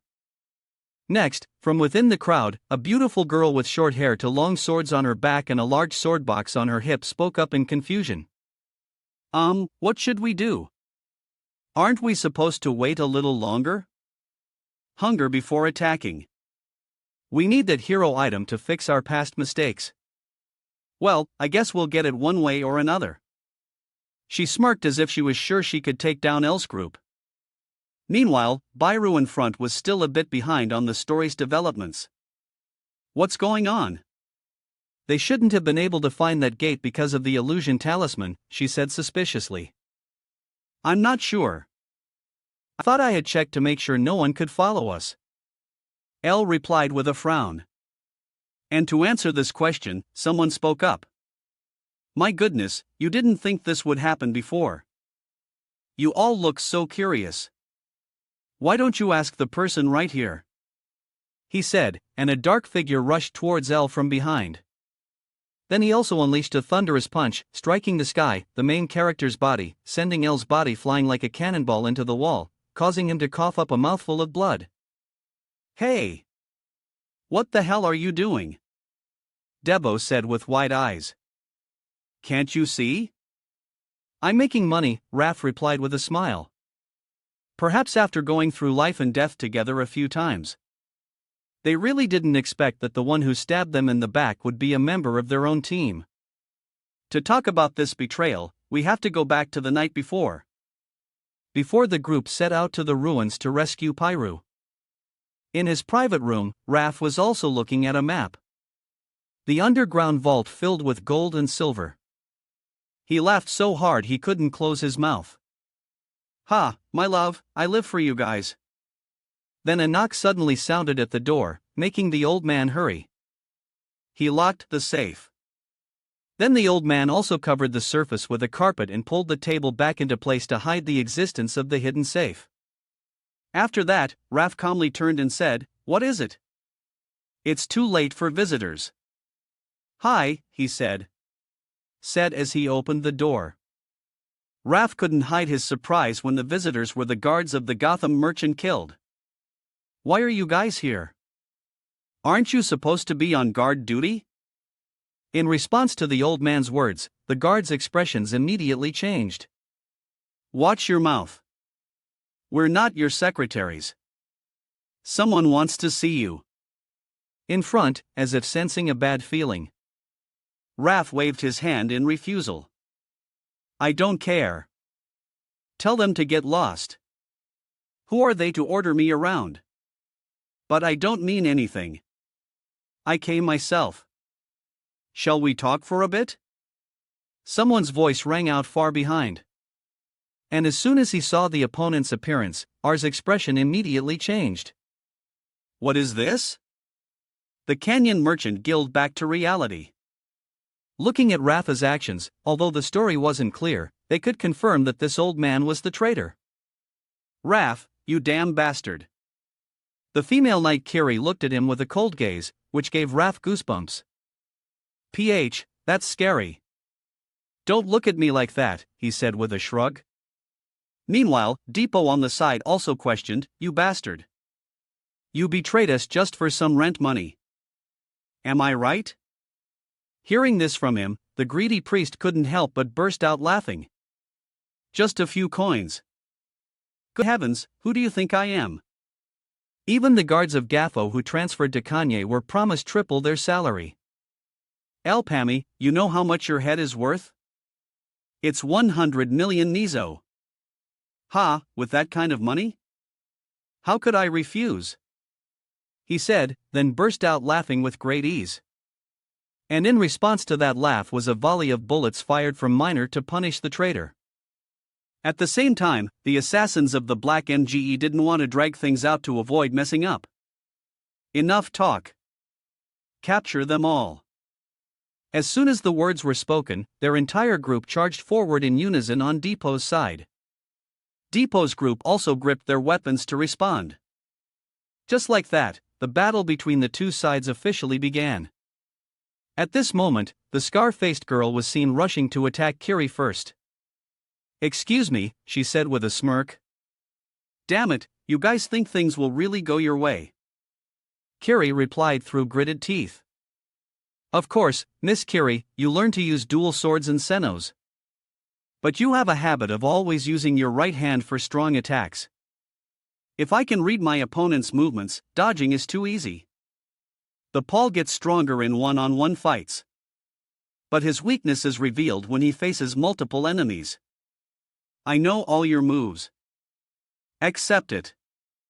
Today, you will all die here, the female swordsman said confidently. It seems that to ensure the success of the ambush, their group had thoroughly studied the strengths and weaknesses of Io's team. On another side, Minor was also firing non-stop. Get lost, you followers! She shouted, firing 2 shots at the same time. She successfully killed one assassin. But at that very moment, Bairu also suddenly appeared behind her and attacked as expected from Kirin's disciple. Hearing this, Minor's expression changed. And she immediately lowered her gun to her waist and fired behind her. She aimed straight at her, but unfortunately the bullet only passed through an afterimage. He used his instant teleportation skill to appear right in front of her. Then he swung his chain, wrapping it tightly around Minor's neck. It made it impossible for her to breathe. You've picked the wrong opponent. As he spoke, he began to tighten his chain, causing marks to form on her fair neck. Seeing his teammate in danger, the main character, who had just gotten up, launched a fire arrow, severing the chain to rescue Minor. Seeing his actions interrupted, Bei returned and warned, Raph, focus. Do you think defeating this guy is easy? He won't be able to hold out for long because I already broke his ribs in that last attack. The man replied. However, while they were busy dealing with their opponents, Pyru, the one with the weakest combat ability, was left unprotected. Because of this, she was immediately targeted by an assassin who stabbed her through the stomach with his sword. The situation suddenly took a dark turn. This caused the expressions of both Debo and Kiri to change. Bairu, damn it! The two of them roared. But luckily, right after that, Pyru's body suddenly dissolved into a cloud of energy, leaving the assassin completely stunned. It turned out that what he had stabbed was just a clone created by a talisman. Meanwhile, the real Pyru had appeared right in front of a stone door. Over here. You idiots, do you want to know what this is? Because I just had an idea. Saying that, she began to channel her energy into the mountain symbol, and immediately the sound of turning gears echoed. The mechanism began to turn, causing the entire structure to rumble and shake. What is that? Boo shouted. I have a bad feeling about this, the female swordsman said worriedly. Then before the group could realize what was happening, the floor beneath them suddenly retracted, causing everyone from both sides to fall straight down. While falling, Kiri spotted something and shouted, "Do over there." What is it? Daibo asked, surprised. Then looking to the side, they discovered pathways along the walls of the pit. Without a word, Kiri reached out and grabbed Miner's hand. Meanwhile, she used her other hand to grab the back of Debo's shirt and shouted, "Doingaring her." The wild warrior understood and signaled to both of them, "Hold on tight." With that, he enveloped his axe in energy and slammed it into the wall to stop his fall.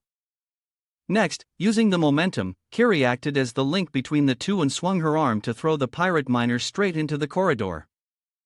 At the same time, Debo also pulled out his axe, and just like that, all three of them successfully escaped into the corridor. After the entire pursuing group had fallen, the mechanism above activated once more and slowly closed. Time passed quickly. After moving through the corridor for a long while without finding a way back, Debo frowned and said, "This place is like a maze with forks everywhere. It's probably connected to other areas." In response, Kiri nodded. There are many entrances on the cliff face, so it might connect to those places. If we're lucky, we might run into L-Pound. But there's also a high chance we'll run into the cultist if we're not, Miner warned anxiously. At the same time, someone's foot unknowingly stepped on a hidden switch. And at that moment, right after, a steel gate slammed down from the ceiling.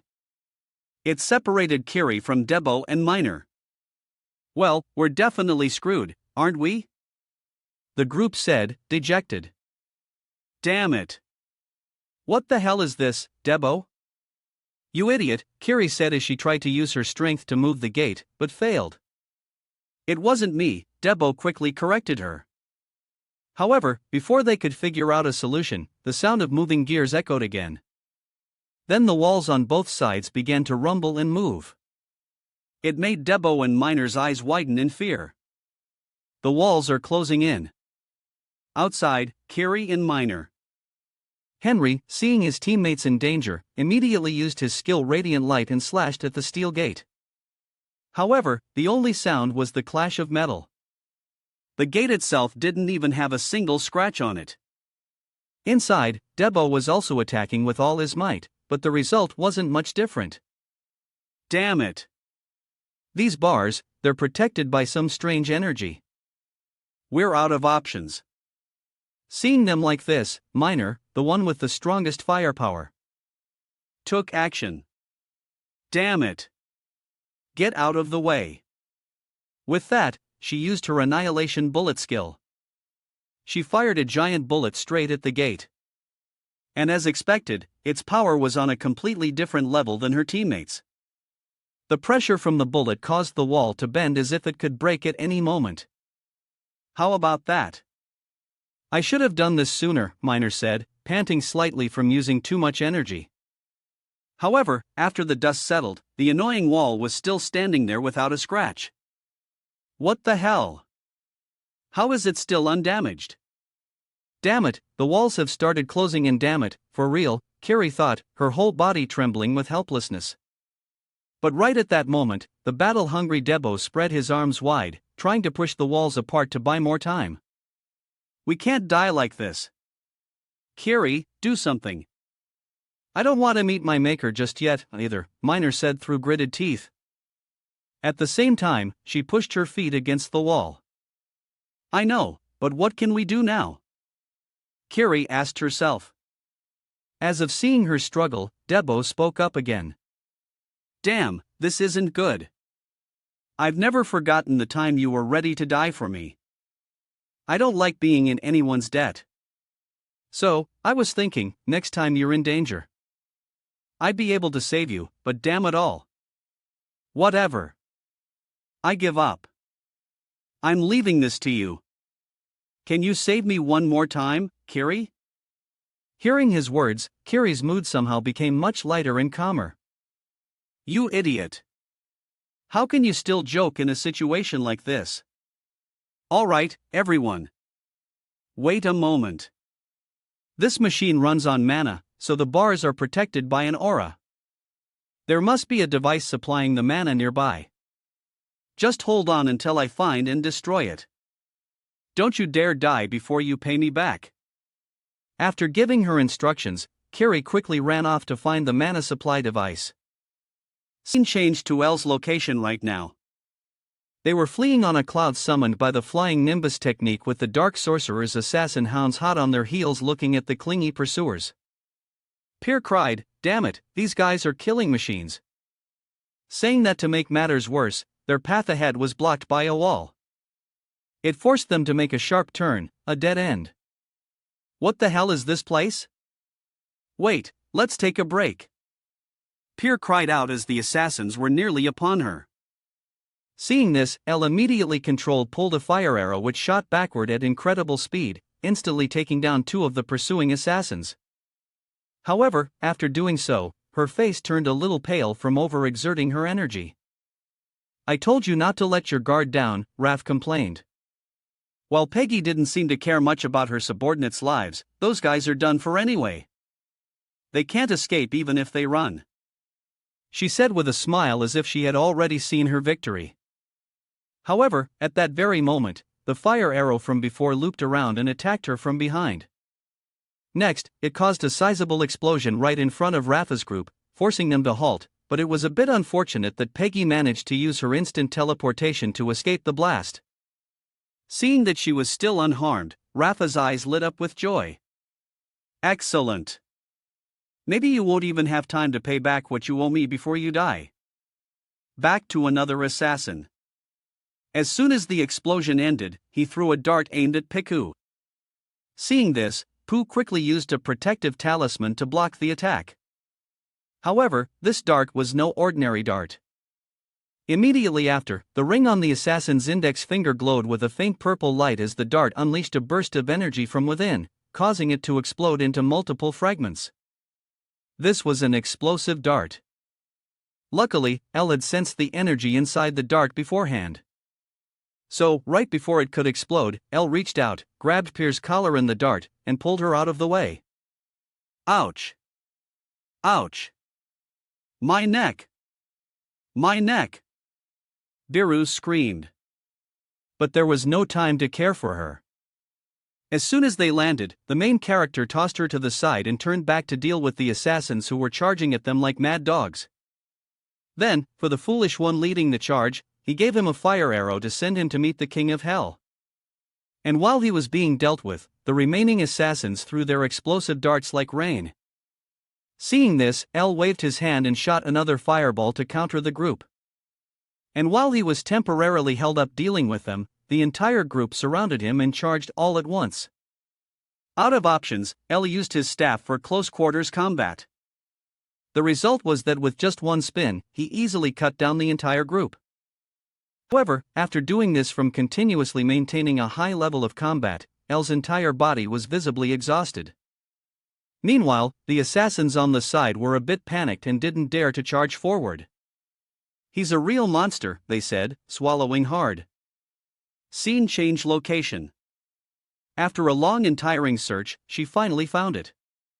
She had successfully reached a large room where an inverted pyramid was pointing downwards, emitting a source of energy onto the floor. Did I find it? If this isn't what I need, there's nothing else I can do now. This is the Manosa source for the entire building, right? She said as she approached the energy source. Then after observing the energy receptor below, Kir's eyes showed a bit of surprise. The amount of mana concentrated here is enormous. This must be it. If I can destroy this, I can save Debo and Minor. Kiri smiled, thinking her teammates wouldn't have to die anymore. Or at least that's what she thought would happen before the voice of the female swordsman rang out. How interesting. Hearing the familiar voice, Kiri quickly looked behind her. However, it was a little too late because at that moment, the female swordsman unleashed her skill, Waiting Moon, 5th form, soul-severing flash, creating a large gash on Kiri's body. It forced her to her knees, coughing violently. Ah, lucky me. I can take care of those others just by taking you down, right? Plus, you're the weakest among them. Aha! Everything is going so smoothly. Saying that, she laughed excitedly at her good fortune. Back to Kiri. After taking a few breaths to suppress the pain, the knight struggled to her feet and said, "You damn lackey. Get lost. I don't have time to play with you." In response, the female swordsman shook her head. "Oh, what a pity. I can't do that. I have an aim, too. You know, why don't we chat a little more?" On the other side, Kiri had no more time to argue with her. So, right after, she used her trial skill, causing a brilliant sun symbol to appear behind her. "Come on, let's get started. I'm a bit busy."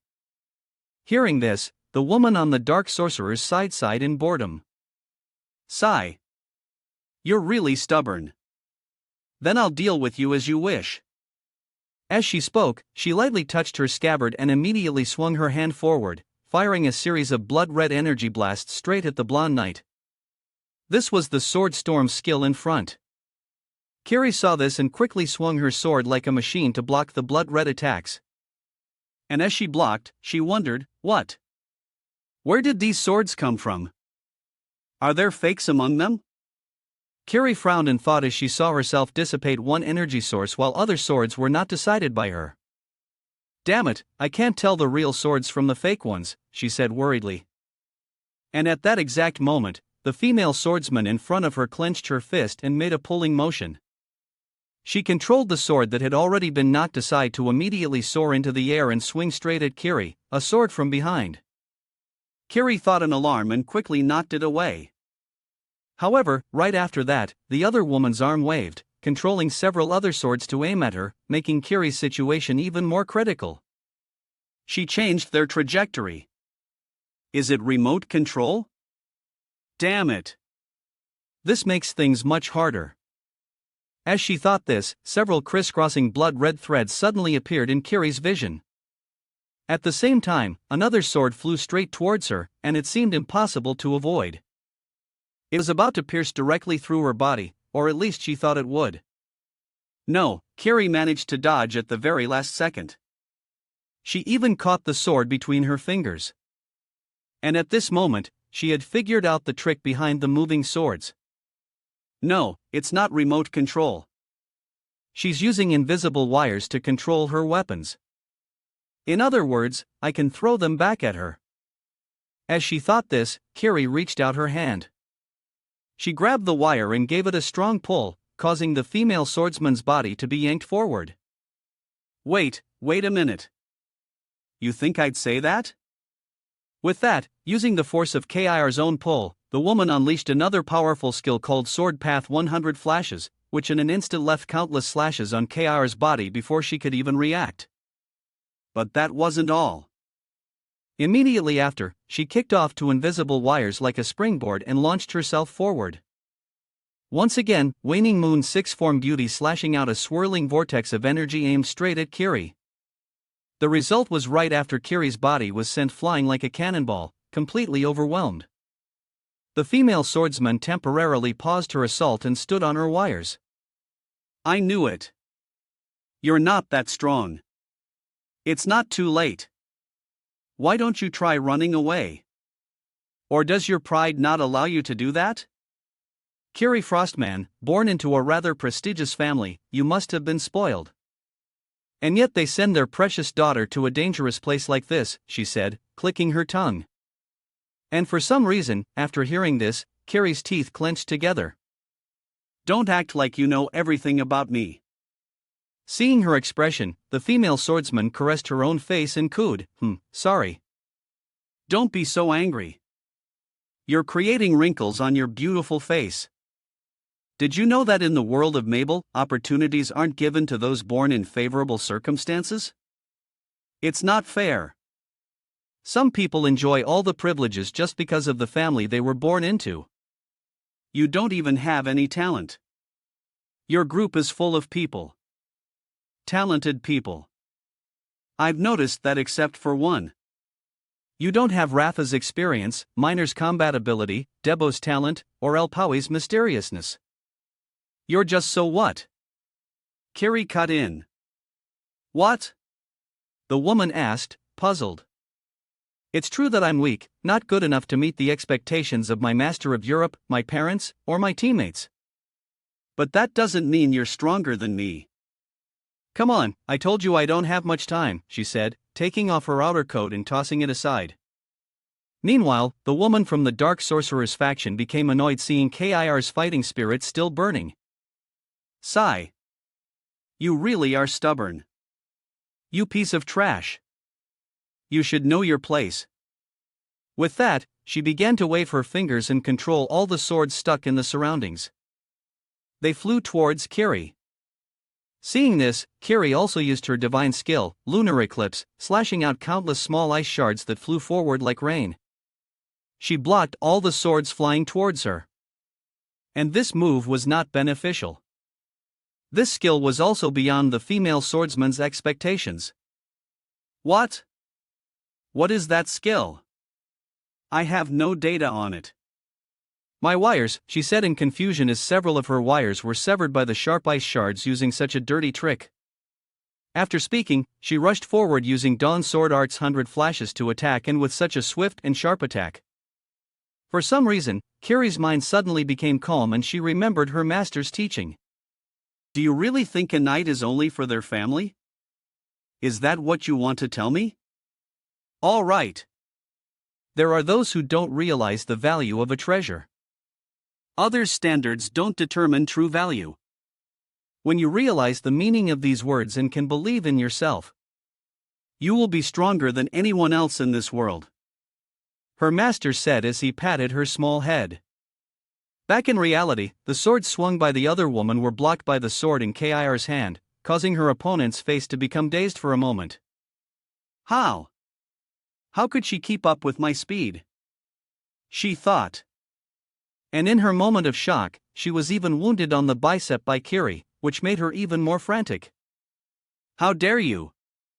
After speaking, she used a skill called soul-severing flesh, lunging forward at extreme speed. However, sensing that her slash had missed, she turned back to look at Kiri with suspicion. She dodged. Kiri, your power doesn't just burn your opponent. The strength within you is like the vast universe out there. At this moment, Kiri's hair had turned a soft blue like moonlight next. By the moonlight, I have seen a more beautiful sun. You can see that in front of her, it looks like a miniature sun is appearing. And this image of the sun is formed by Kiri's super fast sword swings.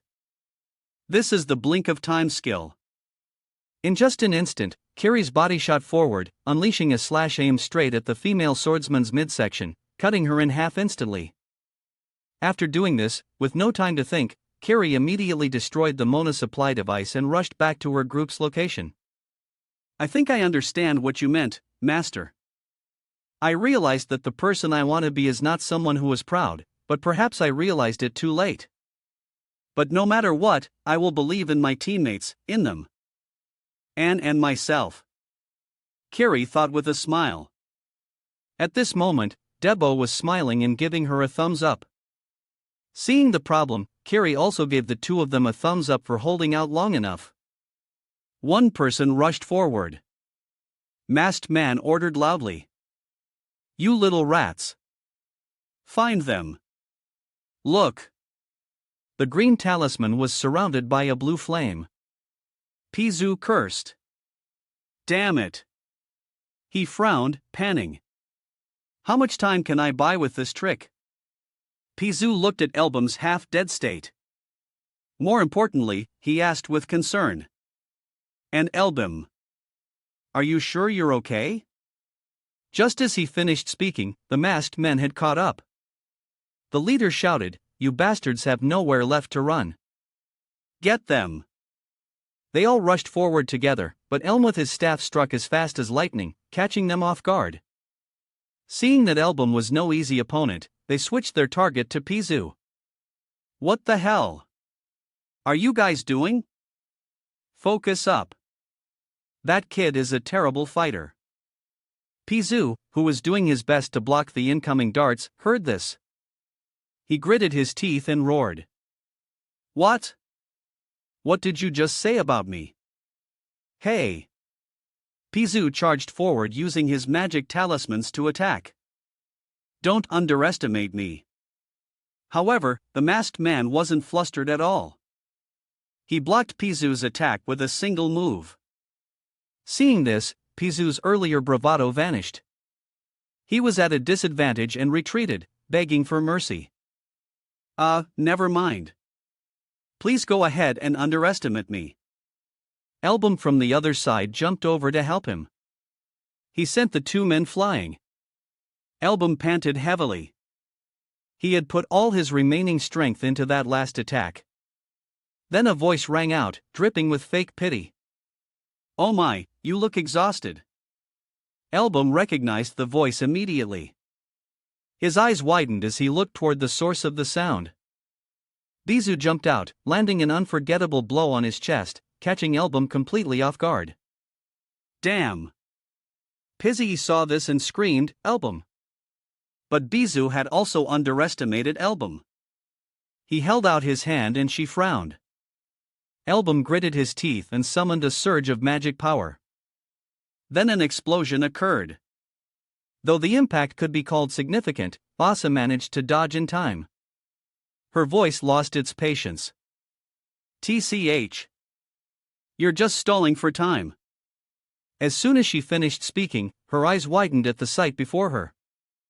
The spot that had just exploded was now empty. Bassa's voice was filled with disbelief. He disappeared. Zephyr stood behind her, nagging loudly. You're driving me crazy.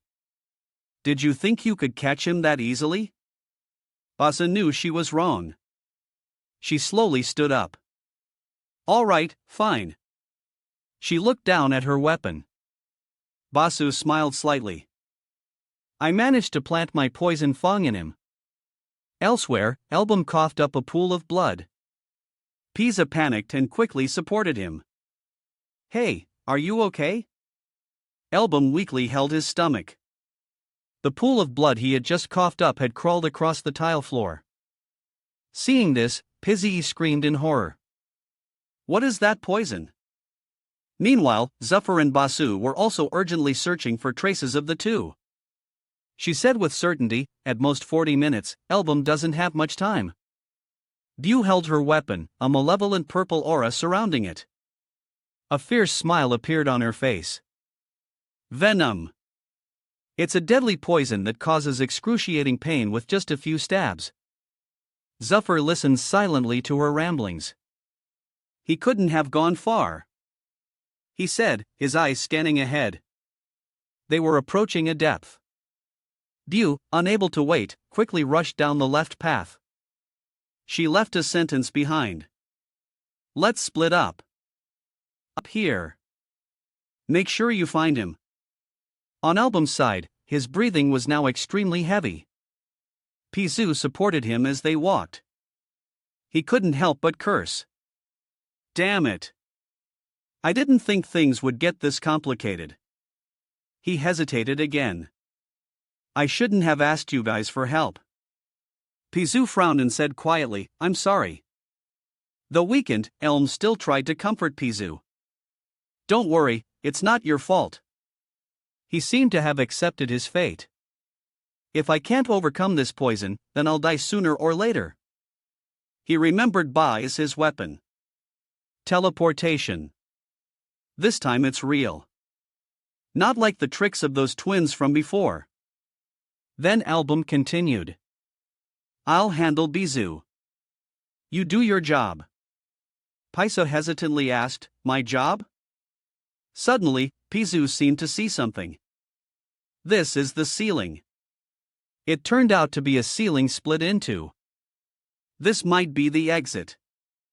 Pizu helped Elam to a stone tablet inscribed with strange characters. "This is the device to unlock the ceiling." Then he looked at the puzzle below. "If nothing's wrong, if I can solve this puzzle, mana will flow through and activate the device." Pizzi swallowed and approached the panel. "Wait a minute. I'll try to solve it as fast as I can." As soon as he finished speaking, his hands were already flying across it. Album sat down, leaning against the wall. "Just take your time and do your thing. I have work to do, too." As soon as he finished speaking, his eye patch began to glow. "You see?" The structure of a room appeared. On the other side, Zuffer's group was also rushing to find him. He ordered loudly, "No one makes a move if you find him. I'll be the one to finish him." A masked man, unconvinced, spoke up. "Why should we follow your orders?" Zuffer turned to look at him, annoyed.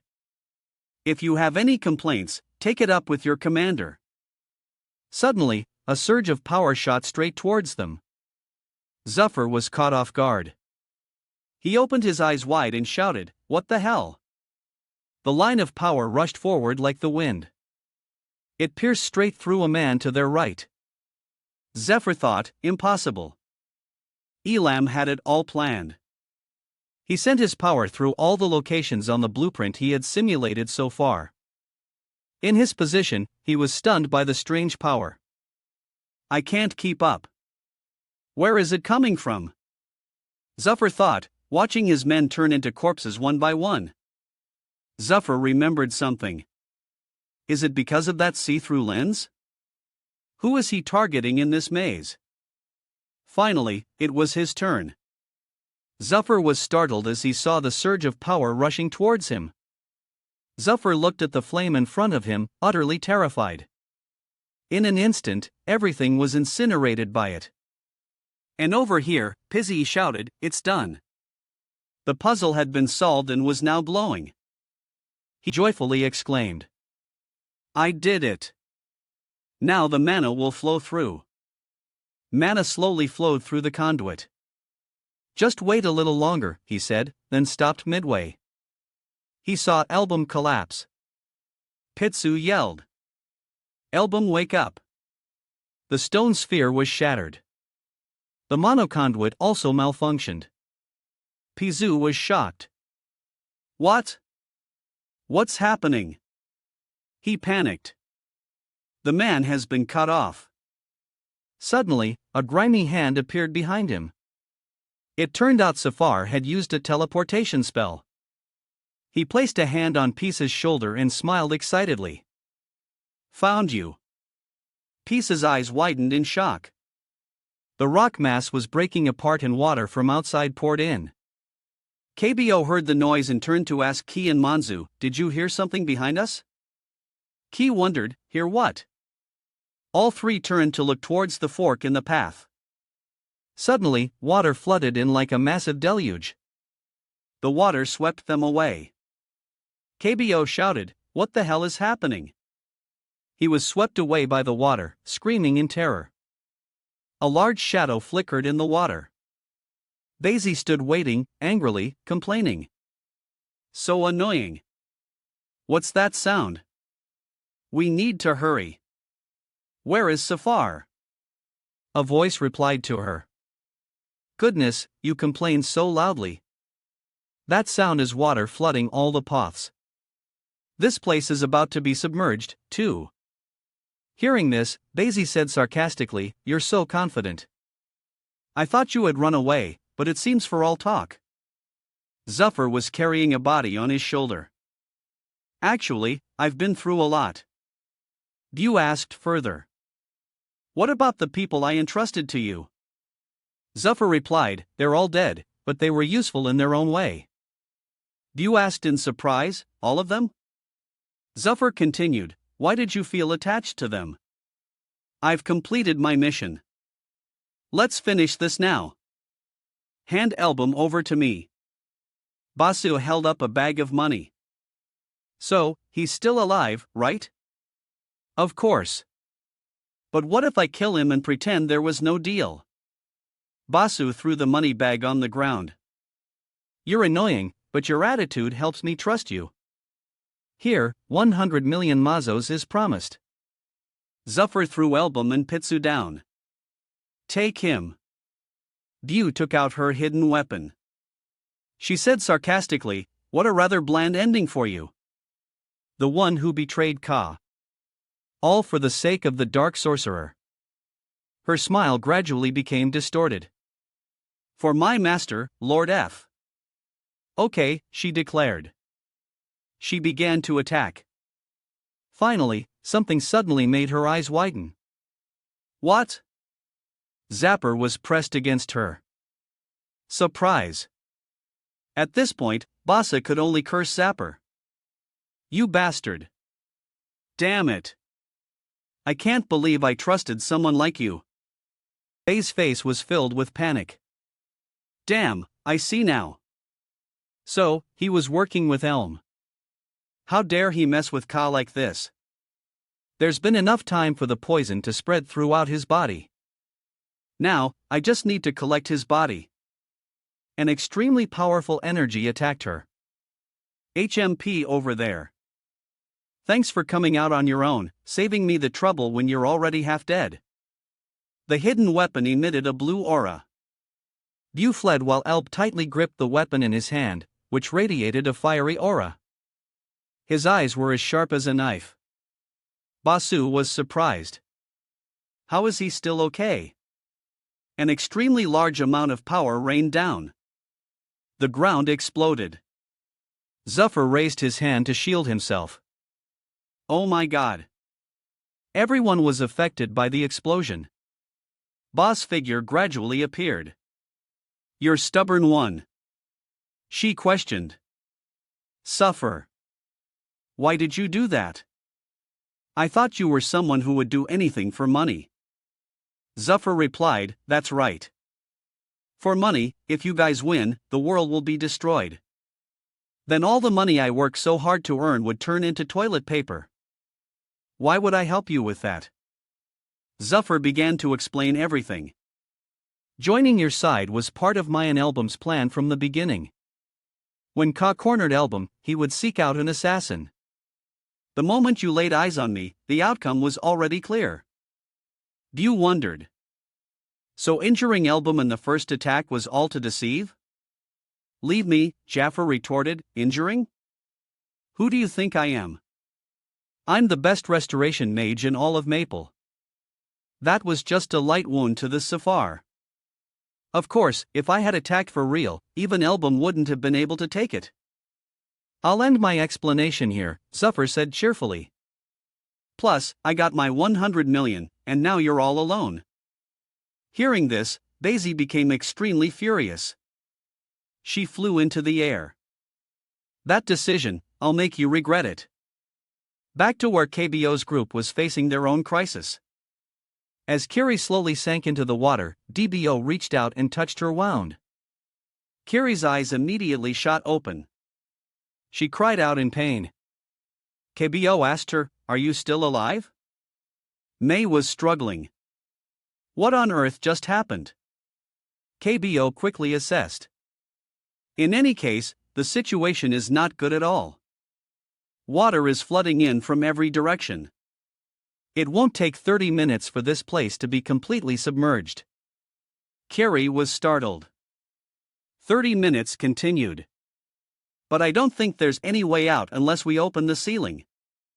But since I destroyed the power source, there's no way to open the exit. Suddenly, something behind them moved. Startled, Mazu. The water suddenly churned violently. KBO raised his hands to shield himself. What? What's happening? His eyes widened as he looked towards the commotion. A hand made of stone was rising. KBO shouted. A stone statue. The stone statue's eyes suddenly lit up. KBO was horrified. That thing is moving. Ba's face was pale and panicked. Holding her weapon, she looked at the corpse in front of her. All around was rubble. "Go to hell!" A voice rang out. A pair of feet stepped forward. Someone like him doesn't even deserve hell. This is the price he must pay for his sins. The fate of those with blood on their hands cannot be better than hell. Your revenge is complete as promised. Boo, now look at its name. F decided, now your life belongs to me. Back to the battle, Basa rushed forward like the wind. Bump and Zuffer watched in surprise. Zuffer's head was slashed. "Don't do it." But Basu cursed silently. "Damn it. It's the cloning technique again. Always these dirty tricks. And most are just illusions created by talismans, not a real threat. But the problem is that reality and illusion are mixing together." Pizu impatiently shouted, "Damn it. Finish it quickly. I can't hold on forever." Elbom continuously attacked her. A red streak of light flashed from behind his eye patch. The fiery arrow shot straight towards Bu. A truly shocking blow. Bu raised her hand to shield herself. Suddenly, he looked at the side and shouted, "Damn it, we've been." It turned out to be Pisa's trick. As he finished speaking, he rushed over and landed a stunning blow on Pei's face. "Is that what you were thinking?" She spat out a mouthful of blood. Pisa looked at her with contempt. "All right, let's go. How about it? You'll never be able to tell the difference." Before Ba could think, Zuffer rushed up and landed another punch on her. Zuffer taunted. "What's wrong? You were so confident just a moment ago." Bu fought back. Zaffer easily blocked it with a staff. Suddenly, she grabbed the chain. Zuffer was surprised. "What?" Zuffer was confident, "As if I go down that easily." The moment he finished speaking, the cruel truth hit him in the face. Pezu had wrapped the chain around Zuffer's neck. She tightened her grip with every passing moment. She pulled with all her might, just as she thought she had one. A figure suddenly appeared behind her. Realizing she had been tricked again, she cursed loudly. "You damn bastards." Bu aimed for Kizu. "You first." Kizu dodged. Elbum was now casting another spell. The energy enveloped the war spear surrounding Bizu and she began to fight back. Pizu, exhausted, sat down in frustration. Damaged. These people, they're nothing short of monsters. After a moment, Zuffer attacked again. He charged forward with Elbum. The two of them used a pincer attack on Bizu. A burst of purple energy erupted and enveloped the area. The energy grew stronger and stronger, covering almost everything. The injured Zuffer screamed in pain. Elbum and Pizu were also pushed back. The blood-stained sword that had slashed Basu fell and stuck into the ground. Basu clutched her injured arm, filled with resentment. "Damn it, you bastards. I kill you all, sparing no one." Suddenly, something strange was happening at the cave entrance. Daisy stared and squinted. "This is getting easier." The water had already started to flood in a powerful current of water. Pizu was swept away. Zuffer was lucky enough to cling to a high spot. "Damn it. Looks like it's here." Basis sank beneath the water, her eyes glowing fiercely in the dark. She launched herself out of the water, attacking Zuffer and catching him off guard. Zuffer was in so much pain his face became unresponsive with the poison tree. "I'll kill you all, you scumbag." Zuffer, still dazed, glanced over at her. Bu mercilessly attacked Zuffer again. Blood flew from Zuffer's mouth. Biju's attack seemed intended to finish everything. Though still choking on water, Elbum saw everything and could only shout, "Suffer!" The water churned violently, mixed with blood. Pez's eyes widened as she sped through the water. She wanted to attack Zafar with her weapon, but he quickly dodged. He swung his arm, trying to grab her, but Binu dodged with a twist of her body and put distance between herself and Zafar. Suddenly, Zafar retched, coughing up a mouthful of blood, his heart filled with shock. A poison. But he had no time to process it. Zafar's eyes widened as he glanced to the other side. Bu immediately rushed to attack him again, this time gritting her teeth and wielding her weapon. Zafar raised his hand to block, sending blood flying everywhere. Blood flowed from his mouth, carried away by the water current. Zafar knew Boyu had fallen into his trap. He smiled triumphantly and took out a glowing cross he had prepared earlier. Still holding Boyu tightly, a blinding light emanated, and above the lake, the shape of angel wings appeared. Faced with the sudden light, Daisy squinted suspiciously. This is something quickly flashed past the side of her face, but Daisy swiftly dodged it. Her heart was in turmoil. What? What was that? How? Her eyes widened as she saw Zafar using a dispelling spell, healing bit by bit. That impossible.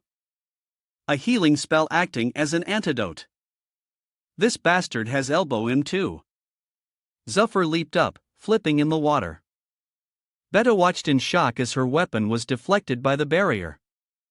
At this moment, Zafar was surrounded by a shield and a holy spell protecting him inside. Beiju was astonished. A protective barrier. He thrust his hand out from the shield towards Pezzo's terrified face. She threw her head back and quickly dodged the attack. Zafar quickly activated the energy in his hand. Bu yelled. He clenched his fist and power poured out unexpectedly. Batty treated to avoid the hand's movement. This bastard. Zafara chuckled mockingly. Oh, my apologies. He stood within the circle of holy magic. It's hard to ignore all your bragging. Basu gritted her teeth and chanted teleportation item. At this moment, Zafar rushed forward. Let's end this. He charged and Basi dodged. So, Zafar only hit the stone pillar. She used her weapon to strike the barrier, but it was futile. Zafara fought enthusiastically, laughing with great pleasure. Don't you realize it's useless? He leaped up. He kicked Bayer down. You don't get it, do you? In pain, she spat out blood. Zafar delivered another punch. You always appear behind me whenever you disappear. Do you take me for such a fool? He rubbed his nose in delight. This is so much fun. At this point, Beta couldn't take it anymore. She stabbed her weapon into the holy shield, wanting to destroy it. Don't. In the end, that attack exploded. Damn. Zafar was thrown outside. Beta completely exploded, her face darkening as she leaped up to attack him. Oof. This is indeed very fun. But before she could strike, her arm was severed. Beta's eyes widened. The blood. A powerful current of water rushed towards them. Elbum and Pizu finally arrived to support Zafar. Elbum, he seemed to gain new strength, smirking as he swung his fist. What are you looking at? Bu was caught off guard, her eyes wide with shock with one punch. Bu was sent flying a great distance, even breaking a large pillar. Her back slammed hard against the wall, forcing Bayu to cry out in pain. The insignia on her collar also cracked in several places. Barrow gritted her teeth as she watched the insignia shatter before her eyes. Barrow breathed heavily, gritting her teeth unwillingly. I lost to the darkness. If this continues, I won't be able to carry out Fox orders. But her fighting spirit was not diminished in the least. I have to make it happen. She rushed towards Elbum at all cost. Elbum's magic power also shot straight towards her. The two surges of power collided in a fierce struggle. Baser pushed forward. Her face was so disfigured by the flames that she was unrecognizable. I can't let them leave here. Even if I have to sacrifice myself. Her weapon was also nearly shattered, but Basu persisted. I will kill them all. But in the end, it was like hitting a rock with an egg. How could she fight back with her battered body? Bizu fell before Elbum's powerful attack. Her weapon shattered into pieces, and she was like a moth burned to a crisp. But even so, it couldn't stop her stubbornness. Her face was burned beyond recognition. But Bizu was still determined, wanting to take them all down with her. For fuck. At this moment, someone spoke up. Oh. Bizu's eyes widened. Glimmering behind the flames was half of Elbum's face. He spoke slowly. I still have. From somewhere, Elbum produced a bow. He raised it, aiming at her. One arrow. Elbam released his hand and the arrow flew through the air towards Bizu. Her body seemed to be consumed by that powerful pressure. Bizu's eyes bulged with veins as she watched death approach. At this moment, it was like seeing beautiful dreams before death. In her mind, she remembered the image of F and the praise he once gave Bizu. Well done. Bata seemed to let go. Her mouth gaped. It was as if before her eyes, F's hand was reaching out to lead her away. Beta smiled happily. That tear of happiness still lingered in Bairu's eyes. Please forgive me. In an instant, she was swallowed by that brilliant light. The water crashed against the stone slab. Ba's weapon was stuck in it. The fierce battle was still ongoing as a powerful blue stream of water surged upward. The stream of water crashed into the monster, causing it to flail. Monero attacked immediately after, using her power to create a fiery vortex which she called fire. With a sweaty and pale face, she cursed in anger. Damn it, how can something so big float? This fiery vortex slammed into the stone wall, causing it to crumble. A huge explosion occurred, creating chaos, which even the blue stream of water couldn't stop. Mayu emerged from it, shouting to her teammates, "All right, I've attacked them." Suddenly, the monster stood up and swung its arm towards her. Another explosion, but this time, it wasn't fire, but the monster's arm slashing down. As soon as it was slashed, water gushed out. A person holding an axe raised it high. It was Diabo. He was holding Monero with one arm. She thanked him. The monster's arm was severed in two, dissolving into the blue water. Its face was filled with rage. It turned back and stabbed its sharp blade into the water. Over here, Ki activated her ice, freezing the water in front of her. She also froze the monster solid.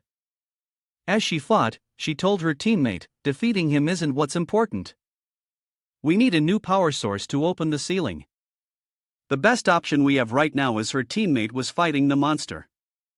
Before Kitty could finish, her teammate understood and cut her off. All right, I get it. A shadow appeared behind him as the monster charged like the wind. DBO slammed his axe straight into the middle of its head. He had shattered the monster's face and looked pleased. We need his mana stone. Fearing he would accidentally destroy it, his teammate quickly reminded him, make sure you don't destroy it. We have to break through its armor first if you can even find it. A blinding blue light flashed, dazzling anyone who saw it. Diablo accidentally stepped into a sunken spot. He didn't realize it. He wanted to charge forward, but his foot was stuck.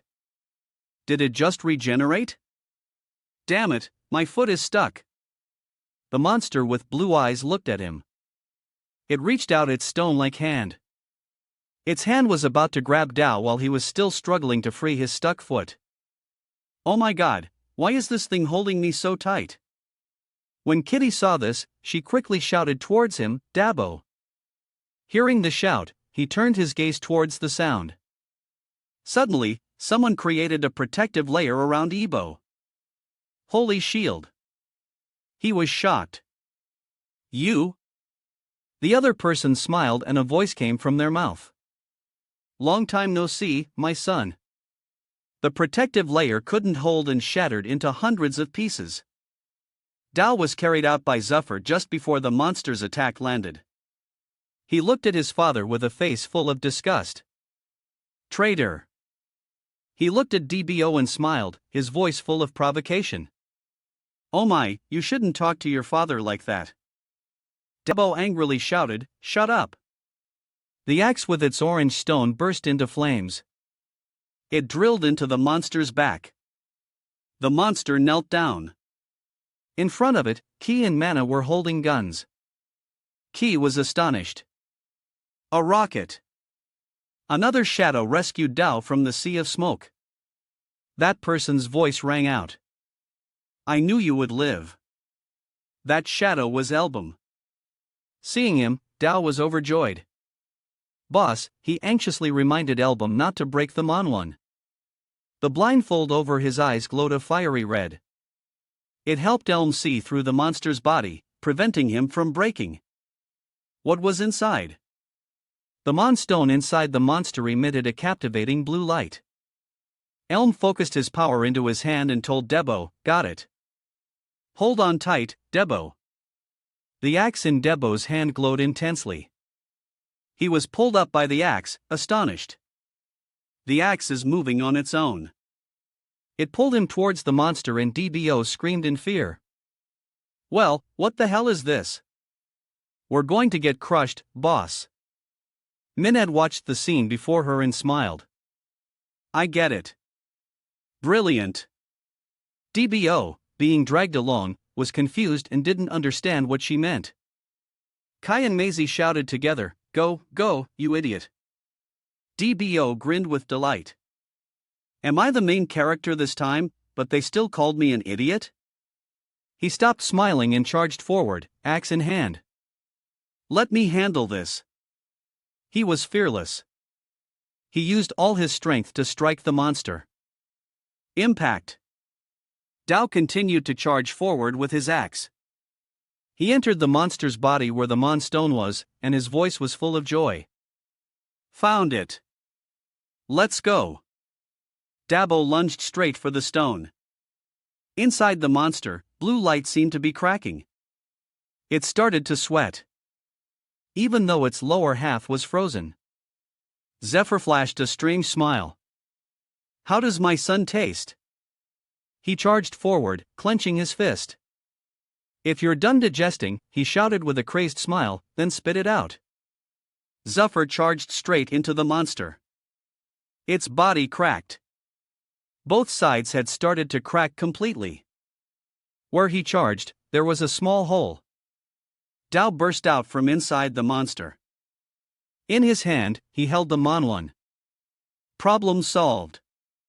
He landed safely on the ground. The monster's body had a hole right through its chest. It contained the monster. Its horns had also been broken in half. It sank into the water, bubbles rising to the surface. The monster lay motionless in the water. Pizu was frantically trying to stay afloat.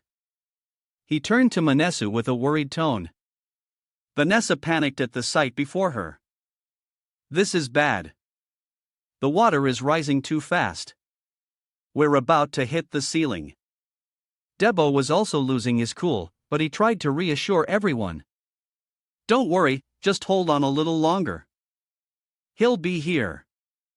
Beneath the deep blue water, air bubbles silently rose amidst the quiet darkness, accompanied by floating fragments of broken stone, signaling that something was gradually rising from the depths.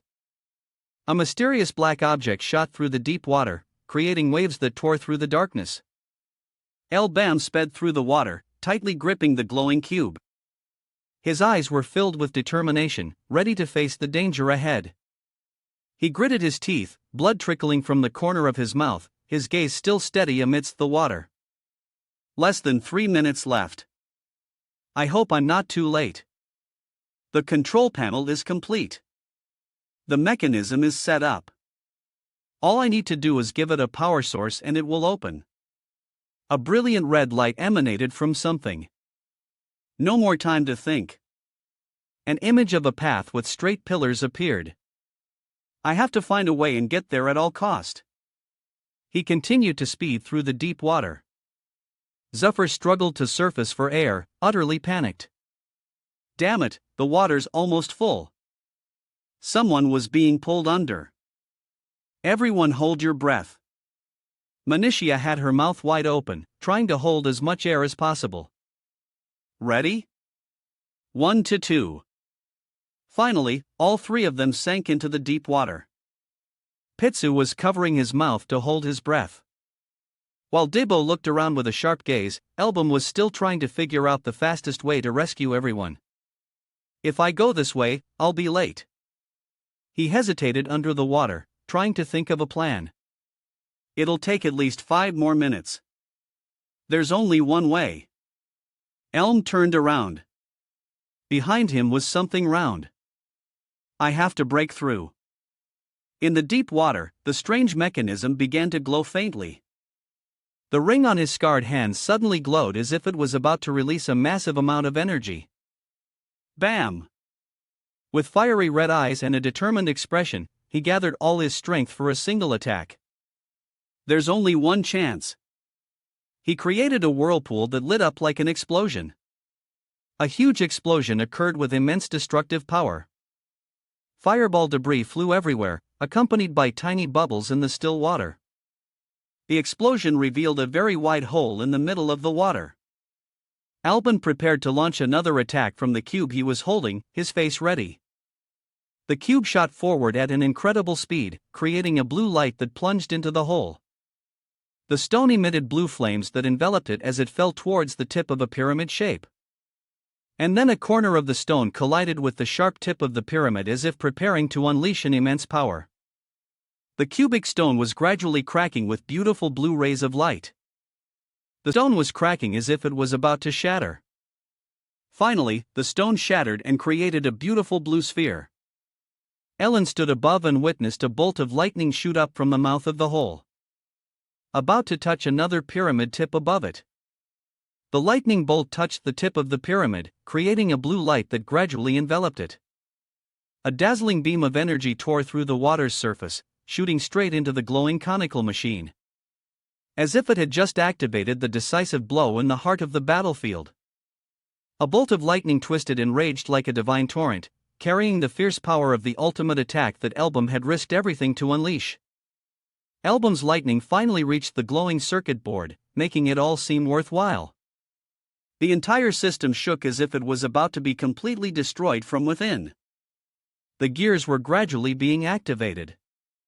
Tizu and Manu, with incredibly determined eyes, placed all their faith in Elbum. Finally, the wall above them began to open, and light started to creep into the place where Elbum's comrades were trapped. They burst out of the water, gasping for air, as if they had just returned from the dead. Kitty lowered her head into the water while Daibo, though exhausted, managed to relieve smile. Oh, I thought I was a goner. The group drifted into a flooded room. Honestly, what an unpleasant place. Man looked at the statue and wondered, can this one be operated too? Surely there can't be another machine like that. Young Dino looked around in panic. Boss, where is the boss? In the deep blue whirlpool, the silhouette of someone appeared. Bam gritted his teeth, straining to push himself up. He shot forward like the wind. Light emerged from a square portal surrounded by water bubbles. The figure of someone with long hair and a white outfit stood at the entrance of that area. Elbum helplessly shouted, his eyes wide with unwillingness. He reached out his hand helplessly and slowly began to sink. He was also gradually losing consciousness and gradually sank deep into the abyss. Manu, like a hero, dead down to save Elbum in a very romantic scene. She reached out, cupped Elbum's face, and propped him up with a staff. She was about to place a kiss on his lips to give him air. Alexer spoke with a teasing yet slightly reproachful tone. You're taking everything on yourself again, aren't you? Elbum snapped back to reality. Around him were his comrades in a vast forest. This place, he thought. All his teammates were smiling cheerfully at him. Jaden spoke with a bright smile while Philip looked exasperated. If you're tired, you can rest, Alexer said cheerfully to Elbum. You don't have to push yourself so hard. You did great. Album realized with a start. This is a memory from my past. Suddenly, he smiled. Even then, he was already dead. He smiled cheerfully and replied to everyone. I'm fine. I made a promise. Back in the room from before, everyone was standing around someone. Album's eyes suddenly flew open and he woke up. Then he coughed violently, startling Monero. Ah, he's coughing. He sat up in a panic and questioned Minzer. What happened? You saved me. His teammates all smiled with joy. What a relief. I was worried. Because you hadn't woken up. He was also surprised, questioning himself when his body felt fine. My body doesn't seem to have any problems. That's all thanks to my recovery magic. Elb glanced at someone and said. Then let's go. Minad looked impatient and shy. Is something wrong? Did something happen? No, it's nothing. A voice came from the doorway of a room. So this was all part of the plan. Someone was approaching. Well, the second half of it was all improvisation. Album was arguing with Zuffer as their teammates followed behind. You should have at least told me first. You scared me. Don't you know that to deceive the enemy? You must first deceive your allies. Thanks to that, even you were fooled. He mocks Zuffer, who could only laugh awkwardly. The acting was. I wrong to think your first attack was too emotional? Come on. Now is not the time to talk. We have to hurry. He was carrying a woman's body on his shoulder and asked, but why are we carrying this woman's body? She's still useful. I have to keep my promise to go. Suddenly, Pizzy shouted in panic. Ah! He rushed off somewhere, followed by the confused looks of the others. What's wrong? Everyone walked into a very large room with a pillar, and on top of it was an object. And in the middle was a beautiful red stone.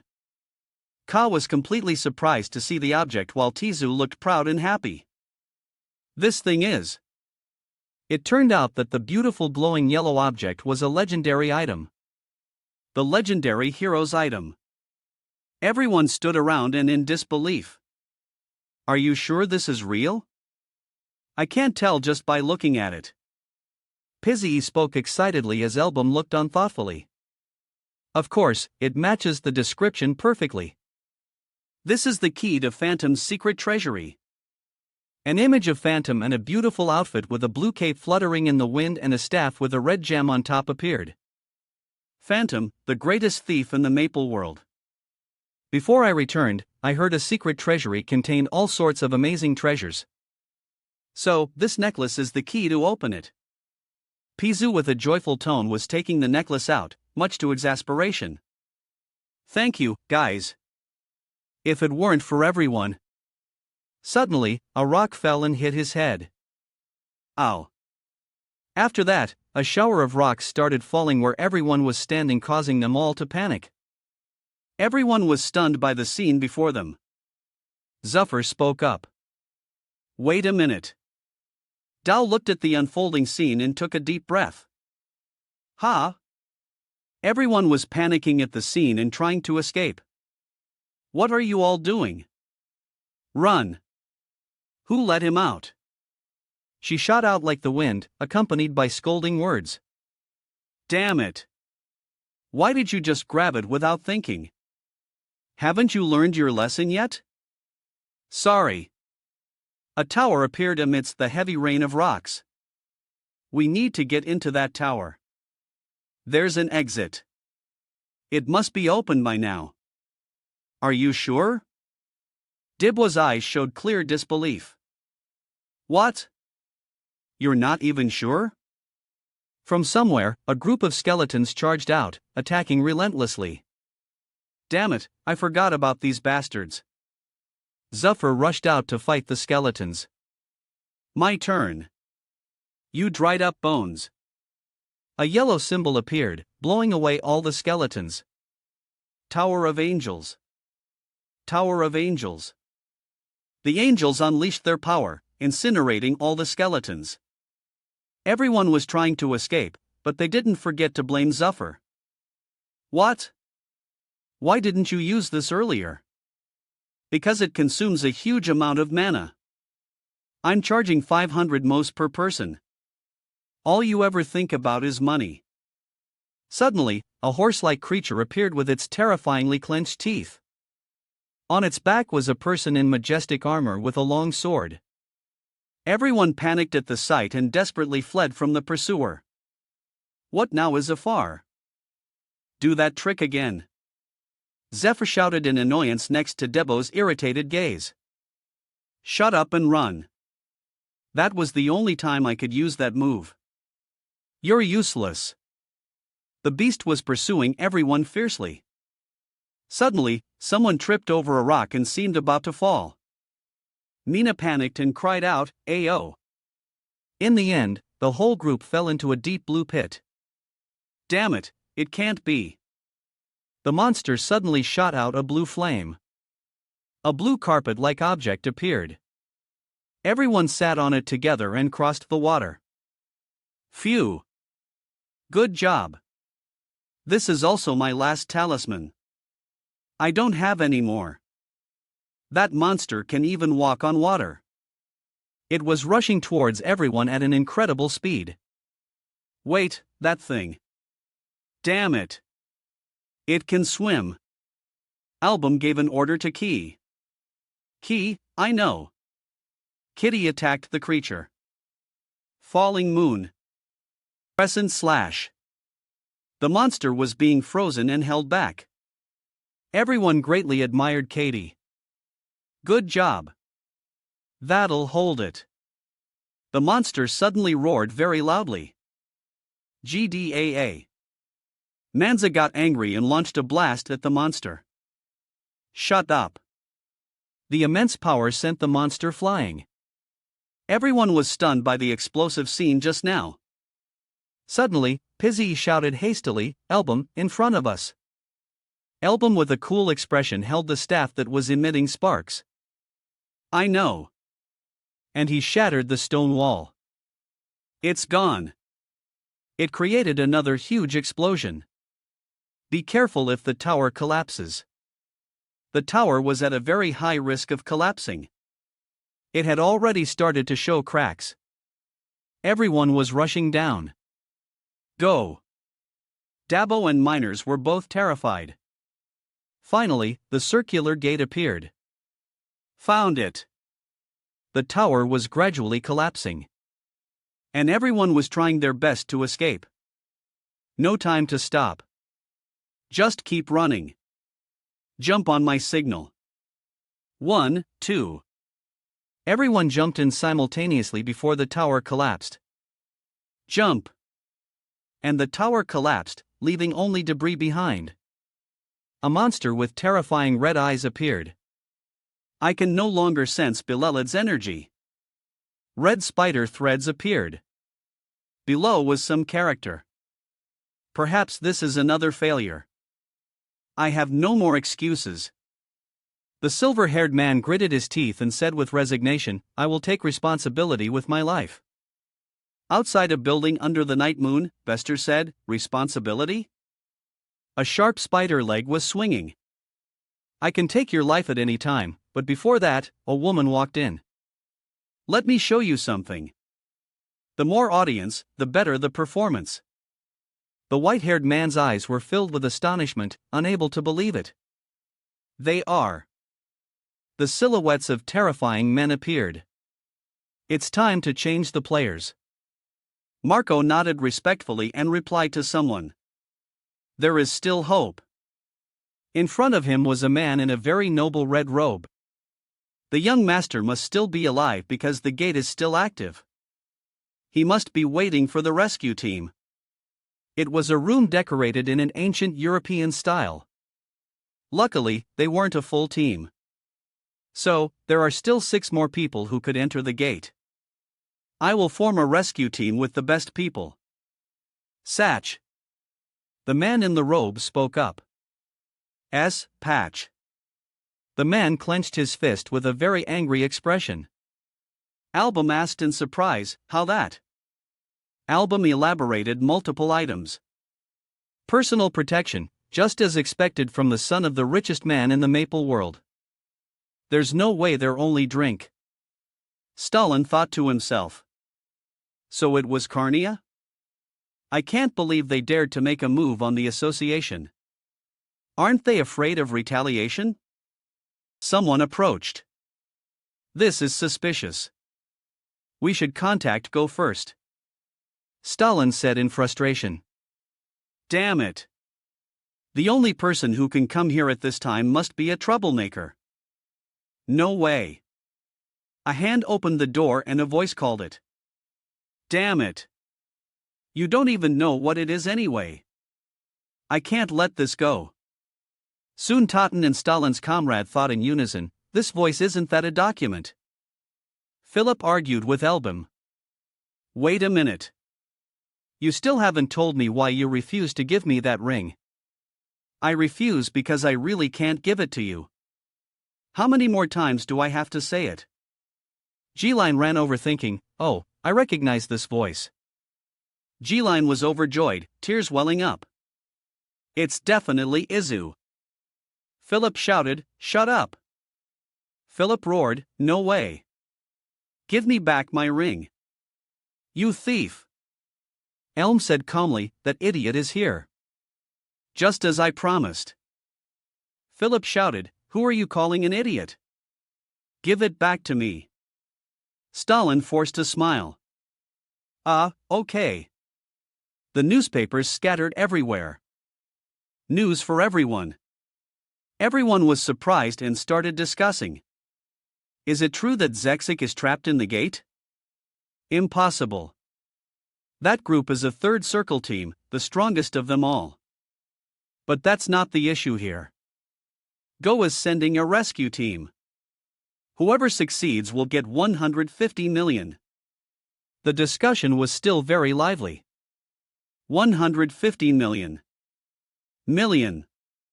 Wow, they're really rich. Everyone will definitely go crazy over this. I want that much money, too. But don't get your hopes up. They only have 7 spots left. There's no way they'll accept a nobody like you. Dino was surprised. Wow, it's really become the hot topic in town, huh? Zafar asked emotionally, where did Elbum go at a time like? This my passion for saving people as a healer is burning. Debo replied. Leaving like that you want to save people more than you want to earn a ton of money. Depot asked curiously, hey, why are we going to the slums?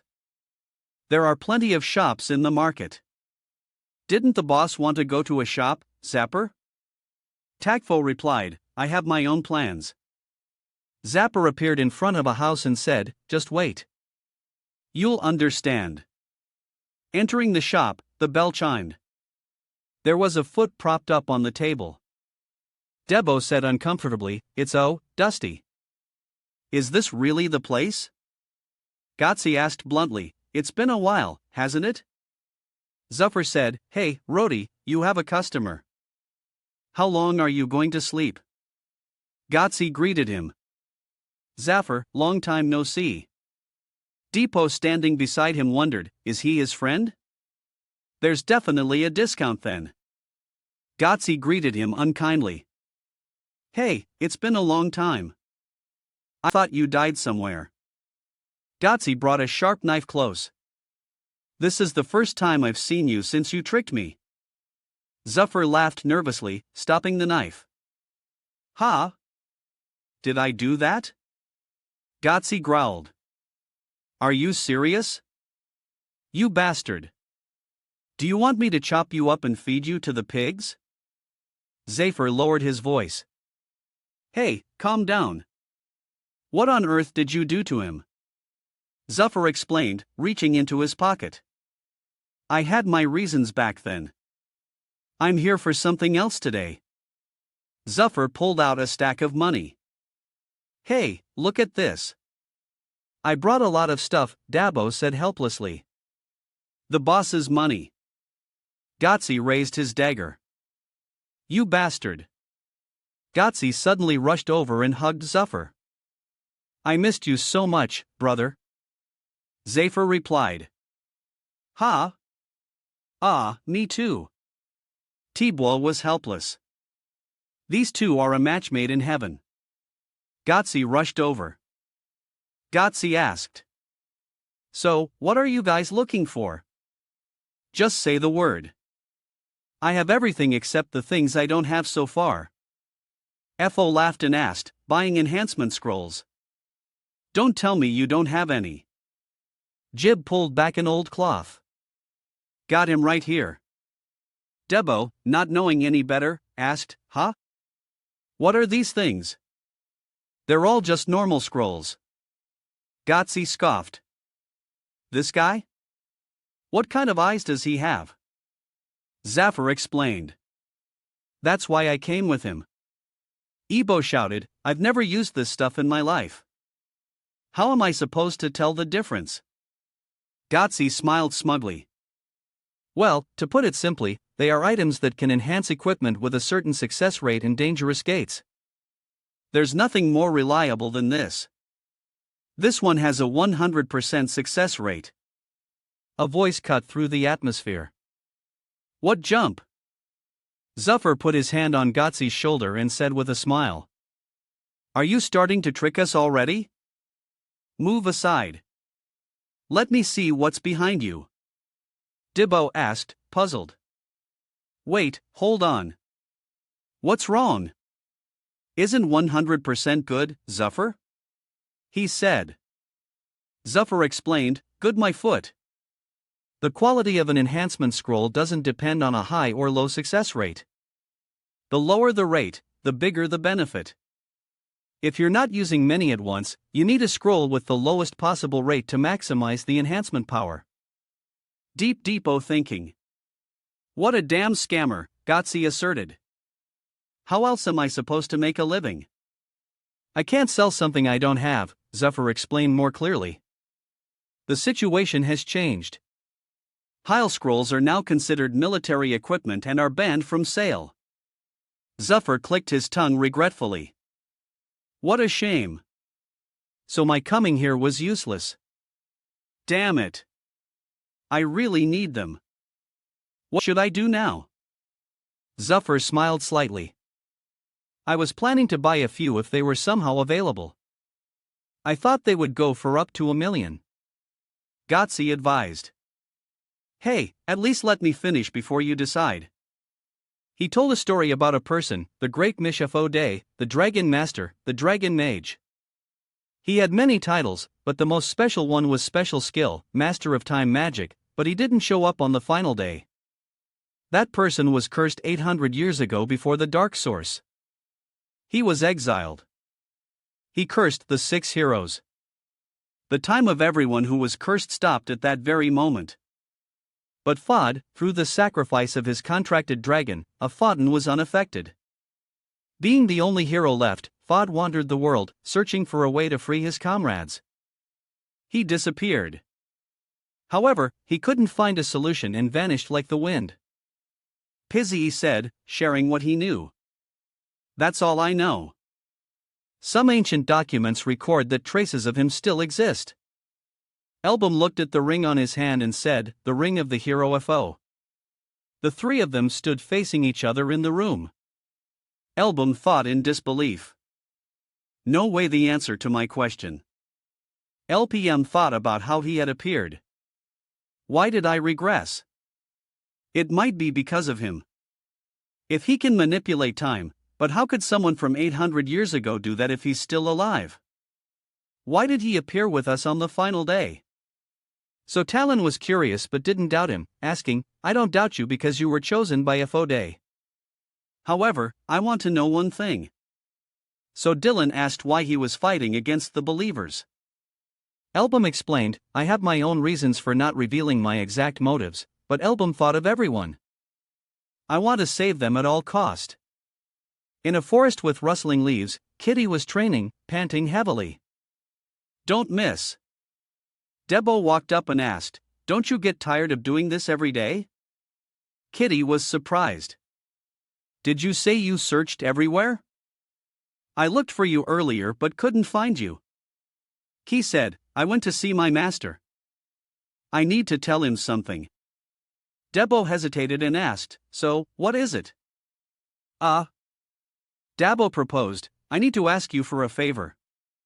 Kitty, wiping her sweat, asked a favor. Debo shyly asked, "Can you go on a trip with me tomorrow?" The clock struck 3:05. Debo glanced at the clock and thought to himself, "She's not here yet. Did I come too early?" Just as he thought this, a voice rang out, startling him and making him turn around. "I'm sorry, have you been waiting long?" Debo heard her and replied, "You're here. I just got." He paused when he saw Kai here. Key's hair blew in the wind. "Manu held me up for too long, so I'm late." Feeling shy, she broke into a sweat and continued. "I told her I didn't like this style, but she still insisted, forgive me." Daisy was wearing an incredibly cute and beautiful princess-style dress. She scratched her neck and hesitantly asked, "Why are you looking at me like that?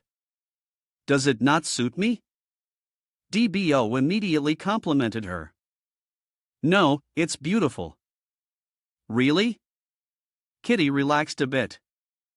"Well, that's good. Shall we go now?" Dabo blushed slightly. In a nearby bush, a pair of eyes lit up. Dibwa and Kizzy had left.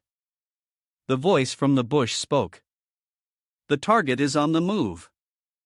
Everyone, get ready." "How annoying." "Now what?" Zuffer complained. "What? Do I care about that kid's date?" "I now," D angrily shouted at him. "Shut up. Maintaining the mental health of all team members is very important. Got it over here." Debo and Kai were chatting very happily with each other. Mindy recalled the scene where she spat out all the water in her mouth and asked urgently, "What about DBO?" Key sat with her arms crossed, looking annoyed. "Yeah, he said it's his sister's birthday this week. He's probably never bought her a gift before because of money issues. He wanted me to help him pick a gift."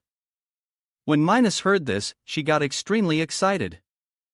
"That's just an excuse. So, what do you think? This is really interesting." Key replied, "I'm not good at picking gifts either. It would be great if you came with us." Min was surprised. "What? Are you serious? Why should I go with you too?" Min's face was truly interesting. Kai was expressionless. "Huh? Didn't you hear me? I said we want you to help us pick a gift." Kai thought to herself. "She's so dense." Key continued. "You're truly hopeless." Mindy retorted. "What? Where? Wait a minute. Let go." A closed combat weapon was raised by DBO. "What about this one?" he asked, clueless. "I think D could protect herself pretty well with this." Kitty had an idea. "What about that sword? It looks more suitable for a beginner." The two continued to choose gifts. "How about this one?" "Not bad." "Oh, this one is pretty, too. Should I just buy them all?" He said, "I was so nervous because I'd never done this before, but it went smoother than I thought." Dao was surprised. "Really?" He said, "I was so nervous because I'd never done this before, but it went smoother than I thought," she explained. "Since I was little, I started training to be a knight. I barely had any time off, so I'm not used to strolling around town like this." Dao listened to her silently. He spoke up. "Shall we go check out the explosive stalls?" Kitty agreed. "Okay." Nearby, Manu and the other two were following them. She was annoyed. "Damn it, these idiots. What the hell are they doing? They're not doing anything useful. So clueless. You guys should pay a little attention to the audience. Elsewhere, 2 more people were watching them while eating popcorn, but they had no idea we were watching. It's obvious they like each other, but there's no progress at all, Minata sighed. One of them doesn't even realize it. At this rate, they'll be alone for the rest of their lives, right? Dean was worried. That's why everyone says he's an idiot. I'm so worried about him. Zafar was startled by Denif's appearance. You are? How did you know we were here? He was surprised. I didn't sense her presence, Denif explained. I was the one who complained about the gift, but anyway, the gift can wait.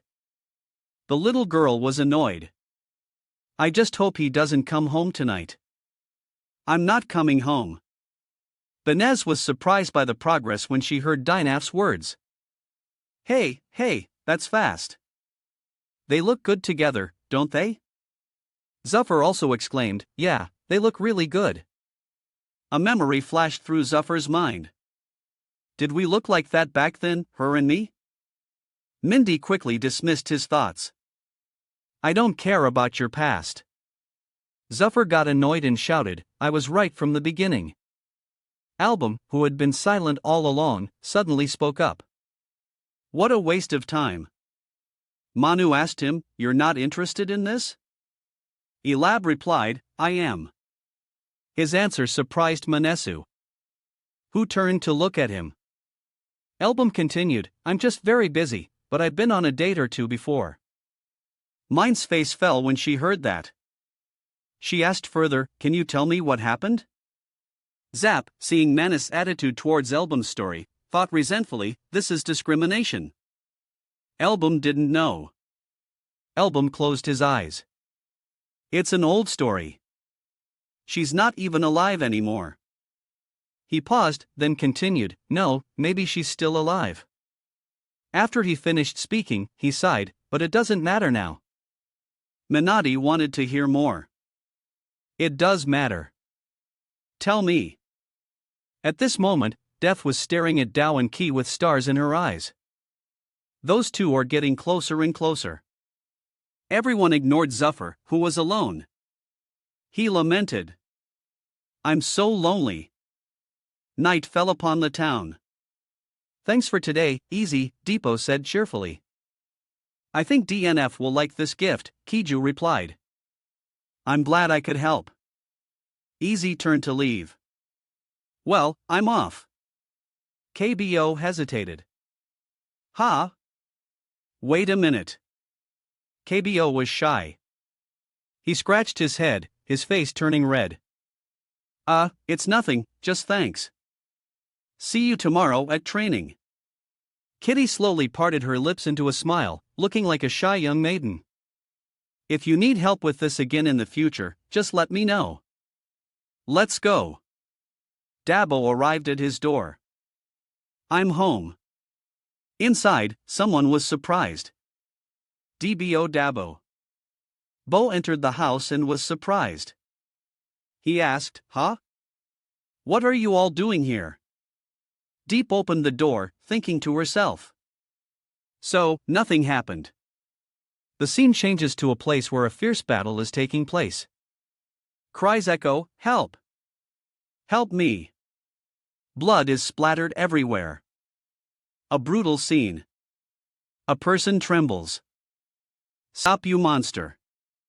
I won't let you pass. He was determined. The old man was surrounded by a horde of monsters. Ozian began to attack. A gust of wind swept by. The old man had made it through the door. Finally, the sealing stone of the hero Fo Jaidu, which contains the power of time. I've obtained it. With this power, I can do many things. The stone was slowly moved by the old man. The plan, the dark sorcerer. At this point, the old man was surprised. Azium held the stone slab in his hand.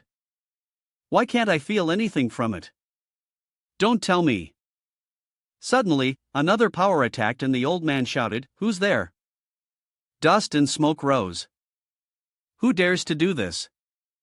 The cracked tower looked like it could collapse at any moment. Akazium was furious. Someone reversed time before I did. The old man crushed the stone. I must find him.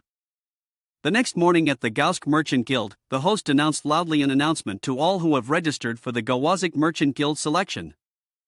All candidates, please take your positions. The results will be announced in 30 minutes. Mines taunted confidently. Why don't you just give up? The difference in our strength is already obvious, isn't it? What nonsense are you talking about?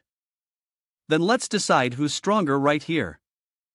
The two of them kept bickering. Oh ho, fine by me. That's exactly what I want. But don't think you can leave here in one piece. Marco was annoyed. HMP. So this is the world of the third tier. He thought to himself. I only have one chance. I must choose carefully. Suddenly there was the sound of something heavy being dragged across the floor. Everyone started murmuring at the sight of the strange figure. What? What is he carrying? Elbum was carrying something very large on his shoulder, thinking to himself, those guys are the owner of the Gawazik Merchant Guild. Gauzik had appeared. It's rumored that he is the richest man in the Maple world. He even possesses financial power comparable to a nation. Elbin was led into the mansion by one of the man's guards. They went to a room where guards were on duty 24/7s. The door to that room was slowly opened. Inside, God was already waiting in front of the fountain. Are you the adventurer from Gotho who was looking for me? Seeing he didn't answer, the man shouted, Are you looking down on us? Elm quickly bowed. It's a pleasure to meet you, sir. I am Elbum. The reason I wanted to see you is the man cut him off. That's obvious enough. Go, Rich was blunt. You want to join the rescue team, right? Listen carefully while I still have the patience to speak politely. This is not a matter Garen should get involved in. Elbum denied it. Pardon me, but I'm not here today as a representative of Gotho. Hearing this, the man became even more contemptuous. Then I have nothing to say to you. An adventurer who's only third tier without saying anything, he placed the large object from his shoulder down. Gauzik angrily snapped. Are you crazy? Get out. I'm not in a good mood right now. Elbum remained calm. I apologize if you find me disrespectful. He opened the chest. But first, take a look at this. The man was stunned. And this is inside the chest was the lifeless body of Bu. He sat down and God couldn't believe his eyes. Bu Marco's jaw dropped in shock. One of Kenya's high-ranking leaders. Do you have any idea what you've just done? Of course. I know very well, he replied. Go hesitated, realizing. Are you trying to start a war? Elbum hinted. Perhaps. However, he looked up at the man with a sharp gaze. The Gausik Merchant Guild will also be participating in this. The man was sweating bullets. What the hell are you talking about? The door opened again and a voice drifted in. Let me explain. That person stated firmly. This concerns you as well. Go Rich was doubly shocked, his eyes wide and white. In another development, a questioning voice rang out. Are you sure? Michael stood with his arms crossed. I can't believe it. You're sick. And those guys are still around. El Bandar, it's not just that they're still around. They've put down roots all over the Maple world, even in Sinir. He didn't seem to believe him much. Can you take responsibility for your words, but he was still worried? But if we assume everything you've said is true, then everything I found strange before now makes sense. He wouldn't be able to say it. He continued. It's not that I believe you. I simply trust Key's judgment. That's why I asked Key to come along from the beginning. Albim was wary. What do you want? Michael said without hesitation. I want to erase Ka from this world. He emphasized in 3 days. Back to Gauzik's side. Michael, the captain of the ceasing Nesser Knights, analyzed seriously. This is no longer a matter between merchant guilds. This will be a war against the believers. Elbum used magic to move his hand close to Bez's forehead. A spider symbol appeared on her forehead, startling everyone. What a tattoo! Elbum explained, this is the mark of a believer. They are all tattooed with a symbol representing their leader, which left go in disbelief. Bio is a believer. He realized in horror, then Karn is actually. Album took the opportunity to say, I'm going to make you an offer you can't refuse. In a crowded pub, glasses clinking. Manu and Album were holding 2 mugs of beer. She was a little uneasy. Are you sure partying like this when tomorrow is an important day? Is it okay? He looked bored. A day of rest won't hurt anyone. Album looked up. We've prepared as much as we can. He looked over at the pile of equipment on the table. All the necessary items have been reinforced. The training is also complete. He saw that someone else had also happened to come to this pub for a beer. Hearing a familiar voice. Resting before a battle is a good thing. They immediately went over to chat. What are you two whispering about? Zuffer put his arm around Album's shoulder, teasing. Are you two on a date? In that case, I'm an expert in love. Well, he didn't finish his sentence before being punched squarely in the face. Album warned. Don't get close so far. You whine reproachfully. Can I joke a little?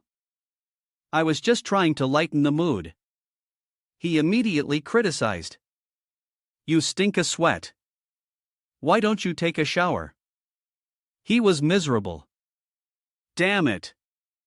Then I won't say anymore. Jaffer tried to lift his aching nose. Actually, I wanted to ask you something. Why did you decide to join Jack Ficker's rescue team when you yourself said it was a trap? Minus couldn't help but wonder too. That's right. If so, wouldn't it make more sense to join the raid on Kanye? He said, vaguely. I'm looking for something. Album thought to himself. I don't know if it's reliable, but I heard that Jack Seeker recently found a map leading to Furser's legacy. At first, I didn't think it was very credible, but the fact that the believers are approaching him means it's real. We can't let them get that map. That legacy is said to be extremely valuable. He took a sip of beer. Of course, that's if we don't get it first. The tavern was brightly lit amidst the quiet night street. In another development, Asium was diligently researching Album. Album, age 20, from Lithein Haber, indebted to Gatha, was a slave for 3 years. The old man calculated awakened to the 7th tier about 2 months ago. Only took 2 days to reach the 2nd tier, and 2 weeks to reach the 3rd tier. With this potential, it's highly likely he will continue to rise. Go. The old man ordered his subordinate. Everything is in your hands now. A young man with long white hair was about to rush into the gate when he was stopped by the guards. He protested loudly. Sir Royer, this is different from what you said. You mean after saying everything was decided? You said you would support our group. Royer scratched his chin, feigning ignorance. He shifted uncomfortably, not daring to look the young man in the eye. And asked back, what do you want from me? Doiso also sighed helplessly and explained to the surrounding crowd. The order to cancel the recruitment of outsiders was suddenly handed down from above. I don't know the reason, but aren't they just trying to make me handle everything myself in the end? I'm tired. The white-haired young man couldn't believe it and questioned Doyo. Who had taken the money but didn't keep his word? How is this fair? What about the money I gave you, Sir Do? Seeing him let it slip, he urgently warned out your words. You can't say things like that here. While the two were arguing fiercely, a cold voice from afar rang out, confusing them. Move aside. The crowd seemed to unanimously part ways for El Pam's group, led by Marco, to enter. The guard immediately retracted his spear and said respectfully, "Yes, sir." Joycio, witnessing this scene, stammered. "Sir Marco, who are these people?" Marco had no intention of explaining further and deliberately cut Joycio off. "This has already been decided. I hope you understand." Doyo stuttered, trying to ask anyway. "Yes, but I don't understand what you're talking about." "The party today, Sir Marco." Even so, this DBO saw him in a tight spot and grinned. These songs, the others, seeing El Palm's group being given special access to the gate, became envious. What's with these guys? They weren't at the party selection test. Oof. Who do they think they are? The group ignored them and proceeded into the gate. Before entering, Minotti turned around and stuck her tongue out to taunt the remaining people. El Palm's group departed, leaving behind only a dazzling flash of light.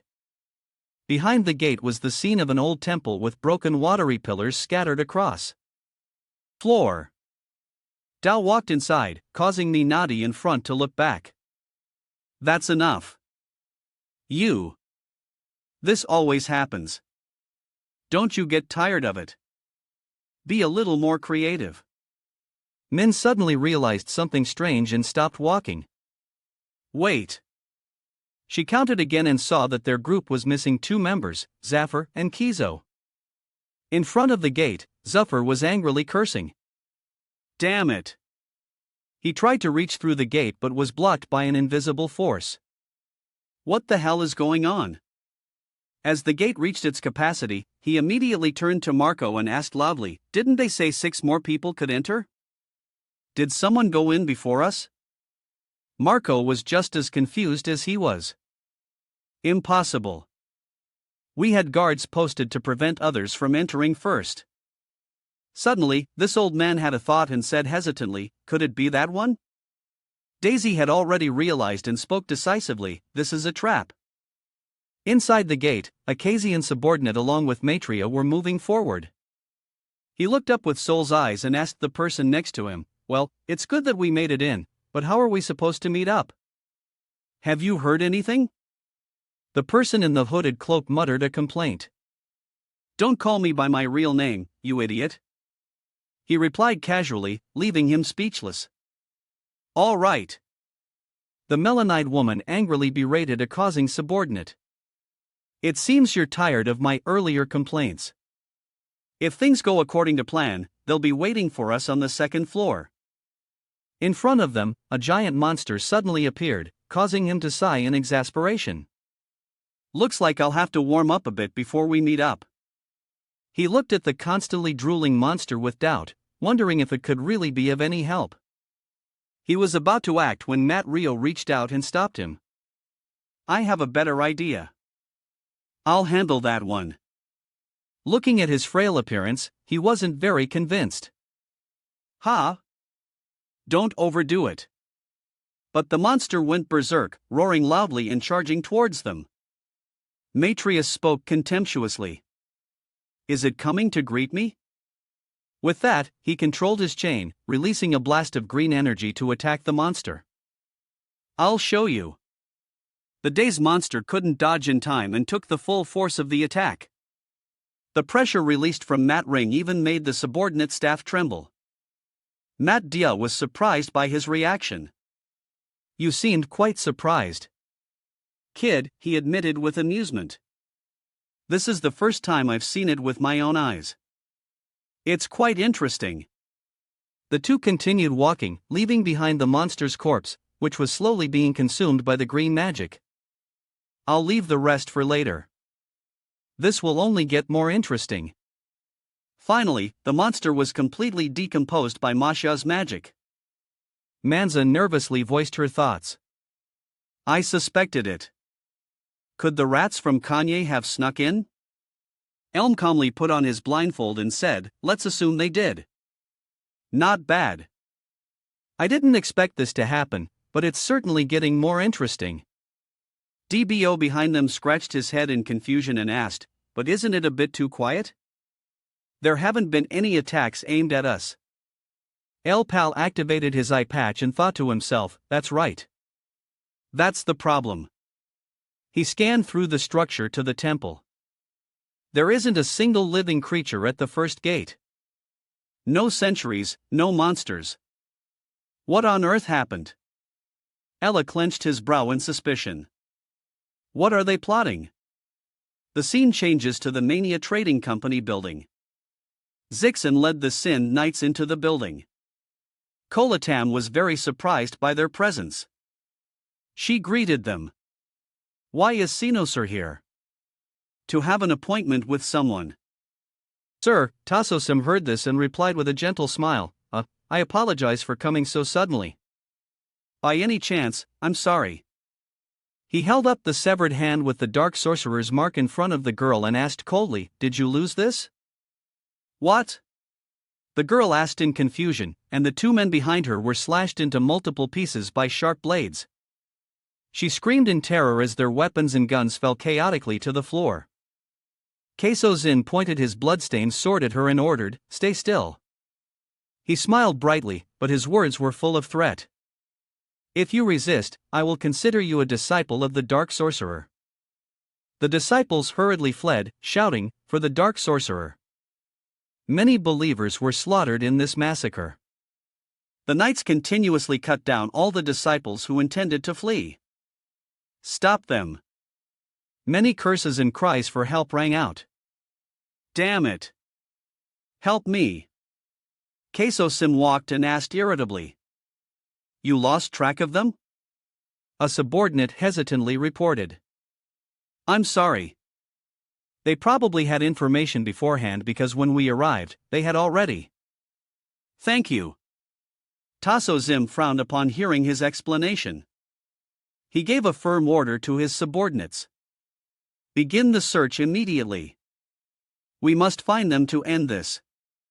Hearing this, they replied respectfully, "Yes, sir." Elsewhere, Phil said coldly, "I've given you plenty of chances." It slowly continued. "Sent me." Ivak, though in pain from fear, tried to reply.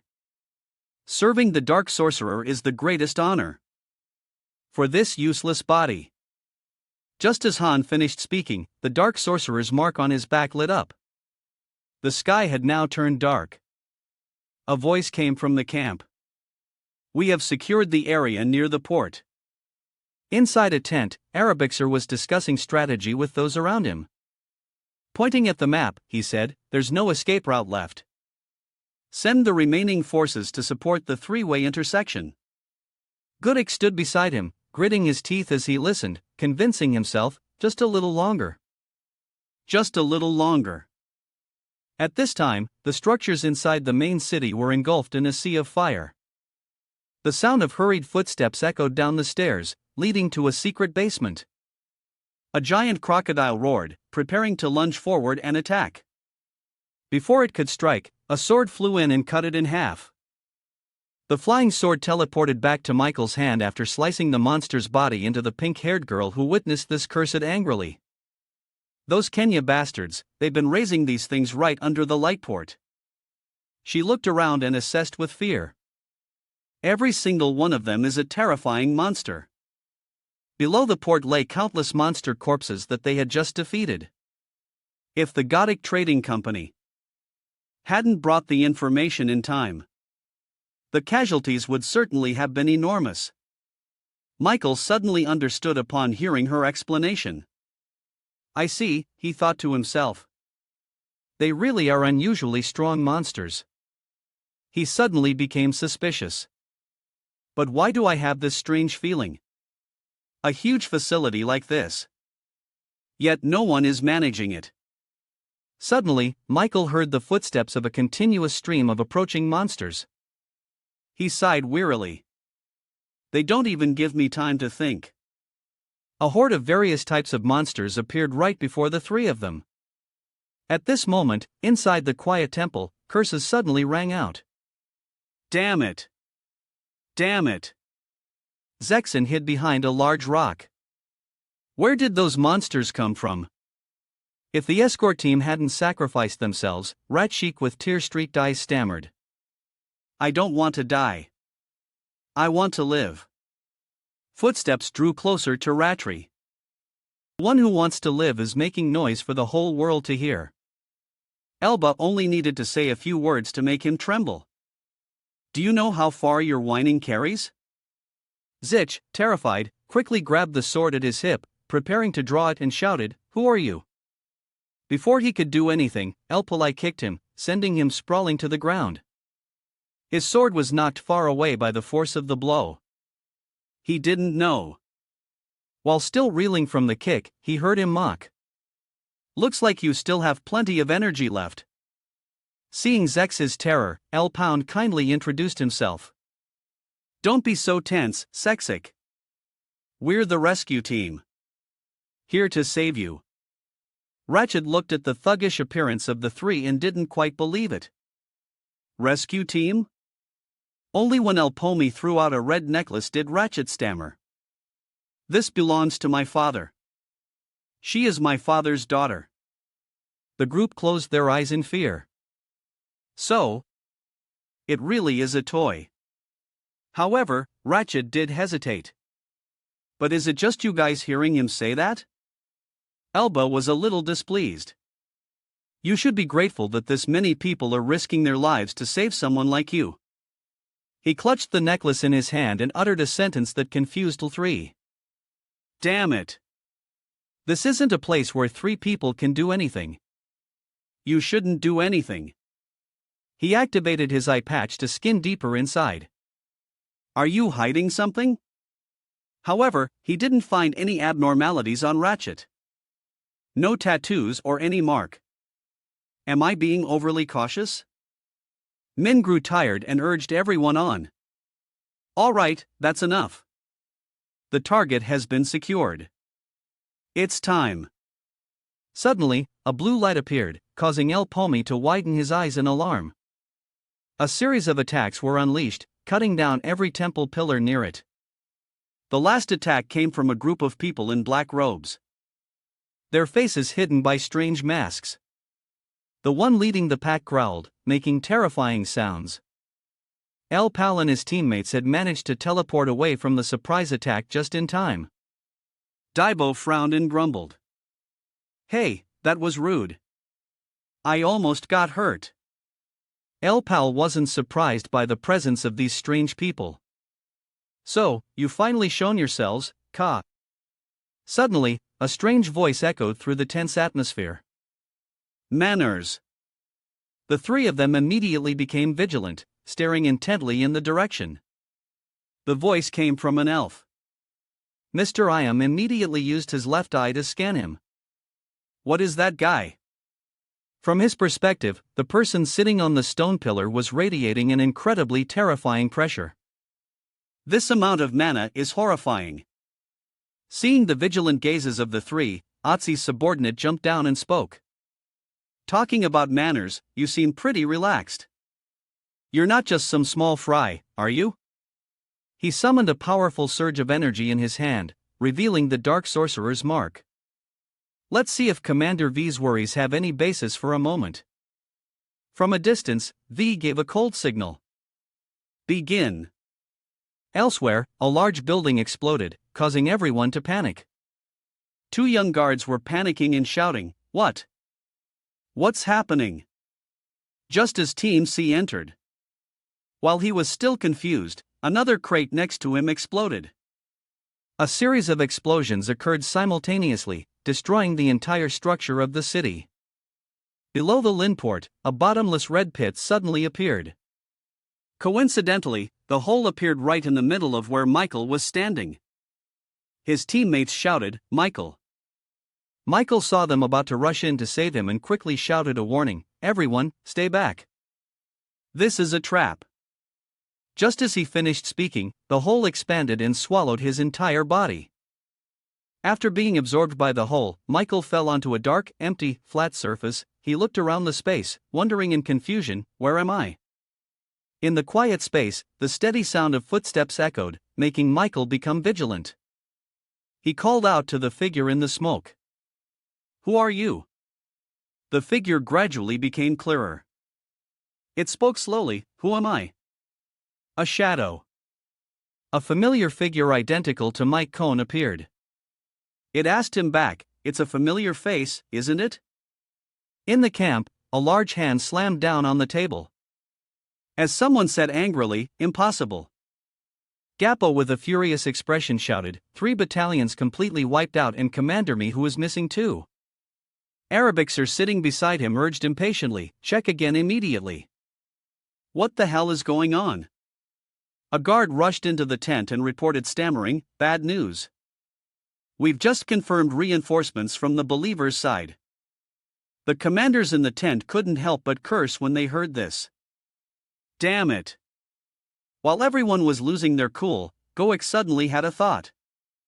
Impossible. They're always one step ahead of us. This means, he concluded, there's a traitor in our ranks. Ebis quickly gave an order through the radio. Change of plans from Team 5 to 1 to 6. The guard outside the tent spotted a stranger brazenly approaching and warned, who are you? Stand back. Before he could finish his sentence, he was brutally murdered by the person opposite him. Gappo heard the sounds of killing and shouted in fear, what's happening outside? Marco, who had been silent until now, suddenly spoke up, making such a fuss just for killing 1 or 2 people. He strangely reassured, don't worry, stop. With that, a bloody hand suddenly pulled the curtain aside. Marco finally revealed his true face. It'll be over soon. His actions terrified the 3 men, Goik, Ebiser, and Gaba. They were so shocked they couldn't speak. Marco, a cold blade swung down. A brutal massacre took place right in the city. The bodies of both civilians and Kenya's people were left scattered on the ground, uncollected. A series of chaotic screams rang out after them, watch your back.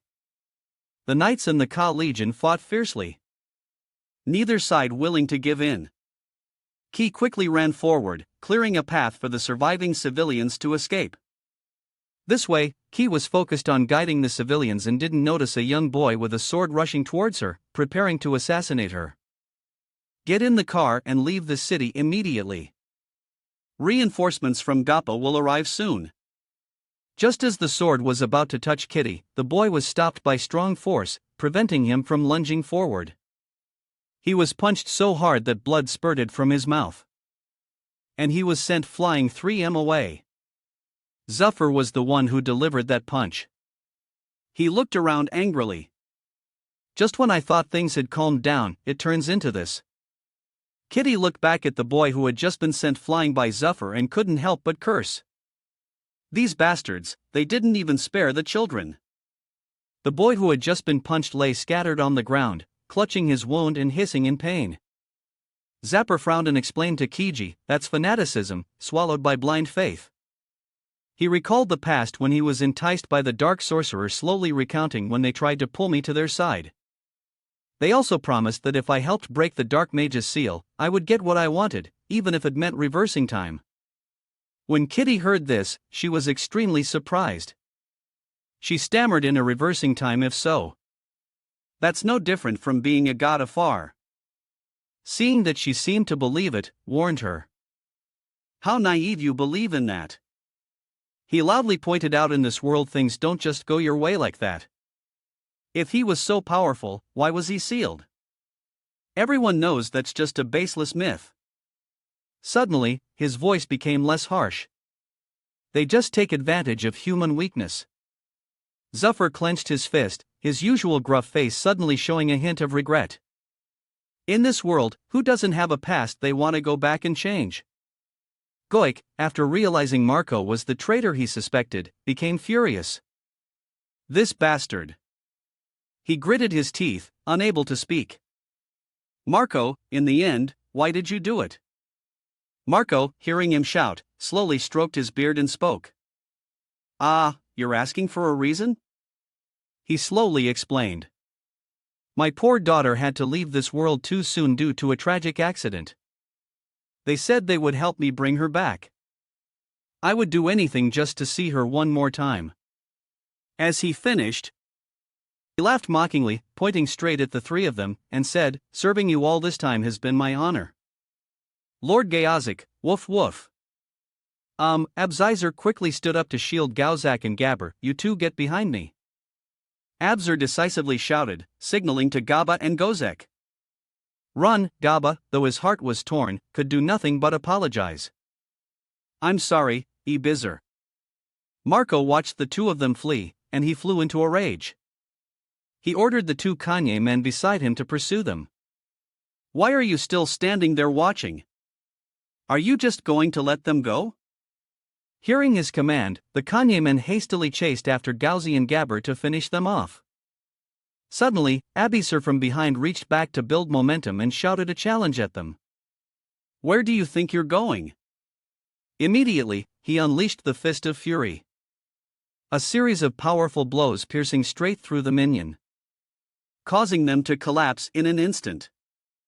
Marco was stunned and terrified to witness Episar's rampage. All the Kanye cultists who had attacked outside the tent were killed in a single move by Episar. Gata calmly lit a cigar and said with contempt, "It seems you all look down on me." Although he had many wounds on his body, none of them were fatal. Ibizar took a puff of his cigar. "It's been a while since I've had a workout. Let's try a little warm-up." The scene shifts back to Elpel's group. He looked at Ozian's subordinate with a slight smirk. "Under a legion commander, are you? You think those boasts can scare me?" Seeing Elpom still looking arrogant, Masha finally spoke up. "Oh dear, my apologies. It seems I didn't explain clearly." As it appeared, all the surrounding subordinates knelt respectfully. "Then let me reintroduce myself properly. I am Masha of the Martyrs." Elpom was startled when he heard this, that the Martyrs. He searched his memory and recalled the secret army of 100 chosen ones. Their identities have always been shrouded in a veil of mystery. But why would they appear here? It spoke in a flat tone, chiding him. "Lately, you've been causing a bit too much of a stir to the point where even those he can't handle are starting to take notice." Hearing the whispers echoing all around, DBO became agitated. "Damn it, what is this nonsense?" Unable to bear it any longer, he shouted, signaling to Elpom and Minor. "Enough talk. Let's get them." Masha just chuckled and explained, oh my, such a hot temper. "Have you never considered this? That the inside of the gate is unusually devoid of monsters?" As it finished speaking, it used its power to control chains and flew up, saying ominously, "Now let me introduce you." A great pressure radiated out as Masha unleashed its power. Minizar hurriedly used her hand to block some of it. What? Countless creatures swarmed out from within Masha's iron sphere. Debo saw the scene and said in panic, "What? What the hell is this now?" Summoning. The phantoms charged in unison towards Elpel's group. From tiny phantoms, they transformed into large hideous creatures. Mare's eyes widened as she shouted, "Wait, look, Tom Atchers." As she finished her sentence, the monster had already rushed towards her.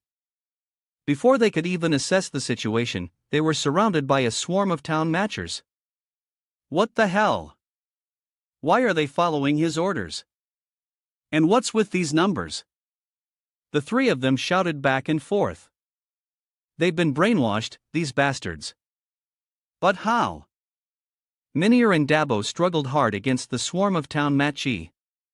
He couldn't help but curse. Damn it! El Pao, seeing the situation was bad, quickly warned Dabo. Don't face them head on. These things. DBO couldn't hear him clearly and asked, confused, huh? What do you mean? Before he could finish his question, Dao was struck by a green stream of lightning. Screaming in pain, the monster unleashed a move that sent DBO flying, slamming him hard against a nearby wall. Caught off guard, the damage he took was immense. Minzer cried out in fear. Des bois. The monster raised its staff, preparing to deliver the finishing blow to Diabo. He gritted his teeth in pain, trying to find a solution. Damn it! So, what am I supposed to do now? Suddenly, a red streak of light shot forward, piercing straight through the monster in a single blow. Alp told his teammates, "Everyone get back. I'll wipe them out in one shot." As he finished his words, he unleashed a massive flame into the middle of the Tomachizer swarm, giving them only enough time to see it, but not to dodge. With just a single blow, El Palm wiped out the entire swarm of monsters summoned by Masha. The Kia members were terrified by the terrifying power of the flame arrow. What? A fire arrow controlled by psychic power? El Pound coolly replied to them, exactly. He controlled the fire magic to move, incinerating a portion of the Kanye subordinates. Minor, seeing his somewhat reckless attack, shouted, a warning. Be careful, Elpel. Are you trying to kill us, too? The stream of fire magic suddenly rushed up, tightly encircling the surrounding Kanye members. Then, in an instant, El Pal directed it to swoop down and attack them. His flames turned the already desolate surroundings into even greater ruins, just as the rumors said. How interesting. A subordinate, a Kasian subordinate, witnessed this. And exclaimed. A technique that combines fire magic with psychic powers. As he finished speaking, the ring he wore around his neck suddenly began to glow brilliantly. The fire magic that had been surrounding the Kanye members gradually vanished. The temple was covered in smoke and dust after El Pal's attack. Minizer stammered in fear. How is this possible? Elpel's magic had no effect. The ground around them is still intact while everything else has been destroyed. A Kasian subordinate saw this and scoffed. What's with that reaction? Did you really think I'd just stand here and take it? As he finished speaking, he waved his hand. It's not over yet. Struggle a little more. Under his control, countless crackstones gradually floated into the air. Dao wondered in confusion. What? What is this? Psychic powers. Elpel was also a bit flustered witnessing the scene. He coldly extended his hand towards the three of them. Now it's time for the real battle to begin. The fire gradually spread throughout the houses. Gaba, while running, informed Gayazig beside him. The defensive line has collapsed. We better retreat completely. Gauso immediately objected. No, we have to hold on a little longer. The clock now read 11:10. There was a secret plan, one that not even Marco knew about. When El Pound proposed this plan, I thought he was overdoing it. Gayazig stared intently at his watch and muttered, we just need to hold out for another hour. No, just 30 more minutes. Suddenly, a series of hurried footsteps came from ahead. The group of assassins was already waiting for them. Gayazig shouted in panic, what the hell is this? Gaba quickly glanced behind him and sure enough saw a group of Kanye members surrounding them. Damn it, we're trapped from behind, too. He turned back and asked urgently. Can't we execute that plan right now? If this keeps up, Gauzik said decisively. No, not yet. Gaba was cornered and helpless. Damn it. What's the point of that plan if we're all dead? Just then, a stream of ice magic shot out, freezing all the assassins who had just charged into attack. A voice spoke up, drawing the attention of the Ka members. Well, what a coincidence. Guild Masters. One of them shouted, who's there?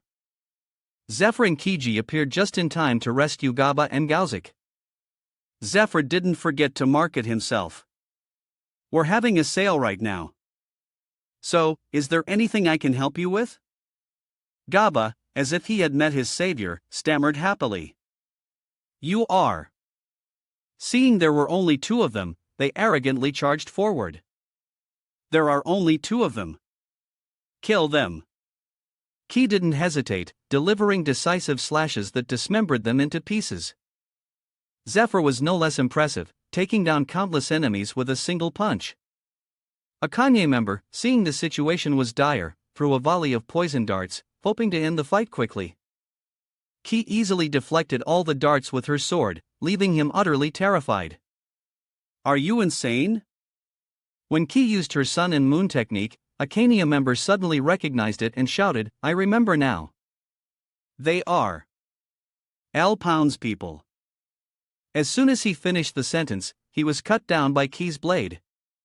She moved like a flash of lightning, taking them all down in the blink of an eye. Silent step change. They were extremely impressed as Ki and Zephyr easily defeated the Kanye members with just a few moves. Ki's hair color gradually changed from blue back to yellow as she finished her technique. "I saw the cultist gathering, so I came here," Zephyr beside her said enthusiastically. "Seeing as the situation is extremely urgent, I've allowed you to use our services first and pay later." Just thinking about the money he would receive made his eyes sparkle like stars. "Well then, I will now announce today's special discounted price." Before his effort could announce the price, a terrifying fire arrow shot towards them from a distance. Gabba wondered in confusion, "What?" "There are still survivors." A tall male figure slowly emerged from the rubble. "TCH, just a bunch of useless henchmen." Zephyr and Kiji quickly returned to a defensive stance. Zephyr gave a faint smile. "Henchmen, why say such harsh words? But speaking of which, to meet 3 noble guild masters at once, what is going on here?" The man's face was covered in dark veins, and he slowly enunciated each word. "What a pity. It turned out to be a oak." He swung the whip in his hand and roared. "I was hoping to tear all pound the pieces with my own hand." At that moment, a Kazian subordinate waved his hand, dropping large rocks on El Pal's group. Debo hurriedly dodged to the sides. Elpal thought in confusion, "What the hell is happening? Someone who can control psychic powers at this level before I regressed. I'd never heard of anyone this strong." Akashian's subordinate coldly and continuously directed boulders to attack them, he said with disappointment. "Was it all just empty rumors?" He hesitated. "Or is it a trap that's already been set? It can't be just this." The 2 pillars collided violently, creating a massive cloud of white smoke. In the middle of the white smoke, a red light flashed. The stream of light shot out like lightning right before the cultist eyes. Before they could even figure out what was happening, they were left eating El Palm's group's dust. He controlled the stream of fire magic, turning it into a vehicle for them to travel on. Dibwa even turned back to taunt them. "Goodbye, you idiots." Maxius saw this and quickly ordered, "Don't let him escape after him." "Damn it, hurry up." Dibwa laughed triumphantly. "Look at you guys," El Pal with intense concentration declared. "Now then, the person we needed to save is safe, so let's just..." Suddenly, the sound of flapping wings echoed, causing Elpal to immediately raise his guard. A monster quickly caught up to their group's flying speed.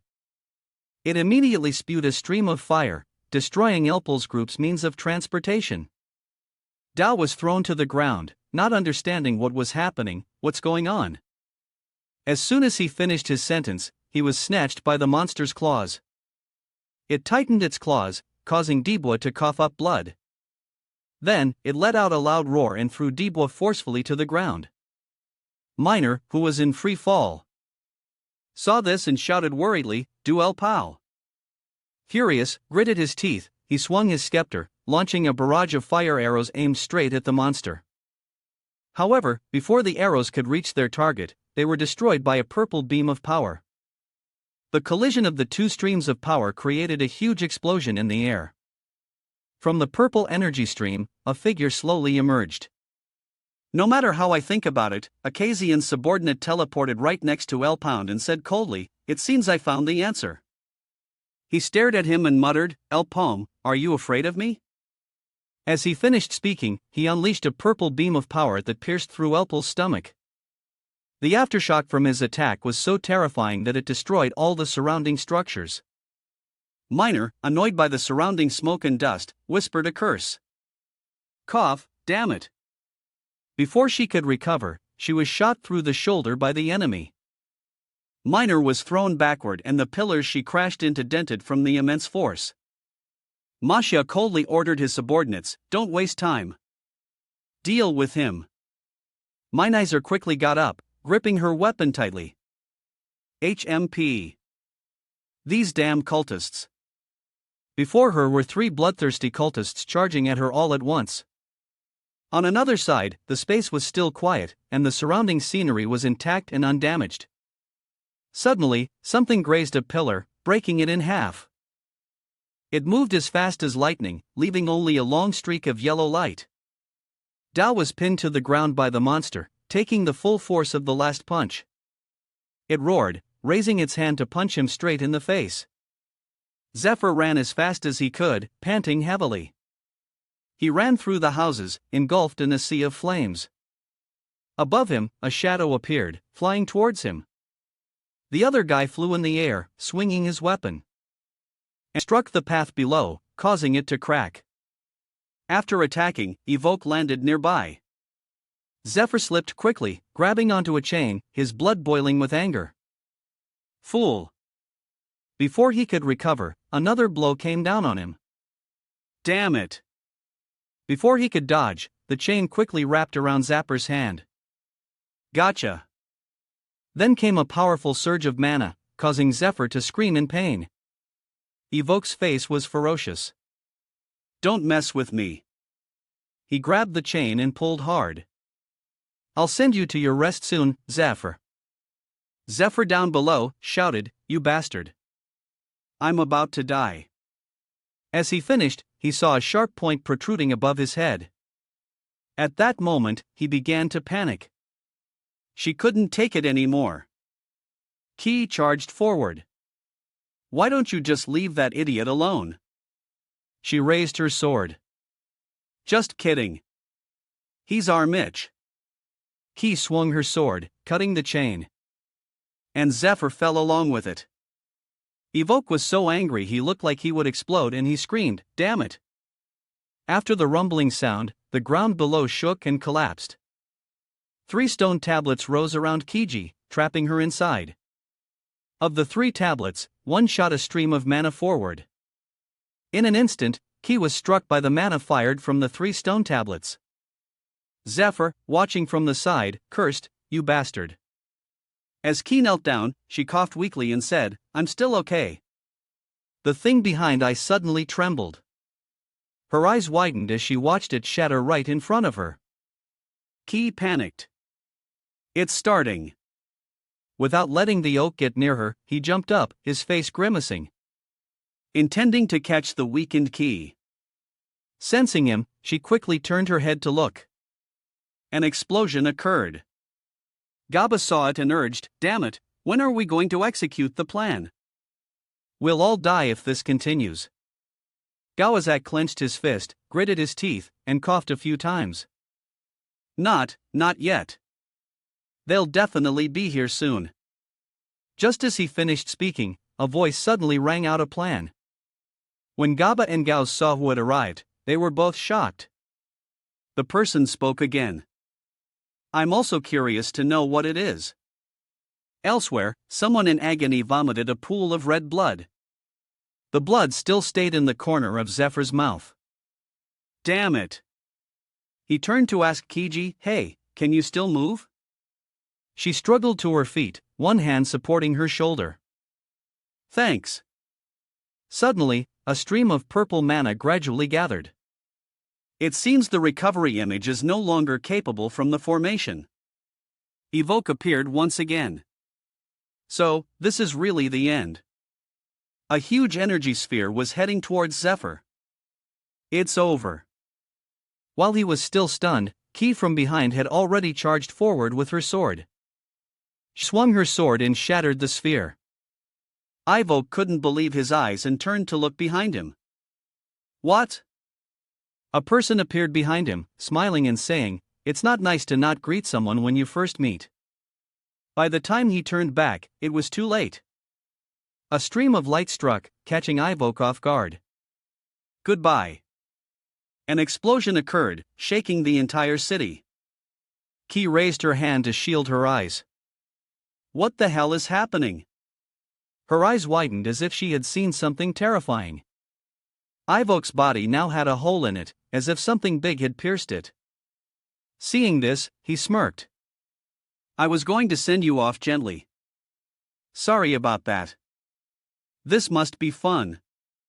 Coughing up a mouthful of blood, he spoke again.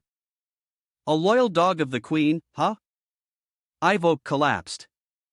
He lay there, eyes open. An unwilling death. Then he turned to the two of them. Oh, look who it is. What are you doing here? Seriously, why do I see you everywhere I go? Looking at the person in front of her, Ki was extremely surprised and stammered. Oh, you're here.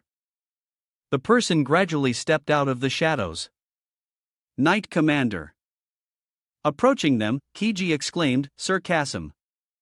He smiled and she his sword. Go. Galzik was wary. The Knight Commander of Sinir while Gaba grinned broadly. We were almost dead.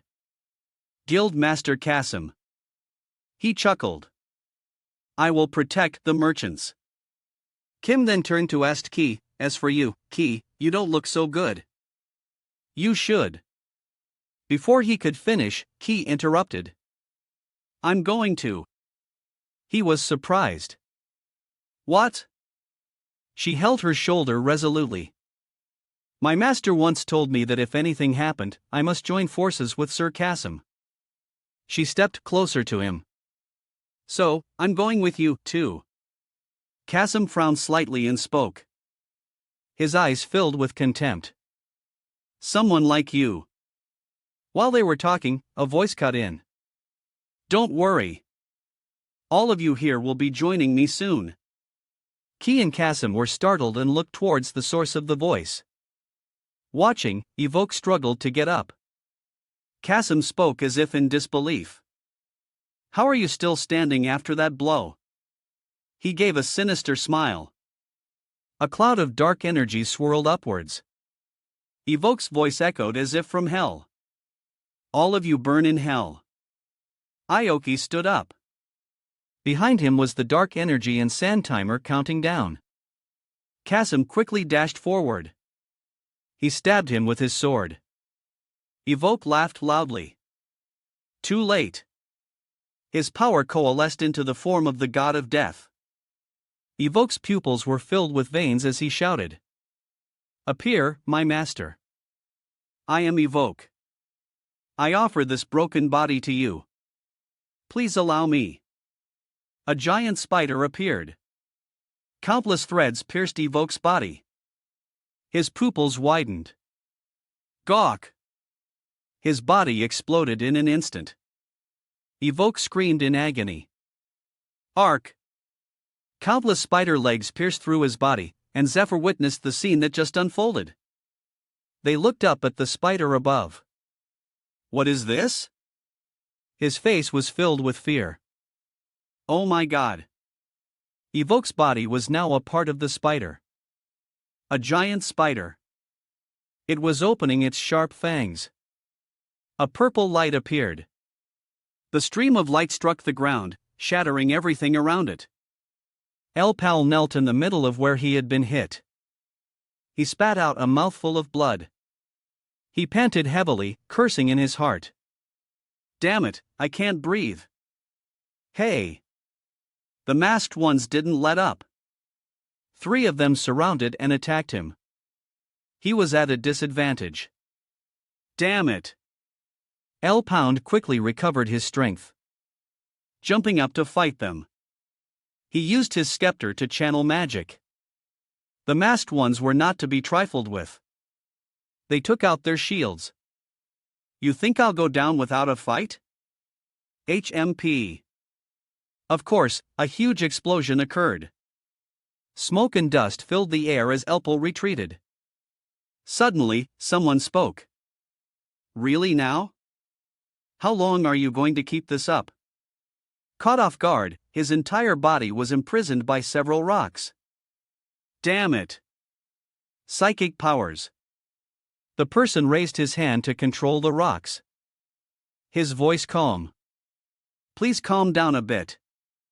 No one is going to eat you. He leaned on his staff and slowly walked forward. L-Pound gritted his teeth, trying to summon his power. Damn it! I was once called the strongest psychic. Seeing his footsteps getting closer. You think I'll lose? L-Pow waited for him to get closer, then burst out, using his power to throw the rocks at him. Alright, let's play, he sighed, using his staff to bat away everything flying at him. Honestly, don't you ever get tired of this nonsense? Suddenly, his eyes widened at what appeared before him. Alp waved his hand, and a massive surge of power behind him made the other guy freeze. His hand was covered in terrifying power. L-Palm's face ferocious. He shouted, "Let's see if this is nonsense." The stream of power shot straight towards him. He just stood there calmly. No panic, no dodging. I can't just stand by and watch anymore. He clenched his fist, and a source of power could be seen between his fingers. Overwhelming power overflowed as he swung his arm, deflecting L-Palm's attack, causing him to be stunned. He spoke, his voice even, "I told you it's useless." Power gathered behind L-Pal's back, growing larger and larger. His body trembled slightly. He approached and patted him on the shoulder, his tone dripping with sarcasm. I didn't expect you to be this shocked. Could it be? His voice paused slightly as if waiting for him to say the answer himself. He leaned close to his ear, his breath lingering, and softly said one sentence. In the future, you saw I wasn't there, was I? Alp was shocked, his eyes wide, as if wondering how the man in front of him could know that. He looked up at the masked figures, his tone allowing no dissent. Hey, sorry, but could you please get lost? We're discussing something important here. Hearing this, they widened their eyes in surprise. Huh? Suddenly, a drop of water fell onto a blue surface. He sighed. Don't you know your place? Except for where he and Elpel were standing. The area around them was filled with a legion of toxins. They screamed, what the hell is this? In an instant, the legion of toxins rose up and submerged them. Why is the ground so sticky? Alp stared in horror at the terrifying scene before him. What is this? It was accompanied by utterly tragic screams. One of them, with a croaking hand, reached out towards them in a last plea, betrayed why. He stood within the barrier, watching him and pondering. Who knows? I wouldn't call that betrayal. As he finished his sentence, his own hand gripped his throat. Veins popped on his face as he thought, this is unexpected. V's voice spoke. You're playing a rather interesting game. A spider-shaped mark appeared on the back of his hand, and his voice became strained. You were watching, Lord View. I know you're angry, but all of this is for the greater good. He tried to justify his actions. L-Palm looked on in astonishment at the scene before him. Don't tell me. Commander Vu controlling the body through a tattoo. Is that it? At that moment, he finally understood. So that's why the followers can't betray their commanders. Smoke rose from his forehead. Well then, I trust you'll understand. The Tata L-Palm looked at the power emanating from the tattoo in amazement. He looked at his hand. I will end this here. He opened his eyes wide. The tattoo is disappearing. A strange Tata pattern shone in his eyes.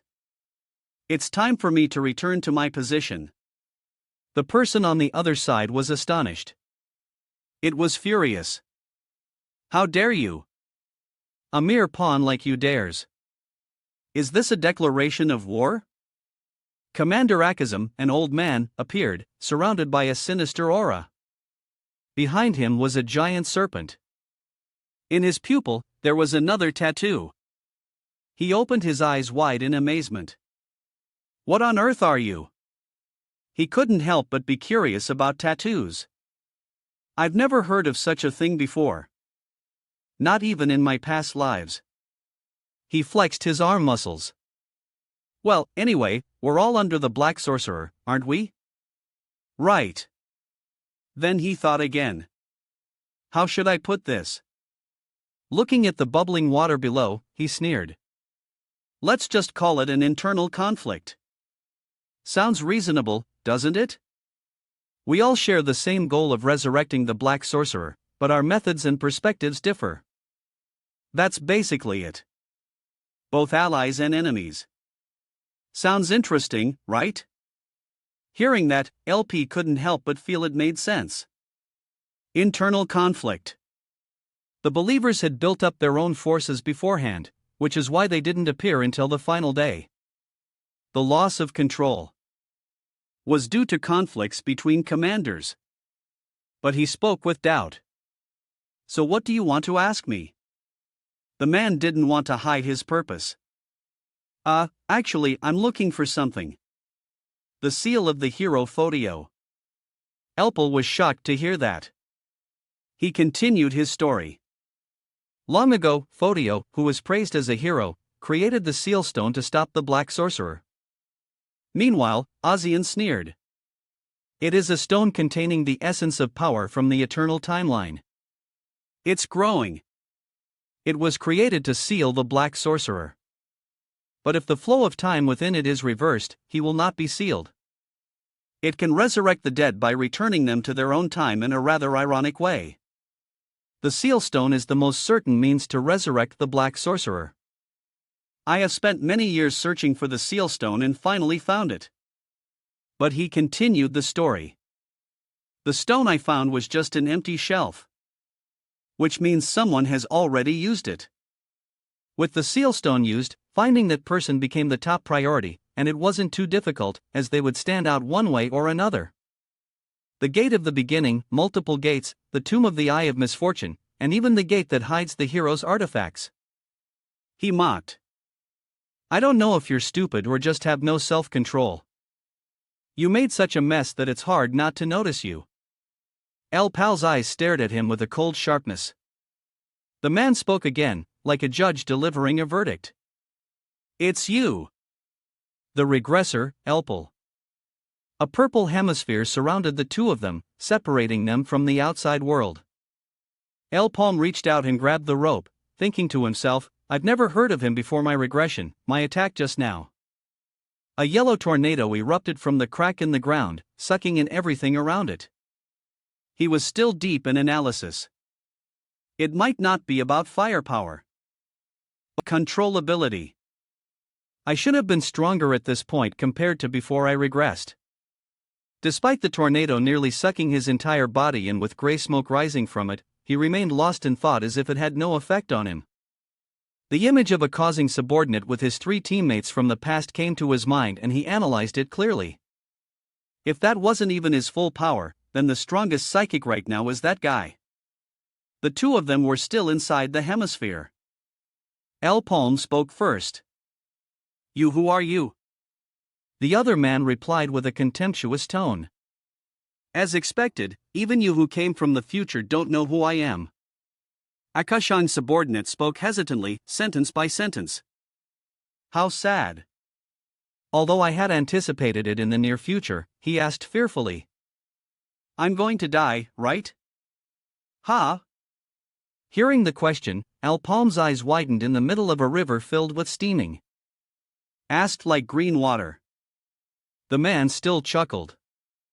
I'm not saying that to be comforted.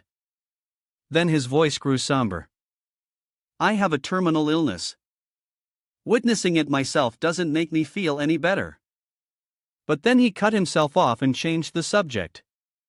Enough nonsense. Let's get to the point, shall we? He began. Actually, the reason I'm still alive is thanks to you. Alp was surprised. What do you mean? Your AKA's young subordinate elaborated at length. Lord Ozian wants to persuade you.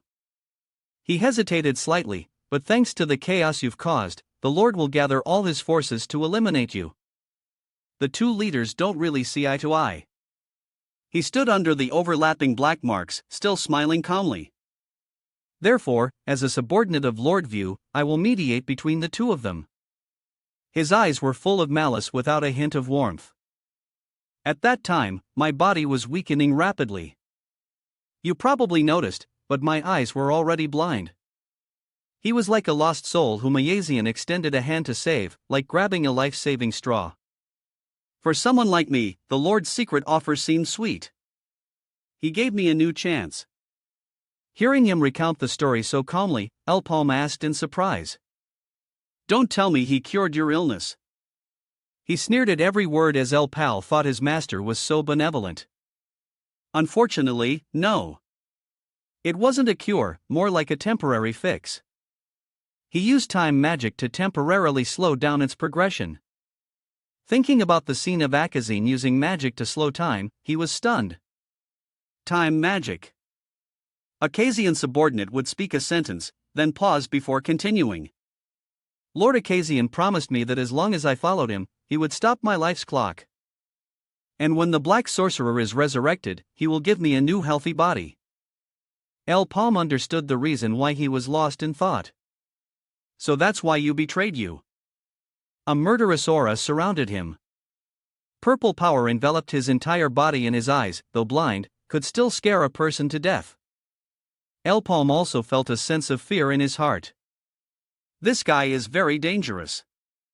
He's using the resurrection of the Black Sorcerer as an excuse, but in reality, he would betray anyone to save his own life. Seeing him deep in thought, he reminded him, you don't have to think too much about it. Elpalm pursed his lips. What? The river with its boiling green water gave off plumes of steam that mixed with the voice of a Kazian subordinate. My role is to save you from Lord View's plan and to leave this message.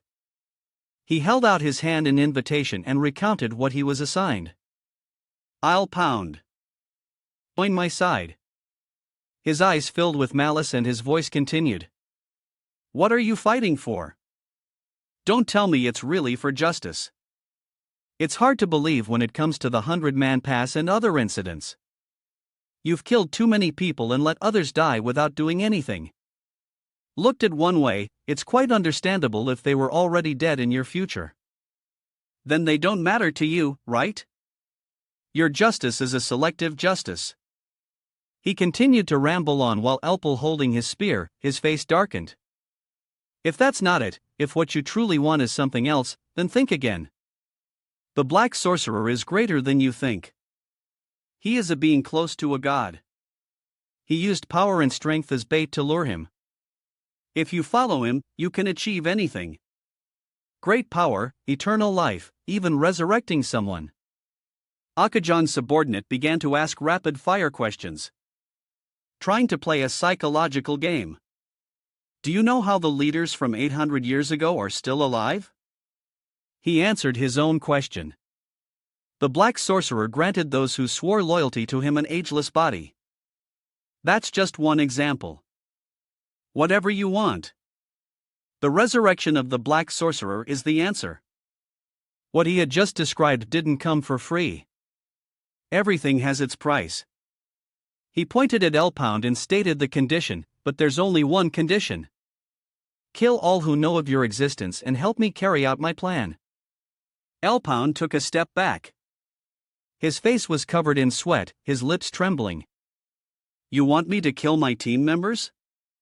He closed his eyes and calmly replied as if it were an obvious truth. Consider it your new beginning. Someone like you who can become cold to achieve your goals will understand. The fewer people who know about you, the better. Elpalm took a step forward and spoke. There's no way you need me that badly. What are you planning? A Kazian subordinate remained nonchalant. Who knows? I don't know the details either. I'm just following Lord Aziant's orders. After talking for so long, the last thing he wanted was. What's certain is that if you support our plan, the Black Sorcerer will be resurrected. He confirmed again. So, what are you going to do? He no longer wanted to explain.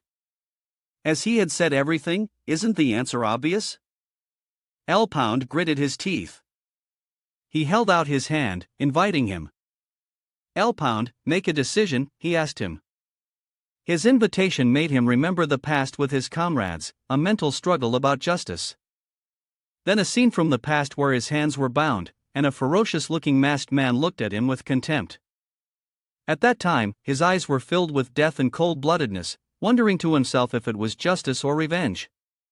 There were still comrades who extended their hands to welcome L-Pound. Even in a ruined world, there were people who shone brightly. The sight of his comrades smiling happily was something Elpel would probably never forget. For the rest of his life, the people who shouldered everything still spoke of hope to me. They were more precious than the world itself. But the bloody scene of his comrades appeared, Jaden being pierced by something, blood splattering everywhere. Elpel screamed tragically, "Philip!" Then Jaden fell. He begged in anguish. "Damn it! Stay with me, Jaden." "Why?"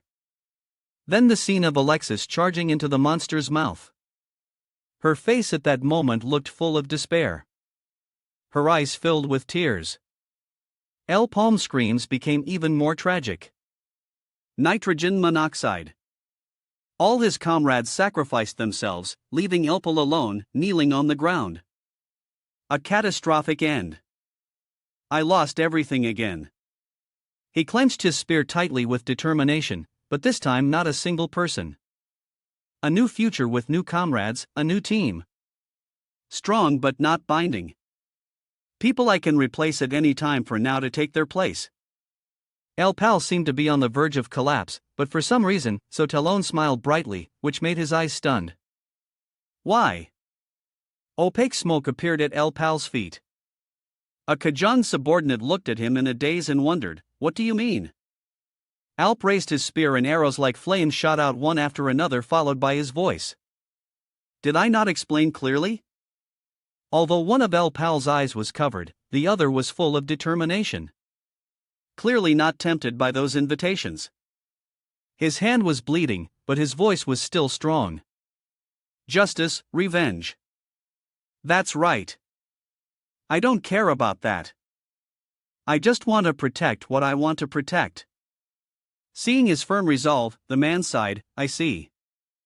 Then there's nothing more to be done." Energy poured out from his divine scepter, he charged towards L-Pound, shouting, "Let's end this conversation." Both of them charged at each other fiercely. Dao used his feet to launch himself up. He jumped, spear in hand, and soared through the air. Dabo used his agile body to weave and dodge all of the monster's attacks. The monster clasped its hands together, waiting for him to fall into its trap like this. There was no sign of Diabo, only thick dust and smoke. It opened its hand and saw no one inside and was surprised, not knowing what to say. Dao, spear in hand, charged from behind it. He looked at the monster with contempt. "How are you going to catch me moving that slow?" Dao struck it with a blow from behind. He suddenly saw something. And was stunned. Again, someone charged from nowhere with a sword on their back. A mysterious light emanated from that person as they charged forward. While Debo was stunned by the other person, the monster threw a punch at him. Debo couldn't react in time. "I'm dead." He used a green source of power to charge towards the monster, aiming straight for its chest. But the monster wasn't sent flying by the power source. Instead, he was knocked back by his own power. His own power was too great, and Daibo spat out a mouthful of blood. DBO collapsed to the ground in disbelief. "What is that thing made of? How could it block my spear? Unbelievable." He was determined to kill the monster and had to use another method.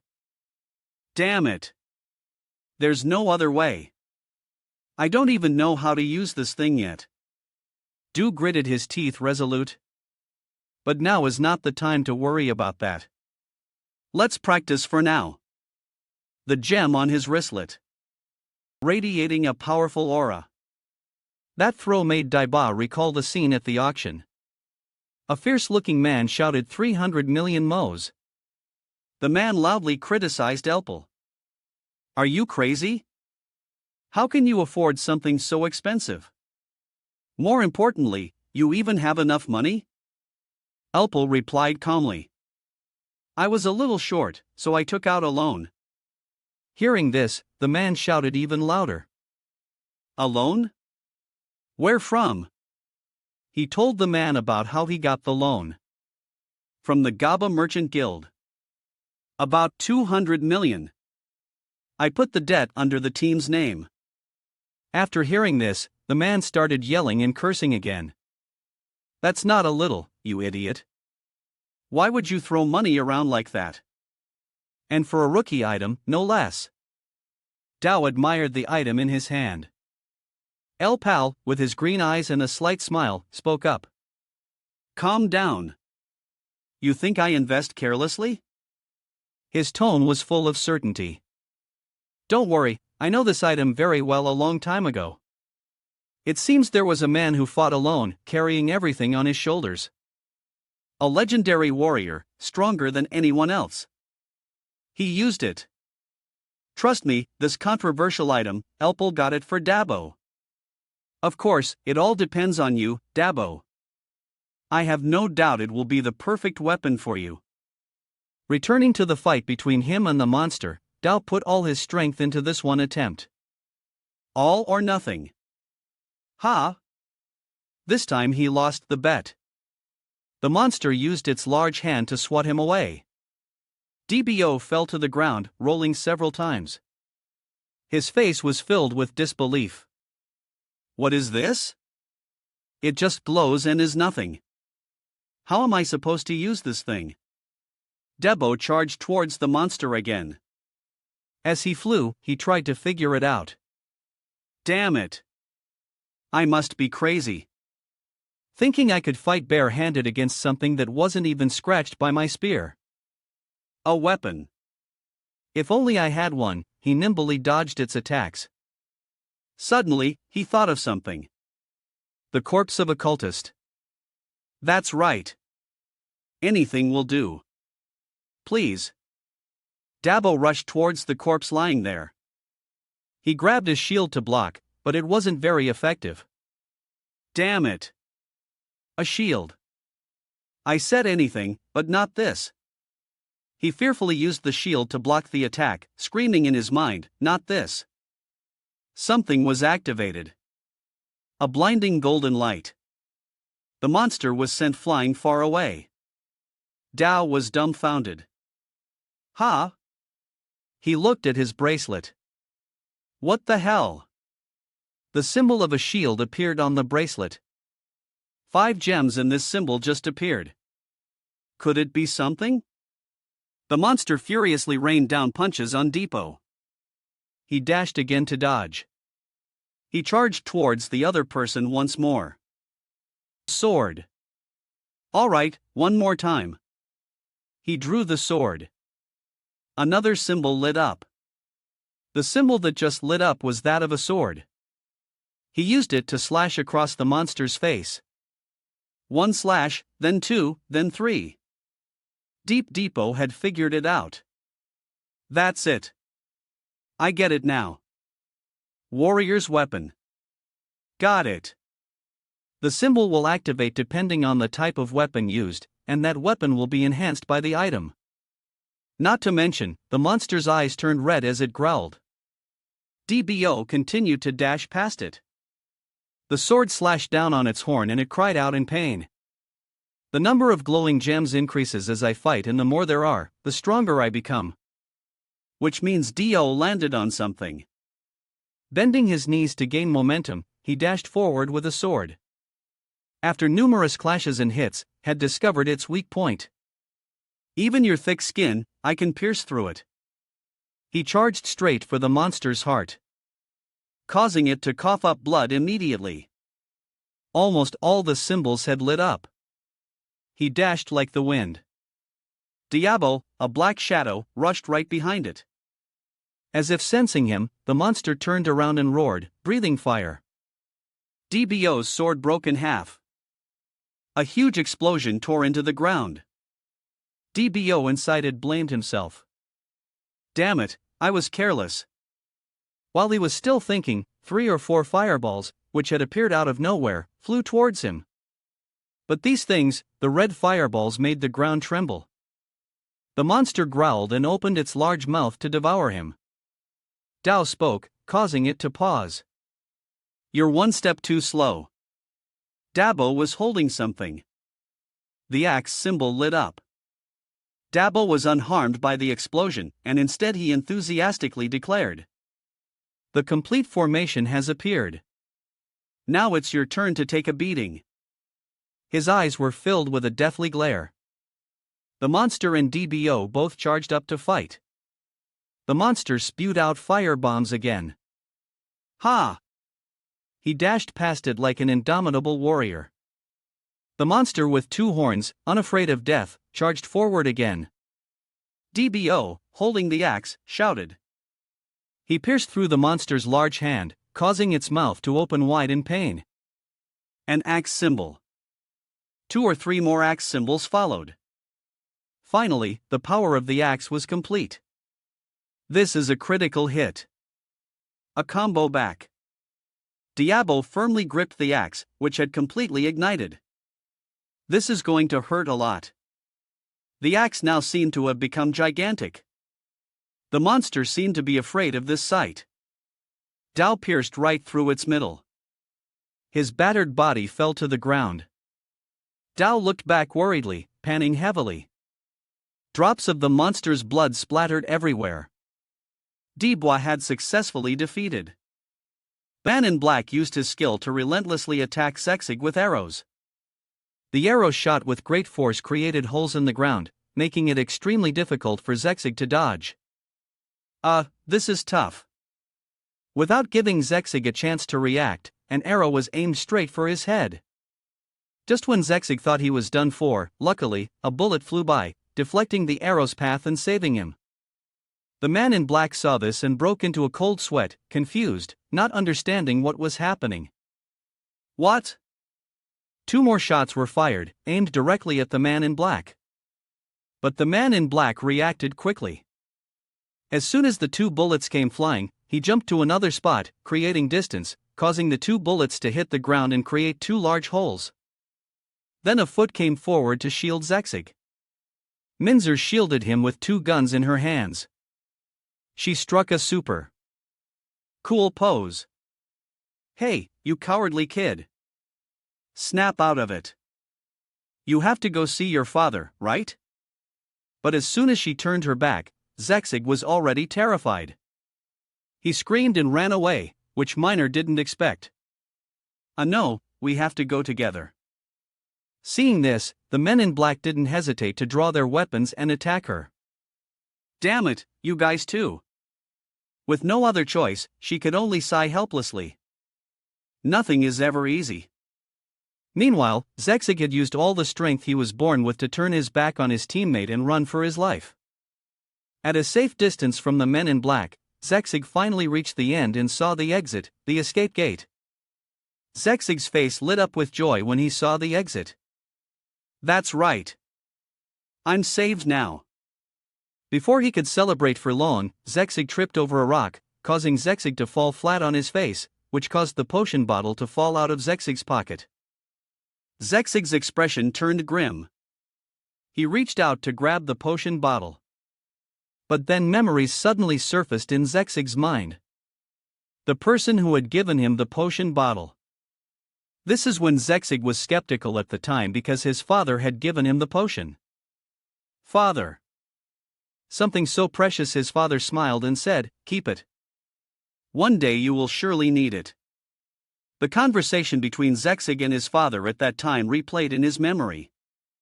Back then, Zexig had underestimated the danger of the gate and didn't think he needed the potion. I don't need this. This gate is nothing. But his father had reminded Zexig and wanted him to keep the potion just in case any situation might occur. Remember, you are the captain. If you want everyone to return safely without losses, you must be prepared for the worst-case scenario. Gayazix's face with a gentle smile appeared in Zexig's mind, telling him about the responsibilities of a leader. That is the responsibility of a leader.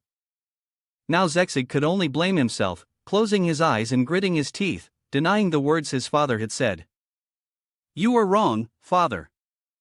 Zexig recalled his actions of abandoning his comrades and blamed himself for being a coward.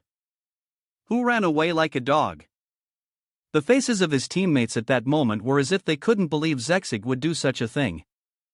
I am not worthy of being that kind of captain. I'm scared. I could die. Then Zexig could only hold his head and eye on the ground, lamenting his own powerlessness. Even with a support potion, with my current strength, I can't do anything. TSK, back to Mare's side. She was retreating to create distance while firing shots to push back the men in black who were attacking her with their skills.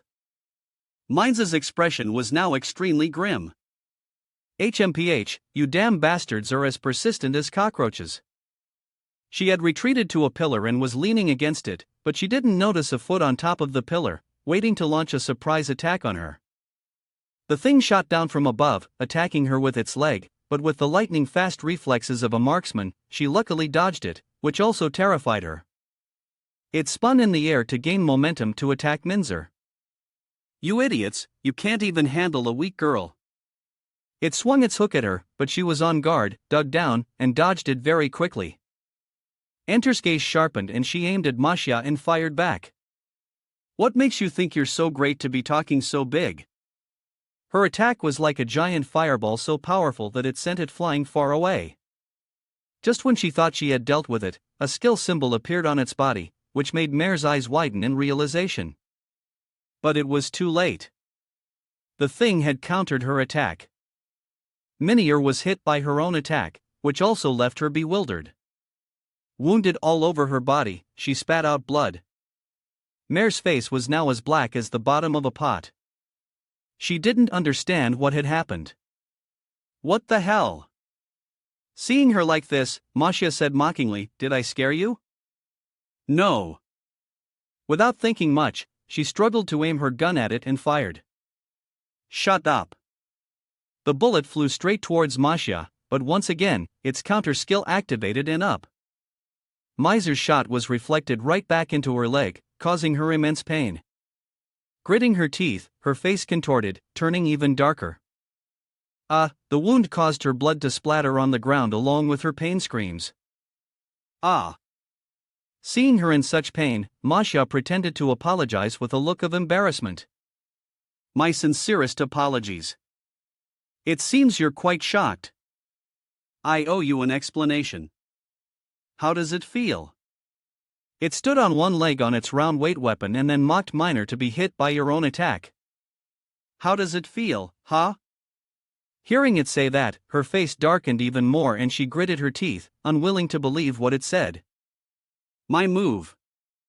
What are you talking about? Impossible. It can be seen that the current situation between Minier and Masha is like a scale tipped heavily to one side. Maxius, like many other villains, patiently explained its skills to her. That's right, counterattack. This is the ability that my lord has bestowed upon me. No matter how strong your attacks are, all the damage will be returned to you. As long as I have the skill, you can't do anything to me. Hearing its taunts and contempt, she became even angrier. Veins even popped on her hand from the anger, causing her to grip her gun tighter and channel energy into her hand, preparing for an attack. Don't be so arrogant. Such a ridiculous skill. Then a pain shot through her hand, holding the gun, making her squint and look down at her hand. Damn it. Of all times, my mana had to run out now. Taking that opportunity, Masha swung its weapon and said, Don't tell me you're out of tricks. How disappointing. It launched a powerful attack towards Minzer, causing her to scream in pain. She was sent flying backward, crashing hard onto the ground, creating a large crater and causing spiderweb-like cracks to form. She lay in the crater unconscious and unable to move. This is tough. Seeing this, Masha ordered the men in black to charge forward and eliminate Minzer. Finish them. It seemed as though Minzer would be torn apart by the men in black, her blood splattering everywhere. But then, suddenly, Masha froze as if he had just seen something unexpected. This is it was bewildered, not understanding what's going on. Didn't he run away leaving his teammate behind? Following its gaze, it saw Zexik standing with his sword drawn in front of Minzer, having blocked the recent attacks from the men in black. Zexik gritted his teeth, his whole body trembling, his eyes staring fixedly at it. Yes, I couldn't protect my team. I admit I'm not strong enough, but... Before Zexik could finish his sentence, the man in black charged forward and stabbed him straight in the stomach, pushing him back. He cried out in pain. The man in black looked at Zexik as if he were an idiot and mocked him. What a fool! So even knowing that, you came back just to die. But despite the pain that made him sweat profusely, Zexik still managed a self-deprecating smile. Then Zexig's hand channeled energy and gripped the sword that the man in black had stabbed into his stomach. Hey, who knows? I don't even know why I did it myself. But there's one thing I'm sure of. Seeing Zexig like that, Masha exclaimed in surprise. That's over here. Zexig powered up like Son Goku, using his hand to break the tip of the man in black's sword and pull it out of his body. If I run away now, I'll have to live my whole life as a coward. How could I? The man in black was shocked. What? I clearly hit a vital spot without hesitation. Zex used the broken half of the sword to stab one of the men in black's eyes. Blood gushed from the man in black's eye while Zexig's other eye was wide open and bloodshot. Seeing the man in black being stabbed like that, the men in black opposite him screamed in fear. What the hell is this? Is he hiding his strength? How is he still standing? Masha, seeing the men in black being scared like that, curse at them. You fools, that's not it. Everything that happened to Zexig was the effect of the Golden Potion Elixir, a legendary potion that provides a massive boost to health and mana for 30 minutes. But the men in black still charged at Zexig without hesitation, attacking him continuously and relentlessly. Impossible. He actually has elixir. I forgot how rich the Gawazig Merchant Guild is. But even so, being attacked continuously by the men in black to the point of coughing up blood along with a long wound on his shoulder. Zexig had to grit his teeth in extreme pain. Zexig still didn't hesitate to swing his sword to make the men in black retreat and dodge. The men in black, while attacking and observing, had clearly analyzed Zexig's strength. Wait a minute. Looking closely, the men in black continued to analyze Zexig's surprising entrance while also mocking him. His stamina has really increased. But his skills are still the same, like pearls on a pig's neck. Meanwhile, Zexig just stood there using his sword to support his battered body. Blood flowing from his body to the ground. Zexig's hands still gripped the sword tightly. Yes, you're right, while he was still mocking himself. This item is too good for me. The man in black continued to charge towards Zexig with murderous intent. Then, Zexig grinned confidently, so I decided to share it with someone else. As soon as Zexig finished speaking, 3 shots were fired from the skill cannon. The bullets pierced through the bodies of the men in black, sending blood splattering everywhere, while the men in black had yet to react. Over here, Minzer stood there with the elixir bottle in her hand, a smirk on her lips. Oh, now that's impressive. She stood behind Zexig with a murderous look on her face and a cool stance, pointing her gun at the men in black. Her energy had been fully restored, making her full of life. Well, then let's turn the tables. Zexig looked at the men in black, panting heavily. Yes, I'm counting on you. If it's you, you might be able to do something.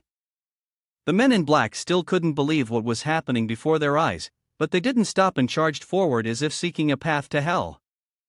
She was on the verge of death just a moment ago. Masha, seeing the men in black charging to their deaths, shouted to stop them, but it was too late. Wait, don't. An empty bottle was thrown straight at the man in black's face and shattered, causing him to scream in pain. Each of the man in black's eyes widened, looking at the golden light shining straight in front of him. And then it was a powerful shot aimed straight at the three men in black, creating a huge explosion and sending all three men in black flying. At this moment, Minzer was still standing in that cool pose with her gun barrel smoking, preparing for another shot. Oh my, this is the young master's life on the line. You all are underestimating me too much. Then another huge shot was fired. The shot would tear through the bodies of all three men in black, making them scream in agony. No. A long trench was carved into the ground from her shot along with a huge explosion. Ria stood watching everything and just uttered a single dissatisfied sentence. What a bunch of fools. A surviving man in black trembled, his eyes bloodshot as he crawled to his feet to beg for his life. Please, Sir Masha, spare me. But it just coldly lifted its leg high with a cold sentence. Get your filthy hands off me. Then it stomped down hard, crushing the man in black's head, sending blood splattering everywhere. It stood there, finding Zexig and minis are interesting, but nothing has changed. What do you think you can do? It taunted her with its counter skill appearing above its head. You're still in the palm of my hand. She didn't argue back, but just took off her hood and quietly said, yeah. Minor, with a determined look in her eyes, used her hood to tie up her injured arm. Well, then let's bring this to an end together. I'll give you a real shock. The battle raged fiercely. Masha swung its weapon furiously. Stop talking nonsense. Its weapon continuously attacked Minzer and Zexig, forcing them to run and dodge with great difficulty. While dodging, Minzer also counterattacked Masha, firing continuously at it. The bullets flew straight at it, but it seemed calm, not even paying attention to the bullets she fired, and even mocked her. You fool, even now, you still don't get it. But then, one of the two bullets changed its trajectory, shot straight at the other one, causing the bullet to hit the pillar next to Masha, making the pillar break and fall, which surprised it a little and made it pause. The pillar fell to the ground where it had just been standing, but it had quickly dodged to the side. After dodging, it thought, did she just miss? But Minor didn't give it any more time to think, and once again fired continuously at Masha. The bullets flew in a seemingly chaotic manner, not aiming directly at it, but at the pillars around it, which confused it about her actions.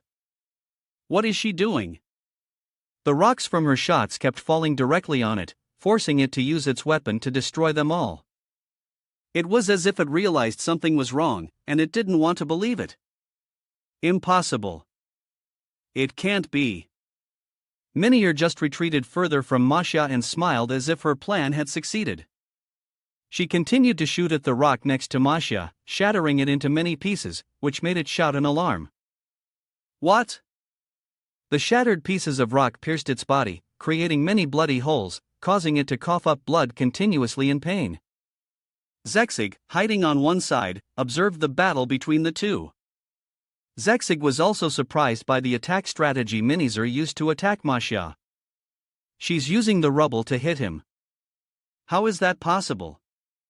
After successfully attacking Masha, Minzer didn't stop, but continued to attack using the large rocks around it, causing them to shatter and hit its body, making it scream in agony. After observing carefully, Zexig's face showed that he had understood Mare's strategy. I see. He thoroughly analyzed her tactics. He has the ability to counter all direct damage, but that skill only works when he is attacked directly. In other words, if she destroys the things around him to indirectly injure him, what can she do? He came to a final conclusion. Then he will be injured. At this moment, Masha was hit on the head by a huge rock, causing him to scream. But another bullet flew straight towards the rock on its body, shattering it into many pieces. A continuous stream of bullets exploded the large rocks around, causing them to shatter into pieces, forcing Masha to struggle to dodge while angrily cursing Minor. You stinking bitch. Seeing it so angry, she just smiled. I told you so. As she spoke, she gave it another explosion from behind, causing it to be severely injured and bleed, screaming in pain. I'm going to give you a surprise. Masha stood there, blood flowing out in large streams. Cough. Using these dirty tricks, damn it, I have to stay away from these walls. It angrily charged faster towards Minor, roaring, "You're nothing." Seeing it charge like that also startled her, and she jumped back to get further away from. Though. But then she quickly used her skill to fire a super huge bullet. Explosive shot. This whole place is like a minefield for you now. Seeing the huge bullet, Maxia roared and used its skill to shield itself. Damn it. Ah, I won't get hit this time. But the super-sized bullet just grazed past it, surprising it slightly. The bullet pierced straight into the wall, breaking through the stone and earth. That shot cracked the wall above, causing the giant rock on the ceiling to fall straight onto the head of the stun. Masha, who couldn't react in time, was crushed by the rock, and the entire ceiling above collapsed, leaving no way out. Minizer stood there watching it get crushed. Zexig, who was hiding behind a rock and watching the battle, showed his fear. The ceiling. Looking at the pile of rubble, Zexig just said one thing. It's over. The surrounding rubble trembled violently. Minizer observed this and was slightly startled and surprised. She ran quickly to Zexig's side, wanting to pull him away. Her action also startled Zexig, who didn't understand. "You idiot! Get away!" But Zexig quickly understood why she did that. He glanced towards the buried Masha. Before Zexig could react, a huge explosion occurred, blowing away all the rubble. Masha's weapon appeared, red hot as if it had been roasted. Masha emerged from the giant pile of rocks. It panned heavily, its body tattered. Blood flowed out like a flood. "I've wasted more life force again." Masha stood in the huge crater it had created, looking around for Zexig and Minzer, but couldn't see anything due to the surrounding dust. Did they escape? It just stood there angrily and speculated on how to counter Minzer. "Damn it! How dare you do that to me? But now I know how she attacks. It won't work a second time." Masha stood in the cloud of dust, time to continue the hunt. At this time, Zexig was helping Minzer escape. But because Minzer was seriously injured from saving Zexig, they moved with great difficulty. "Hey, are you okay?" "It's tough." Mare's legs were now severely injured and she couldn't move. Seeing this, Zexig felt guilty. "I'm sorry. It's my fault." Zexig became scared and his face darkened. "He'll catch up soon. We need to find another way." But she just calmly said to Zexig, "It's okay." She just raised her gun above her head. Mare's face contorted as she pressed the gun to her forehead. "I still have a plan." Meanwhile, Masha was using its weapon to destroy pillar after pillar in search of the two of them. "Where are you hiding?" It frantically swung and roared. "Stop scurrying around like rats. Come out. I'll find you sooner or later." As it swung its weapon towards the next pillar, a bullet shot straight from behind it. The bullet seemed to tear through every obstacle as it flew straight towards Masha, but it was on guard and used its counter skill to shield itself from the bullet. "Nice try, but it's useless." And then the unbelievable happened. The bullet tore through Masha's counter shield and shot straight through its body, causing it to cough up blood, unable to believe what was happening. Oof. Unbelievable. How Maxi had tensed its leg muscles so much that veins popped, stabilizing its body. "What did you do?" In a fit of rage, it swung its weapon at the golden shadow that appeared before its eyes. "I was here first," but then its weapon passed straight through the body of the golden figure with ease. Seeing its own weapon pass through the golden figure without destroying it, it was startled and afraid. "What?" And then a continuous stream of bullets was fired straight through its body, causing it to cough up blood in pain. Cough. Damn it. It flowed continuously from its body, and it could only be angry and scared. Damn it. What the hell is happening? Mare's voice echoed in the space around it. Startly Manhwa. You still don't get it. Thick golden hair appeared. Next came the entire golden body. Finally, the complete body of the golden figure became clear, and Manhwa's voice also rang out.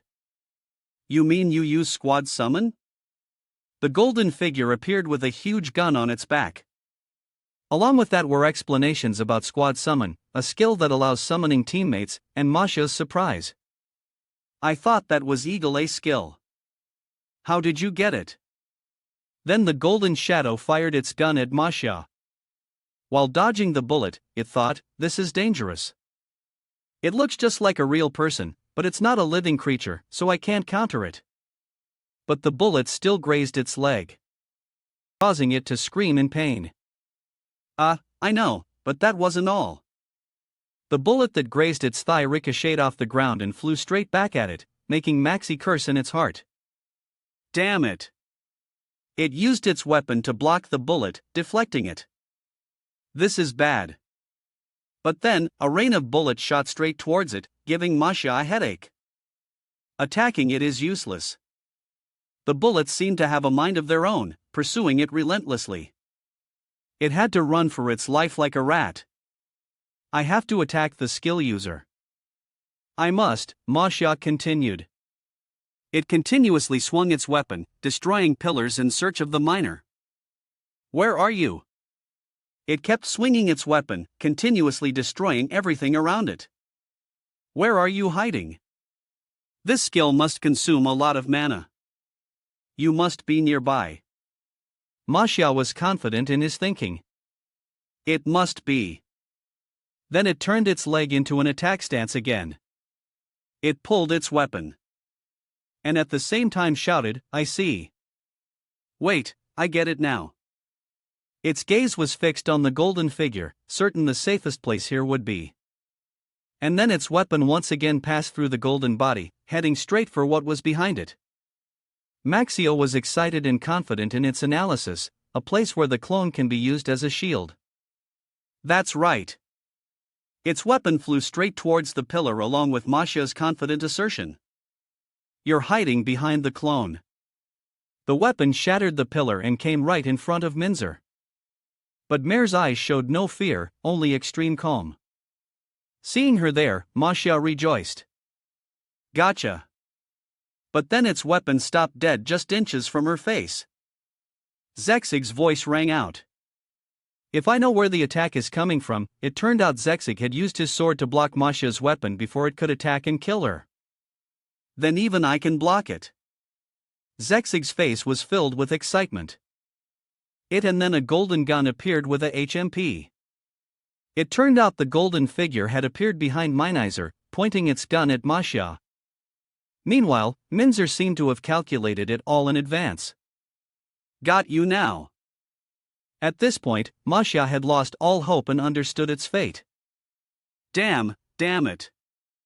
The gun barrel gathered energy for a terrifying shot, and then bullets pierced through Manhwa's body one by one. Blood gushed out continuously. Arc!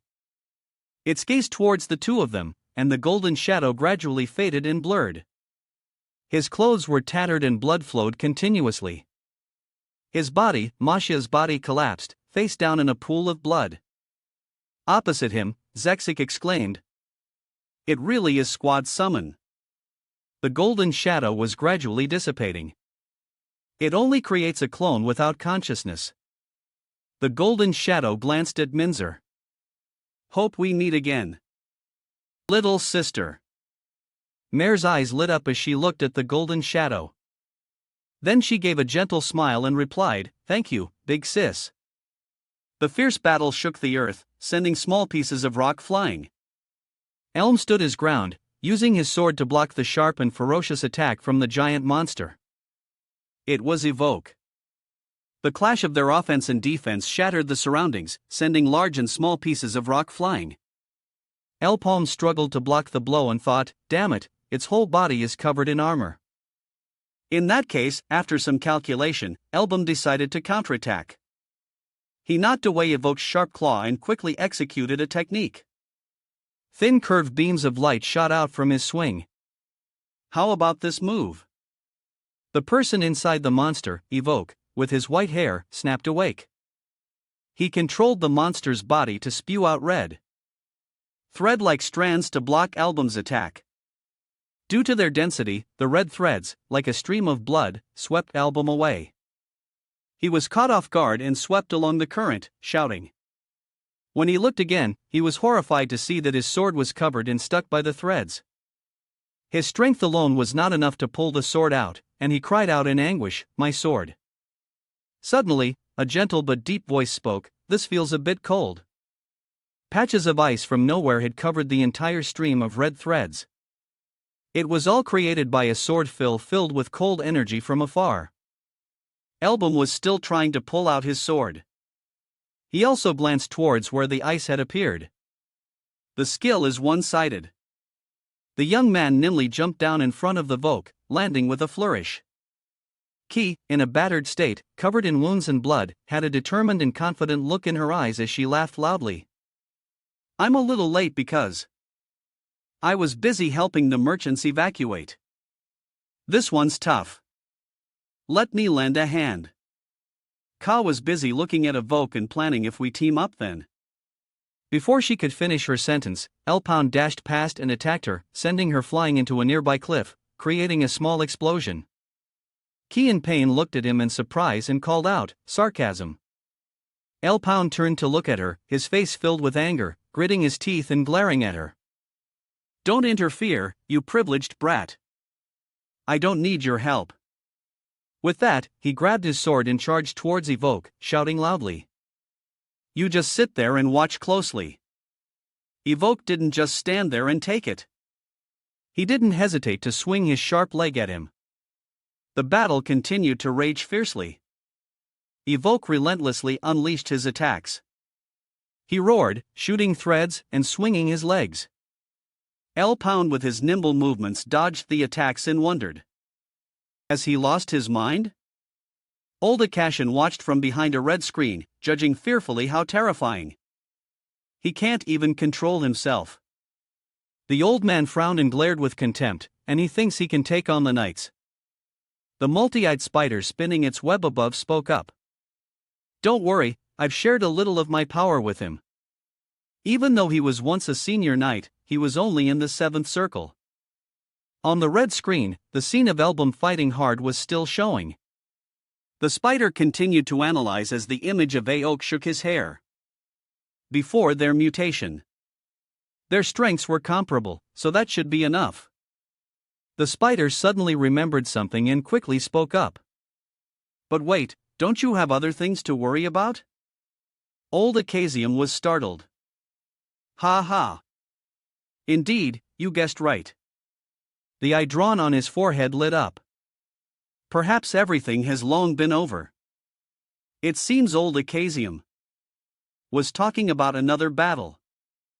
From the other side, a bearded old man was casting a spell. Michael was lying on the ground, looking up in fear.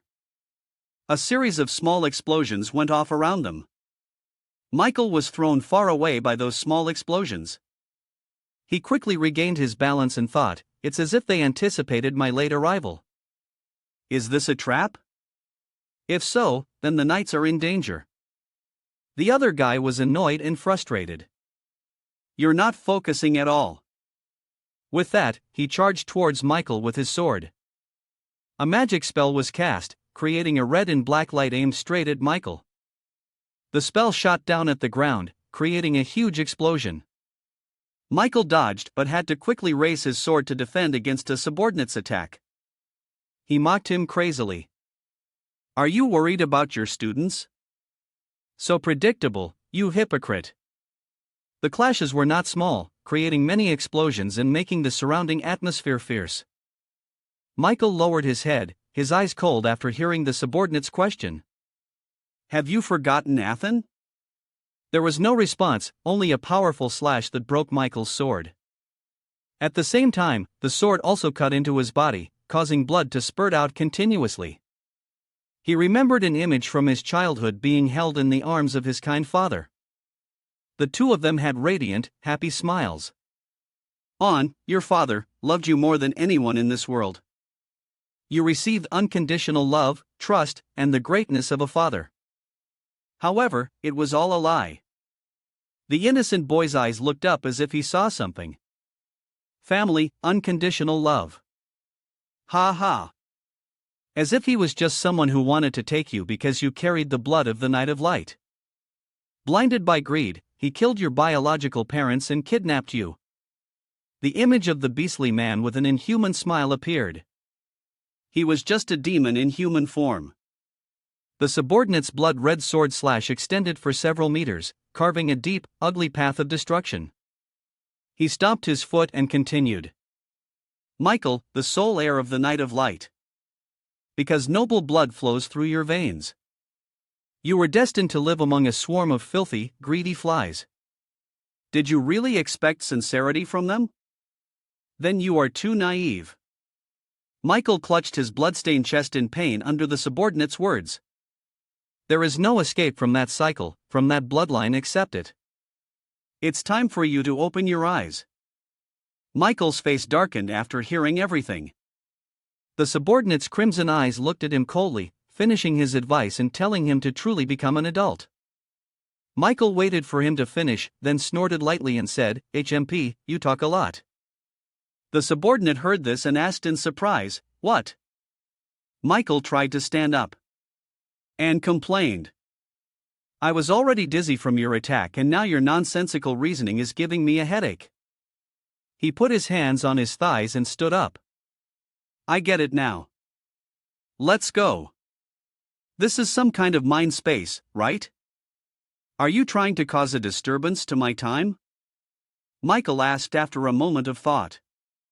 The subordinate was confused. You still don't realize. I am the truth that you have buried deep within your heart. Listen to me. Michael channeled his strength into his hand, forming a fist, and replied, no, you're wrong. Truth. You really think I act for such things? How ridiculous. He said with a stern, emotionless face. That's right. I'm surrounded by filthy flies. They use me and I use them. The subordinate shouted in confusion. Are you even listening to me? Michael's eyes were filled with murderous intent. I don't fight battles I know I'll lose. And I don't sign deals where I'll be at a disadvantage. In exchange for satisfying their greed, I learned a brave way to instill courage in the hearts of the weak. An image of Pam fighting bravely appeared. A way to forgive those who once resented me. A way to mend broken relationships. Elbum had probably accepted to fight alongside Kiji. And a way to protect the ones I love. The gentle spirit of a woman appeared behind Michael. That is the true way to live as a human being. Something you will never learn with money. His words were accompanied by a smile with the light confidently, showing its personality and assuring that light will always triumph over darkness. A screeching sound echoed as the monster quickly chased after the person in front of it. Ki gritted her teeth, trying to avoid it. She turned around and swung her sword towards the monster. It quickly used its legs to kick away the flying crystals. It stomped one of its legs down, trying to crush Ki. But she quickly dodged the attack. Meanwhile, Kasim on the side also charged forward with his sword. You don't understand. Kasim flew up, aiming to strike the host body on top of the spider's head. I told you I could do it myself. He roared at Kiji, but unfortunately for him, Evoke's body was surrounded by an incredibly strong barrier. Kasim was immediately repelled. His eyes widened in surprise. A barrier? Kasim realized he had misjudged his target, so this isn't his weak point. While Kasim was dazed, a large amount of magical power had gathered and formed into a ball. He only realized in a panic, this is a trap. But it was too late. Now the magic it had gathered, which was growing stronger, was all concentrated in the lower body of the spider. Kiji saw the extremely dangerous situation and shouted, Sir Kasim. Kasim finally came to his senses and looked behind him. Magical power from the spider's body suddenly shot out. The pressure of it was like a lightning bolt afterwards. After that attack, Kasim was battered and in freefall. In that moment, he seemed to remember his youth. Ever since I became a swordsman, I have devoted myself to training. Even if I fainted, I never gave up. I just wanted to be acknowledged by you, Michael. Calm watched as Key stood timidly beside Michael. When he brought her here, I had a feeling. He panted heavily, looking at the scene before him. Feeling as if he had been abandoned. I couldn't stand it. I couldn't accept it. Why?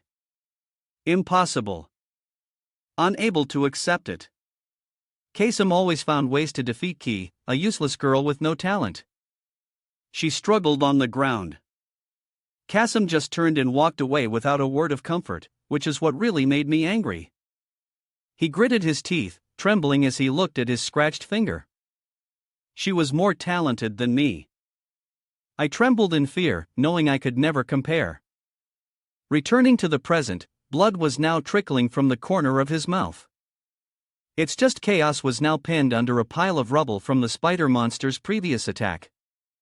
He wondered, what am I to you? As if pleading. Please hold on a little longer.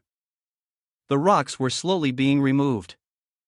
Key trembled as she tried to lift the large rock, encouraging him, I'll get you out of there, Sir Kasim.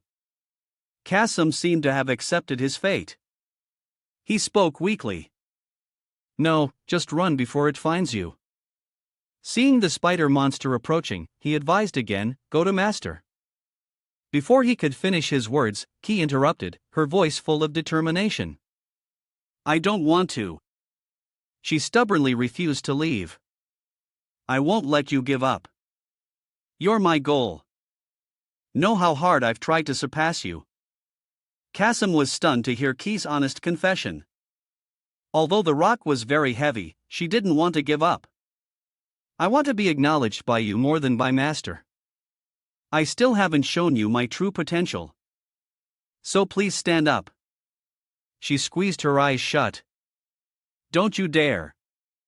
Key used all her strength and finally pushed the rock up. Give up. Kasim's eyes widened in shock. He cursed in his heart. This idiot. She's always been like this. Ever since the first day master brought her home. This brat has always been like this.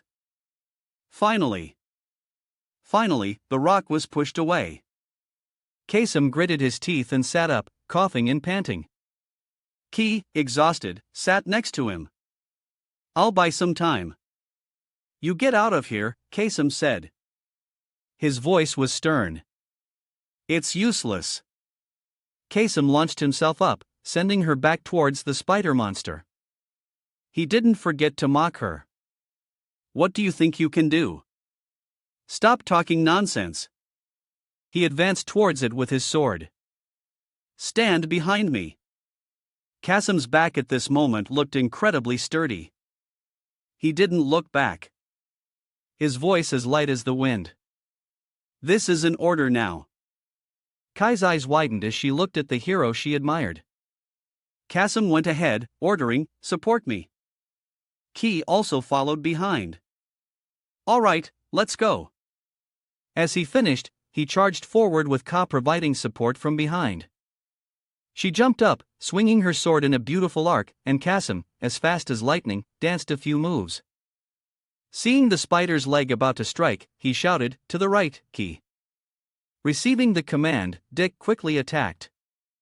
Even at this moment, Kasim didn't forget to mock her. Idiot, too slow, below you. Due to carelessness, she was hit in the stomach by one of the spider's legs. Kasim quickly shouted, right, above, below, left below. Following Kasim's instructions, Kiji struck upwards.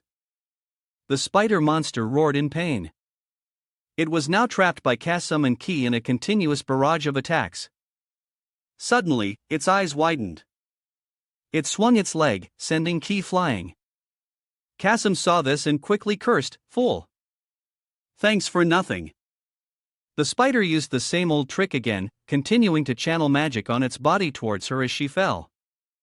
The attack cut through the wind, flying straight towards Ki. Her eyes were fixed on the massive magical power approaching her, but Kasim had already jumped in front of her. Ki screamed loudly, "Sir Kasim, Kasim, you came in first again." Michael presented a stack of survey papers. Kasim smiled, his voice full of humility.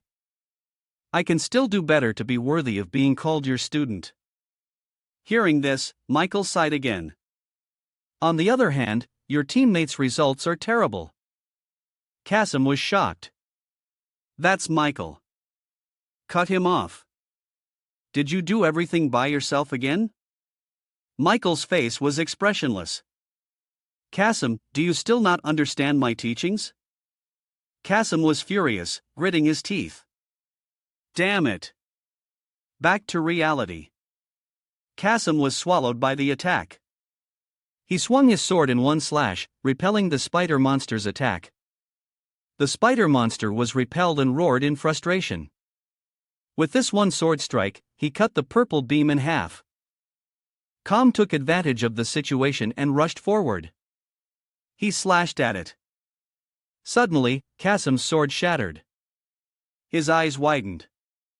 Impossible. But the momentum was still there, and he charged head first into its mouth. Kiji shouted, "Sir Kasim." When her light sword reached him, Kasim quickly grabbed it. Kai said, "Use this." He smirked, gathering mana in his hand. The sword filled with energy pointed straight. The spider couldn't dodge in time. The sword flew forward. Kasim gripped the hilt tightly. "I didn't understand your teachings." The sword carrying immense power plunged straight down. Kasim shouted, "Then watch what I've learned." The sword aimed straight down at the spider.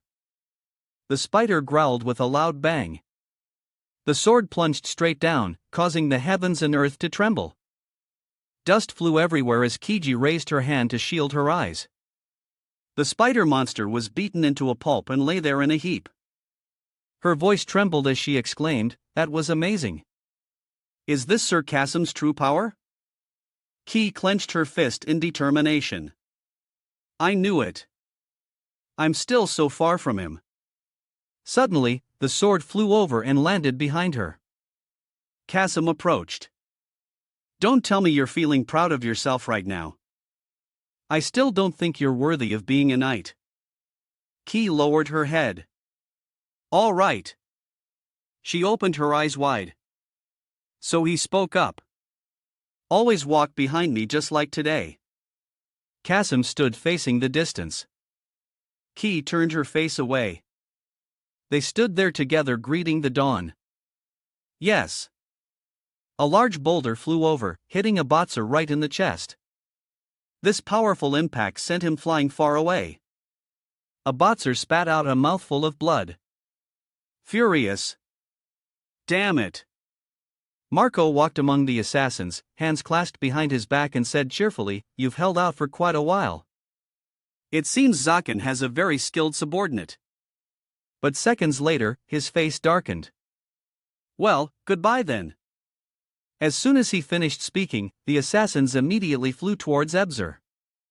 Suddenly, someone raised a fist, smiling and shouting loudly. It was one of the subordinates.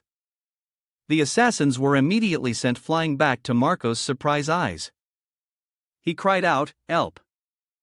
Zephyr stood in front of Ebzer and said with a smile, "The team's problem solver has arrived." Ebzer was immediately healed. Zephyr continued, "Don't overdo it anymore. Get up now." Seeing Ebzer's wound heal before his eyes, Marco's face showed clear disbelief. He healed a fatal wound in such a short time. He's even more formidable than the rumors. A boxer stood up, rubbing his fist together and smirking, feeling much better now. "You came at the right time, Zephyr." Zephyr replied, "You should thank Aiken. He really cares about his subordinates." Looking at the assassins before him, a boxer said, "There are about 30 of them. Is everyone ready?" He clenched his fist. Alright, let's smash them. Before anyone could react, Zephyr immediately turned and ran away quickly. While running, he shouted, "Well, then run." Seeing this, Ebitzer was stunned, not knowing what to say. What? Then he immediately ran after him, shouting as he ran, "You mad man." Seeing this, the assassins also chased after them under Marco's command. After them. The scene shifts to where Gwyn is. It scolds.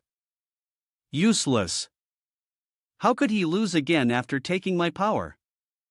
Akashin just stood there silently. The old man slowly spoke up. You say, that is if you didn't see this coming.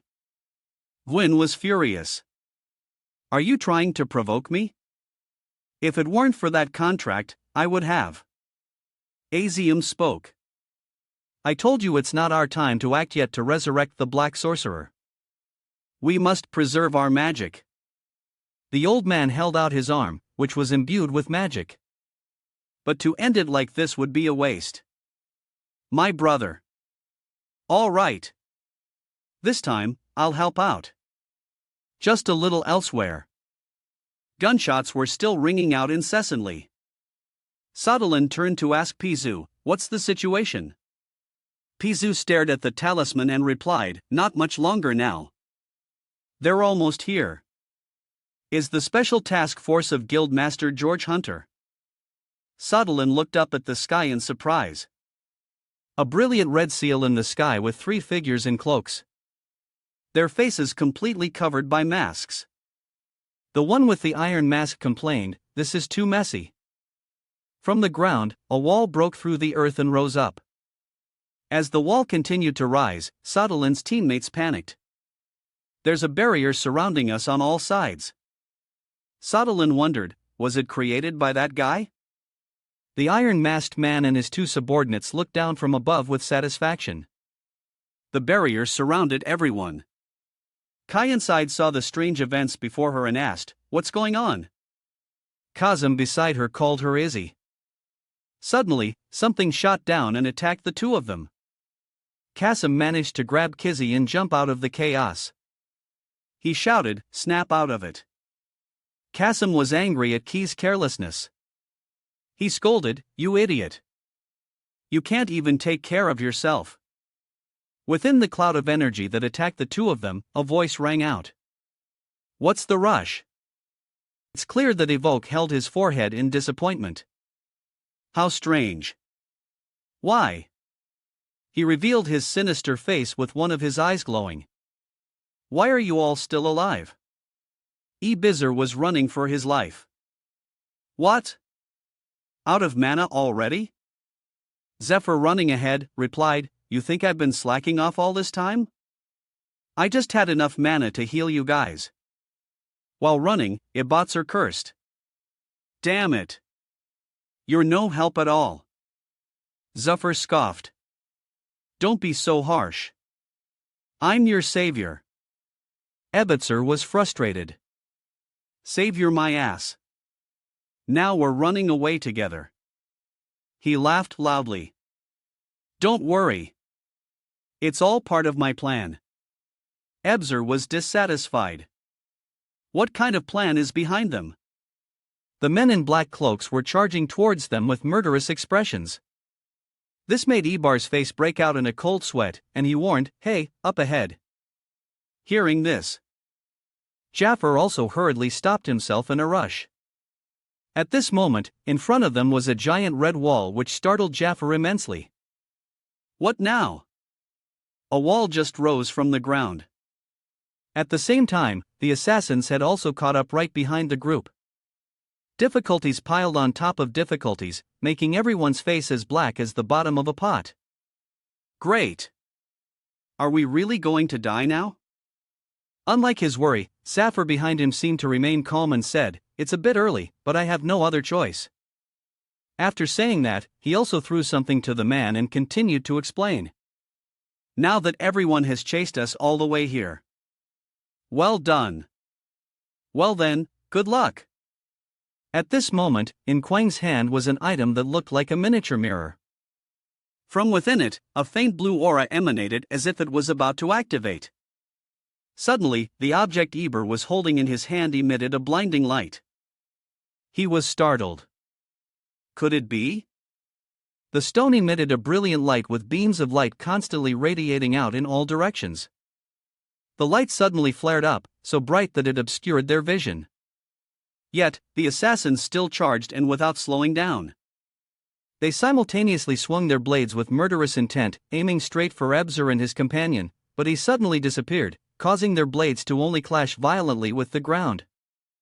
One of them saw this and turned his head in alarm to search. What the hell?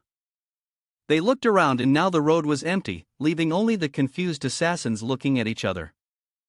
Where did they go? Golden coins suddenly appeared. Arabeizer appeared from nowhere, landing heavily on the ground. Arabeizer grimaced in pain. He spoke in confusion. What's going on? Then Arabic's eyes widened in surprise. Before him now were Gauss and Gaba, who were equally surprised. Abitzer cried out, "Sir Zaken." His voice was panicked as he asked, "Where is this?" "Just a moment ago, I was."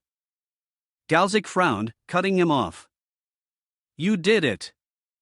The image of the sparkling blue stone appeared, explaining, "You use a teleportation stone. It is a type of stone that allows teleportation to a specific person's location within a certain range.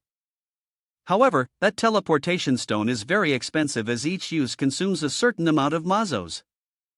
So many people carry it but dare not use it carelessly." While the three of them were talking, another person appeared, continuing, "That's why I was trying to buy time."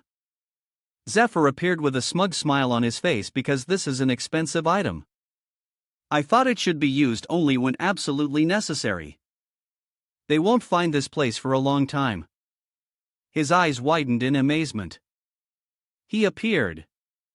All around where he stood were gold, silver, and precious jewels. Zephyr spoke in disbelief. "No way. Gold, silver, and jewels everywhere. It's dazzling." The place where everyone was standing and talking was in a vault full of gold, silver, and jewels. Zephyr shouted, "A place like this exists." Immediately, he buried himself in the mountain of gold and silver. Ebitzer stood behind, looking at him in confusion. At this time, Gabber looked at Gayazik, frowning and asking, "So what now? Isn't it 20 minutes past the planned time?" Hearing this, Gauzik immediately fell into deep thought. Then he spoke, his face full of contemplation. "It seems so, but I'm not sure." A towering red wall stood in the center of a destroyed town. Gauzik's voice continued to echo. "It seems the plan has run into a problem." Then he looked at everyone and continued, "If possible, you all should run away." Zephyr emerged from under the pile of gold, holding a large crystal in his hand. He was horrified. "What? You want me to leave all this gold and silver behind? I mean, leave you behind." Gauza clenched the teleportation stone in his hand and spoke. "I still have a few teleportation stones. It can teleport to the people I've placed outside, so you all should go."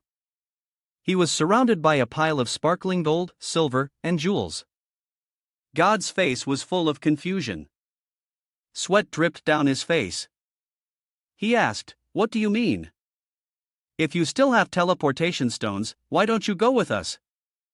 Gauzik frowned, forcing a smile. "My time hasn't come yet." The propulsion you need emitted a mystical purple light. Strange creatures with skulls suddenly appeared at the bottom of the ocean. At least one person needs to stay behind and wait for them to return. Sudden explosions came from the cannons. Everyone fired continuously at the red wall, but it had no effect. The wall remained motionless. The people around continued to fire relentlessly, a barrage of bullets raining down, blowing away the surrounding earth and rock. The smoke gradually dissipated, revealing the red wall inside. After the series of previous explosions, the wall still stood firm, completely unscathed. A person holding a cannon turned around and reported, "No matter how hard we attack, it won't budge at all." The person continued, "What should we do?" Sir Adlai heard this and fell into deep thought. He crossed his arms thinking, a barrier this strong can only be created by high-ranking commanders. The image of a pot suddenly appeared in his mind, and among them it was very likely the doctor. Adlai didn't continue thinking and gave an order. "Find another way. We have to enter that area." Hearing this, another person shouted loudly, "Yes, sir." He frowned. "Just wait a little longer. Sodalin, we will definitely save you." Inside the red wall, Sodalin was hiding behind a rock. Her face contorted and she let out a cry. She looked at the man in the black cloak floating in the air with his two subordinates, thinking in disbelief. Could he be the one who created the strange barrier? Inside, at this moment, explosions echoed continuously. Houses began to collapse, causing many casualties. Someone said, "The tide is turning against us." Pizu, carrying a blood-soaked person on his shoulder, announced, "If we don't get reinforcements from the main force, we'll all be wiped out." Sodling gritted her teeth. "Damn it, I only have 8 bullets left. What should I do?" The man in black floating in the air began to speak. "Not a bad city. Well, Luther's minions are struggling against these mere mortals?"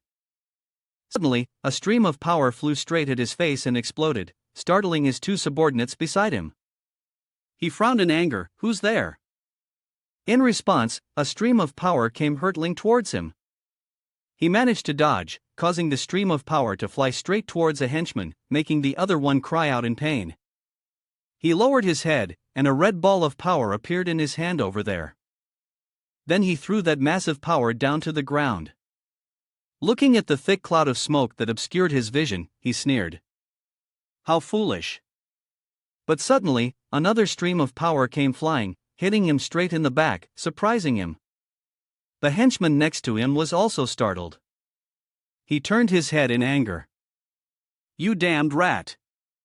Streams of power continuously flew towards him. He angrily shouted, "I don't know what you're up to." A red fireball appeared, but it's useless. He threw the fireball at the ground, causing it to explode. The impact from his fireball also blew away the surrounding rocks. He stood high above, watching his power explode powerfully, blowing away everything around him. He had seen everything around him. Seeing a figure dashing across the rooftops, his face darkened. "Found you," Sodalin pulled the lever down. Click. She was raising her gun towards him, smiling, her eyes shining with determination. "This battle is going to be fierce." The man in the black cloak flew high in the sky, constantly scanning the surrounding to find Sodalin. "Where are you hiding, you little rat?" But he was completely unaware that he was right in her sights at this moment. In the blink of an eye, a stream of power shot from afar, piercing straight through him and exploding violently, catching him completely off guard. He cried out in pain and immediately raised his hand to prepare to unleash a powerful attack. He shot out a huge fireball with his hand. Shouting at the same time, "Stop messing around and come out here." Fireballs rained down towards Sodalin. She immediately turned and ran while silently assessing him. "Damn it, you look stronger than you appear." Salin's eyes widened, her teeth clenched, and sweat dripped down her beautiful, tense face. "Now this is my last chance." She looked at the man in black floating in the air and cursed him under her breath. "That bastard." At this moment, the man in black was still shouting loudly, "How long do you think you can run?" Sodalin thought. "This is bad." Suddenly, she turned around, aiming her gun at him. "There's no other choice. It's do or die now." The henchman suddenly appeared from behind, roaring. She couldn't react in time, and her face clearly showed her panic. In a long, deserted corridor, voices and footsteps echoed, "Hurry up inside that door." The footsteps grew louder. "They must be inside." Marco rushed along with the others. His face showed clear panic and haste. Damn it, I didn't expect this. A teleportation stone. Then he and his men broke down the door and went inside. Marco's eyes stared, his face covered in sweat. He shouted, "The chase ends now." Seeing Gawazik standing with his back to him on a high platform, he continued, "Lord Gawazik." Marco laughed a long laugh. "Fortunately, just as I predicted of all places, you hid in the treasure vault, Gawazik, on the high platform." Gawazik remained silent with a somber expression. He turned his head, frowned, and replied disappointed, "You don't have the right to say that word so easily. You traitor, Francesco." Marco's breathing became ragged, but he still smiled at Gawazik. "All right, I understand. Curse me all you want." Then he continued, "By the way, are you alone? It looks like even Gaba's dogs have abandoned you." Behind him appeared countless assassins wearing strange masks. Marco gave a creepy smile, his eyes filled with malice. "I will make good use of the treasure you've left behind." As soon as he finished speaking under Marco's command, the assassins immediately rushed towards Gawazik. "So don't worry and just rest." At this moment, a hand suddenly grabbed the lever and a voice rang out. "Gabru's dogs are not at fault." The golden vault slowly opened. Tens of thousands of golden coins poured down like a waterfall, causing the assassins to shout in surprise. "What?" The golden coins poured down like a waterfall, rushing towards them. They couldn't react in time and panicked, shouting, "The gold is collapsing." Marco's face was filled with panic, his expression clearly showing his disbelief. "No way." Nebo appeared with a triumphant smile. He pulled the lever down forcefully. "Dogs? What about them? You're the one who needs to be punished for biting your master." Gauze clasped his hands behind his back and said, "It's a bit embarrassing, but I'll leave the rest to you. Teach him how the Gaba Merchant Guild deals with hunting dogs." Marco was being submerged in a sea of gold when suddenly the black shadow shot up into the air, startling him. "What the?" Zephyr and Ebzer appeared surfing on a board in the sea of gold. Ebotzer smirked and said, "All right, everything's in place." Seeing the two of them appear, Marco's face darkened. He roared in anger. "Why are Gaba's people here?" The surrounding assassins were soon crushed by the sea of gold. A few cried out in pain. "My body, kill me." Zephyr and Abysser grinned broadly, raising their fists forcefully. The two of them landed powerful punches straight into the chest of the assassins, making them cry out in pain. Jaffer and Abotzer laughed cheerfully. "What? You guys don't like money? This is exciting." Suddenly, Gaba shouted, "Zifi, watch out." Hearing this, Zephyr immediately turned his head, his face a mix of panic and surprise. An assassin had emerged from the pile of gold, holding a sword and aiming at Zephyr. Zephyr immediately stomped hard on the board beneath his feet. He smiled and raised the board to block the assassin's sword strike. Buffer looked straight at him and said with a smile, "Want to bathe in money before you die?" Then he extended his fist towards the assassin, who was so startled he couldn't react in time. Zephyr unleashed a flurry of punches that made the assassins cry out in pain. At this moment, Marco was still struggling in the pile of gold. He muttered with difficulty, "I can't get out." Suddenly, a hand grabbed his shirt, startling Marco. "Let me help." Abzer gripped Marco's collar tightly. His malicious eyes stared at the helpless Marco, who was covered in sweat. He gave a savage smile. "Oh my, our little puppy. Why are you suddenly whimpering and scared?" Then Marco was thrown forcefully to the ground, his entire body bound by a rope. Gabbert, Gayazik, and Ebzer stood before him. Gayazik spoke coldly. "Tell me, what is your next plan?" He glared at him. He continued, "If you cooperate, we will consider reducing your sentence." Hearing this, Marco snorted and gave a contemptuous smile. He struggled to sit up, a big scornful smile on his face. "Sentence. Don't make me laugh." Do you think the law will still exist after today? Get real. All of you will die today. Gaozik frowned. Suddenly, a voice echoed in his head. Can you hear me? The voice was. Before he could hear the rest, Gabo turned around in surprise and asked, "What was that?" Gaozik took out the teleportation stone. And the voice from within it continued to echo steadily. I have arrived at the rendezvous point, requesting permission to use the higher formant's advanced teleportation stone. After hearing this, Gawazik spoke up. This is Gauzi. You are authorized to use it immediately. Zephyr hearing this was startled and stammered. Huh? What did he say? High performance. What? Gozi? Gawazik explained, it's like a regular teleportation stone, but it can travel across countries. Hearing this, Jaff's eyes widened, and sweat flowed like a stream. He was dumbfounded.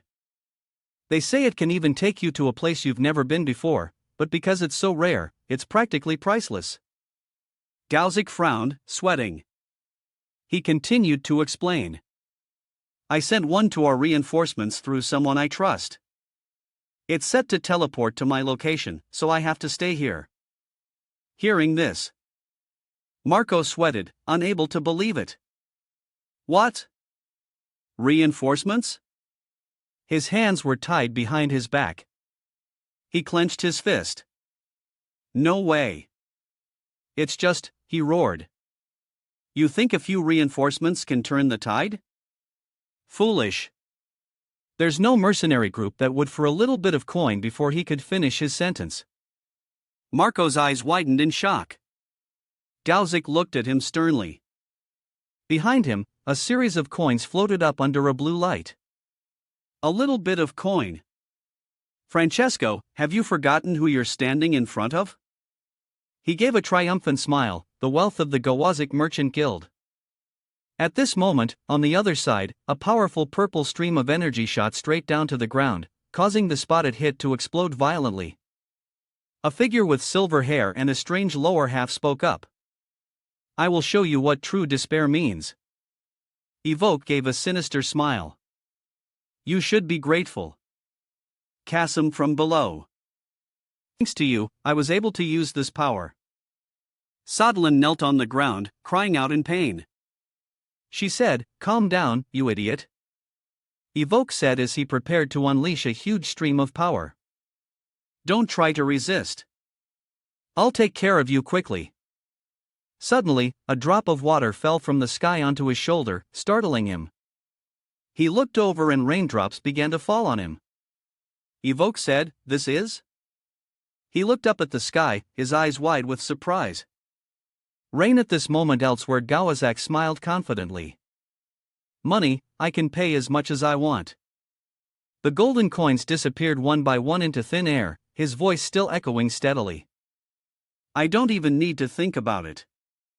Looking at Marco's frightened face, he continued, the answer is already obvious here. At this moment, a man in white lay motionless on the ground, raindrops falling on his body. The man in the black cloak looked up at the sky. Sodalin sat collapsed in a pool of blood. Next to her was her gun, which was out of ammo. Seeing the rain, she smiled. Oh my, is this real? Outside, huge waves crashed into the city. The ship's propeller spun continuously. Evoke saw the scene above and his eyes widened, unable to believe it. A voice rang out, I have bought the source of all the crises in this world. A giant monster with a skull appeared on the huge waves. It continued, and that is the sea. A woman stood proudly looking at the scene before her. A voice announced, harbor detected ahead of the ship. Captain, your decision. Kyle grabbed the pendant in front of her and shouted, all resources, prepare to fire. The image of the monster with the large skull appeared. It was preparing to shoot a massive stream of power. Jun's voice boomed. Fire. The submarine continued its journey in the deep sea. The control department had received Kyle's order. Communication established. Beginning mission. Entering territory. The countdown began. 3. During the countdown, Kyle took out the photo she had always kept hidden. 2.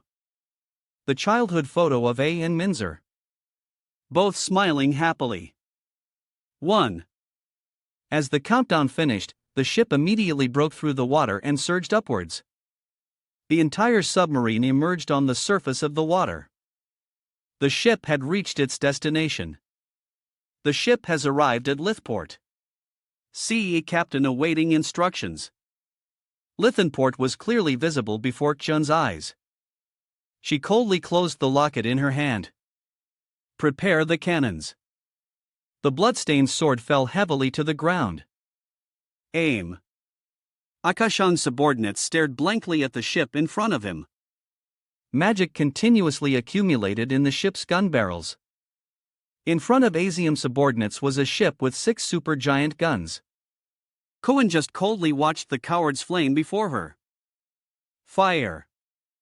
As soon as the command was given, all the guns immediately unleashed a huge amount of magical power, destroying everything in their path.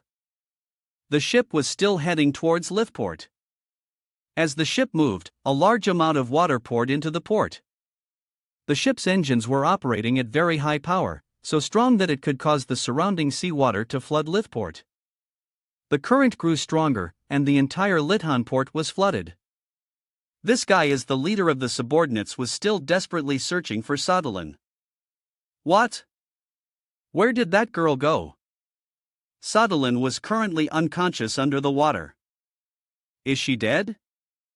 Better to kill an innocent than let one escape. He began to summon his magic power. In any case, I have to be sure. Before he could strike, a sphere enveloped his entire body. It was an attack from the Kian ship's cannon. The control department reported the situation to Kuan. Target hit.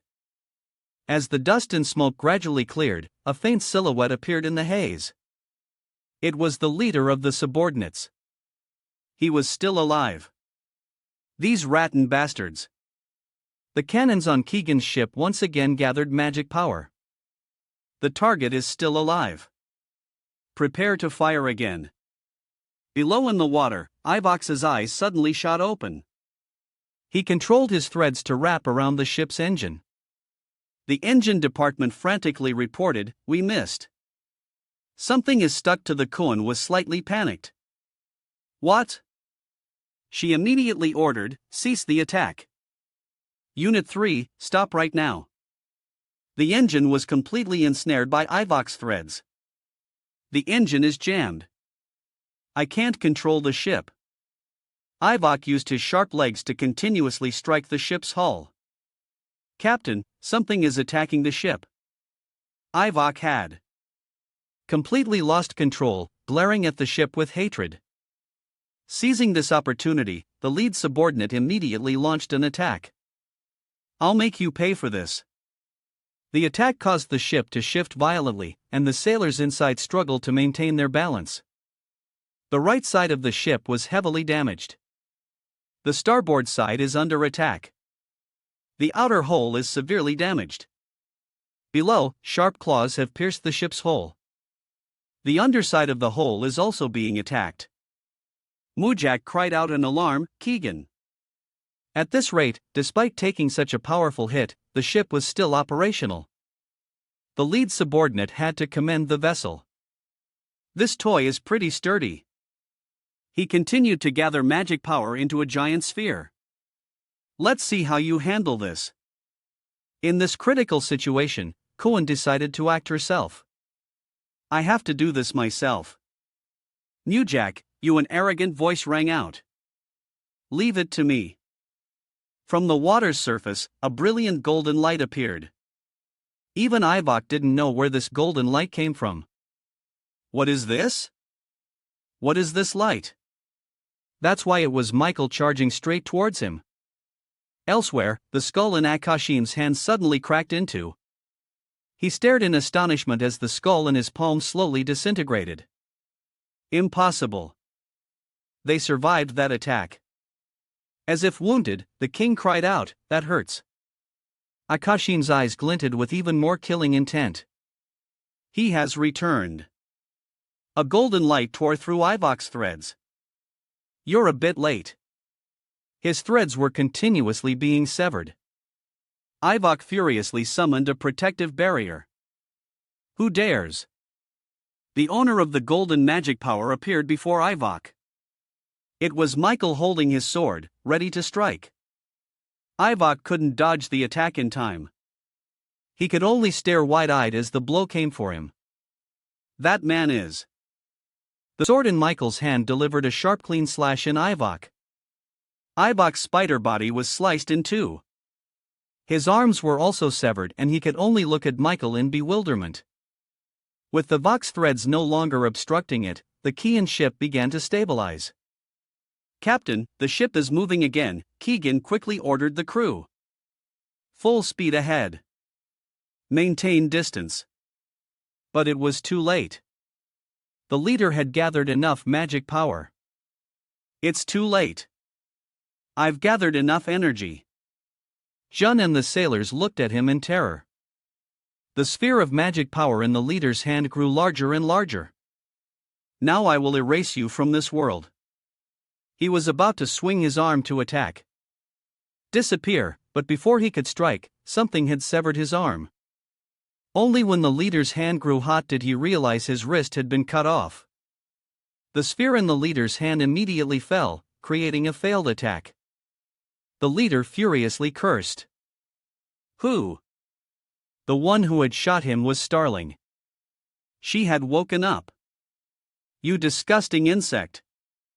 Starling wanted to finish off the leader herself. "I hate being indebted to others." The ship's engine started working again. Flight path calculated.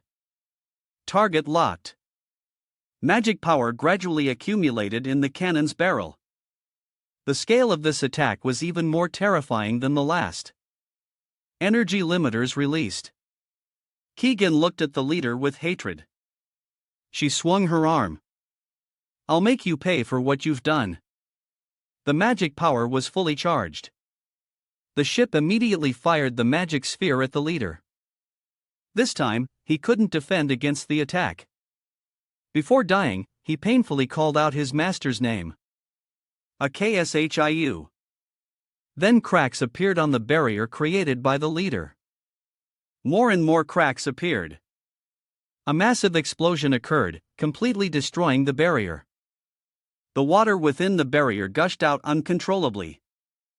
The current swept away all the ships.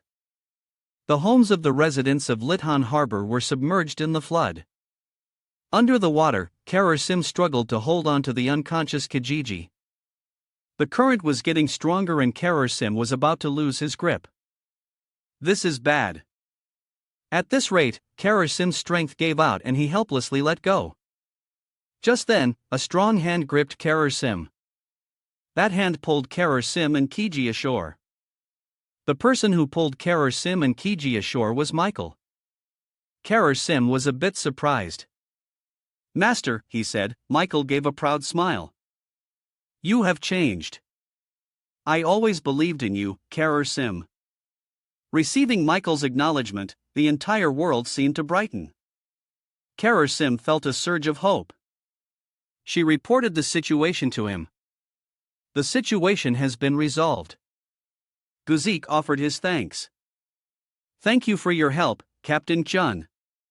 With things on Chun's side settled, Guzik looked at the person in front of him. "Now it's your turn. Goodbye." In front of Gug was Varen Company, who had been subdued. He threatened the tied-up man. "Tell me everything you know." Countless rocks and debris shot out from the explosion. This explosion had immense destructive power. Elbum detected a figure behind him. He immediately fired a magic arrow at the silhouette. There you are, the figure hit by Elbam's attack gradually burned away. Only then did Album realize something was wrong. An afterimage, before he knew it, Akashin's subordinate was right upon him. He swung his scythe to attack Elbum. Elbum quickly used his bow to block the blow. Akashin's subordinate continuously swung his scythe. Elbum's strength was just as he expected. Oh, just as expected. For a third circle. Mitch, your close combat skills and instincts are unbelievable. No wonder Lord Ecosium is so fixated on you. While he spoke casually, Elbum struggled to parry his attacks. A sphere of magic appeared in the subordinate hand. Still not enough. Show me a little more. 4. Elbum had to use all his strength to dodge this attack. He threw the dagger in his hand towards Akashin's subordinate. Damn it! Akashin's subordinate easily dodged the attack, but while Elbum was unable to react, he landed a blow on him. Elbum's weakened body fell to the ground. Your learning ability is quite poor. Akashin's subordinate rushed towards Elbum without noticing the dagger behind him. I'm curious how you'll manage after losing an arm. Shall we find out right now? The dagger was controlled by Elbum's magic power. He directed the dagger to attack Akashin's subordinate side, but he easily dodged the attack. Akashin's subordinate casually swatted the dagger away. He looked at Elbum with contempt. A blind man like me can't see clearly. Were you trying to ambush me from behind? Next, he used his magic power to control the large rocks around them. You're also lacking in creativity. Elbum tried to use mana to control the boulders hurtling towards him, and he succeeded. The boulders stopped. Elbum continued to channel mana into the rocks. A huge explosion occurred, sending countless rock fragments flying. Akashin's subordinate easily dodged the falling rock fragments. Impressive. You still have that much mana left. At least you have stamina. Elbum didn't expect this man to be able to see through his mana. At this point, he had to take a gamble. He definitely can't see. So, how is this possible? Even if I save mana now, there's no other way. I have to take a gamble. Elbum decided to use his mana to activate his clairvoyance goggles. After using the clairvoyance goggles, all of Akashin's subordinates' movements appeared in his mind. There it is.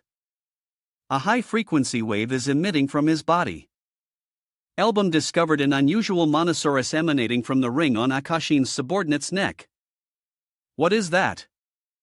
Thanks to this ring, the subordinate's vision was more comprehensive than ever. The high-frequency waves from that ring are bouncing off objects to map the space with ease, expanding the range with telekinesis, a 360-degree vision with no blind spots. If that's the case, Elbum used mana to control the surrounding space. Zoom. Akashin's subordinate also realized his intention.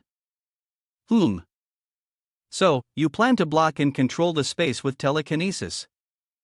So, you'd use the clairvoyance goggles to see through my secret. You're quite clever. Elbum's mana had created a barrier around Akashin's subordinate. A good strategy now. I can't move a single step.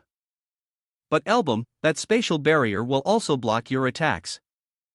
Just as Akashin's subordinate finished speaking, a pillar of magic suddenly pierced through the barrier, heading straight for him. He had already anticipated Elbum's next move. As I thought, it's like this.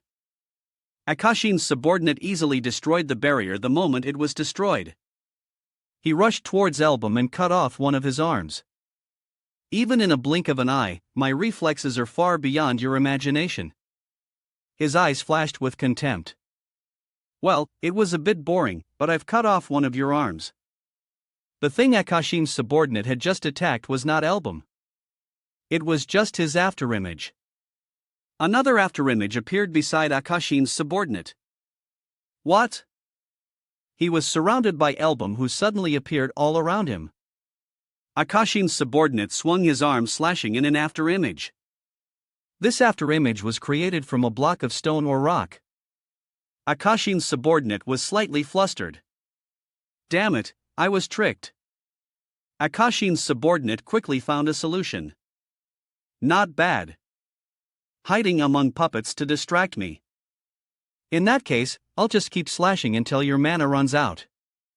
Nearby, Album was trembling as he controlled the stone blocks. A mouthful of blood spurted out. Album's mana was about to run out. As expected, the sound of his cough reached Akashin's subordinate's ears. I can tell just by the sound. Are you in pain? Don't worry, I'll end it soon. A light flashed where Kashim's subordinate was standing. A massive explosion occurred, completely destroying all the stone golems. He had discovered Album's location. Mana gradually gathered into a mass in Akashim's subordinate's hand. He threw the monosphere straight at Album. Another massive explosion occurred. This time, Album couldn't defend himself. He was sent flying by the blast. His entire body slammed hard onto the ground. Akashin's subordinate stopped his attack and calmly walked towards Album. Meanwhile, Album was gasping for breath in pain. A large monosphere appeared in Akashin's subordinate hand. He wanted to end this battle. So, is this the end of our little game of hide and seek? It seems you're in monoshock. Well, it's a bit of a shame, but I must say I had a lot of fun. It's not a big gift, but I'll show you this. Interesting, isn't it? Akashin's subordinate showed off the monosphere in his hand, condensing magic power with telekinesis to its absolute limit. Amazing, isn't it? It will be your companion to the afterlife. Now then, the monosphere in his hand suddenly vanished. What the hell? Album used all his remaining mana to use telekinesis to its limit. Now this manosphere belonged to him. Thanks for the gift. I'll take it.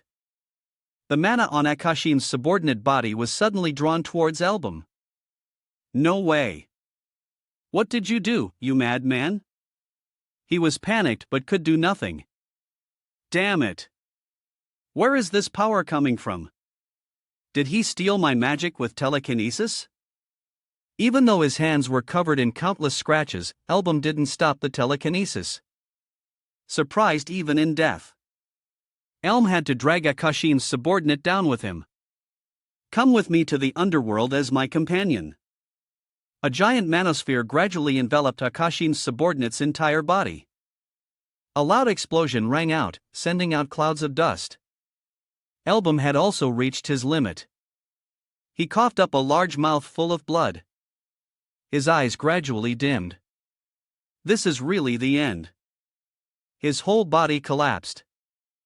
From the center of the explosion, a familiar figure emerged. It was Akashin's subordinate. He was still alive. No, right now. He looked hatefully at the fallen Elam. We have to kill him right now. Lord Akasim was wrong. This man will never join our side. We must eliminate him right here, right now. A bullet shot straight towards Akashin's subordinate. The bullet shattered the rock that Akashin's subordinate was controlling. A familiar gun appeared. Isn't it a bit pathetic to go all out on an unconscious person? The one who just spoke was Minerva. She taunted Akashin's subordinate. Now, why don't you play with us for a bit? The battle was not over. His next opponents were Minerva, DBO, and Zexus. The subordinate looked at the three with resentment. How dare you, you brats! Minerva continued to aim her gun at Akasim's subordinate, teasing him. Why the scary face? The subordinate reached out intending to catch the bullet.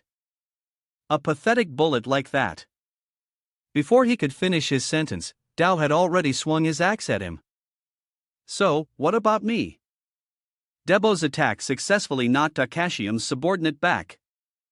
Dao looked down at Album on the ground and asked, Are you okay? Elam's condition was not good at all. Mana backlashed.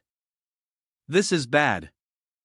If he doesn't get help soon, Akashium's subordinate used mana to control the surrounding rocks. His eyes were terrifying. You people really don't understand what's happening, do you? No matter how terrifying his gaze was, it couldn't stop Diabo. These guys are really stubborn. Akashium's subordinate looked coldly at Diabo. He took something out from his clothes. I can't hold back anymore. The thing Akashium's subordinate just took out was a sphere. His eyes were filled with killing intent. It seems I have no other choice. I'll tear you all to pieces. When Minerva saw what Akashium's subordinate took out, she panicked and fired countless shots. What is that? A magic circle. All the bullets were easily blocked by Akashium's subordinate. Too late. Now then, now then. Akashium's voice suddenly echoed. Stop it, Mel. Hearing his master's voice, Mel gradually calmed down. Lord Akashium. Akashium gave him a death glare. I turned my back for a moment, and you cause a mess. Trying to activate a magic circle without my permission. Mel looked at him startled. My apologies. I got carried away. Akashium ordered Mel to retreat before the gate was surrounded. The operation has failed. Get back here quickly before the gate is surrounded. Mel was still a bit hesitant. Huh? But Elam is still there. Akashium wanted to win honorably. It doesn't matter. We will meet him again anyway if he dies in a place like this. Then our initial choice was wrong. A chiding voice rang out. What? Lord Akashium. Minerva and Zexus looked in fear at what had just appeared. No way. What now? The one who had just appeared was Masha covered in blood. So that's how it is. You, a direct subordinate of Lord View, are conflicting with the caution. You betrayed Lord View. Then this is starting to get interesting. Mel watched Maxie aware. The magic sphere suddenly shattered. Perfect timing. Since it has come to this, I might as well clean all of you up. It was Masha who activated it. He wanted everyone to die. Not bad, right? The pillar where Minerva and Zexus were standing suddenly began to shake. It was Mel. He controlled the pillar to smash straight into Masha's face. Minerva was a bit surprised by Mel's action. What? He's even attacking his own comrade. Mel was extremely fed up. Oof. Really? Am I a little too late?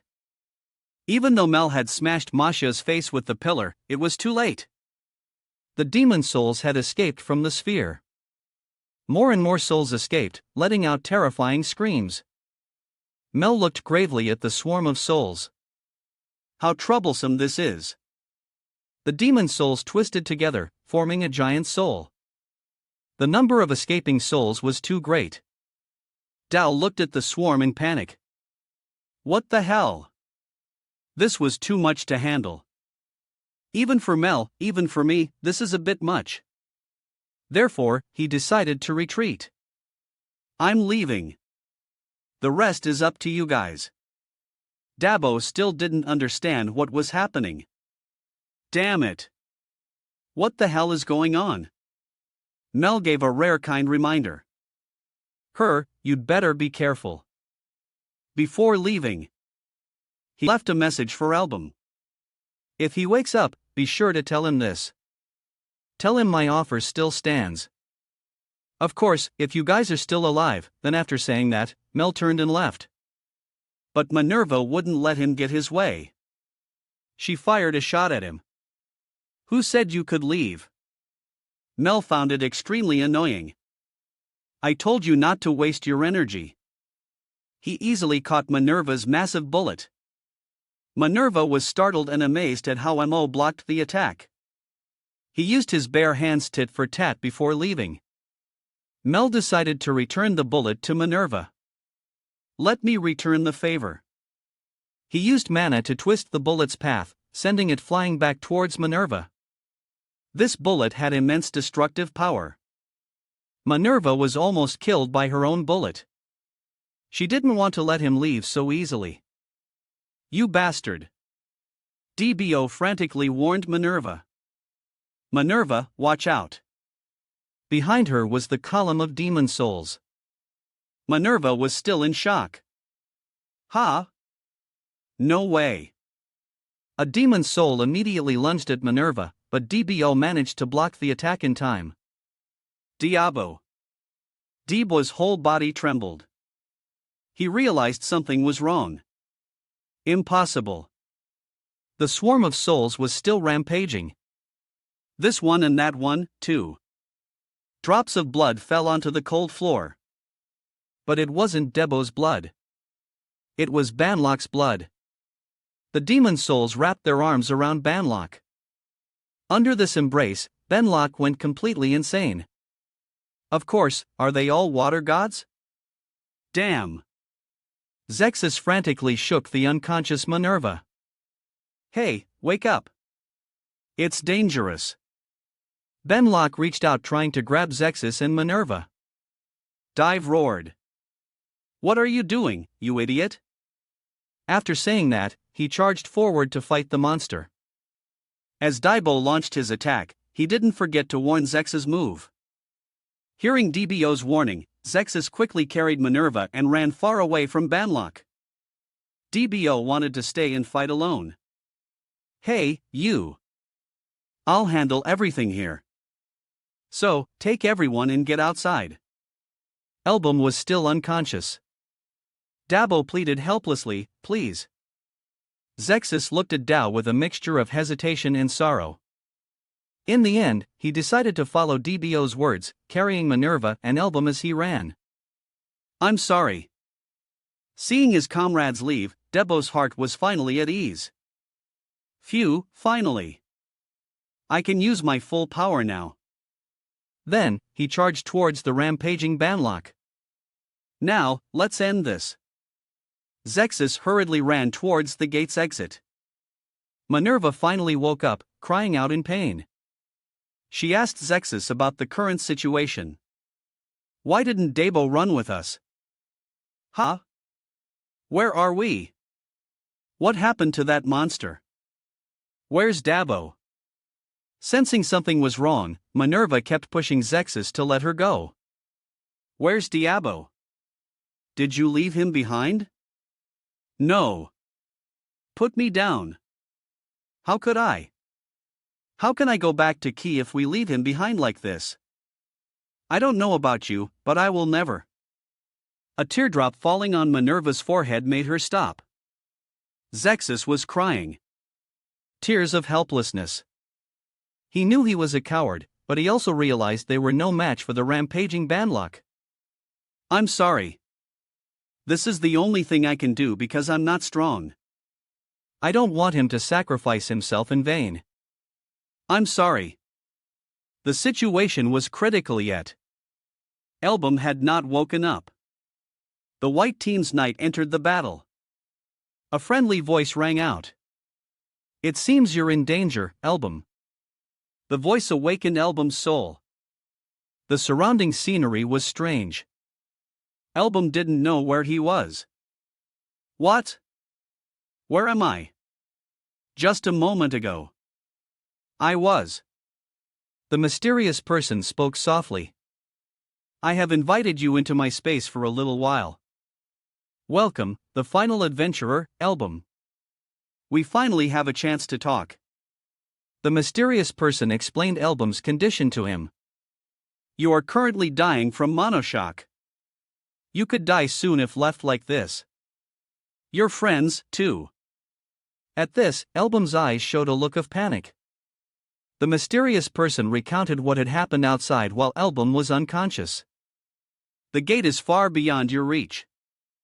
Outside, Banlock is rampaging with enhanced power because he has been revived. Because Masha intentionally caused trouble, the gate's level has changed. That gate is no longer a gold gate. It's blue. Oh no. Perhaps it could be even more dangerous than a blue gate outside. Banlock was preparing to attack Dabo. Dao tried to dodge the monster's attack, but it was impossible. Banlock's attack was too strong. Everyone inside there now will die. Taking the full force of the attack, Dabo was sent flying. His entire body was now covered in blood. Dabo couldn't even stand up. The outcome was set death. Hearing about the situation outside, Album looked worriedly at the mysterious person. Time is passing quickly. The battle you started to save everyone is actually pushing them to their death, faster than in your previous life. If this continues, you won't be able to prevent the apocalypse. Album looked cautiously at the person before him. You know I was reincarnated? You are, the mysterious person replied. The mysterious person had golden hair. His long golden hair covered his eyes. Are you the one? The mysterious person made a joke that seemed to confirm Album's thoughts. Who knows? Zexes was mumbling the way out of the gate. Leave from gate number 23. In the middle of the THRE's dimensional corridor. If I go straight and turn here. Zexes finally reached the exit here. But before him was a deep lake. There was no way out. This should be the right place. There should be a statue here to get out. But the statue had been destroyed. Wasn't that statue for the exit? When I came here, it was still normal. Thinking of a possibility, Zexus became furious. Could it be? He thought. That Mel had destroyed it when he left. Did that bastard destroy it before he left? Minerva spoke up to Xexus. Calm down. We don't have time. Even if the exit was destroyed, a new one will form nearby over here. Suddenly, a huge explosion occurred behind the three of them. Something flew out of the explosion, making Minerva extremely worried. It was DBO. He was flying out along with the rock fragments. The explosion threw Diabo dozens of meters away. Zexus frantically checked on Dabo. Hey, are you okay? Calm down. But the scene before him made Zexus stare in despair. DBO's entire body was covered in blood. He was on the verge of death. Album was startled by what he had just seen. What was that just now? The god of chess. Who caused you to be reincarnated isn't important, is it? What you just saw is what's happening outside. Album was very worried about Dabo. So then DBO the god stated DBO's current condition. Don't worry, he's still alive, but he's about to die. Album made a direct request to the god. Then help me. The god couldn't help Diabo. I cannot interfere directly. Album gritted his teeth. If he reincarnated him, he should help him if he. You are the one who reincarnated me. If you did so to fight against the apocalypse, then help me. He stared at the god without any fear. Outside, Benlock launched another attack. Ah, what an insolent attitude. Another huge mana explosion. When you want to ask someone for help, blasted by the explosion, Zexy as a Minerva couldn't get up. Benlockcatch was determined not to let anyone live. It began to gather mana again. Do you have any good ideas?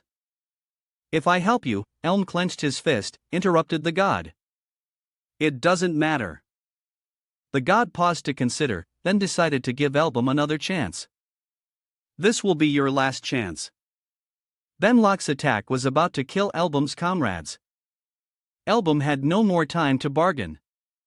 He yelled in frustration. I said, I don't care. His hand slammed down on the chessboard, sending the pieces flying. The atmosphere between Album and God was now ice cold. The god silently looked at the person he had chosen to be reincarnated. The god snapped his fingers, agreeing to help Album. All right.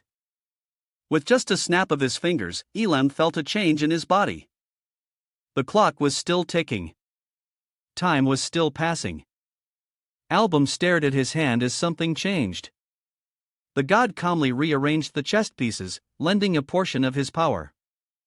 Do not doubt me. Although it is small, I have lent you my power. It was time for Album to return to the real world. Now it's time to wake up.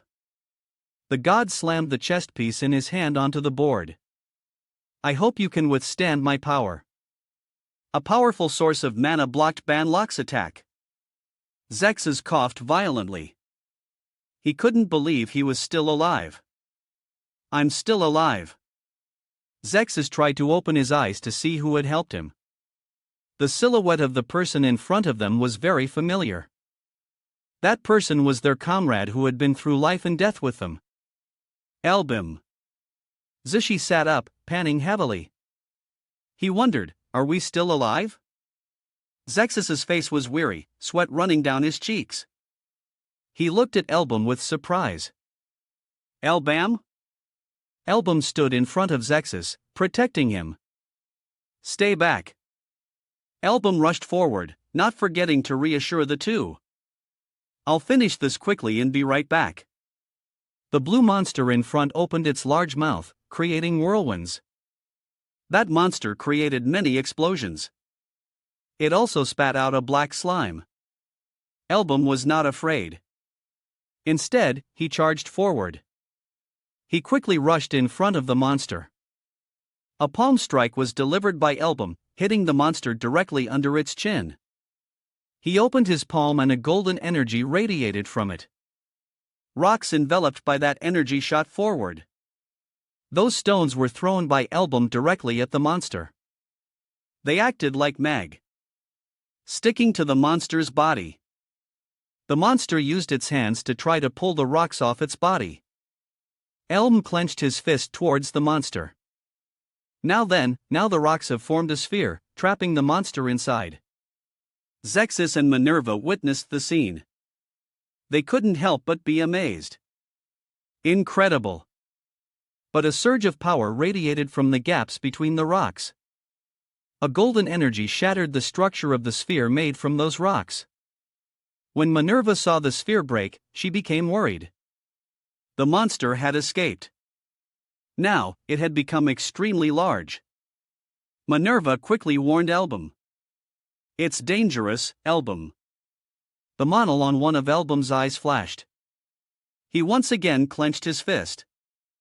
A man wearing a hat looked at the chessboard in front of him and couldn't help but exclaim. Unbelievable. Even with just a little bit of power, Elam just stood still, watching the huge explosion before him. Yet he could control it so perfectly. The man in the hat just smirked. After the explosion, a hazy smoke remained.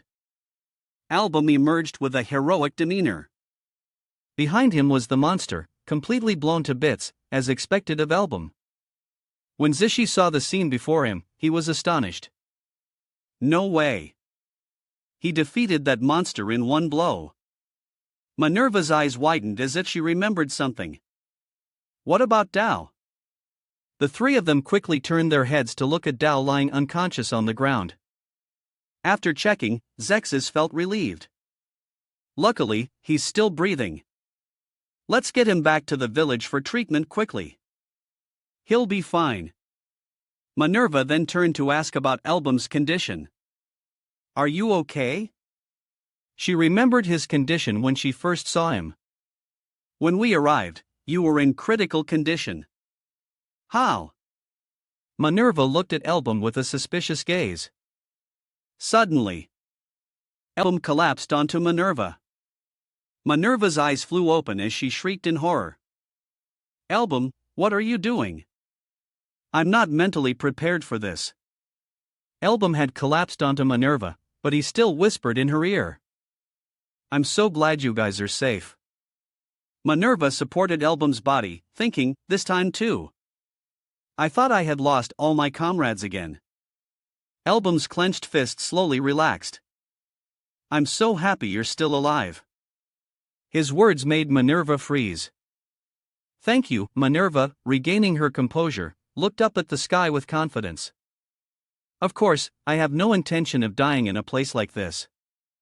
Minerva kept nagging in his ear, but Elm just smiled happily instead of worrying about us. Why don't you worry about yourself first, huh? While Minerva was nagging, Elm slowly slid down her shoulder. He was now unconscious. And immediately fell.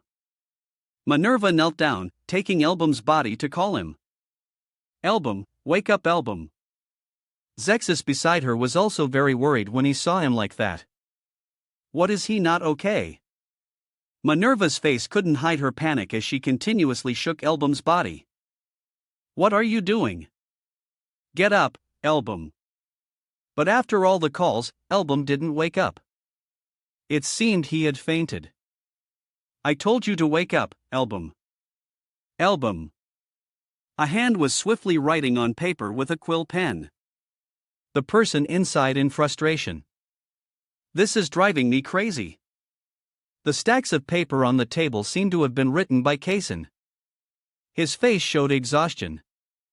No matter how much I try, there's no end to it. How much longer will it take to finish all of this? Kaysen tried to force a smile, but he couldn't hide his gloom. It's already been 3 days. Although the battle with the dark magic cultist had ended, Lidheim Harbor remained in chaos for some time. The fact that the Carnia Merchant Guild ranked second among the 10 strongest guilds where cultist was enough to shock not only Lidheim Harbor but the entire world. For those who died here, their blood had formed a river. Evoker, the guild master and a key figure in the battle, was reported to have died in action, but his body was never found in Lidheim Harbor. Virgin Co., despite being beaten to a pulp, refused to say a word.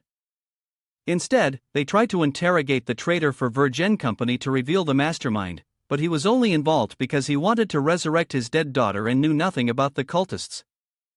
Michael and Keegan worked side by side to hunt down the truth.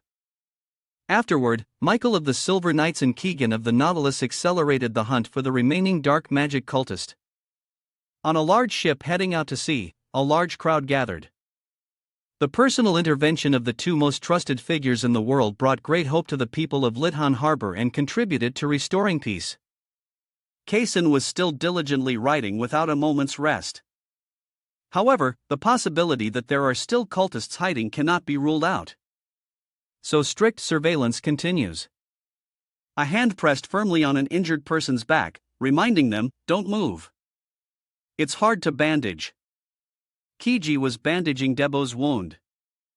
It seemed her strength was too much, causing Dao to cry out, continuously.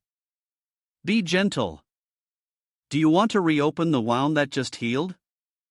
Stop whining. Be grateful it's only this bad. After finishing the bandaging, she hit him hard on the back, making him cry out in pain. All done. Minerva and Zexus were very worried about Elbum's condition. It's been 3 days. Are we just going to leave him like this? Many days had passed. But Elbum still hadn't woken up. What can we do? Healing magic doesn't work on him. We could only wait for him to get up on his own. Minerva glanced at Elbum lying unconscious on the bed, very worried. Just then, DNF entered from outside carrying a pot of soup. All right, hot food is here. Small bowls of soup were quickly served. Debo's eyes lit up at the sight of food. Time to eat. I'm always grateful to everyone. Thanks. Zexus turned to glance at Minerva suggestively. By the way, is it Tisic now? Huh? What? Lonely? What else? I mean you to dating. When Zexus mentioned it, Minerva was startled and shot him a look. She shook her fist in front of Zexus, pretending not to understand. What are you talking about? Zexus took this opportunity. Minerva, you were so intimate. I thought you had already confessed. It was just because I was worried as a comrade. Just a comrade. Minerva with a worried face. Question everyone there. Besides, I don't understand everyone's attitude. Aren't you worried at all, DBO? Dabo, about to put a spoonful of food in his mouth, immediately retorted, why should we be? He put a spoonful of food in his mouth and slowly explained everything. When a person is tired, they sleep. It's that simple. Does our boss look like someone who would be taken down by a few minor injuries? Just then on the bed, Elbum's finger moved slightly. After all that's happened, you still don't get it, Dao declared very heroically. Hearing this, Kiji just bowed her head and smiled. Even if he wanted to die, he couldn't. That's just who he is. Album, who had woken up at some point, immediately sat up to correct everything. Let me be clear. I'm not a monster. Minerva glanced at Album with a look of astonishment. If someone collapses, shouldn't you worry a little? Zexus on the side also smiled when he saw him. I can get hurt too. DNF was overjoyed and jumped up and down while Key just smiled.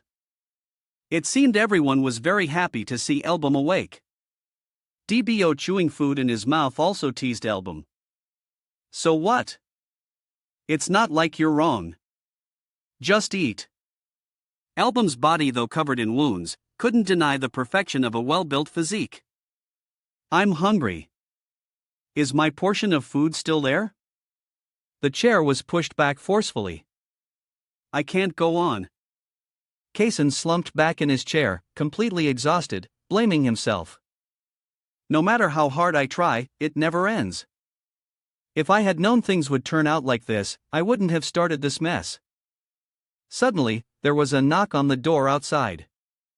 Ibitzer quickly opened the door and stepped out. Excuse me, Kason. When Kason saw him, he immediately stood up happily, just in time. I need your help. But first, wait a moment. Kason went to greet Eber. Long time no see, Kason. It seemed Ibitzer had brought some new information for Ka. I recently heard something quite interesting. Kason had already guessed that the news he brought was related to Album. That name is Album. Back to Album's side, he looked confused. I don't remember the song. The others, hearing he didn't remember anything, looked bewildered. Really? You don't remember anything? Huh? What? Don't mess with me. Minerva then recounted the previous events to him. Album, you defeated Ban Locke instantly with a mysterious power. Album pointed to himself. Puzzled. Mysterious power of me. Kiji beside him also chimed. As she had heard it from Zexus. Zishi said the same thing. Could it be that you possess a hidden power like? Minerva's face turned red as she stuttered, unable to form words. Wait, seriously? You really don't remember anything back then? When you lean on my shoulder, if it was about that, Bam with an innocent face, really didn't remember anything about the fight? Probably not. I don't know. I don't remember anything. What really happened then? Why did you act like you knew everything at that time? After she tried to jog his memory for a while, he still couldn't recall a single memory.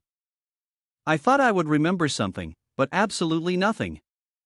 Minerva was fuming. She wanted to rush over and kick Album, but Kiji stopped her. Are you deliberately messing with me?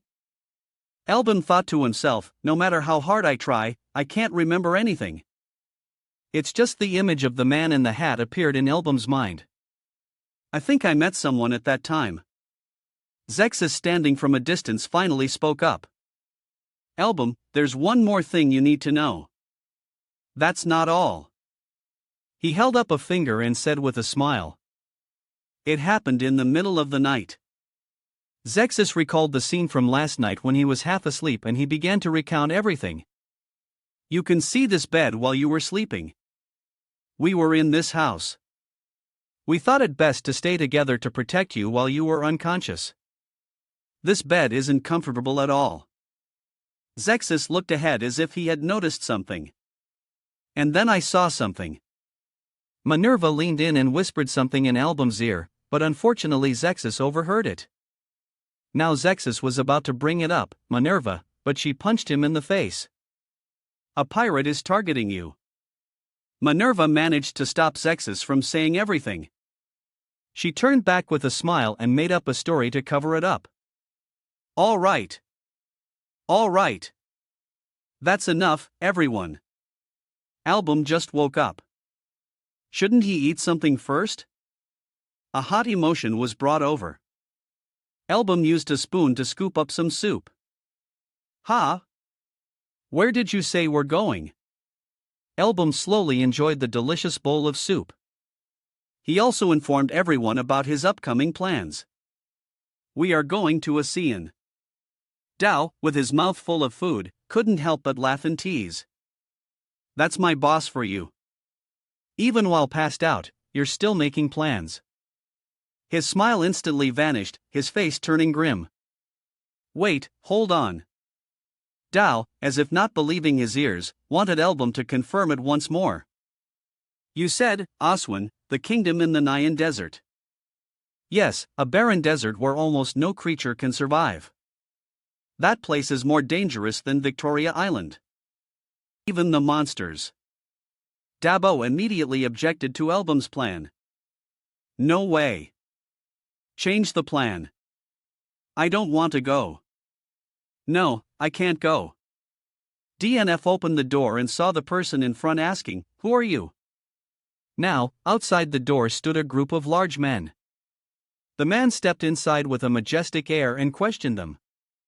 Are you the famous Elbum party? Elbum looked at them and wondered, Huh? Who are you? A god. Zexus immediately dismissed Elbum's suspicions. No way. Zexus told everyone about the newly arrived man's background. The man who turned the newly established Gaba Merchant Guild into one of the 10 strongest guilds in just a few years. The head of Gaba. Elm looked at the man blankly. Ha! Zephyr, you know who he is. A hand slammed on the table with an order. Silence. Watch your words. An attendant next to him introduced Gaba. Everyone here. That is the leader of Lord Gaba. Lord Gaba? Lord Gaba? What? Gaba sat down in front of Elbum. He spoke. Sorry to interrupt your meal. Gaba must have heard of his reputation, which is why he came all this way today. You're Elbum, right? I've heard a lot about you. I'll get straight to the point. He was very direct in making his offer to Elbum. Come to the Asin Kingdom. DBO turned to look at Elbum, boss. But after hearing him speak, he just smiled faintly. A flag was hung in the room. Elbum thought to himself, there's a reason the Gaba Merchant Guild rose so quickly. 2 flags were planted together and the hands had shaken in friendship, a sponsor. Looking at Gaba in front of him, Elm already knew him well. He also had his own calculations. Gaba is strongly backed by Ajuan, and thanks to that support, it became one of the top 10 guilds in a short time. Gaba never showed his face because he was busy traveling between Lith and Asin. Gaba and ASEAN are practically in the same boat. And now someone has made a request that Gaba cannot refuse. There is only one crown and countless lives have been lost to win it. A war for the throne. A bloody battle will take place in Asin from Gaba's perspective. Being supported by Asawan. This is the time to step in and help Gaba. Gaba didn't beat around the bush and got straight to the point. I hear you're very capable. Everything necessary has been prepared.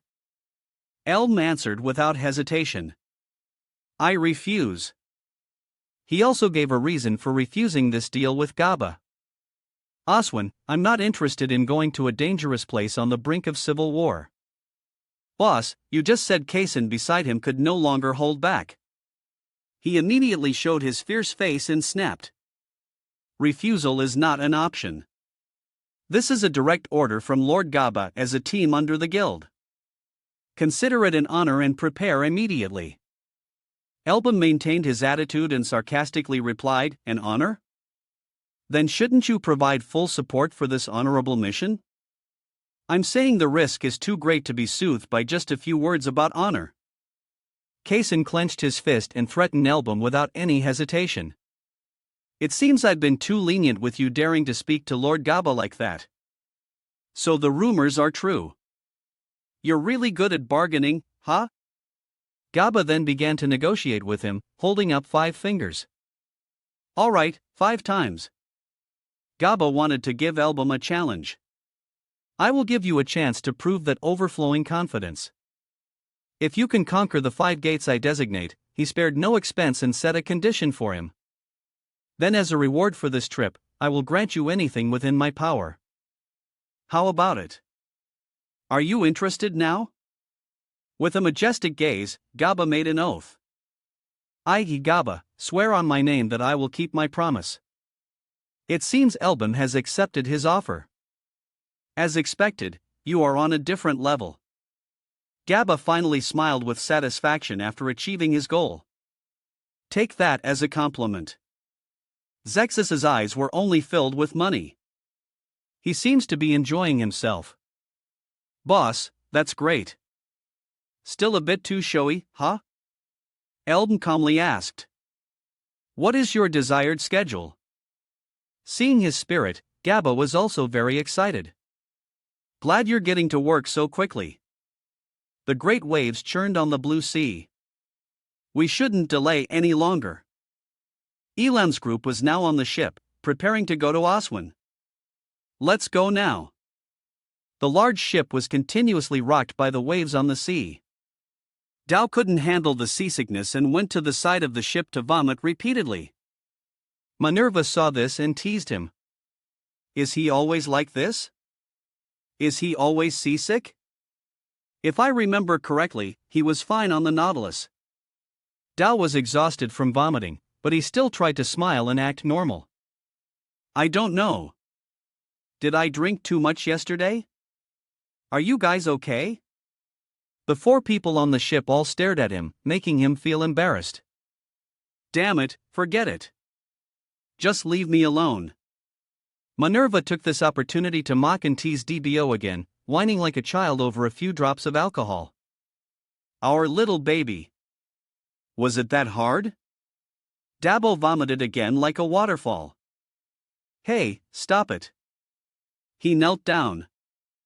On his face, pale and tired. Hey, your new nice clothes are about to get dirty. Debo's body trembled uncontrollably.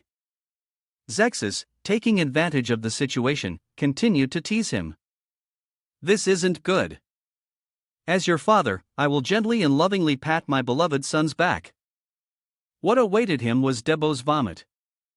He threw up right on Zexus. Zexus immediately punched Debo in the face. You ungrateful, disrespectful thing. Now, no one dared to get near him. Zexus tried to smile and explain the situation. But he couldn't help but stutter.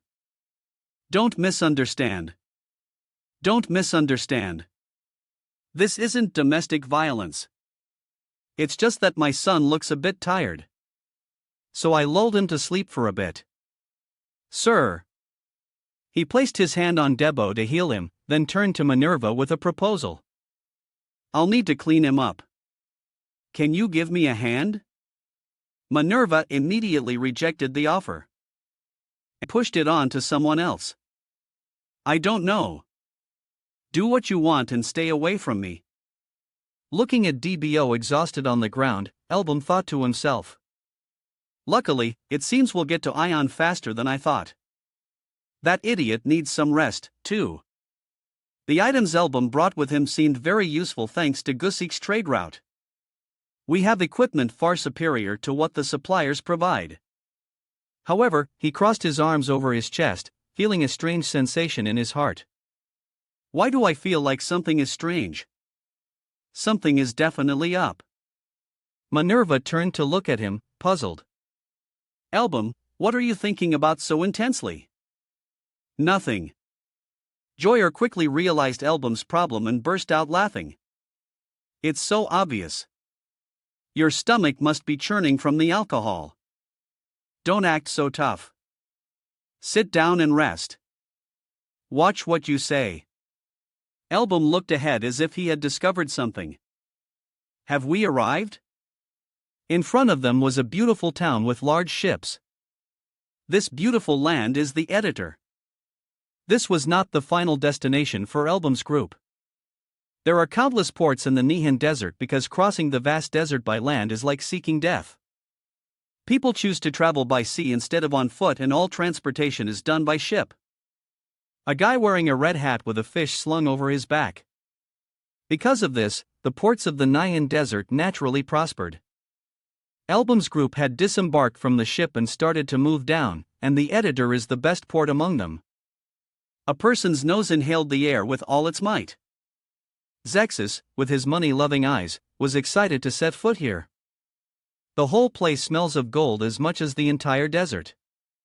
Is this a port? Isn't it almost a kingdom? Lith Harbor can't compare to this place. Key turned to check on DBO's condition. DBO, are you feeling any better? Did something happen? We're not here to play, so focus on the mission. A person appeared right in front of Album's group. You must be Album. A young man wearing a blue hat ran up, panting. He introduced himself. Thank goodness. I'm not late. I'm a dispatcher from the ASA branch of the Gabber merchants. His face was covered in sweat, but a smile remained on his lips. You can call me Sizia. It's a pleasure to meet you. DBO came forward to shake hands with Sizia and even complimented him. Nice to meet you, Sizia. You look great, cool, and handsome, too. You're making me blush. It's our first time meeting. Dao, with sparkling eyes, wondered, by the way, did you come here alone?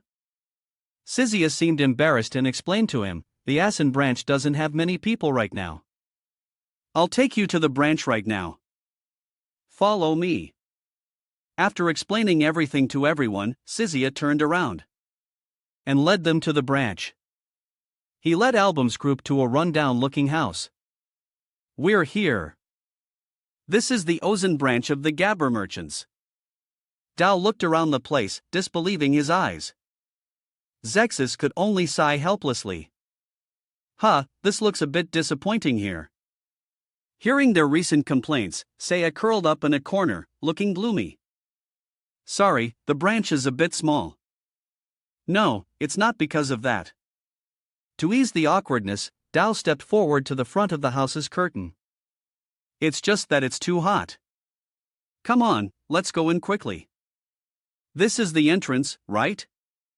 After lifting the curtain, a large man appeared right in front of him. Dabo stared. Looking at the large man, he couldn't hide his surprise. The man with a stern face questioned Album's group. Who are you kids? I am the Ozan branch chief of Gaba, Salomon. Album immediately stepped forward to greet him, not forgetting to introduce himself. Mr. Salomon. We are the Album party from Victoria Island. It's a pleasure to meet you. Salomon crossed his arms and introduced himself, also mocking Album. I am Salomon, head of the Ozan Branch Merchant Guild.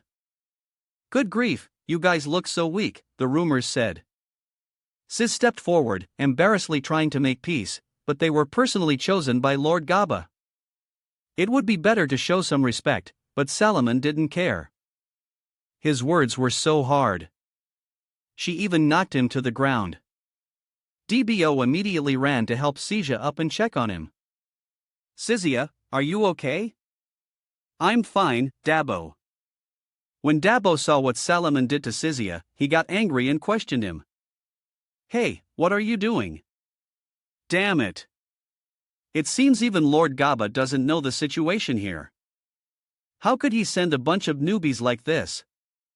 He arrogantly declared to Album's group, even if you were recommended by Lord Gaba. I won't believe you until I see your strength with my own eyes. What do you think you can do in Ozan with just experience from Victoria Island? You rookies! Dao couldn't stand Salomon any longer. He stood up and challenged him. You damn bastard! You want to see how strong we are? Elb quickly stood in front to stop Debo's actions. What are you trying to say? Get straight to the point. Salomon didn't beat around the bush either. He went straight to the point and stated what he wanted. I need to test your skills. We'll talk later. Listen up. A gold level gate, 3 clean sweeps, maximum 28 people. His face was full of confidence as he declared, "Go in there and one of you complete it alone." When Sizia heard the whole thing, he looked surprised and was about to object. "What, Mr. Sal? Even for Elam's team, clearing that alone is..." Before he could finish his sentence, Salomon interrupted him. "Shut up. If they can't even do that, they'll just be a burden to others." But Elam accepted the challenge without hesitation to see his amazement. "Complete it alone. Is that the only condition?" Even Salomon didn't expect him to agree so quickly. "What?" Elam wanted him to confirm the issue one more time. "I'm asking if completing it alone is the only condition." "You're pretty confident. Then I'll add one more thing. Finish it within a week." Key behind him was very displeased when Salomon set such a condition. "Suddenly forcing us to compete and within a week too. This is ridiculous. Salomon forced us." Thank you for watching and see you in the next videos. Albeam also stated the amount he wanted to get after winning 10 million ma. That will be the reward for this subjugation. After hearing the number, Salomon immediately got angry and cursed him. "You crazy bastard. Is there something wrong with your head? Where do you think you are to dare to bargain?" Albeam calmly explained the situation to him. "Don't misunderstand. Although we came to Ozan under Lord Gaba's orders, we don't care about the detailed circumstances here. We'll only act based on the amount we're paid." He glanced at him threateningly. "If you don't like it, we'll cancel the mission and go back." Albeam also held their weakness in his hands, so he wasn't afraid of anything. If the ASEAN branch's unilateral actions caused the relationship with the Gaba Merchant Guild to be severed, who do you think will bear the consequences? It seems the internal affairs are really complicated, just as the rumors say. Albeam turned his head, preparing to leave. "I will take note of this, so please stop." Up. How interesting. Even Salomon didn't expect him to have such an attitude. "You dare to threaten me? You've got guts. Insolent and arrogant." Finally, Salomon relented. He turned to look at him, but not stupid. "All right, I like that. Let's add a little bonus." But it wasn't easy to get that money. He also attached a condition. "I'll pay you an extra 5 million mos for each day you finish earlier than the 1E deadline. Let's say you finish in 1 day. You'll receive 30 million mos. 3 times your 10 million offer." Salomon smiled, his face unable to hide the dangerous look as he questioned, "How about it, rookie? Sounds appealing, doesn't it?" But he didn't notice that Albeam on this side had also smiled faintly in triumph. After achieving his goal, he looked towards him and ordered, "Lead the way." The sky was clear today, and the scorching sun beat down, making the ground extremely hot. Under the sun, it's no surprise that both Minerva and Tao were drenched in sweat. Both panting tiredly. Go. 5 people trudged wearily under the scorching desert sun. Tao couldn't take it anymore. He slumped down, panting. "It's so hot. I can't stand it anymore. Why is the gate in the middle of the desert?" Albeam, without any mercy, coldly told Tao to get up and keep going. "We're almost there. Stop whining. Get up." Dabo couldn't help but curse. "You're so cold-blooded. Don't you feel the heat at all?" Tao turned to Ki and asked, "Hey, Ki, are you okay?" Suddenly being called out, Kiji didn't have time to react. "Huh?" Ki was covered in heat-absorbing materials. "She's wearing steel armor in this heat. Just looking at her makes me feel suffocated." Despite wearing a thick layer of armor, Kiji didn't feel hot at all. "I'm fine." Diabo couldn't believe his ears. "What? Impossible. That armor must be scorching hot." Despite DBO's suspicion, Kiji insisted that she wasn't hot. I'm really okay. I'm about to melt from the heat while she's acting like it's nothing. DBO patted Kiji's shoulder in admiration. Wearing armor like that in the desert. Are all silver knights like you? Truly extraordinary. As soon as he touched Kiji's armor in the middle of the desert, Debo's entire body suddenly froze. He couldn't believe it as he looked at his hand, which was emitting cold vapor. So cool. No, it's so cold.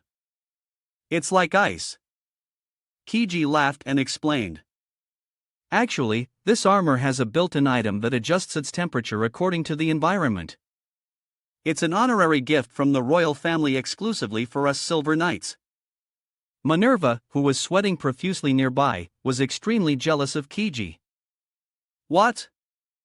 So, you've been comfortably cool this whole time? That's not fair at all. Zafir next to her echoed Minerva's words. If you have an item like that, you should share it. Being lovingly chided by everyone, Kiji shyly scratched her cheek. Sorry, next time. Suddenly, Dao rushed forward and hugged Ki, startling her. As Ki turned red with embarrassment, she didn't understand why Dao was hugging her. Dao, what are you doing? Let me go right now. Under the scorching sun, Dao softly called Kiji's name, Kiji. He was determined not to let Kiji go. Dao didn't want to lose the free air conditioner. Oh my god. Stay still. Let me enjoy it for a bit. How can you hog that cool thing all to yourself? Ki's face was now as red as a boiled shrimp.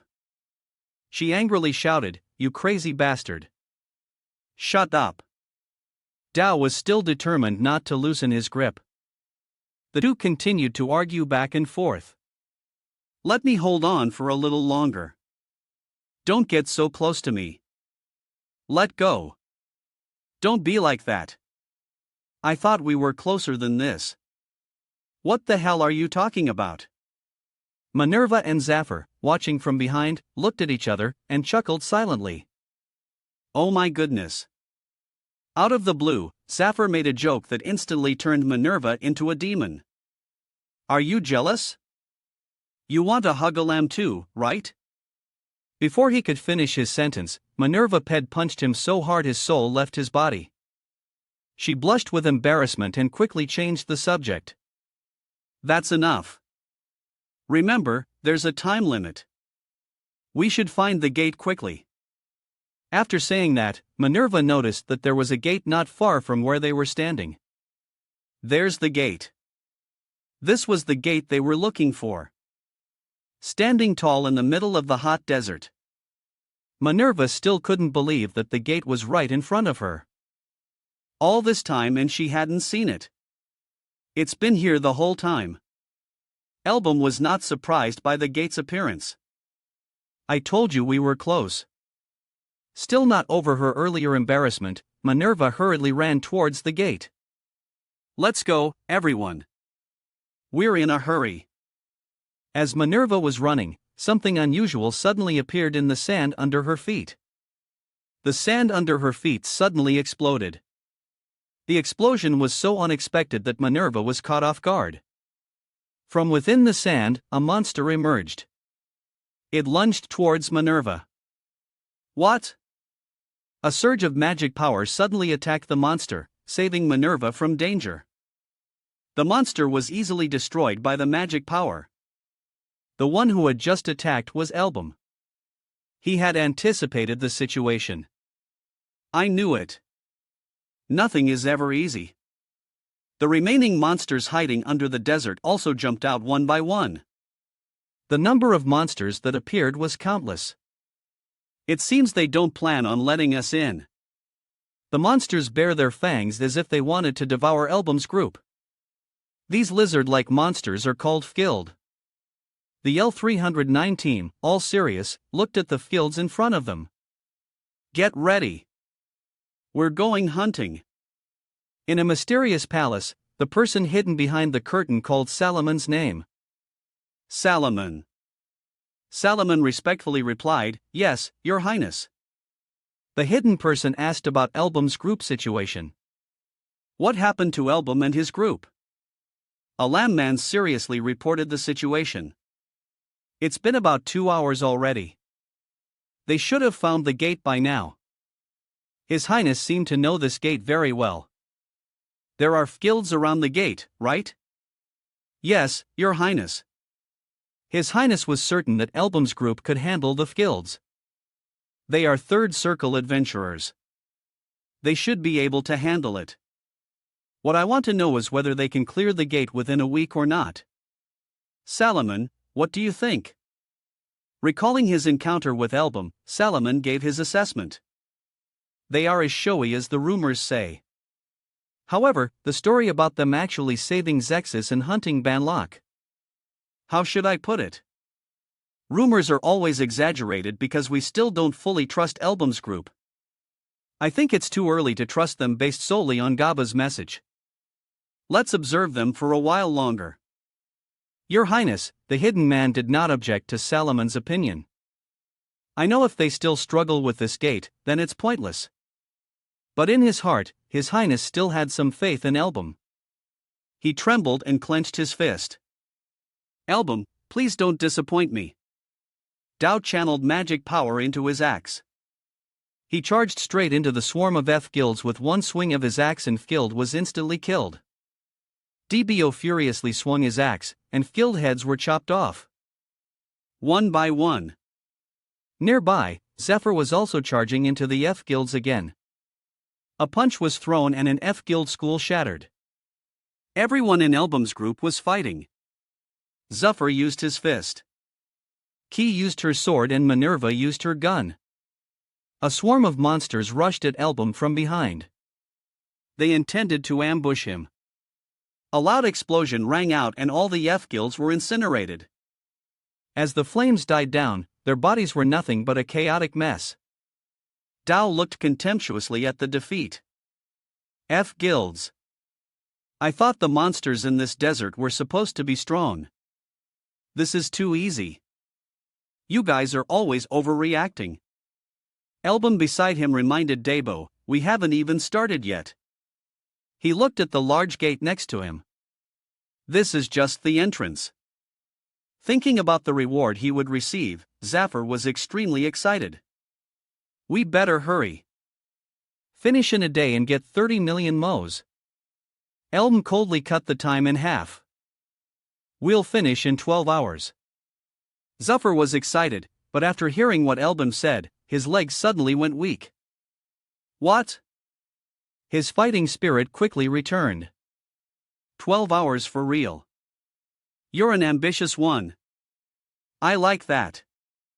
So, will we get paid extra? Ha! This has to be clear. Alm could only feel helpless with this money grubber. With your money grubbing attitude, lower your voice a bit. Zephyr still tried to bargain. But boss, a gold gate has 3 floors. How can we finish it in 12 hours?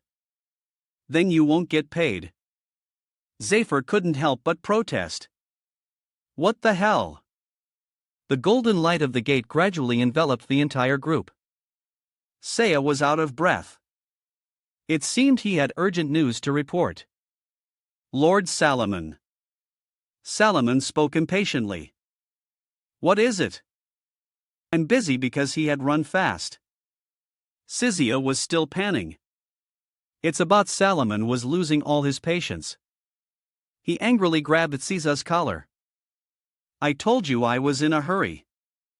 The sound of footsteps echoed in the room. Siz stammered and pointed to the person behind him. The person who had just entered was none other than Elbum. Only then did Salomon release Sizia's collar. He spat out contemptuous words. What? You're even worse than I thought. As he spoke, he approached Elbum. I guess you guys didn't even get into the gate. Just looking at your face tells me you've already given up. Salomon's eyes flashed with anger mixed with contempt. You bastards. Did you run away from the F-guilds right in front of the gate? Album didn't bother to answer him. He just coldly threw something on the ground. Thinking Album was messing with him, Salomon became even angrier. What the hell is this? Are you kidding me? At his feet was an item from the Gold Gate. However, Salomon thought Album's group had faked it. Is that an item from the Gold Gate? I knew it. You guys are a bunch of frauds. The speed at which Album brought the item was too fast. This further convinced Salomon of his judgment. You bastards daring to bring a fake to trick me. It's only been half a day since you entered the gate. The more he spoke, the angrier he became. If you're going to lie, at least try a little harder. Do you disrespect me so much that you'd mock me to my face like this? Elm offered no explanation. Instead, he proposed a bet. 100 million moes. I'll give you that amount if it's fake. If not, you have to pay me 100 million moes. He looked at Salomon with a challenging gaze. How about it? Dare to bet? Hearing Album's arrogant words, Salomon became even more furious. He was about to curse him again. What? 100 million. You liar. You. However, Saya cut him off. Wait, Lord Salomon. In Siege's hand was something even more precious than the gate item. This is not a gate item. The falcon symbol here. This is clearly. It's the Medal of Honor given to the Royal Knights. This item was something no one could fake. I remember now. This was given to the knights who participated in the gate subjugation where no one returned. If he brought this back, then it means Album really did. Album suddenly approached Caesar. By the way, do you recognize this item, Caesar? He coldly looked at the young man sitting on the ground. Or should I call you? And without any hesitation, he directly exposed Caesar's true identity. Your Highness. In the tense situation, Salomon's angry voice rang out. What nonsense are you spouting now? He angrily grabbed Elam's collar. This bastard, first you talked nonsense about A. And now about Prince Cassin. He thought Saya's argument was ridiculous just because he knows about the royal medal. You call him a prince. If that's the case, then I'm the king of this kingdom. This is absurd. Saya sitting on the ground also agreed. He's right. What? I'm a prince. He smiled shyly and explained. I may look like this, but I know a lot of things that others don't notice. I've traveled around doing all sorts of jobs, so I just happen to know. Because I've worked hard. I get to work here now. Your compliments are making me a bit shy. Elm coldly repeated what Sia had just said. Just some information you happened to pick up while working as an errand boy. Next, he unceremoniously grabbed Salomon's wrist. You want it this way? He gripped so tightly that he couldn't escape. Do you know what the biggest taboo is when trying to trick someone? Salomon was a little scared of Album's strength. What kind of mage is this strong? Albin pointed out the anomaly on Caesar's body. Your hands. Sizia frowned and looked at him wearily. Excuse me. A person's hands directly reflect what they have been through. A person's hands reflect the life they've lived, the position and shape of their calluses, how their muscles have formed. Just by observing carefully, I can get a rough idea of a person's life. Sis was clearly an errand boy. Yet, his hands were incredibly clean without a single scratch. But for an errand boy, to have such clean, unscathed hands. I found that very strange from the moment I arrived. After exposing Saya, Album continued to expose Salomon. You, the one who calls yourself the branch chief. Salomon's hands were covered in scratches. Those were not the hands of a merchant who counts money all day, but more like the hands of a soldier who has wielded a sword and trained for decades. Salomon quickly pulled his hand back, still trying to deny it. This place is full of outlaws. Bastards who don't care if you're a branch chief or not, just like you. Album also knew that judging by hands alone wasn't entirely accurate. That's also true. So, I couldn't be sure just based on the hands. But what made me certain was it was the person next to Seja and Salomon that confirmed Album's suspicions. Just now, Salomon and Seiya acted just like a master and servant. At that moment, both of them acted very naturally. If you only watched the two of them acting, you would definitely be deceived. A crude superior and an oppressed employee. I've seen the scene many times here, but the key point lies elsewhere. The soldier was extremely alarmed when he witnessed Salomon yelling at Seiya. For someone who isn't used to such situations, it's very difficult to completely hide their loyalty. Salomon immediately shot the soldier a warning look. Salomon still tried to feign ignorance. Ridiculous. Why would a prince go through the trouble of putting on such an act? There's no reason. Album didn't hold back. He directly exposed Prince Kassan's true purpose. Is that so? I think there are plenty of reasons to do so. For example, freedom to personally select the people he will use in the battle for the throne. A blade was immediately held against Album's neck. It was Salomon. He was still trying to act. Hey, what the hell are you talking about? But Seiya stopped him. Enough. He stopped pretending. Interesting. I understand why Gaba recommended you. I had expectations after hearing the rumors about you. Album far exceeded the prince's expectations, but you have far exceeded my expectations. Sizia took off the scarf on his head. That's right. He frankly admitted his identity. I am Prince Kassan. Kassan wanted to know when Album had discovered his true identity. Album, since when did you know about this? Album frankly stated his suspicions. I was suspicious ever since I was sent to Asen because it was Lord Gaba himself who sent us. I guess he must have a sponsor in Asen. After meeting your highness, I suspected that Gaba's patron was the Prince of Ajuan, the one famous for being handsome, Prince Kassan. Kassan was very pleased with Elam's abilities. Not only do you have outstanding abilities, but your grasp of the situation is also excellent. Yes, I need adventurers like you. He frankly stated his desire. Gold level, maximum of 99 people.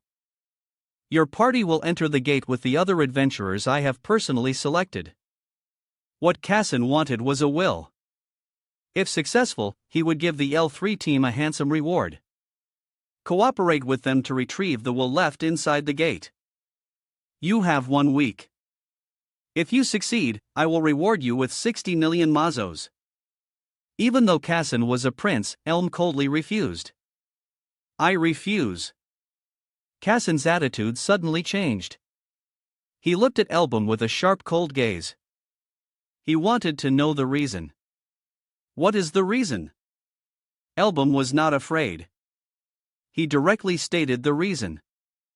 Initially, you just wanted to test us. I considered it a necessary step, and I was initially willing to accept if the reward was attractive enough. Kassan asked Album directly about the payment. So, what do you want now? Album wanted a higher fee as he realized this mission was not simple. Collect an item within a specified time for a corresponding reward. At first glance, it seems similar to the previous test, but in reality, it's completely different. Even if they completed the mission, the lives of Elam's group were not guaranteed. He could be eliminated. Even if we successfully clear the gate, there's still a possibility of being eliminated by the kingdom's forces without a trace because this mission was not issued by the Asen branch of the Gaba Merchant Guild. This mission came directly through Kassan. Agreeing to the mission also meant that Album's group agreed to side with Kassan. But from you yourself, Prince Kassan, the moment we accept this mission, it means we are in the same boat as you. Kassan simply thought Album wanted more money. So you mean you want to be paid more as an adventurer? Money was still not the reward Album thought was worth risking his life for. The one you support is the Gaba Merchant Guild, not us. We have no reason to risk our lives to help you, especially when the price is so high. Album looked at Kassan with a determined gaze, unless the reward is commensurate with the risk. Once again, Kassan asked Album what he wanted. What kind of reward do you want? Album would decide the fee based on the prince's offer. I will decide after hearing your offer. Seeing Kassan at a disadvantage, Salomon was so angry he wanted to rush forward and punch Album. You insolent brat, Kassan stopped him. He offered a very valuable reward. How about this? If your group clears the gate, I will grant each member a unique grade piece of equipment. Hearing the reward Kassan offered, even Album was surprised. Equipment is divided by rarity, rare, epic, unique, and legendary, and the power difference between these tiers is unimaginable. Album secretly calculated the items that Prince Kassan just promised to provide along with the dragon phoenix eyes of penetration that I have. Each item is powerful enough to break the barrier between magic tiers. By offering such a handsome reward, it was clear that Kassan highly valued Album's group. The fact that he declared he would give unique grade equipment to all members, not just one, meant he considered them a main force. Elm clenched his fists. This reward was still not enough to satisfy him. But it's still not enough to risk my life for. He coldly proposed what he wanted. We need a legendary grade item. Salomon was furious with this request. Are you crazy? A unique item is already too much. And now you're demanding a legendary one. Contrary to him, Kassan was very calm. All right. I will prepare a legendary item. Salomon still wanted to stop His Highness, but Kassan directly cut him off. He offered the reward as Album desired, which meant Elam's group must complete the mission. But in return, I'll make this clear. You absolutely must. You must bring back what I want at all cost. You have 1 week. If they failed, death would await Album's group. If you fail, I will take your lives. Having gotten what he wanted, Album coldly left. Salomon was still a bit skeptical of Kassan's decision. Can you trust that person, Your Highness? Kassan had no choice but to trust Album's group. The die has been cast. His hands trembled. Even if I do nothing, I will eventually have to walk the same path as the other princes. If I don't act first, I will be eliminated. Kassan's face showed fear, his entire body breaking out in a cold sweat by that woman. The woman Kassan mentioned was relaxing in her own palace. This will be interesting. She was a woman gently twirling a lock of hair in her hand. But my son, you are already in my palm. Kassan, I don't know what you are preparing, but teaching you is a mother's duty. The woman's eyes flashed with killing intent. On this occasion, I will teach him a proper lesson. After hearing the whole story, Minerva was stunned. Daiko, Prince Kassan, Saya is the third prince of the Asian kingdom. Was he just acting? Did he say he's really Gaba's patron? Are you serious? Seeing Minerva so flustered, Elam reminded her, don't speak so loudly. This is a secret.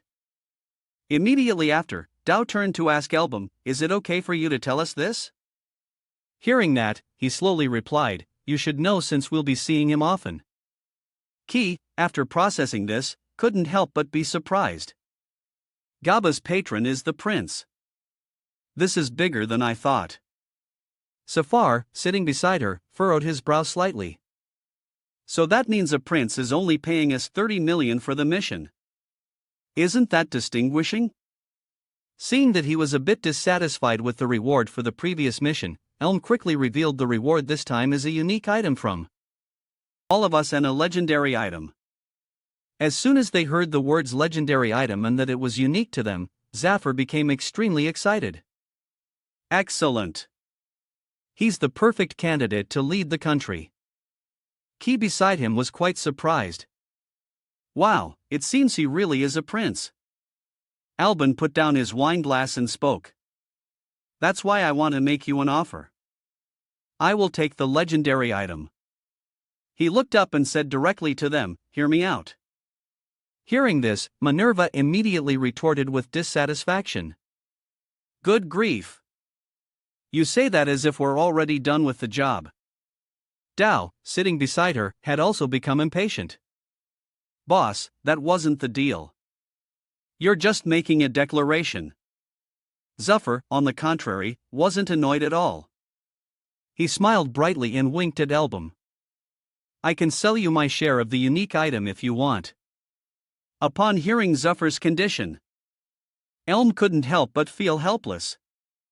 You really are right after that. He then made an offer. I will compensate you for that amount. I will raise the circle for all of you. In a certain palace, the sound of footsteps echoed continuously in the empty corridor.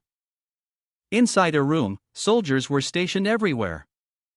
Precious wine bottles were scattered carelessly on the floor. An old man reached for another wine bottle from his subordinate while saying, So, have you brought what I asked for, Prince Kassan? The one who had just taken the wine bottle was Abdullah VIII, the king of the Akan kingdom. The young man with tan skin and white hair kneeling opposite the king was Prince Kassan.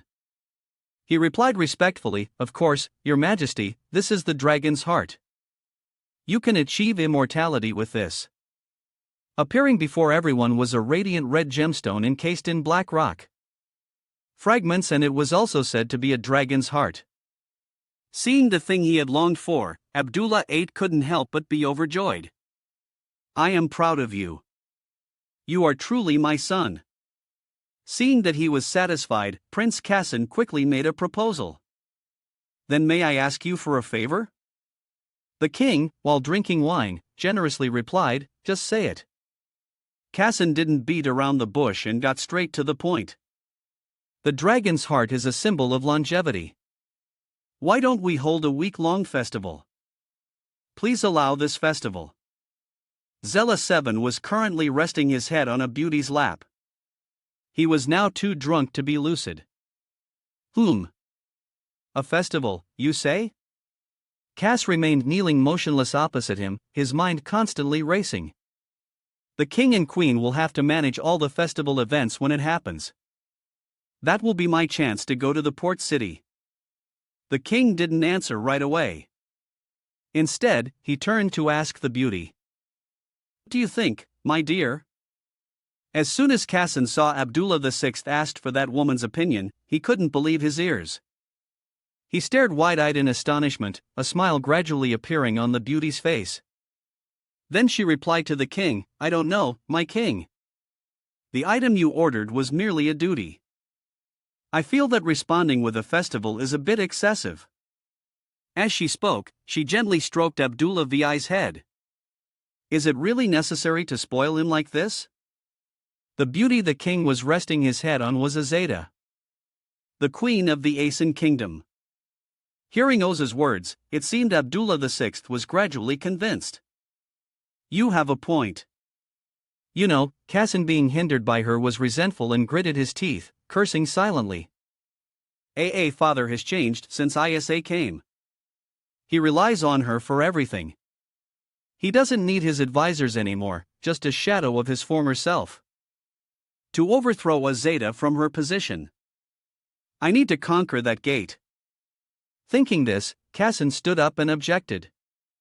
But your majesty Aeon has always held festivals to celebrate major events. Moreover, this festival will be to celebrate the king's longevity. Do you truly believe that is not worth celebrating? Confronting the king, his expression was terrible. But the one who answered was Azeda. She spoke slowly. Kassan, I'm just giving my opinion. You're being too emotional. Besides, you could become king in the future. Look at you whining over a festival. As she finished, the corners of Ida's lips curled up slightly. The more he heard her mocking words, you think the people will respect you if you act like this. The anger inside Kassan became difficult to contain, his hands clenching so tightly they trembled. Zeta looked at Kassan with amusement as he was being pressured by her. Finally, she agreed to Kassan's wish. All right, I will allow it. Oz's decision made him momentarily stunned. Afterwards, Ozza continued speaking while attentively stroking the king's head. Even though you're acting like a child, I know you are loyal to the king. I don't deny that. I don't deny it. I will hold a grand festival for a week as you wish. At this point, she revealed a very sinister expression as she looked at Casson. He, on the other hand, still couldn't believe Isa had actually agreed. Casson questioned in his mind. She changed her mind. What is she planning? Neither of them said anything more, and it was unknown what Isa was thinking as she laughed with satisfaction. Looking at Casson, Isa felt a little expectant. How interesting, Casson. This time I'll play alone. Try your best. Okay. I forgot. In the end, you'll still be in the palm of my hand. At this moment, in another place, a monster was baring its teeth and roaring. But right after it was sliced into biji, its upper body lost its support and fell to the ground. This barren sandy land was gradually being covered by monster corpses. Dao sheathed his sword, turned to Elbum, and asked, "Shouldn't we be attacking this gate with the others?" Key beside him added with a confused expression, "I don't see any other adventurers." Elbum decisively swung his magic staff, taking down a monster while explaining, "We're the last ones to enter. The other 94 are already inside." Hearing this, Dao became anxious. He quickly urged, "Huh? Then let's hurry and catch up. We need to clear this gate within a week." Elbum quickly replied, "Raising your circles is my priority right now. It won't be too late." Minerva finally couldn't hold back and questioned him. "Good heavens! Raise our circles in a week and clear the gate? Are you sure you can do it?" Suddenly, Zafar's face darkened. He clenched his fist and asked, "Wait, we have to share the reward with the others. I hope they all die." Looking at Zafar's grim and frightening face, Elm helplessly said, "Those aren't words a healer should be saying." Someone else added, "We're the only ones who were promised that reward." Minerva laughed excitedly. "Excellent. Well done, boss. Hello." Then she looked at the monster corpses inside. "Putting that aside, how are we supposed to raise our sir? There are only weak monsters here. Yeah, besides, you're only a third circle mage." Elm adjusted something on his wrist and spoke. "Right. I forgot. I've already raised my circle." At that moment, four intersecting streaks of light appeared on his left wrist. Dao looked at it and was stunned. "Fourth circle? When? After the fight with the cultist?" Elbum calmly replied, but Minerva didn't think so. She protested in frustration. "That's because you're you. I'm stuck. No matter what I do, I can't get past the third circle." As she spoke, the arm holding her gun trembled in. The quiet space was suddenly shattered by Elbum's voice. "Stuck." Following that was a powerful blast of fire magic that shot into the space between the other four. The magic blast ended, revealing Elbum's sharp eyes. Dao looked at a part of his scarf that had been burned away in an instant and turned pale. Stuttering, "Boss." Elb quickly reassured Minerva, "Don't worry, I'll force you to break that limit." "Will you fight me or charge at me as if you're trying to kill me?" Upon hearing his proposal, none of the four of them were not shocked, but facing them now was a very firm Elbum. He calmly spoke of their fate if they didn't agree. "If not, you yourselves will die." After hearing all of Elbum's methods for raising their circle, one person couldn't help but turn and run. It was none other than Zuffer. He used all his strength to flee from there. Everyone was startled and called his name in confusion. "Zuffer." Zuffer's cold sweat poured down. He lost his composure and yelled, "If I die in the middle of it, what's the point of raising my circle?" Elbum calmly proposed a bet.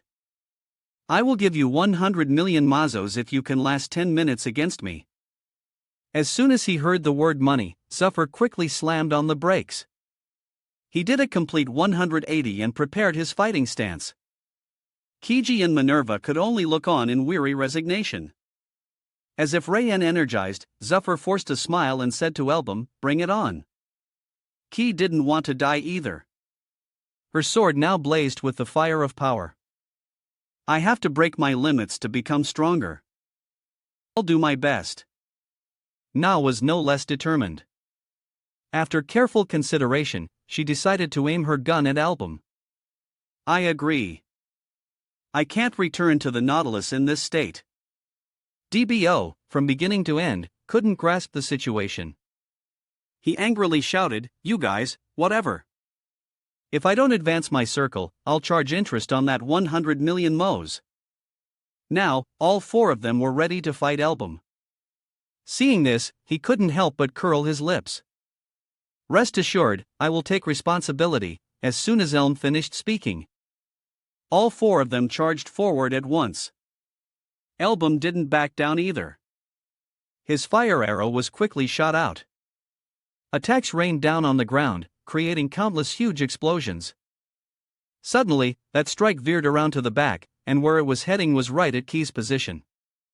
After taking the hit, Yeezy was immediately sent flying, and she cried out in pain. At the same time on the sand the silhouettes of two people wanting to launch a sneak attack appeared. Seeing this, Album immediately turned his head to observe, and with it he successfully dodged the attack of the two. DBO while fighting yelled in confusion. What kind of midget is so fast? Was he a sprinter in his past life? Zaper there also shouted orders. Even that monster only has one body. Everyone attack him together.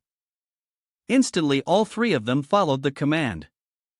Hand and charged straight at Elam's position.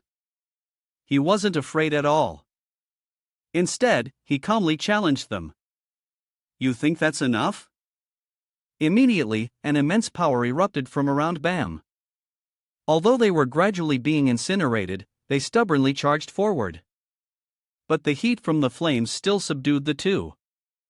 Zephyr, surrounded by it, screamed in pain. "It's so hot, Dabo." Beside him, kept shouting, "Water! Food!" Suddenly, a loud voice rang out. "Everyone, get out of the way. I'll use my full power to take him down with a big move." At the same time, a powerful technique was unleashed straight towards Album. "Just let me." A huge explosion echoed throughout the space. Rocks and debris were sent flying from the impact. That person was Manesu. She stared and panted, saying, "How about that? Even you can't take it." But things didn't go as Manessa expected. Only his calm voice was heard. "Is that all?" Hearing that, she couldn't help but stare in utter astonishment. "I don't know," Album with a protective shield surrounding him calmly mocked. "This is the full power of your team. How disappointing." At the same time, he turned around and looked straight at Minerva. Seeing this, she pointed her finger and angrily shouted, "It's been for days of the same stupid words. What are we supposed to do when nothing works? If we get close, we get burned by hellfire and long-range skills can't penetrate a shield. How are we supposed to fight against this ridiculous power?" As for Kiji, she was already unconscious on the hot sand. Next, Elm spoke coldly. "The reason you can't find a way is because you're wasting your strength. If your team has only known how to divide roles until now, it's time to gather your scattered strength into one." Manitia paid no mind and loudly questioned, "Then explain it to us clearly. We have to clear this eternal gate." At the same time, Zapful was surprised and thought to himself, "That is at the same time, Album." While controlling the giant fireball in the air, coldly declared, "If you still don't understand, then there's nothing I can do to help. You can only continue to be beaten until you understand." Duh. Diabo seeing this pulled Kai and ran shouting in panic, "Damn it, it's hopeless. Break formation. Run first." He was in front, sweating, hastily, waving his hand to signal. "This way, everyone, the exit is right ahead." When Ki heard that, she asked loudly in confusion, "The third gate?" Dao was still carrying her while screaming in terror, "Hurry up and get in." Mana also aimed her gun behind her and growled angrily, "This is our last effort, album." After that, she didn't hesitate and immediately fired a shot. His armor buffer running beside her screamed in fear, and then, as expected, another explosion caused the entire space to shake violently. By the time the attack ended, they had already escaped. Seeing this, Album thought to himself, "They finally realized, while I've kindly brought them all here from the start, but that's enough reason for me to be late." Before him was a large crater left by the earlier impact. Next, Album glanced back and spoke. "All right, time to start cleaning up." With those words, he began to move. At the same time, a blinding light continuously emanated from the gate. Dao. After escaping, Dao was sweating and panting to himself. "We're saved." Mines quickly reminded him. "Let's strategize before Album arrives. He won't be able to catch up for a while since the gate has collapsed." Then Zephyr, lying on the ground, gave a thumbs up and said excitedly, "If we count the 10 minutes we held out here, we've earned 100 million moes." Hearing this, Ki raised an eyebrow and thought helplessly, "What a money rubber." A lamenting voice was heard. "Even the third gate is a desert. I'm going crazy from this heat." Suddenly, she turned around and asked herself in confusion, "What's that sound?" At the same time, at that moment, the image of something rising from beneath the sand appeared. The space around them also began to shake violently. Immediately, a giant creature with a very bizarre appearance appeared in front of the four of them. Seeing this, Minnie sighed to herself. "This is insane." It then swung its arm forward, launching an attack straight at them. At the same time, Kiji, with her sword in hand, powerfully charged towards its position from above, and down below, Dao had also aimed straight at the monster's leg, preparing to strike. But when the axe blade made contact, a loud sound echoed. Seeing this, he stared in shock and cursed in his mind, "Damn it, it didn't even budge." Weapon. Debo's axe was still embedded in its tough skin. "This monster is..." The monster seemed to realize and immediately glared, snapping to attention. Then, a huge amount of heat was immediately released by it. Feeling it, he quickly backed away and shouted, "It's so hot. That damn fire again. At this rate, I'll be roasted alive today." Zephyr beside him also helplessly gritted his teeth and muttered, "So hot, I can't get close." Minisu unleashed her technique towards it while reassuring them, "Don't worry." The powerful blow immediately suppressed the hissing monster. Seeing that, she looked smug and smirked mockingly. "A fool like you has no right to be here. If I can't attack from a distance, I'll get close." But then, Manesha's giant bullet couldn't penetrate its tough skin and immediately cracked. The statues then let out a loud explosion. Her attack had become completely useless. Manisha was also hit by the monster's counterattack and immediately fell. It didn't stop there, but continued to radiate immense heat all around. Zephyr clenched his fist and gritted his teeth, his voice a low growl. "Damn it, we barely managed to escape. And the situation is still the same." Dao at his side struggled to his feet and said, "The flames can't reach it. Its defense is tough, but that's still nothing compared to the boss. You're the perfect sparring partner." "Hey." He seemed to have been pushed to the point of losing control and started to feel excited by it. The monster continued to attack. It began to condense its power to create a giant fireball. Immediately, the monster powerfully shot the attack straight ahead. The fierce flames seemed to incinerate everything they touched. At the same time, at that moment, a person with a sword stood out to block that attack. It saw the scene and couldn't help but stare with surprise. The monster's entire flame had been turned to ice. It was thanks to Kiji. She used her special technique and smirked, commenting, "It's still a bit more humane than Album." And then Zephyr immediately shouted, signaling his son. Debo heard it and immediately replied, "All right." The two of them simultaneously charged straight in front of it. Next, they continuously delivered damaging blows directly to the monster's body. Although the monster had been weakened somewhat by Key's technique, the two of them still struggled when facing it. However, Minerva spoke up. "I'll try."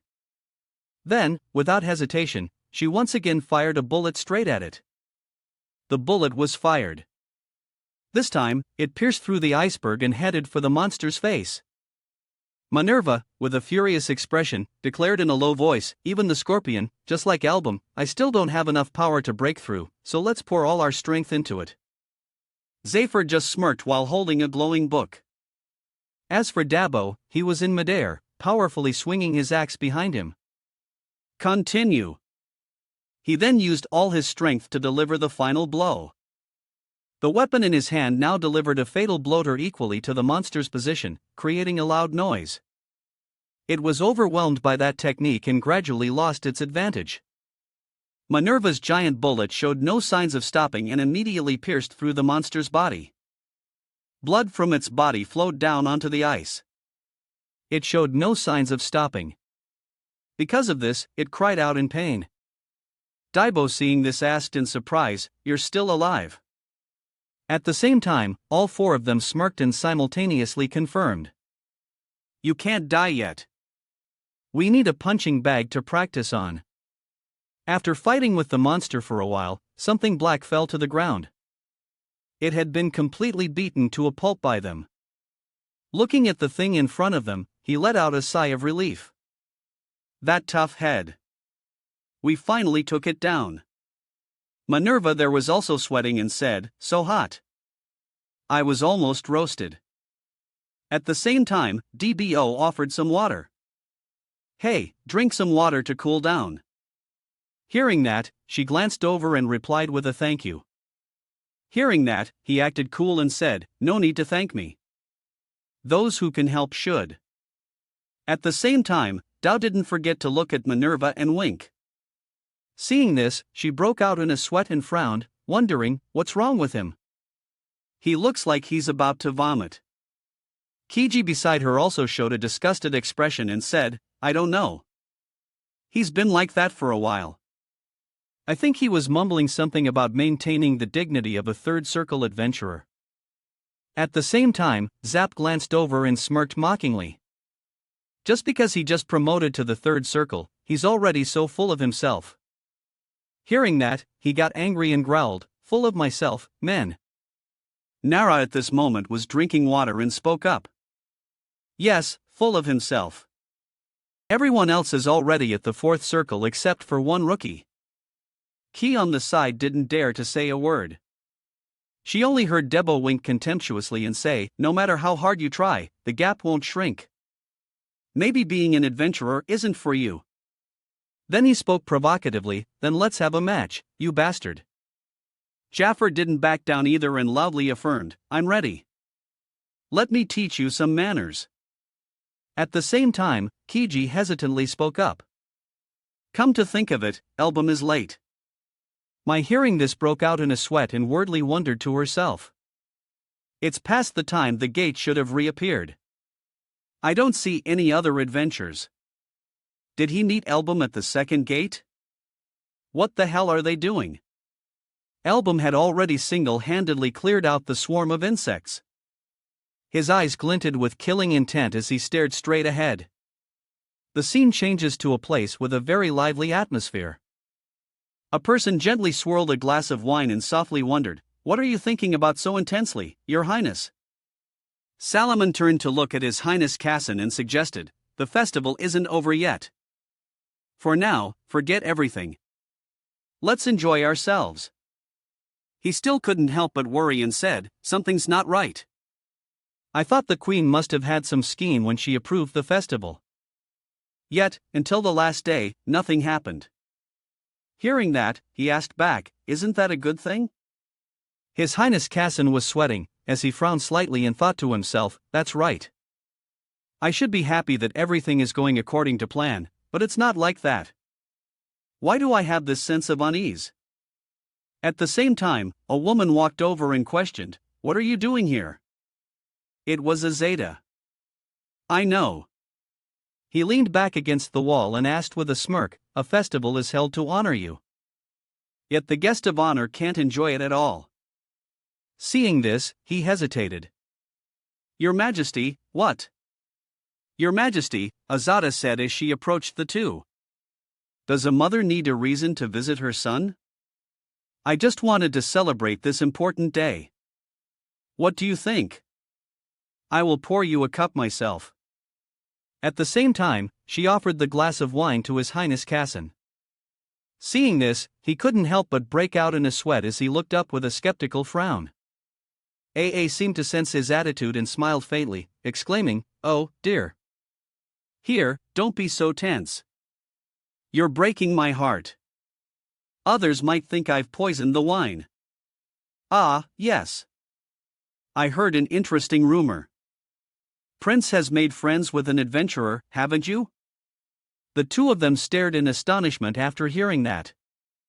She continued in a low, cold voice. "It's quite worrying. I heard they're from another place.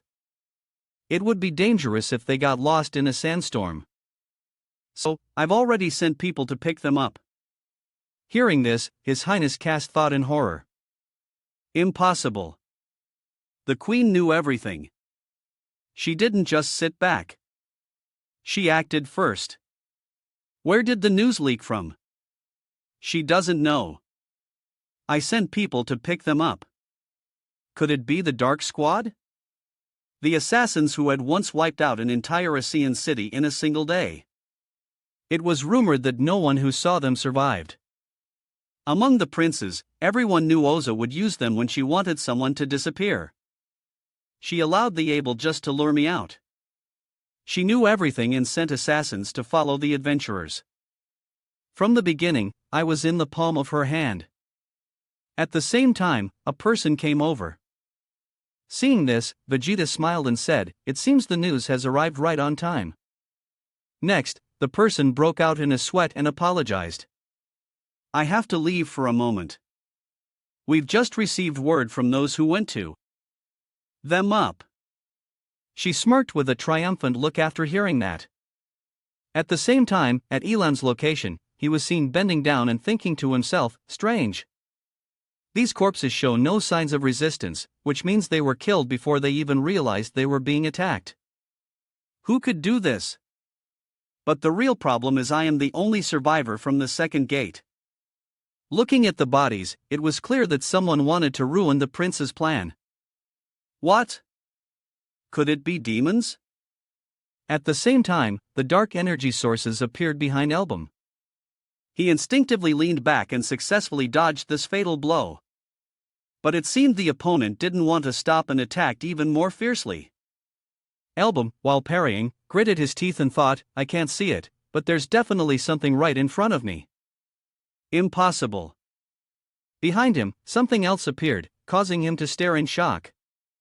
And then Elam immediately ducked to avoid it. Whispering to himself, "There's more than one. If so, how?" He then immediately touched the ground. A ring of fire gradually spread around him. Instantly, from Elbum's hand, a fierce flame erupted and quickly spread around. A blurry figure loomed behind the smoke.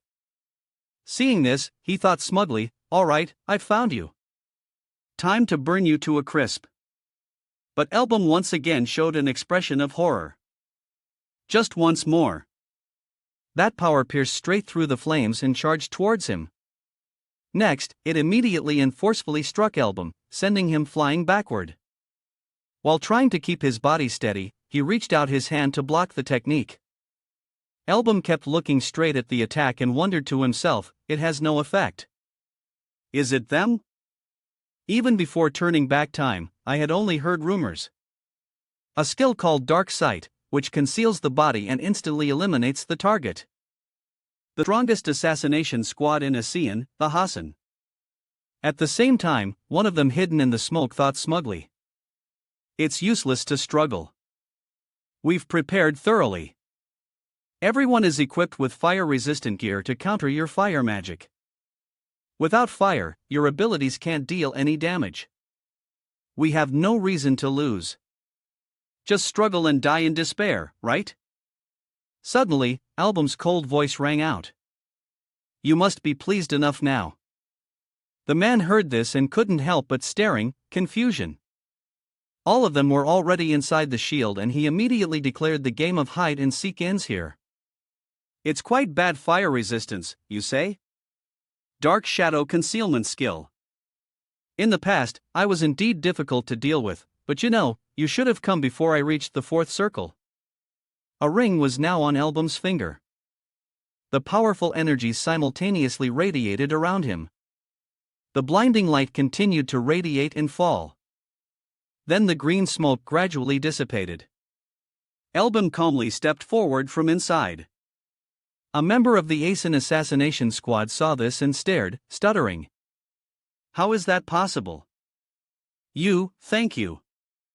Before he could finish his sentence, he immediately fell to the ground. And the ring carrying immense power continued to glow on Album's finger. The scene changes to the party where a wineglass falls to the ground and shatters. Along with it, a shock scream is heard. What? Afterwards, Ida looked at the person before her and whispered in order, "Speak up. Speak clearly for me to hear." The person, drenched in sweat, bowed his head and reported, "My apologies. 5 people made it out of the gate. All of them are adventurers on the prince's side." Hearing this, she angrily gritted her teeth and growled. What an arrogant bunch. At this moment, a person walked over and casually spoke, "What's wrong, Your Majesty? It seems my friend is progressing well." Aea's eyes looked at the person in front of her with extreme displeasure. Meanwhile, the other person holding a glass of wine, cheerfully provoked. "I didn't expect you to be so thoughtful as to worry about my friend. It truly makes me feel grateful, Your Majesty." The one who just spoke was none other than His Highness Kassan. With a triumphant expression, he kept smirking mockingly as a gesture of gratitude. "Allow me to offer you a cup of wine." Night had fallen and the moon was high. In a ruined room amidst the desolate desert mountains, a light was still lit. Suddenly, a sound was heard. "So, have you brought the item?" Album knelt on one knee on the ground, reporting the situation to His Highness Kassan. "Yes, I found a letter inside the gate." He was very pleased with his quick work. "You have truly performed a great service. Heaven must have sent you to help me." But he decided not to hand it over to him. "But I can't just hand it over." Hearing this, His Highness cast and looked down at him with a sharp gaze. "What?" Album immediately explained. "Assassins appeared during the ambush, and they even had weapons targeting me. It seems I've been drawn into your affairs sooner than I thought." He himself felt that he had gotten too deep into his affairs, so he couldn't avoid putting himself in danger. He held up the letter for His Highness Cass to see. "If you want to deal with this, you first need to understand everything. For example, what is this letter all about?" He was really curious about what this letter contained. To ensure that the plan would proceed smoothly, he thoughtfully stared at the letter he was holding up. His Highness cast and let out a sigh. Then he honestly answered about the origin of the letter in his hand. "The letter you are holding is a will created by me and the other princes. After Queen Ajayda seized absolute power, she began to eliminate Abdullah V's children one by one. Therefore, the brothers who opposed Ajayda united under the same cause. If one of us is killed by her, then we will be killed. You must certainly leave behind evidence in the form of a will. And if the surviving brothers find that evidence, they will use it to overthrow Oza. I want to depose the current rulers of Asian and rebuild it while she wants to hide the truth. This letter is very important to both me and Oza." After hearing the story he told about the importance of this letter, Album immediately thought about the possibility that he was ambushed by someone who had interfered and became suspicious. Then the one who sent the assassins was Oza. His Highness Kassan agreed with his point of view. "Yes, I was terrified when I realized it. I'm just glad you returned alive." Suddenly, he prepared to stand up and tell him something important. His eyes became sharp as he held the letter tightly in his hand, and at the same time, he took something out of his breast pocket and said decisively, "This letter is completely useless." His Highness Cassin was startled and horrified. "What?" Elbum threw the object from his person hard onto the ground for him to see. "I found something interesting on the assassins who came to kill me." It was the arm of a man he had cut off. It still had blood on it and a red symbol on the wrist. On that arm appeared a red mark in the strange shape of some organization which made him gasp in amazement. Seeing that symbol, His Highness Cassin immediately recognized it, clenched his teeth, his eyes darkening with anger. This is. He wasn't surprised by his reaction either. "You recognize it, don't you?" Elbum's face became more serious. If this mark is on an assassin directly sent by Vegeta, there is only one conclusion. Vegeta is a spy, a follower of the Dark Mages. It seemed he could deduce the true identity of Vegeta, hidden under the guise of a queen. The scene shifts to a dark room. On the ceiling, a black spider is spinning a web in its view. Criticizing AA's methods, I am very disappointed with how this was handled. She knelt down in reverence, having nothing to rebut. I have no words to defend myself. In the dark room. Her face was full of self-blame. I didn't expect the Elbum party under Cassin to be able to destroy the Hassan. Suddenly, an old man with silver hair approached upon hearing her mention Elbum. "Elbum." His voice echoed as he slowly approached, causing Ada to turn and look. He then continued, "I know him very well. I'm Haeon." When she saw the person standing before her, she was startled and utterly amazed. "You are Volker." He appeared with a mysterious aura, wearing a black robe with both hands amputated, yet still very imposing and cold. Asa stood up, unable to believe the person standing right there was Avak, completely bewildered. "You're still alive, Hancock." He answered her meaningless question and immediately wanted to take on the task of eliminating Elbum. "There's a sure way to eliminate him. Please give me another chance." Hearing that, she immediately sneered in contempt. "A chance? How ridiculous. You failed. Your time has passed." V immediately intervened. AA immediately obeyed. "Forgive me, Lord." View. Then she made a decision. Evoker. AA. You two handled this together. Hearing V's decision, Otto was extremely displeased.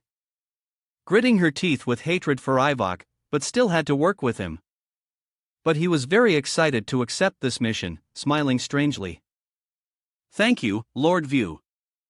He was confident that he would complete the mission this time. "This time we will definitely succeed." Over here, His Highness Castin held the letter in his hand, squeezing it so tightly that the letter trembled along with it. At the same time, he himself couldn't believe what Elm had just said. "What? The Queen is a follower of the Dark Mages?" He calmly explained. "The followers of the Dark Mages have already planted deep roots in Ajuan the moment that letter is used. The one who dies won't be Ajuan but you, Your Highness." Suddenly, Elbum remembered a scene from the past. Before the reversal, Cassin had died. He used the will to expose Oz's true identity. At that very moment, the cultist revealed their true form and ambushed Cassin. In the end, tragedy struck. Prince Cassin was assassinated. After hearing this, he immediately trembled with worry. It's too late. Suddenly, Elbum proposed an idea to Prince Cassin. "How about leaving this place?" He was startled when he heard that. What the light? He thought this was a safe way to preserve his life. Once you make a Zeta who is backed by the Dark Mages, your enemy, there will be no safe place in Asen if you stay. Only death awaits you. His Highness Cast's hands tighten. And veins bulging, unwilling to leave this place. Then he heard him continue, "The wisest thing to do is to forget about that letter and find a way to survive."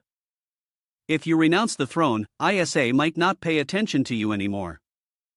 Instantly, his hands relaxed, no longer tense as before. Prince Kassan understood the danger he was currently in.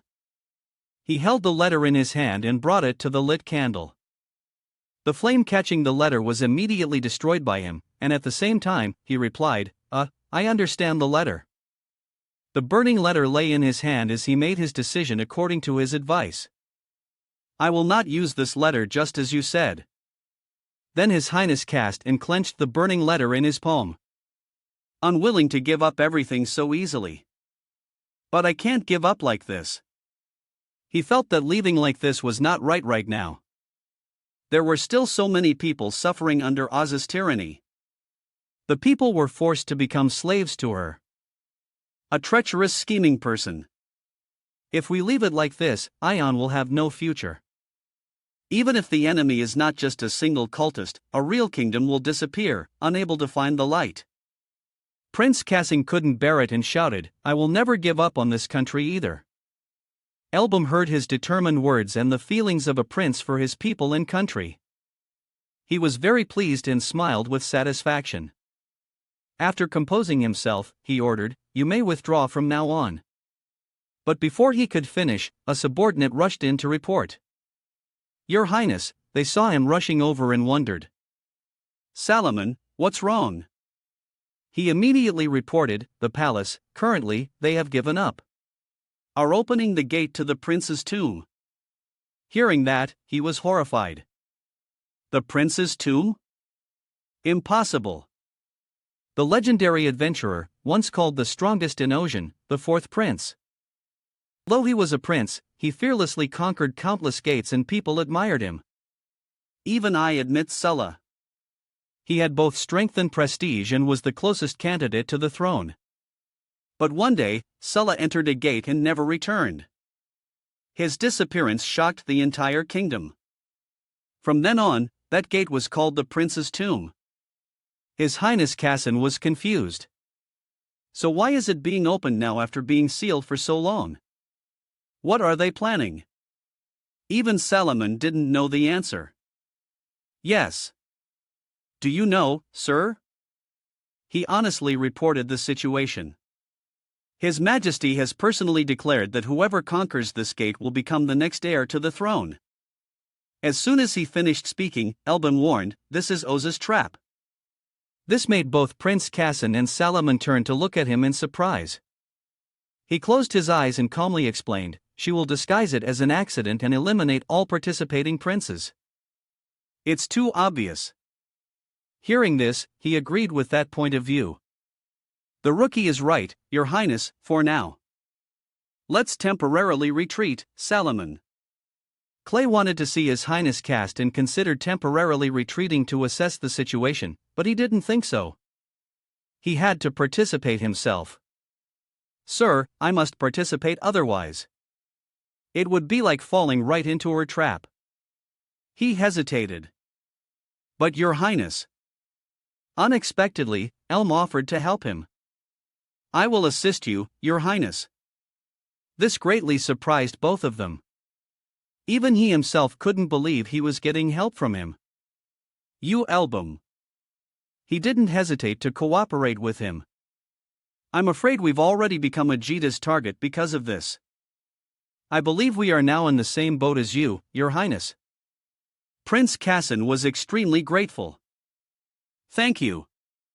Truly, you will be a great help. But he didn't know what was on his mind. He just wanted to save him and silently swore, I will not let Kassan die again like before the reversal. Before the reversal, the cultist had used all of Asean to spread monsters from the gate throughout the region. Aeon at that time was their main headquarters. Anyway, I'm glad I rushed to Asawan. I even witnessed the unexpected nature of Prince Kassan. He clenched his fist with determination. Now I will make him my top priority and approve the cultist. Album's eyes were filled with enthusiasm. I promise you this, your Prince Kassan was very surprised to see his confident look and his determined desire to help him become king. I will make you king. Abdullah VI the king was still in a drunken stupor, lounging on his chair and speaking. "All right, you are all here." He continued to propose an idea to select a crown prince worthy of sitting on this noble throne. As you know, the court has decided to choose the crown prince through the prince's tomb. Each candidate must enter the gate on their own, conquer it, and bring back Sola's remains. But Mutter did not agree with his decision. "But your majesty, from ancient times, the crown prince has always been chosen through martial arts, literature, and then a vote from the people. There has never been a precedent of choosing the crown prince by conquering a gate." The one who spoke was the second prince Mt. The first prince, Gansun, also completely agreed with the second prince's opinion and spoke up. "That's right. Such a sudden change will cause a strong protest from the people." It seemed King Abdullah VIII didn't care about the prince's objections. He took a swig of wine and answered preemptively, "Maybe so, but Oza said the palace also needs reform." "Your Majesty is truly infatuated." Following Queen Oza's words, Prince Kassan immediately retorted. "Can a single word from the Queen overturn tradition?" He spoke up as the third Prince Kassan. He wanted to advise His Majesty once more. "Your Majesty, please reconsider. If we change it now, it's still not too late." The person bowing behind him was the fifth Prince Sanjay. But contrary to the other princes, the sixth prince, Assad, being young, found this very new and excitingly accepted. "If His Majesty has decided, then that is the tradition. The king's will is the will of Ion and becomes the new tradition." Hearing this, Sanjay turned and looked very displeased with him. King Abdullah VIII, still in his drunken stupor, sat up straight, fully agreeing with Assad. "That's right. My word is tradition. The contest for the crown prince will proceed as planned. No changes. The date is set for 1 week from now. Anyone who gives up will permanently lose their chance to compete for the throne. Whether you form a team or not, that's up to you. I've said what needs to be said." His Majesty had no intention of changing his mind. No matter how the princes tried to persuade him, it was useless. The decision was made. Anyone who disagreed would permanently lose their chance.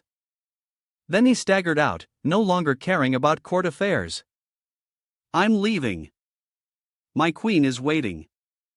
The sixth Prince Assad, seeing him leave, intended to be obsequious.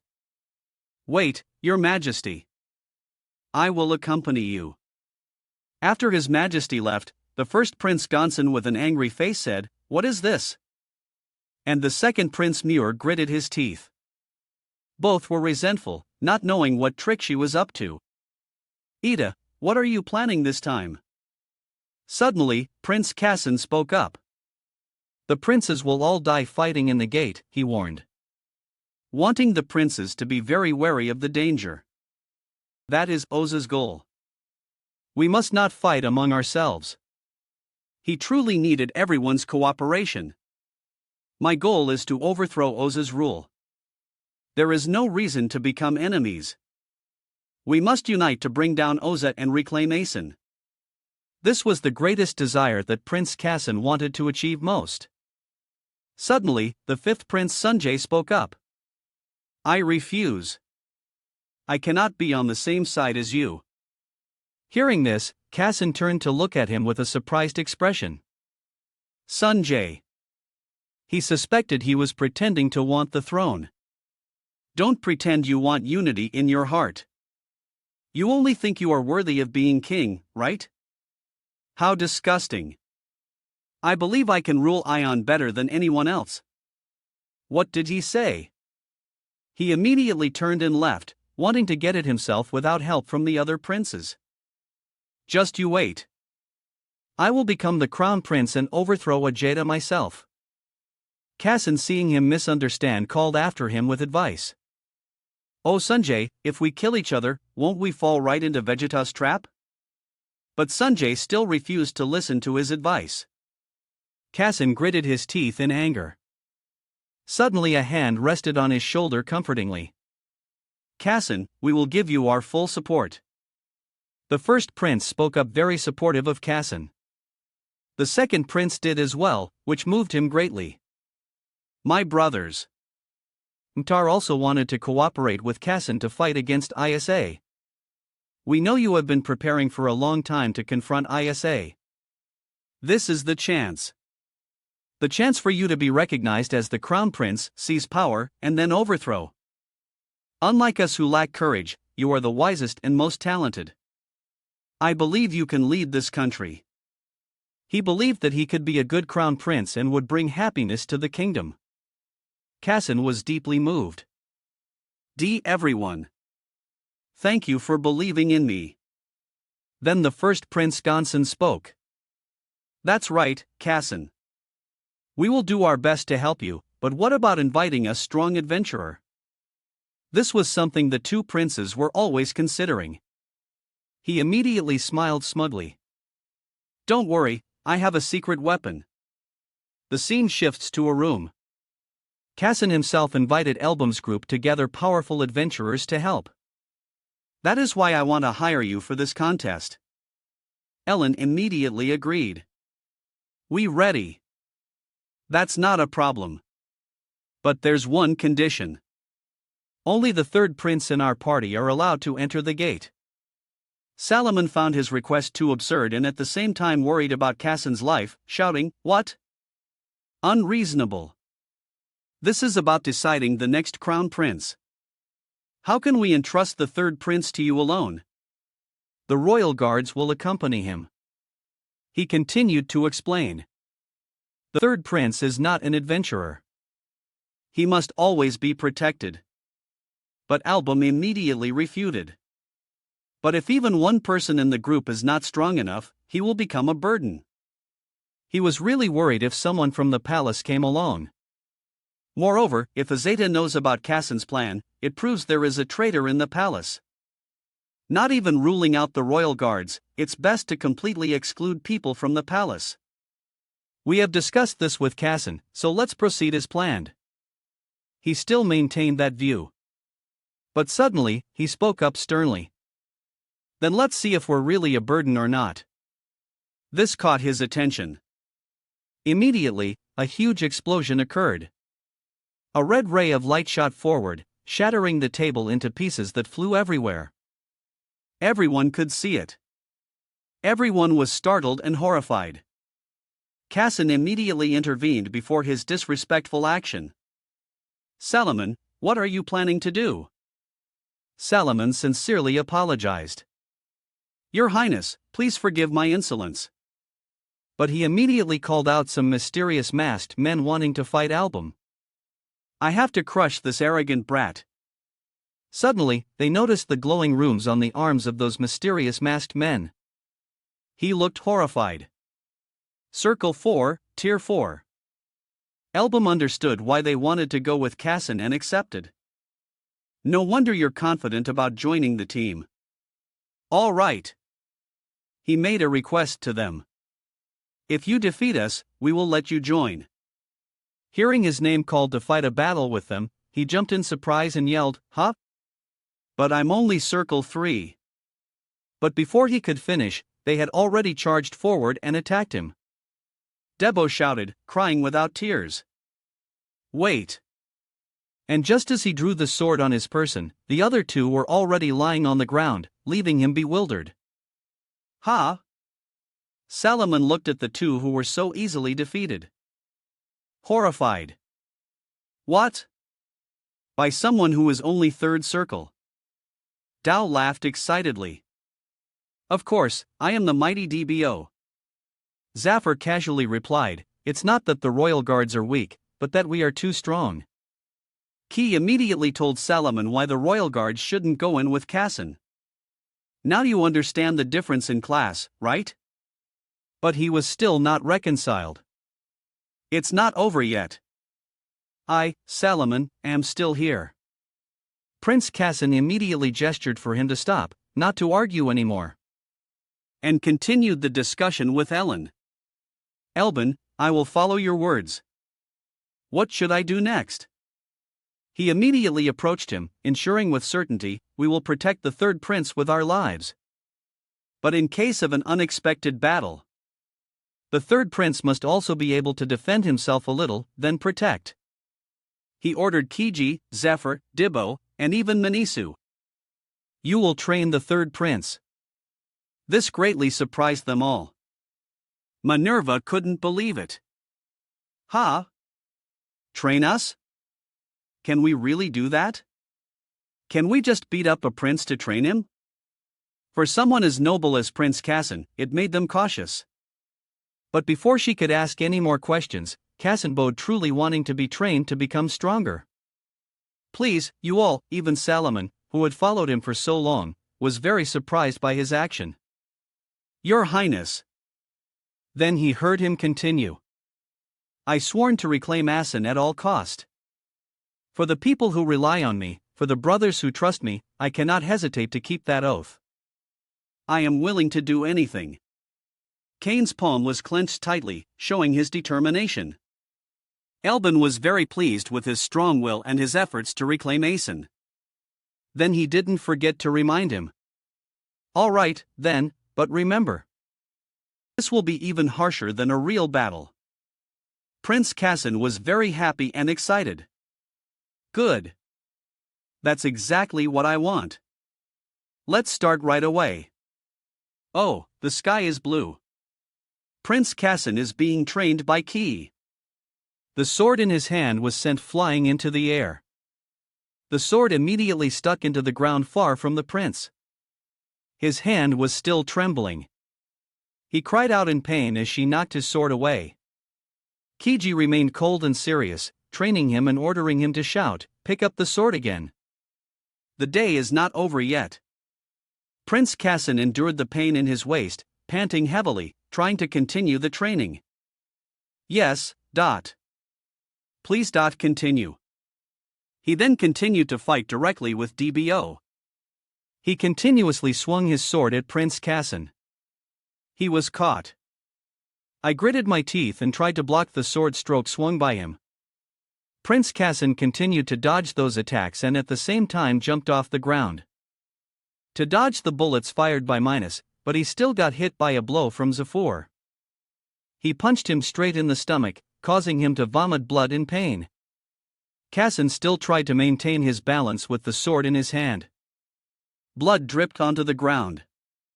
His body was covered in wounds, but he still wanted to continue training again. Please.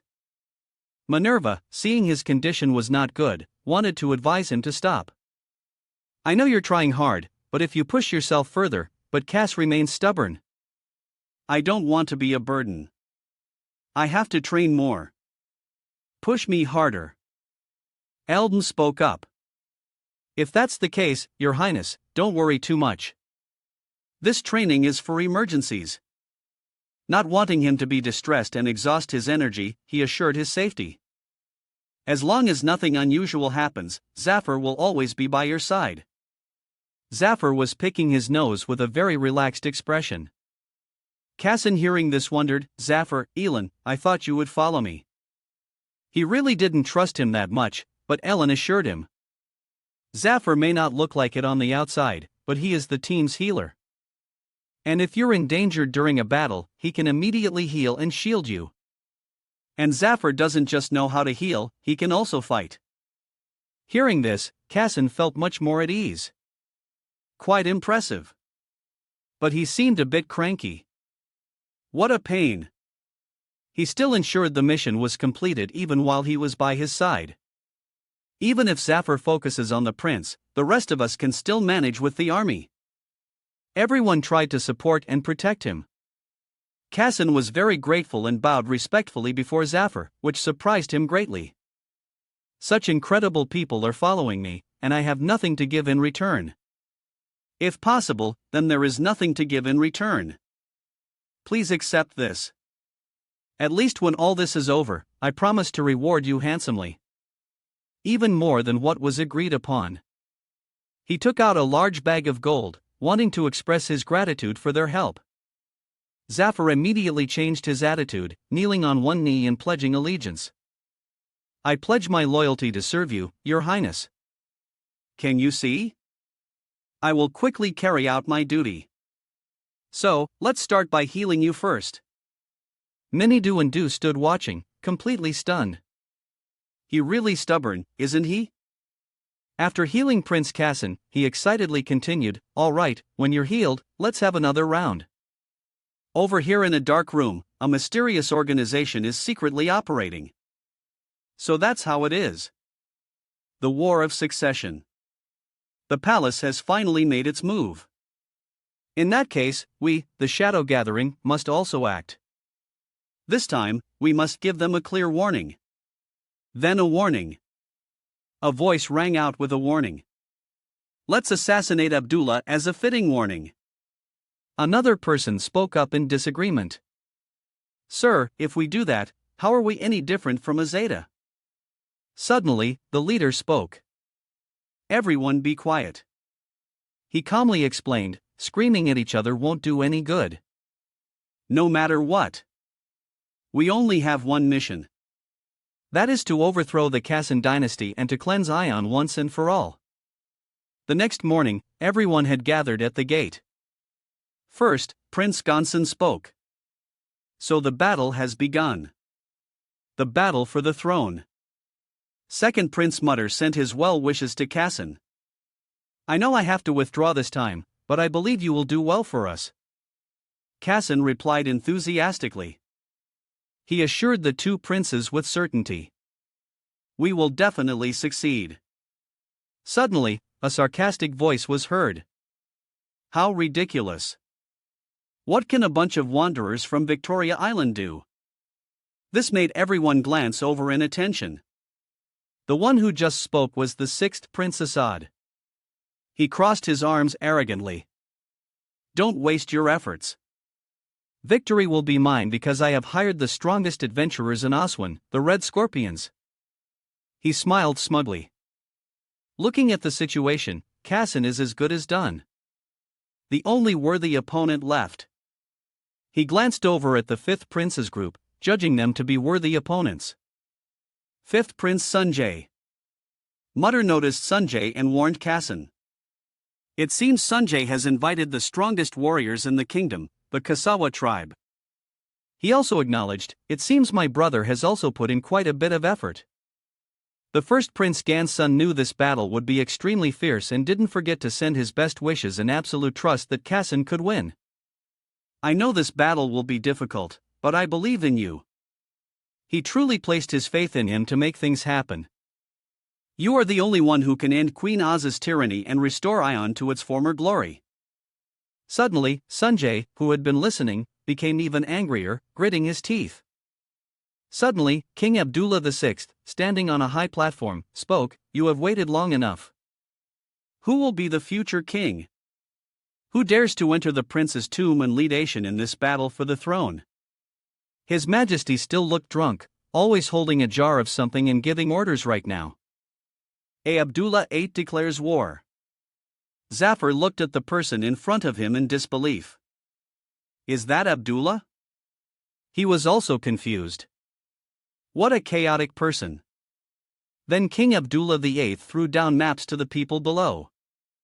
The map scattered freely in the air. And then he continued, "That map will show the way."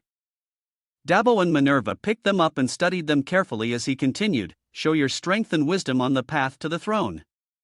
Looking at it, the map in his hand, Deep Deepo really doubted this was a map. Ki looked at it intently, but still didn't understand and asked, "What does it mean? Does anyone know?" Jafar looked at it, also confused. Even someone as well informed as me can't understand it. The sixth Prince Azad also carefully studied the map. He paid attention to the details. A person bleeding profusely in a flower. He suddenly thought, is that a crimson flower? A flower is red as blood. That flower only blooms in a few rare places in Asen. The prince's tomb is in the crimson wasteland where crimson flowers bloom. He was excited to have found the answer and immediately set off. This riddle is too easy, not worthy of challenging a king's intellect. Let's go. Then Sunjay also started to leave, not forgetting to leave a message for Kassan. Anyway, I consider you my only rival in this challenge. Brother Kassan, so everyone can get to the gate. He also left quickly. Let's go too. Kassan could only call after Sunjay. Dao, seeing that they had all left, was confused. What should we do now? Are they all geniuses? He didn't know. He was really worried and turned to ask Elban. He saw him still looking at the map, thinking, and asked, "Hey, are you listening?" Finally, the 6 Prince Assad's group arrived at the location indicated by the map. In front of them was a field of red flowers, which made him very excited. Found it. I knew it was here. The subordinate walking beside him was smug. It seems we arrived the fastest. Assad was proud of himself. Of course, because I am the smartest and most discerning among my brothers. You were right. He clenched his fist with determination. I will prove it to my father. I am the most worthy of the throne, he ordered. Now you all pass through the gate. But the 2 people following him were immediately killed, lying motionless on the ground, falling into a pool of blood. Assad turned back, horrified. Huh? What? A figure flashed past him and blood splattered everywhere. A dagger was stuck firmly in the ground. Assad glanced to the side, his face pale with fear, his mouth gaped as he screamed in terror. A woman with a covered face and blonde hair immediately caught the arrow shot at her and shouted, "What are you doing?" Attacking an ally with the same goal. Sesson, the one who had just spoken, was Aleska. The one who had just shot an arrow at her was Sesson, the leader of the Lith branch of the Sand Robbers. Aleska. Alisa, leader of the resolute faction, the Sandro Robbers. Alisa retorted. This is the most effective way to send a clear warning message to the royal palace. You know that too. He disagreed with her methods. Then how are we any different from Ida? She clenched her fist and asked him, "Are you going to let them pass through the gate? Don't you think this could be Oza's scheme?" Sun picked up the dagger and replied, "No, Alaska. Actually, we've already fallen into Oza's trap. He had abandoned it." He threw the dagger towards the gate. Immediately, the gate exploded in a massive blast. The 6th prince collapsed to the ground, staring at the scene in astonishment. The Gateson calmly replied, "Vegeta must have prepared in advance because she knew I would sabotage the gate conquest. This is what will destroy both the prince and the Sand Robbers in one blow. A fake gate." Immediately, there was no gate there at all, only an empty pit. He didn't forget to warn that Vegeta had set up more fake gates. There must be many other fake gates set up with similar traps. Instead of fighting first, we must. Alisa understood his meaning. I understand. That means we have to find the prince's real tomb. Let's try. She looked at the 6th prince, sad, still bewildered on the ground, and reminded him. Let's go. I'll take you with me just in case. Are you crazy? How are you? He immediately refused. No, that's not what I meant. Then she tried to grab him. Over here. Kassan appeared, holding his sword and fighting fiercely. He swung his sword and killed the monster. The monster immediately fell. Zuffer praised him endlessly. A beautiful strike. Prince, we've even found the entrance to the gate. After fighting and killing all the monsters, he didn't forget to thank them. Thank you, everyone. It's all thanks to your efforts. Prince Kassan was still a bit tired, but curious why Elbum could solve the code. But I never expected the Mully Oasis to be the prince's tomb. How did you decipher that picture? He recalled the map. In the picture, there was only a black sky, a fallen warrior, and a red flower. To someone who doesn't know, it might just look like a scribble, but that black sky is a sign of the day the Dark Mages attacked Aeson. The warriors of Aeson risked their lives to fight against the Dark Mages. The fallen warriors symbolizes the Aeson warriors, and the red flower is the blood they shed. When combined, the place where the Asan warriors shed their blood on the day the Dark Mages appeared is the Mully Oasis. That is where the prince's tomb exists. But he had no intention of telling him those words and just replied vaguely. I was just lucky. Cass chuckled. Even you have to rely on luck. You're finally starting to look more human. Then he excitedly continued. All right, let's get going. Elbin, walking ahead, wanted to ask him. Before we go, I want to say one thing to you, Your Highness. Once you're determined to become king, you must point your sword forward. No matter who the opponent is, even your own brothers are no exception. Brothers, standing before the glowing gate, he warned him. The moment you set foot in this place, that has already been decided. You guys remember? Casson swallowed hard, his face tense as he heard his words. Then they entered the gate together. A blinding light transported them to the place. Before them appeared a place surrounded by trees. Dao was excited. All right, we're the first ones here. Zuffer didn't think so. First, what do you mean? It's very likely someone has already been here since we started later. As Kiji walked, she replied, that's a more realistic way of looking at it. She didn't forget to remind everyone, be on your guard. Because this challenge involves the throne. But at that moment, they didn't know someone was hiding in the shadows, watching their every move. Ki remained vigilant, her words echoing in the space. Who knows what tricks the opponent will pull? The mysterious hooded person immediately raised the flute to his lips and blew. The sound waves echoed far and wide. Dabo stopped and looked around curiously. Hey, what's that sound? Zafir wondered, a flute? Suddenly, a monster heard the sound and its red eyes shot open. From a distance, Zafrin noticed something's coming this way. The mad poison mushroom, its mouth wide open showing its sharp teeth, attacked them.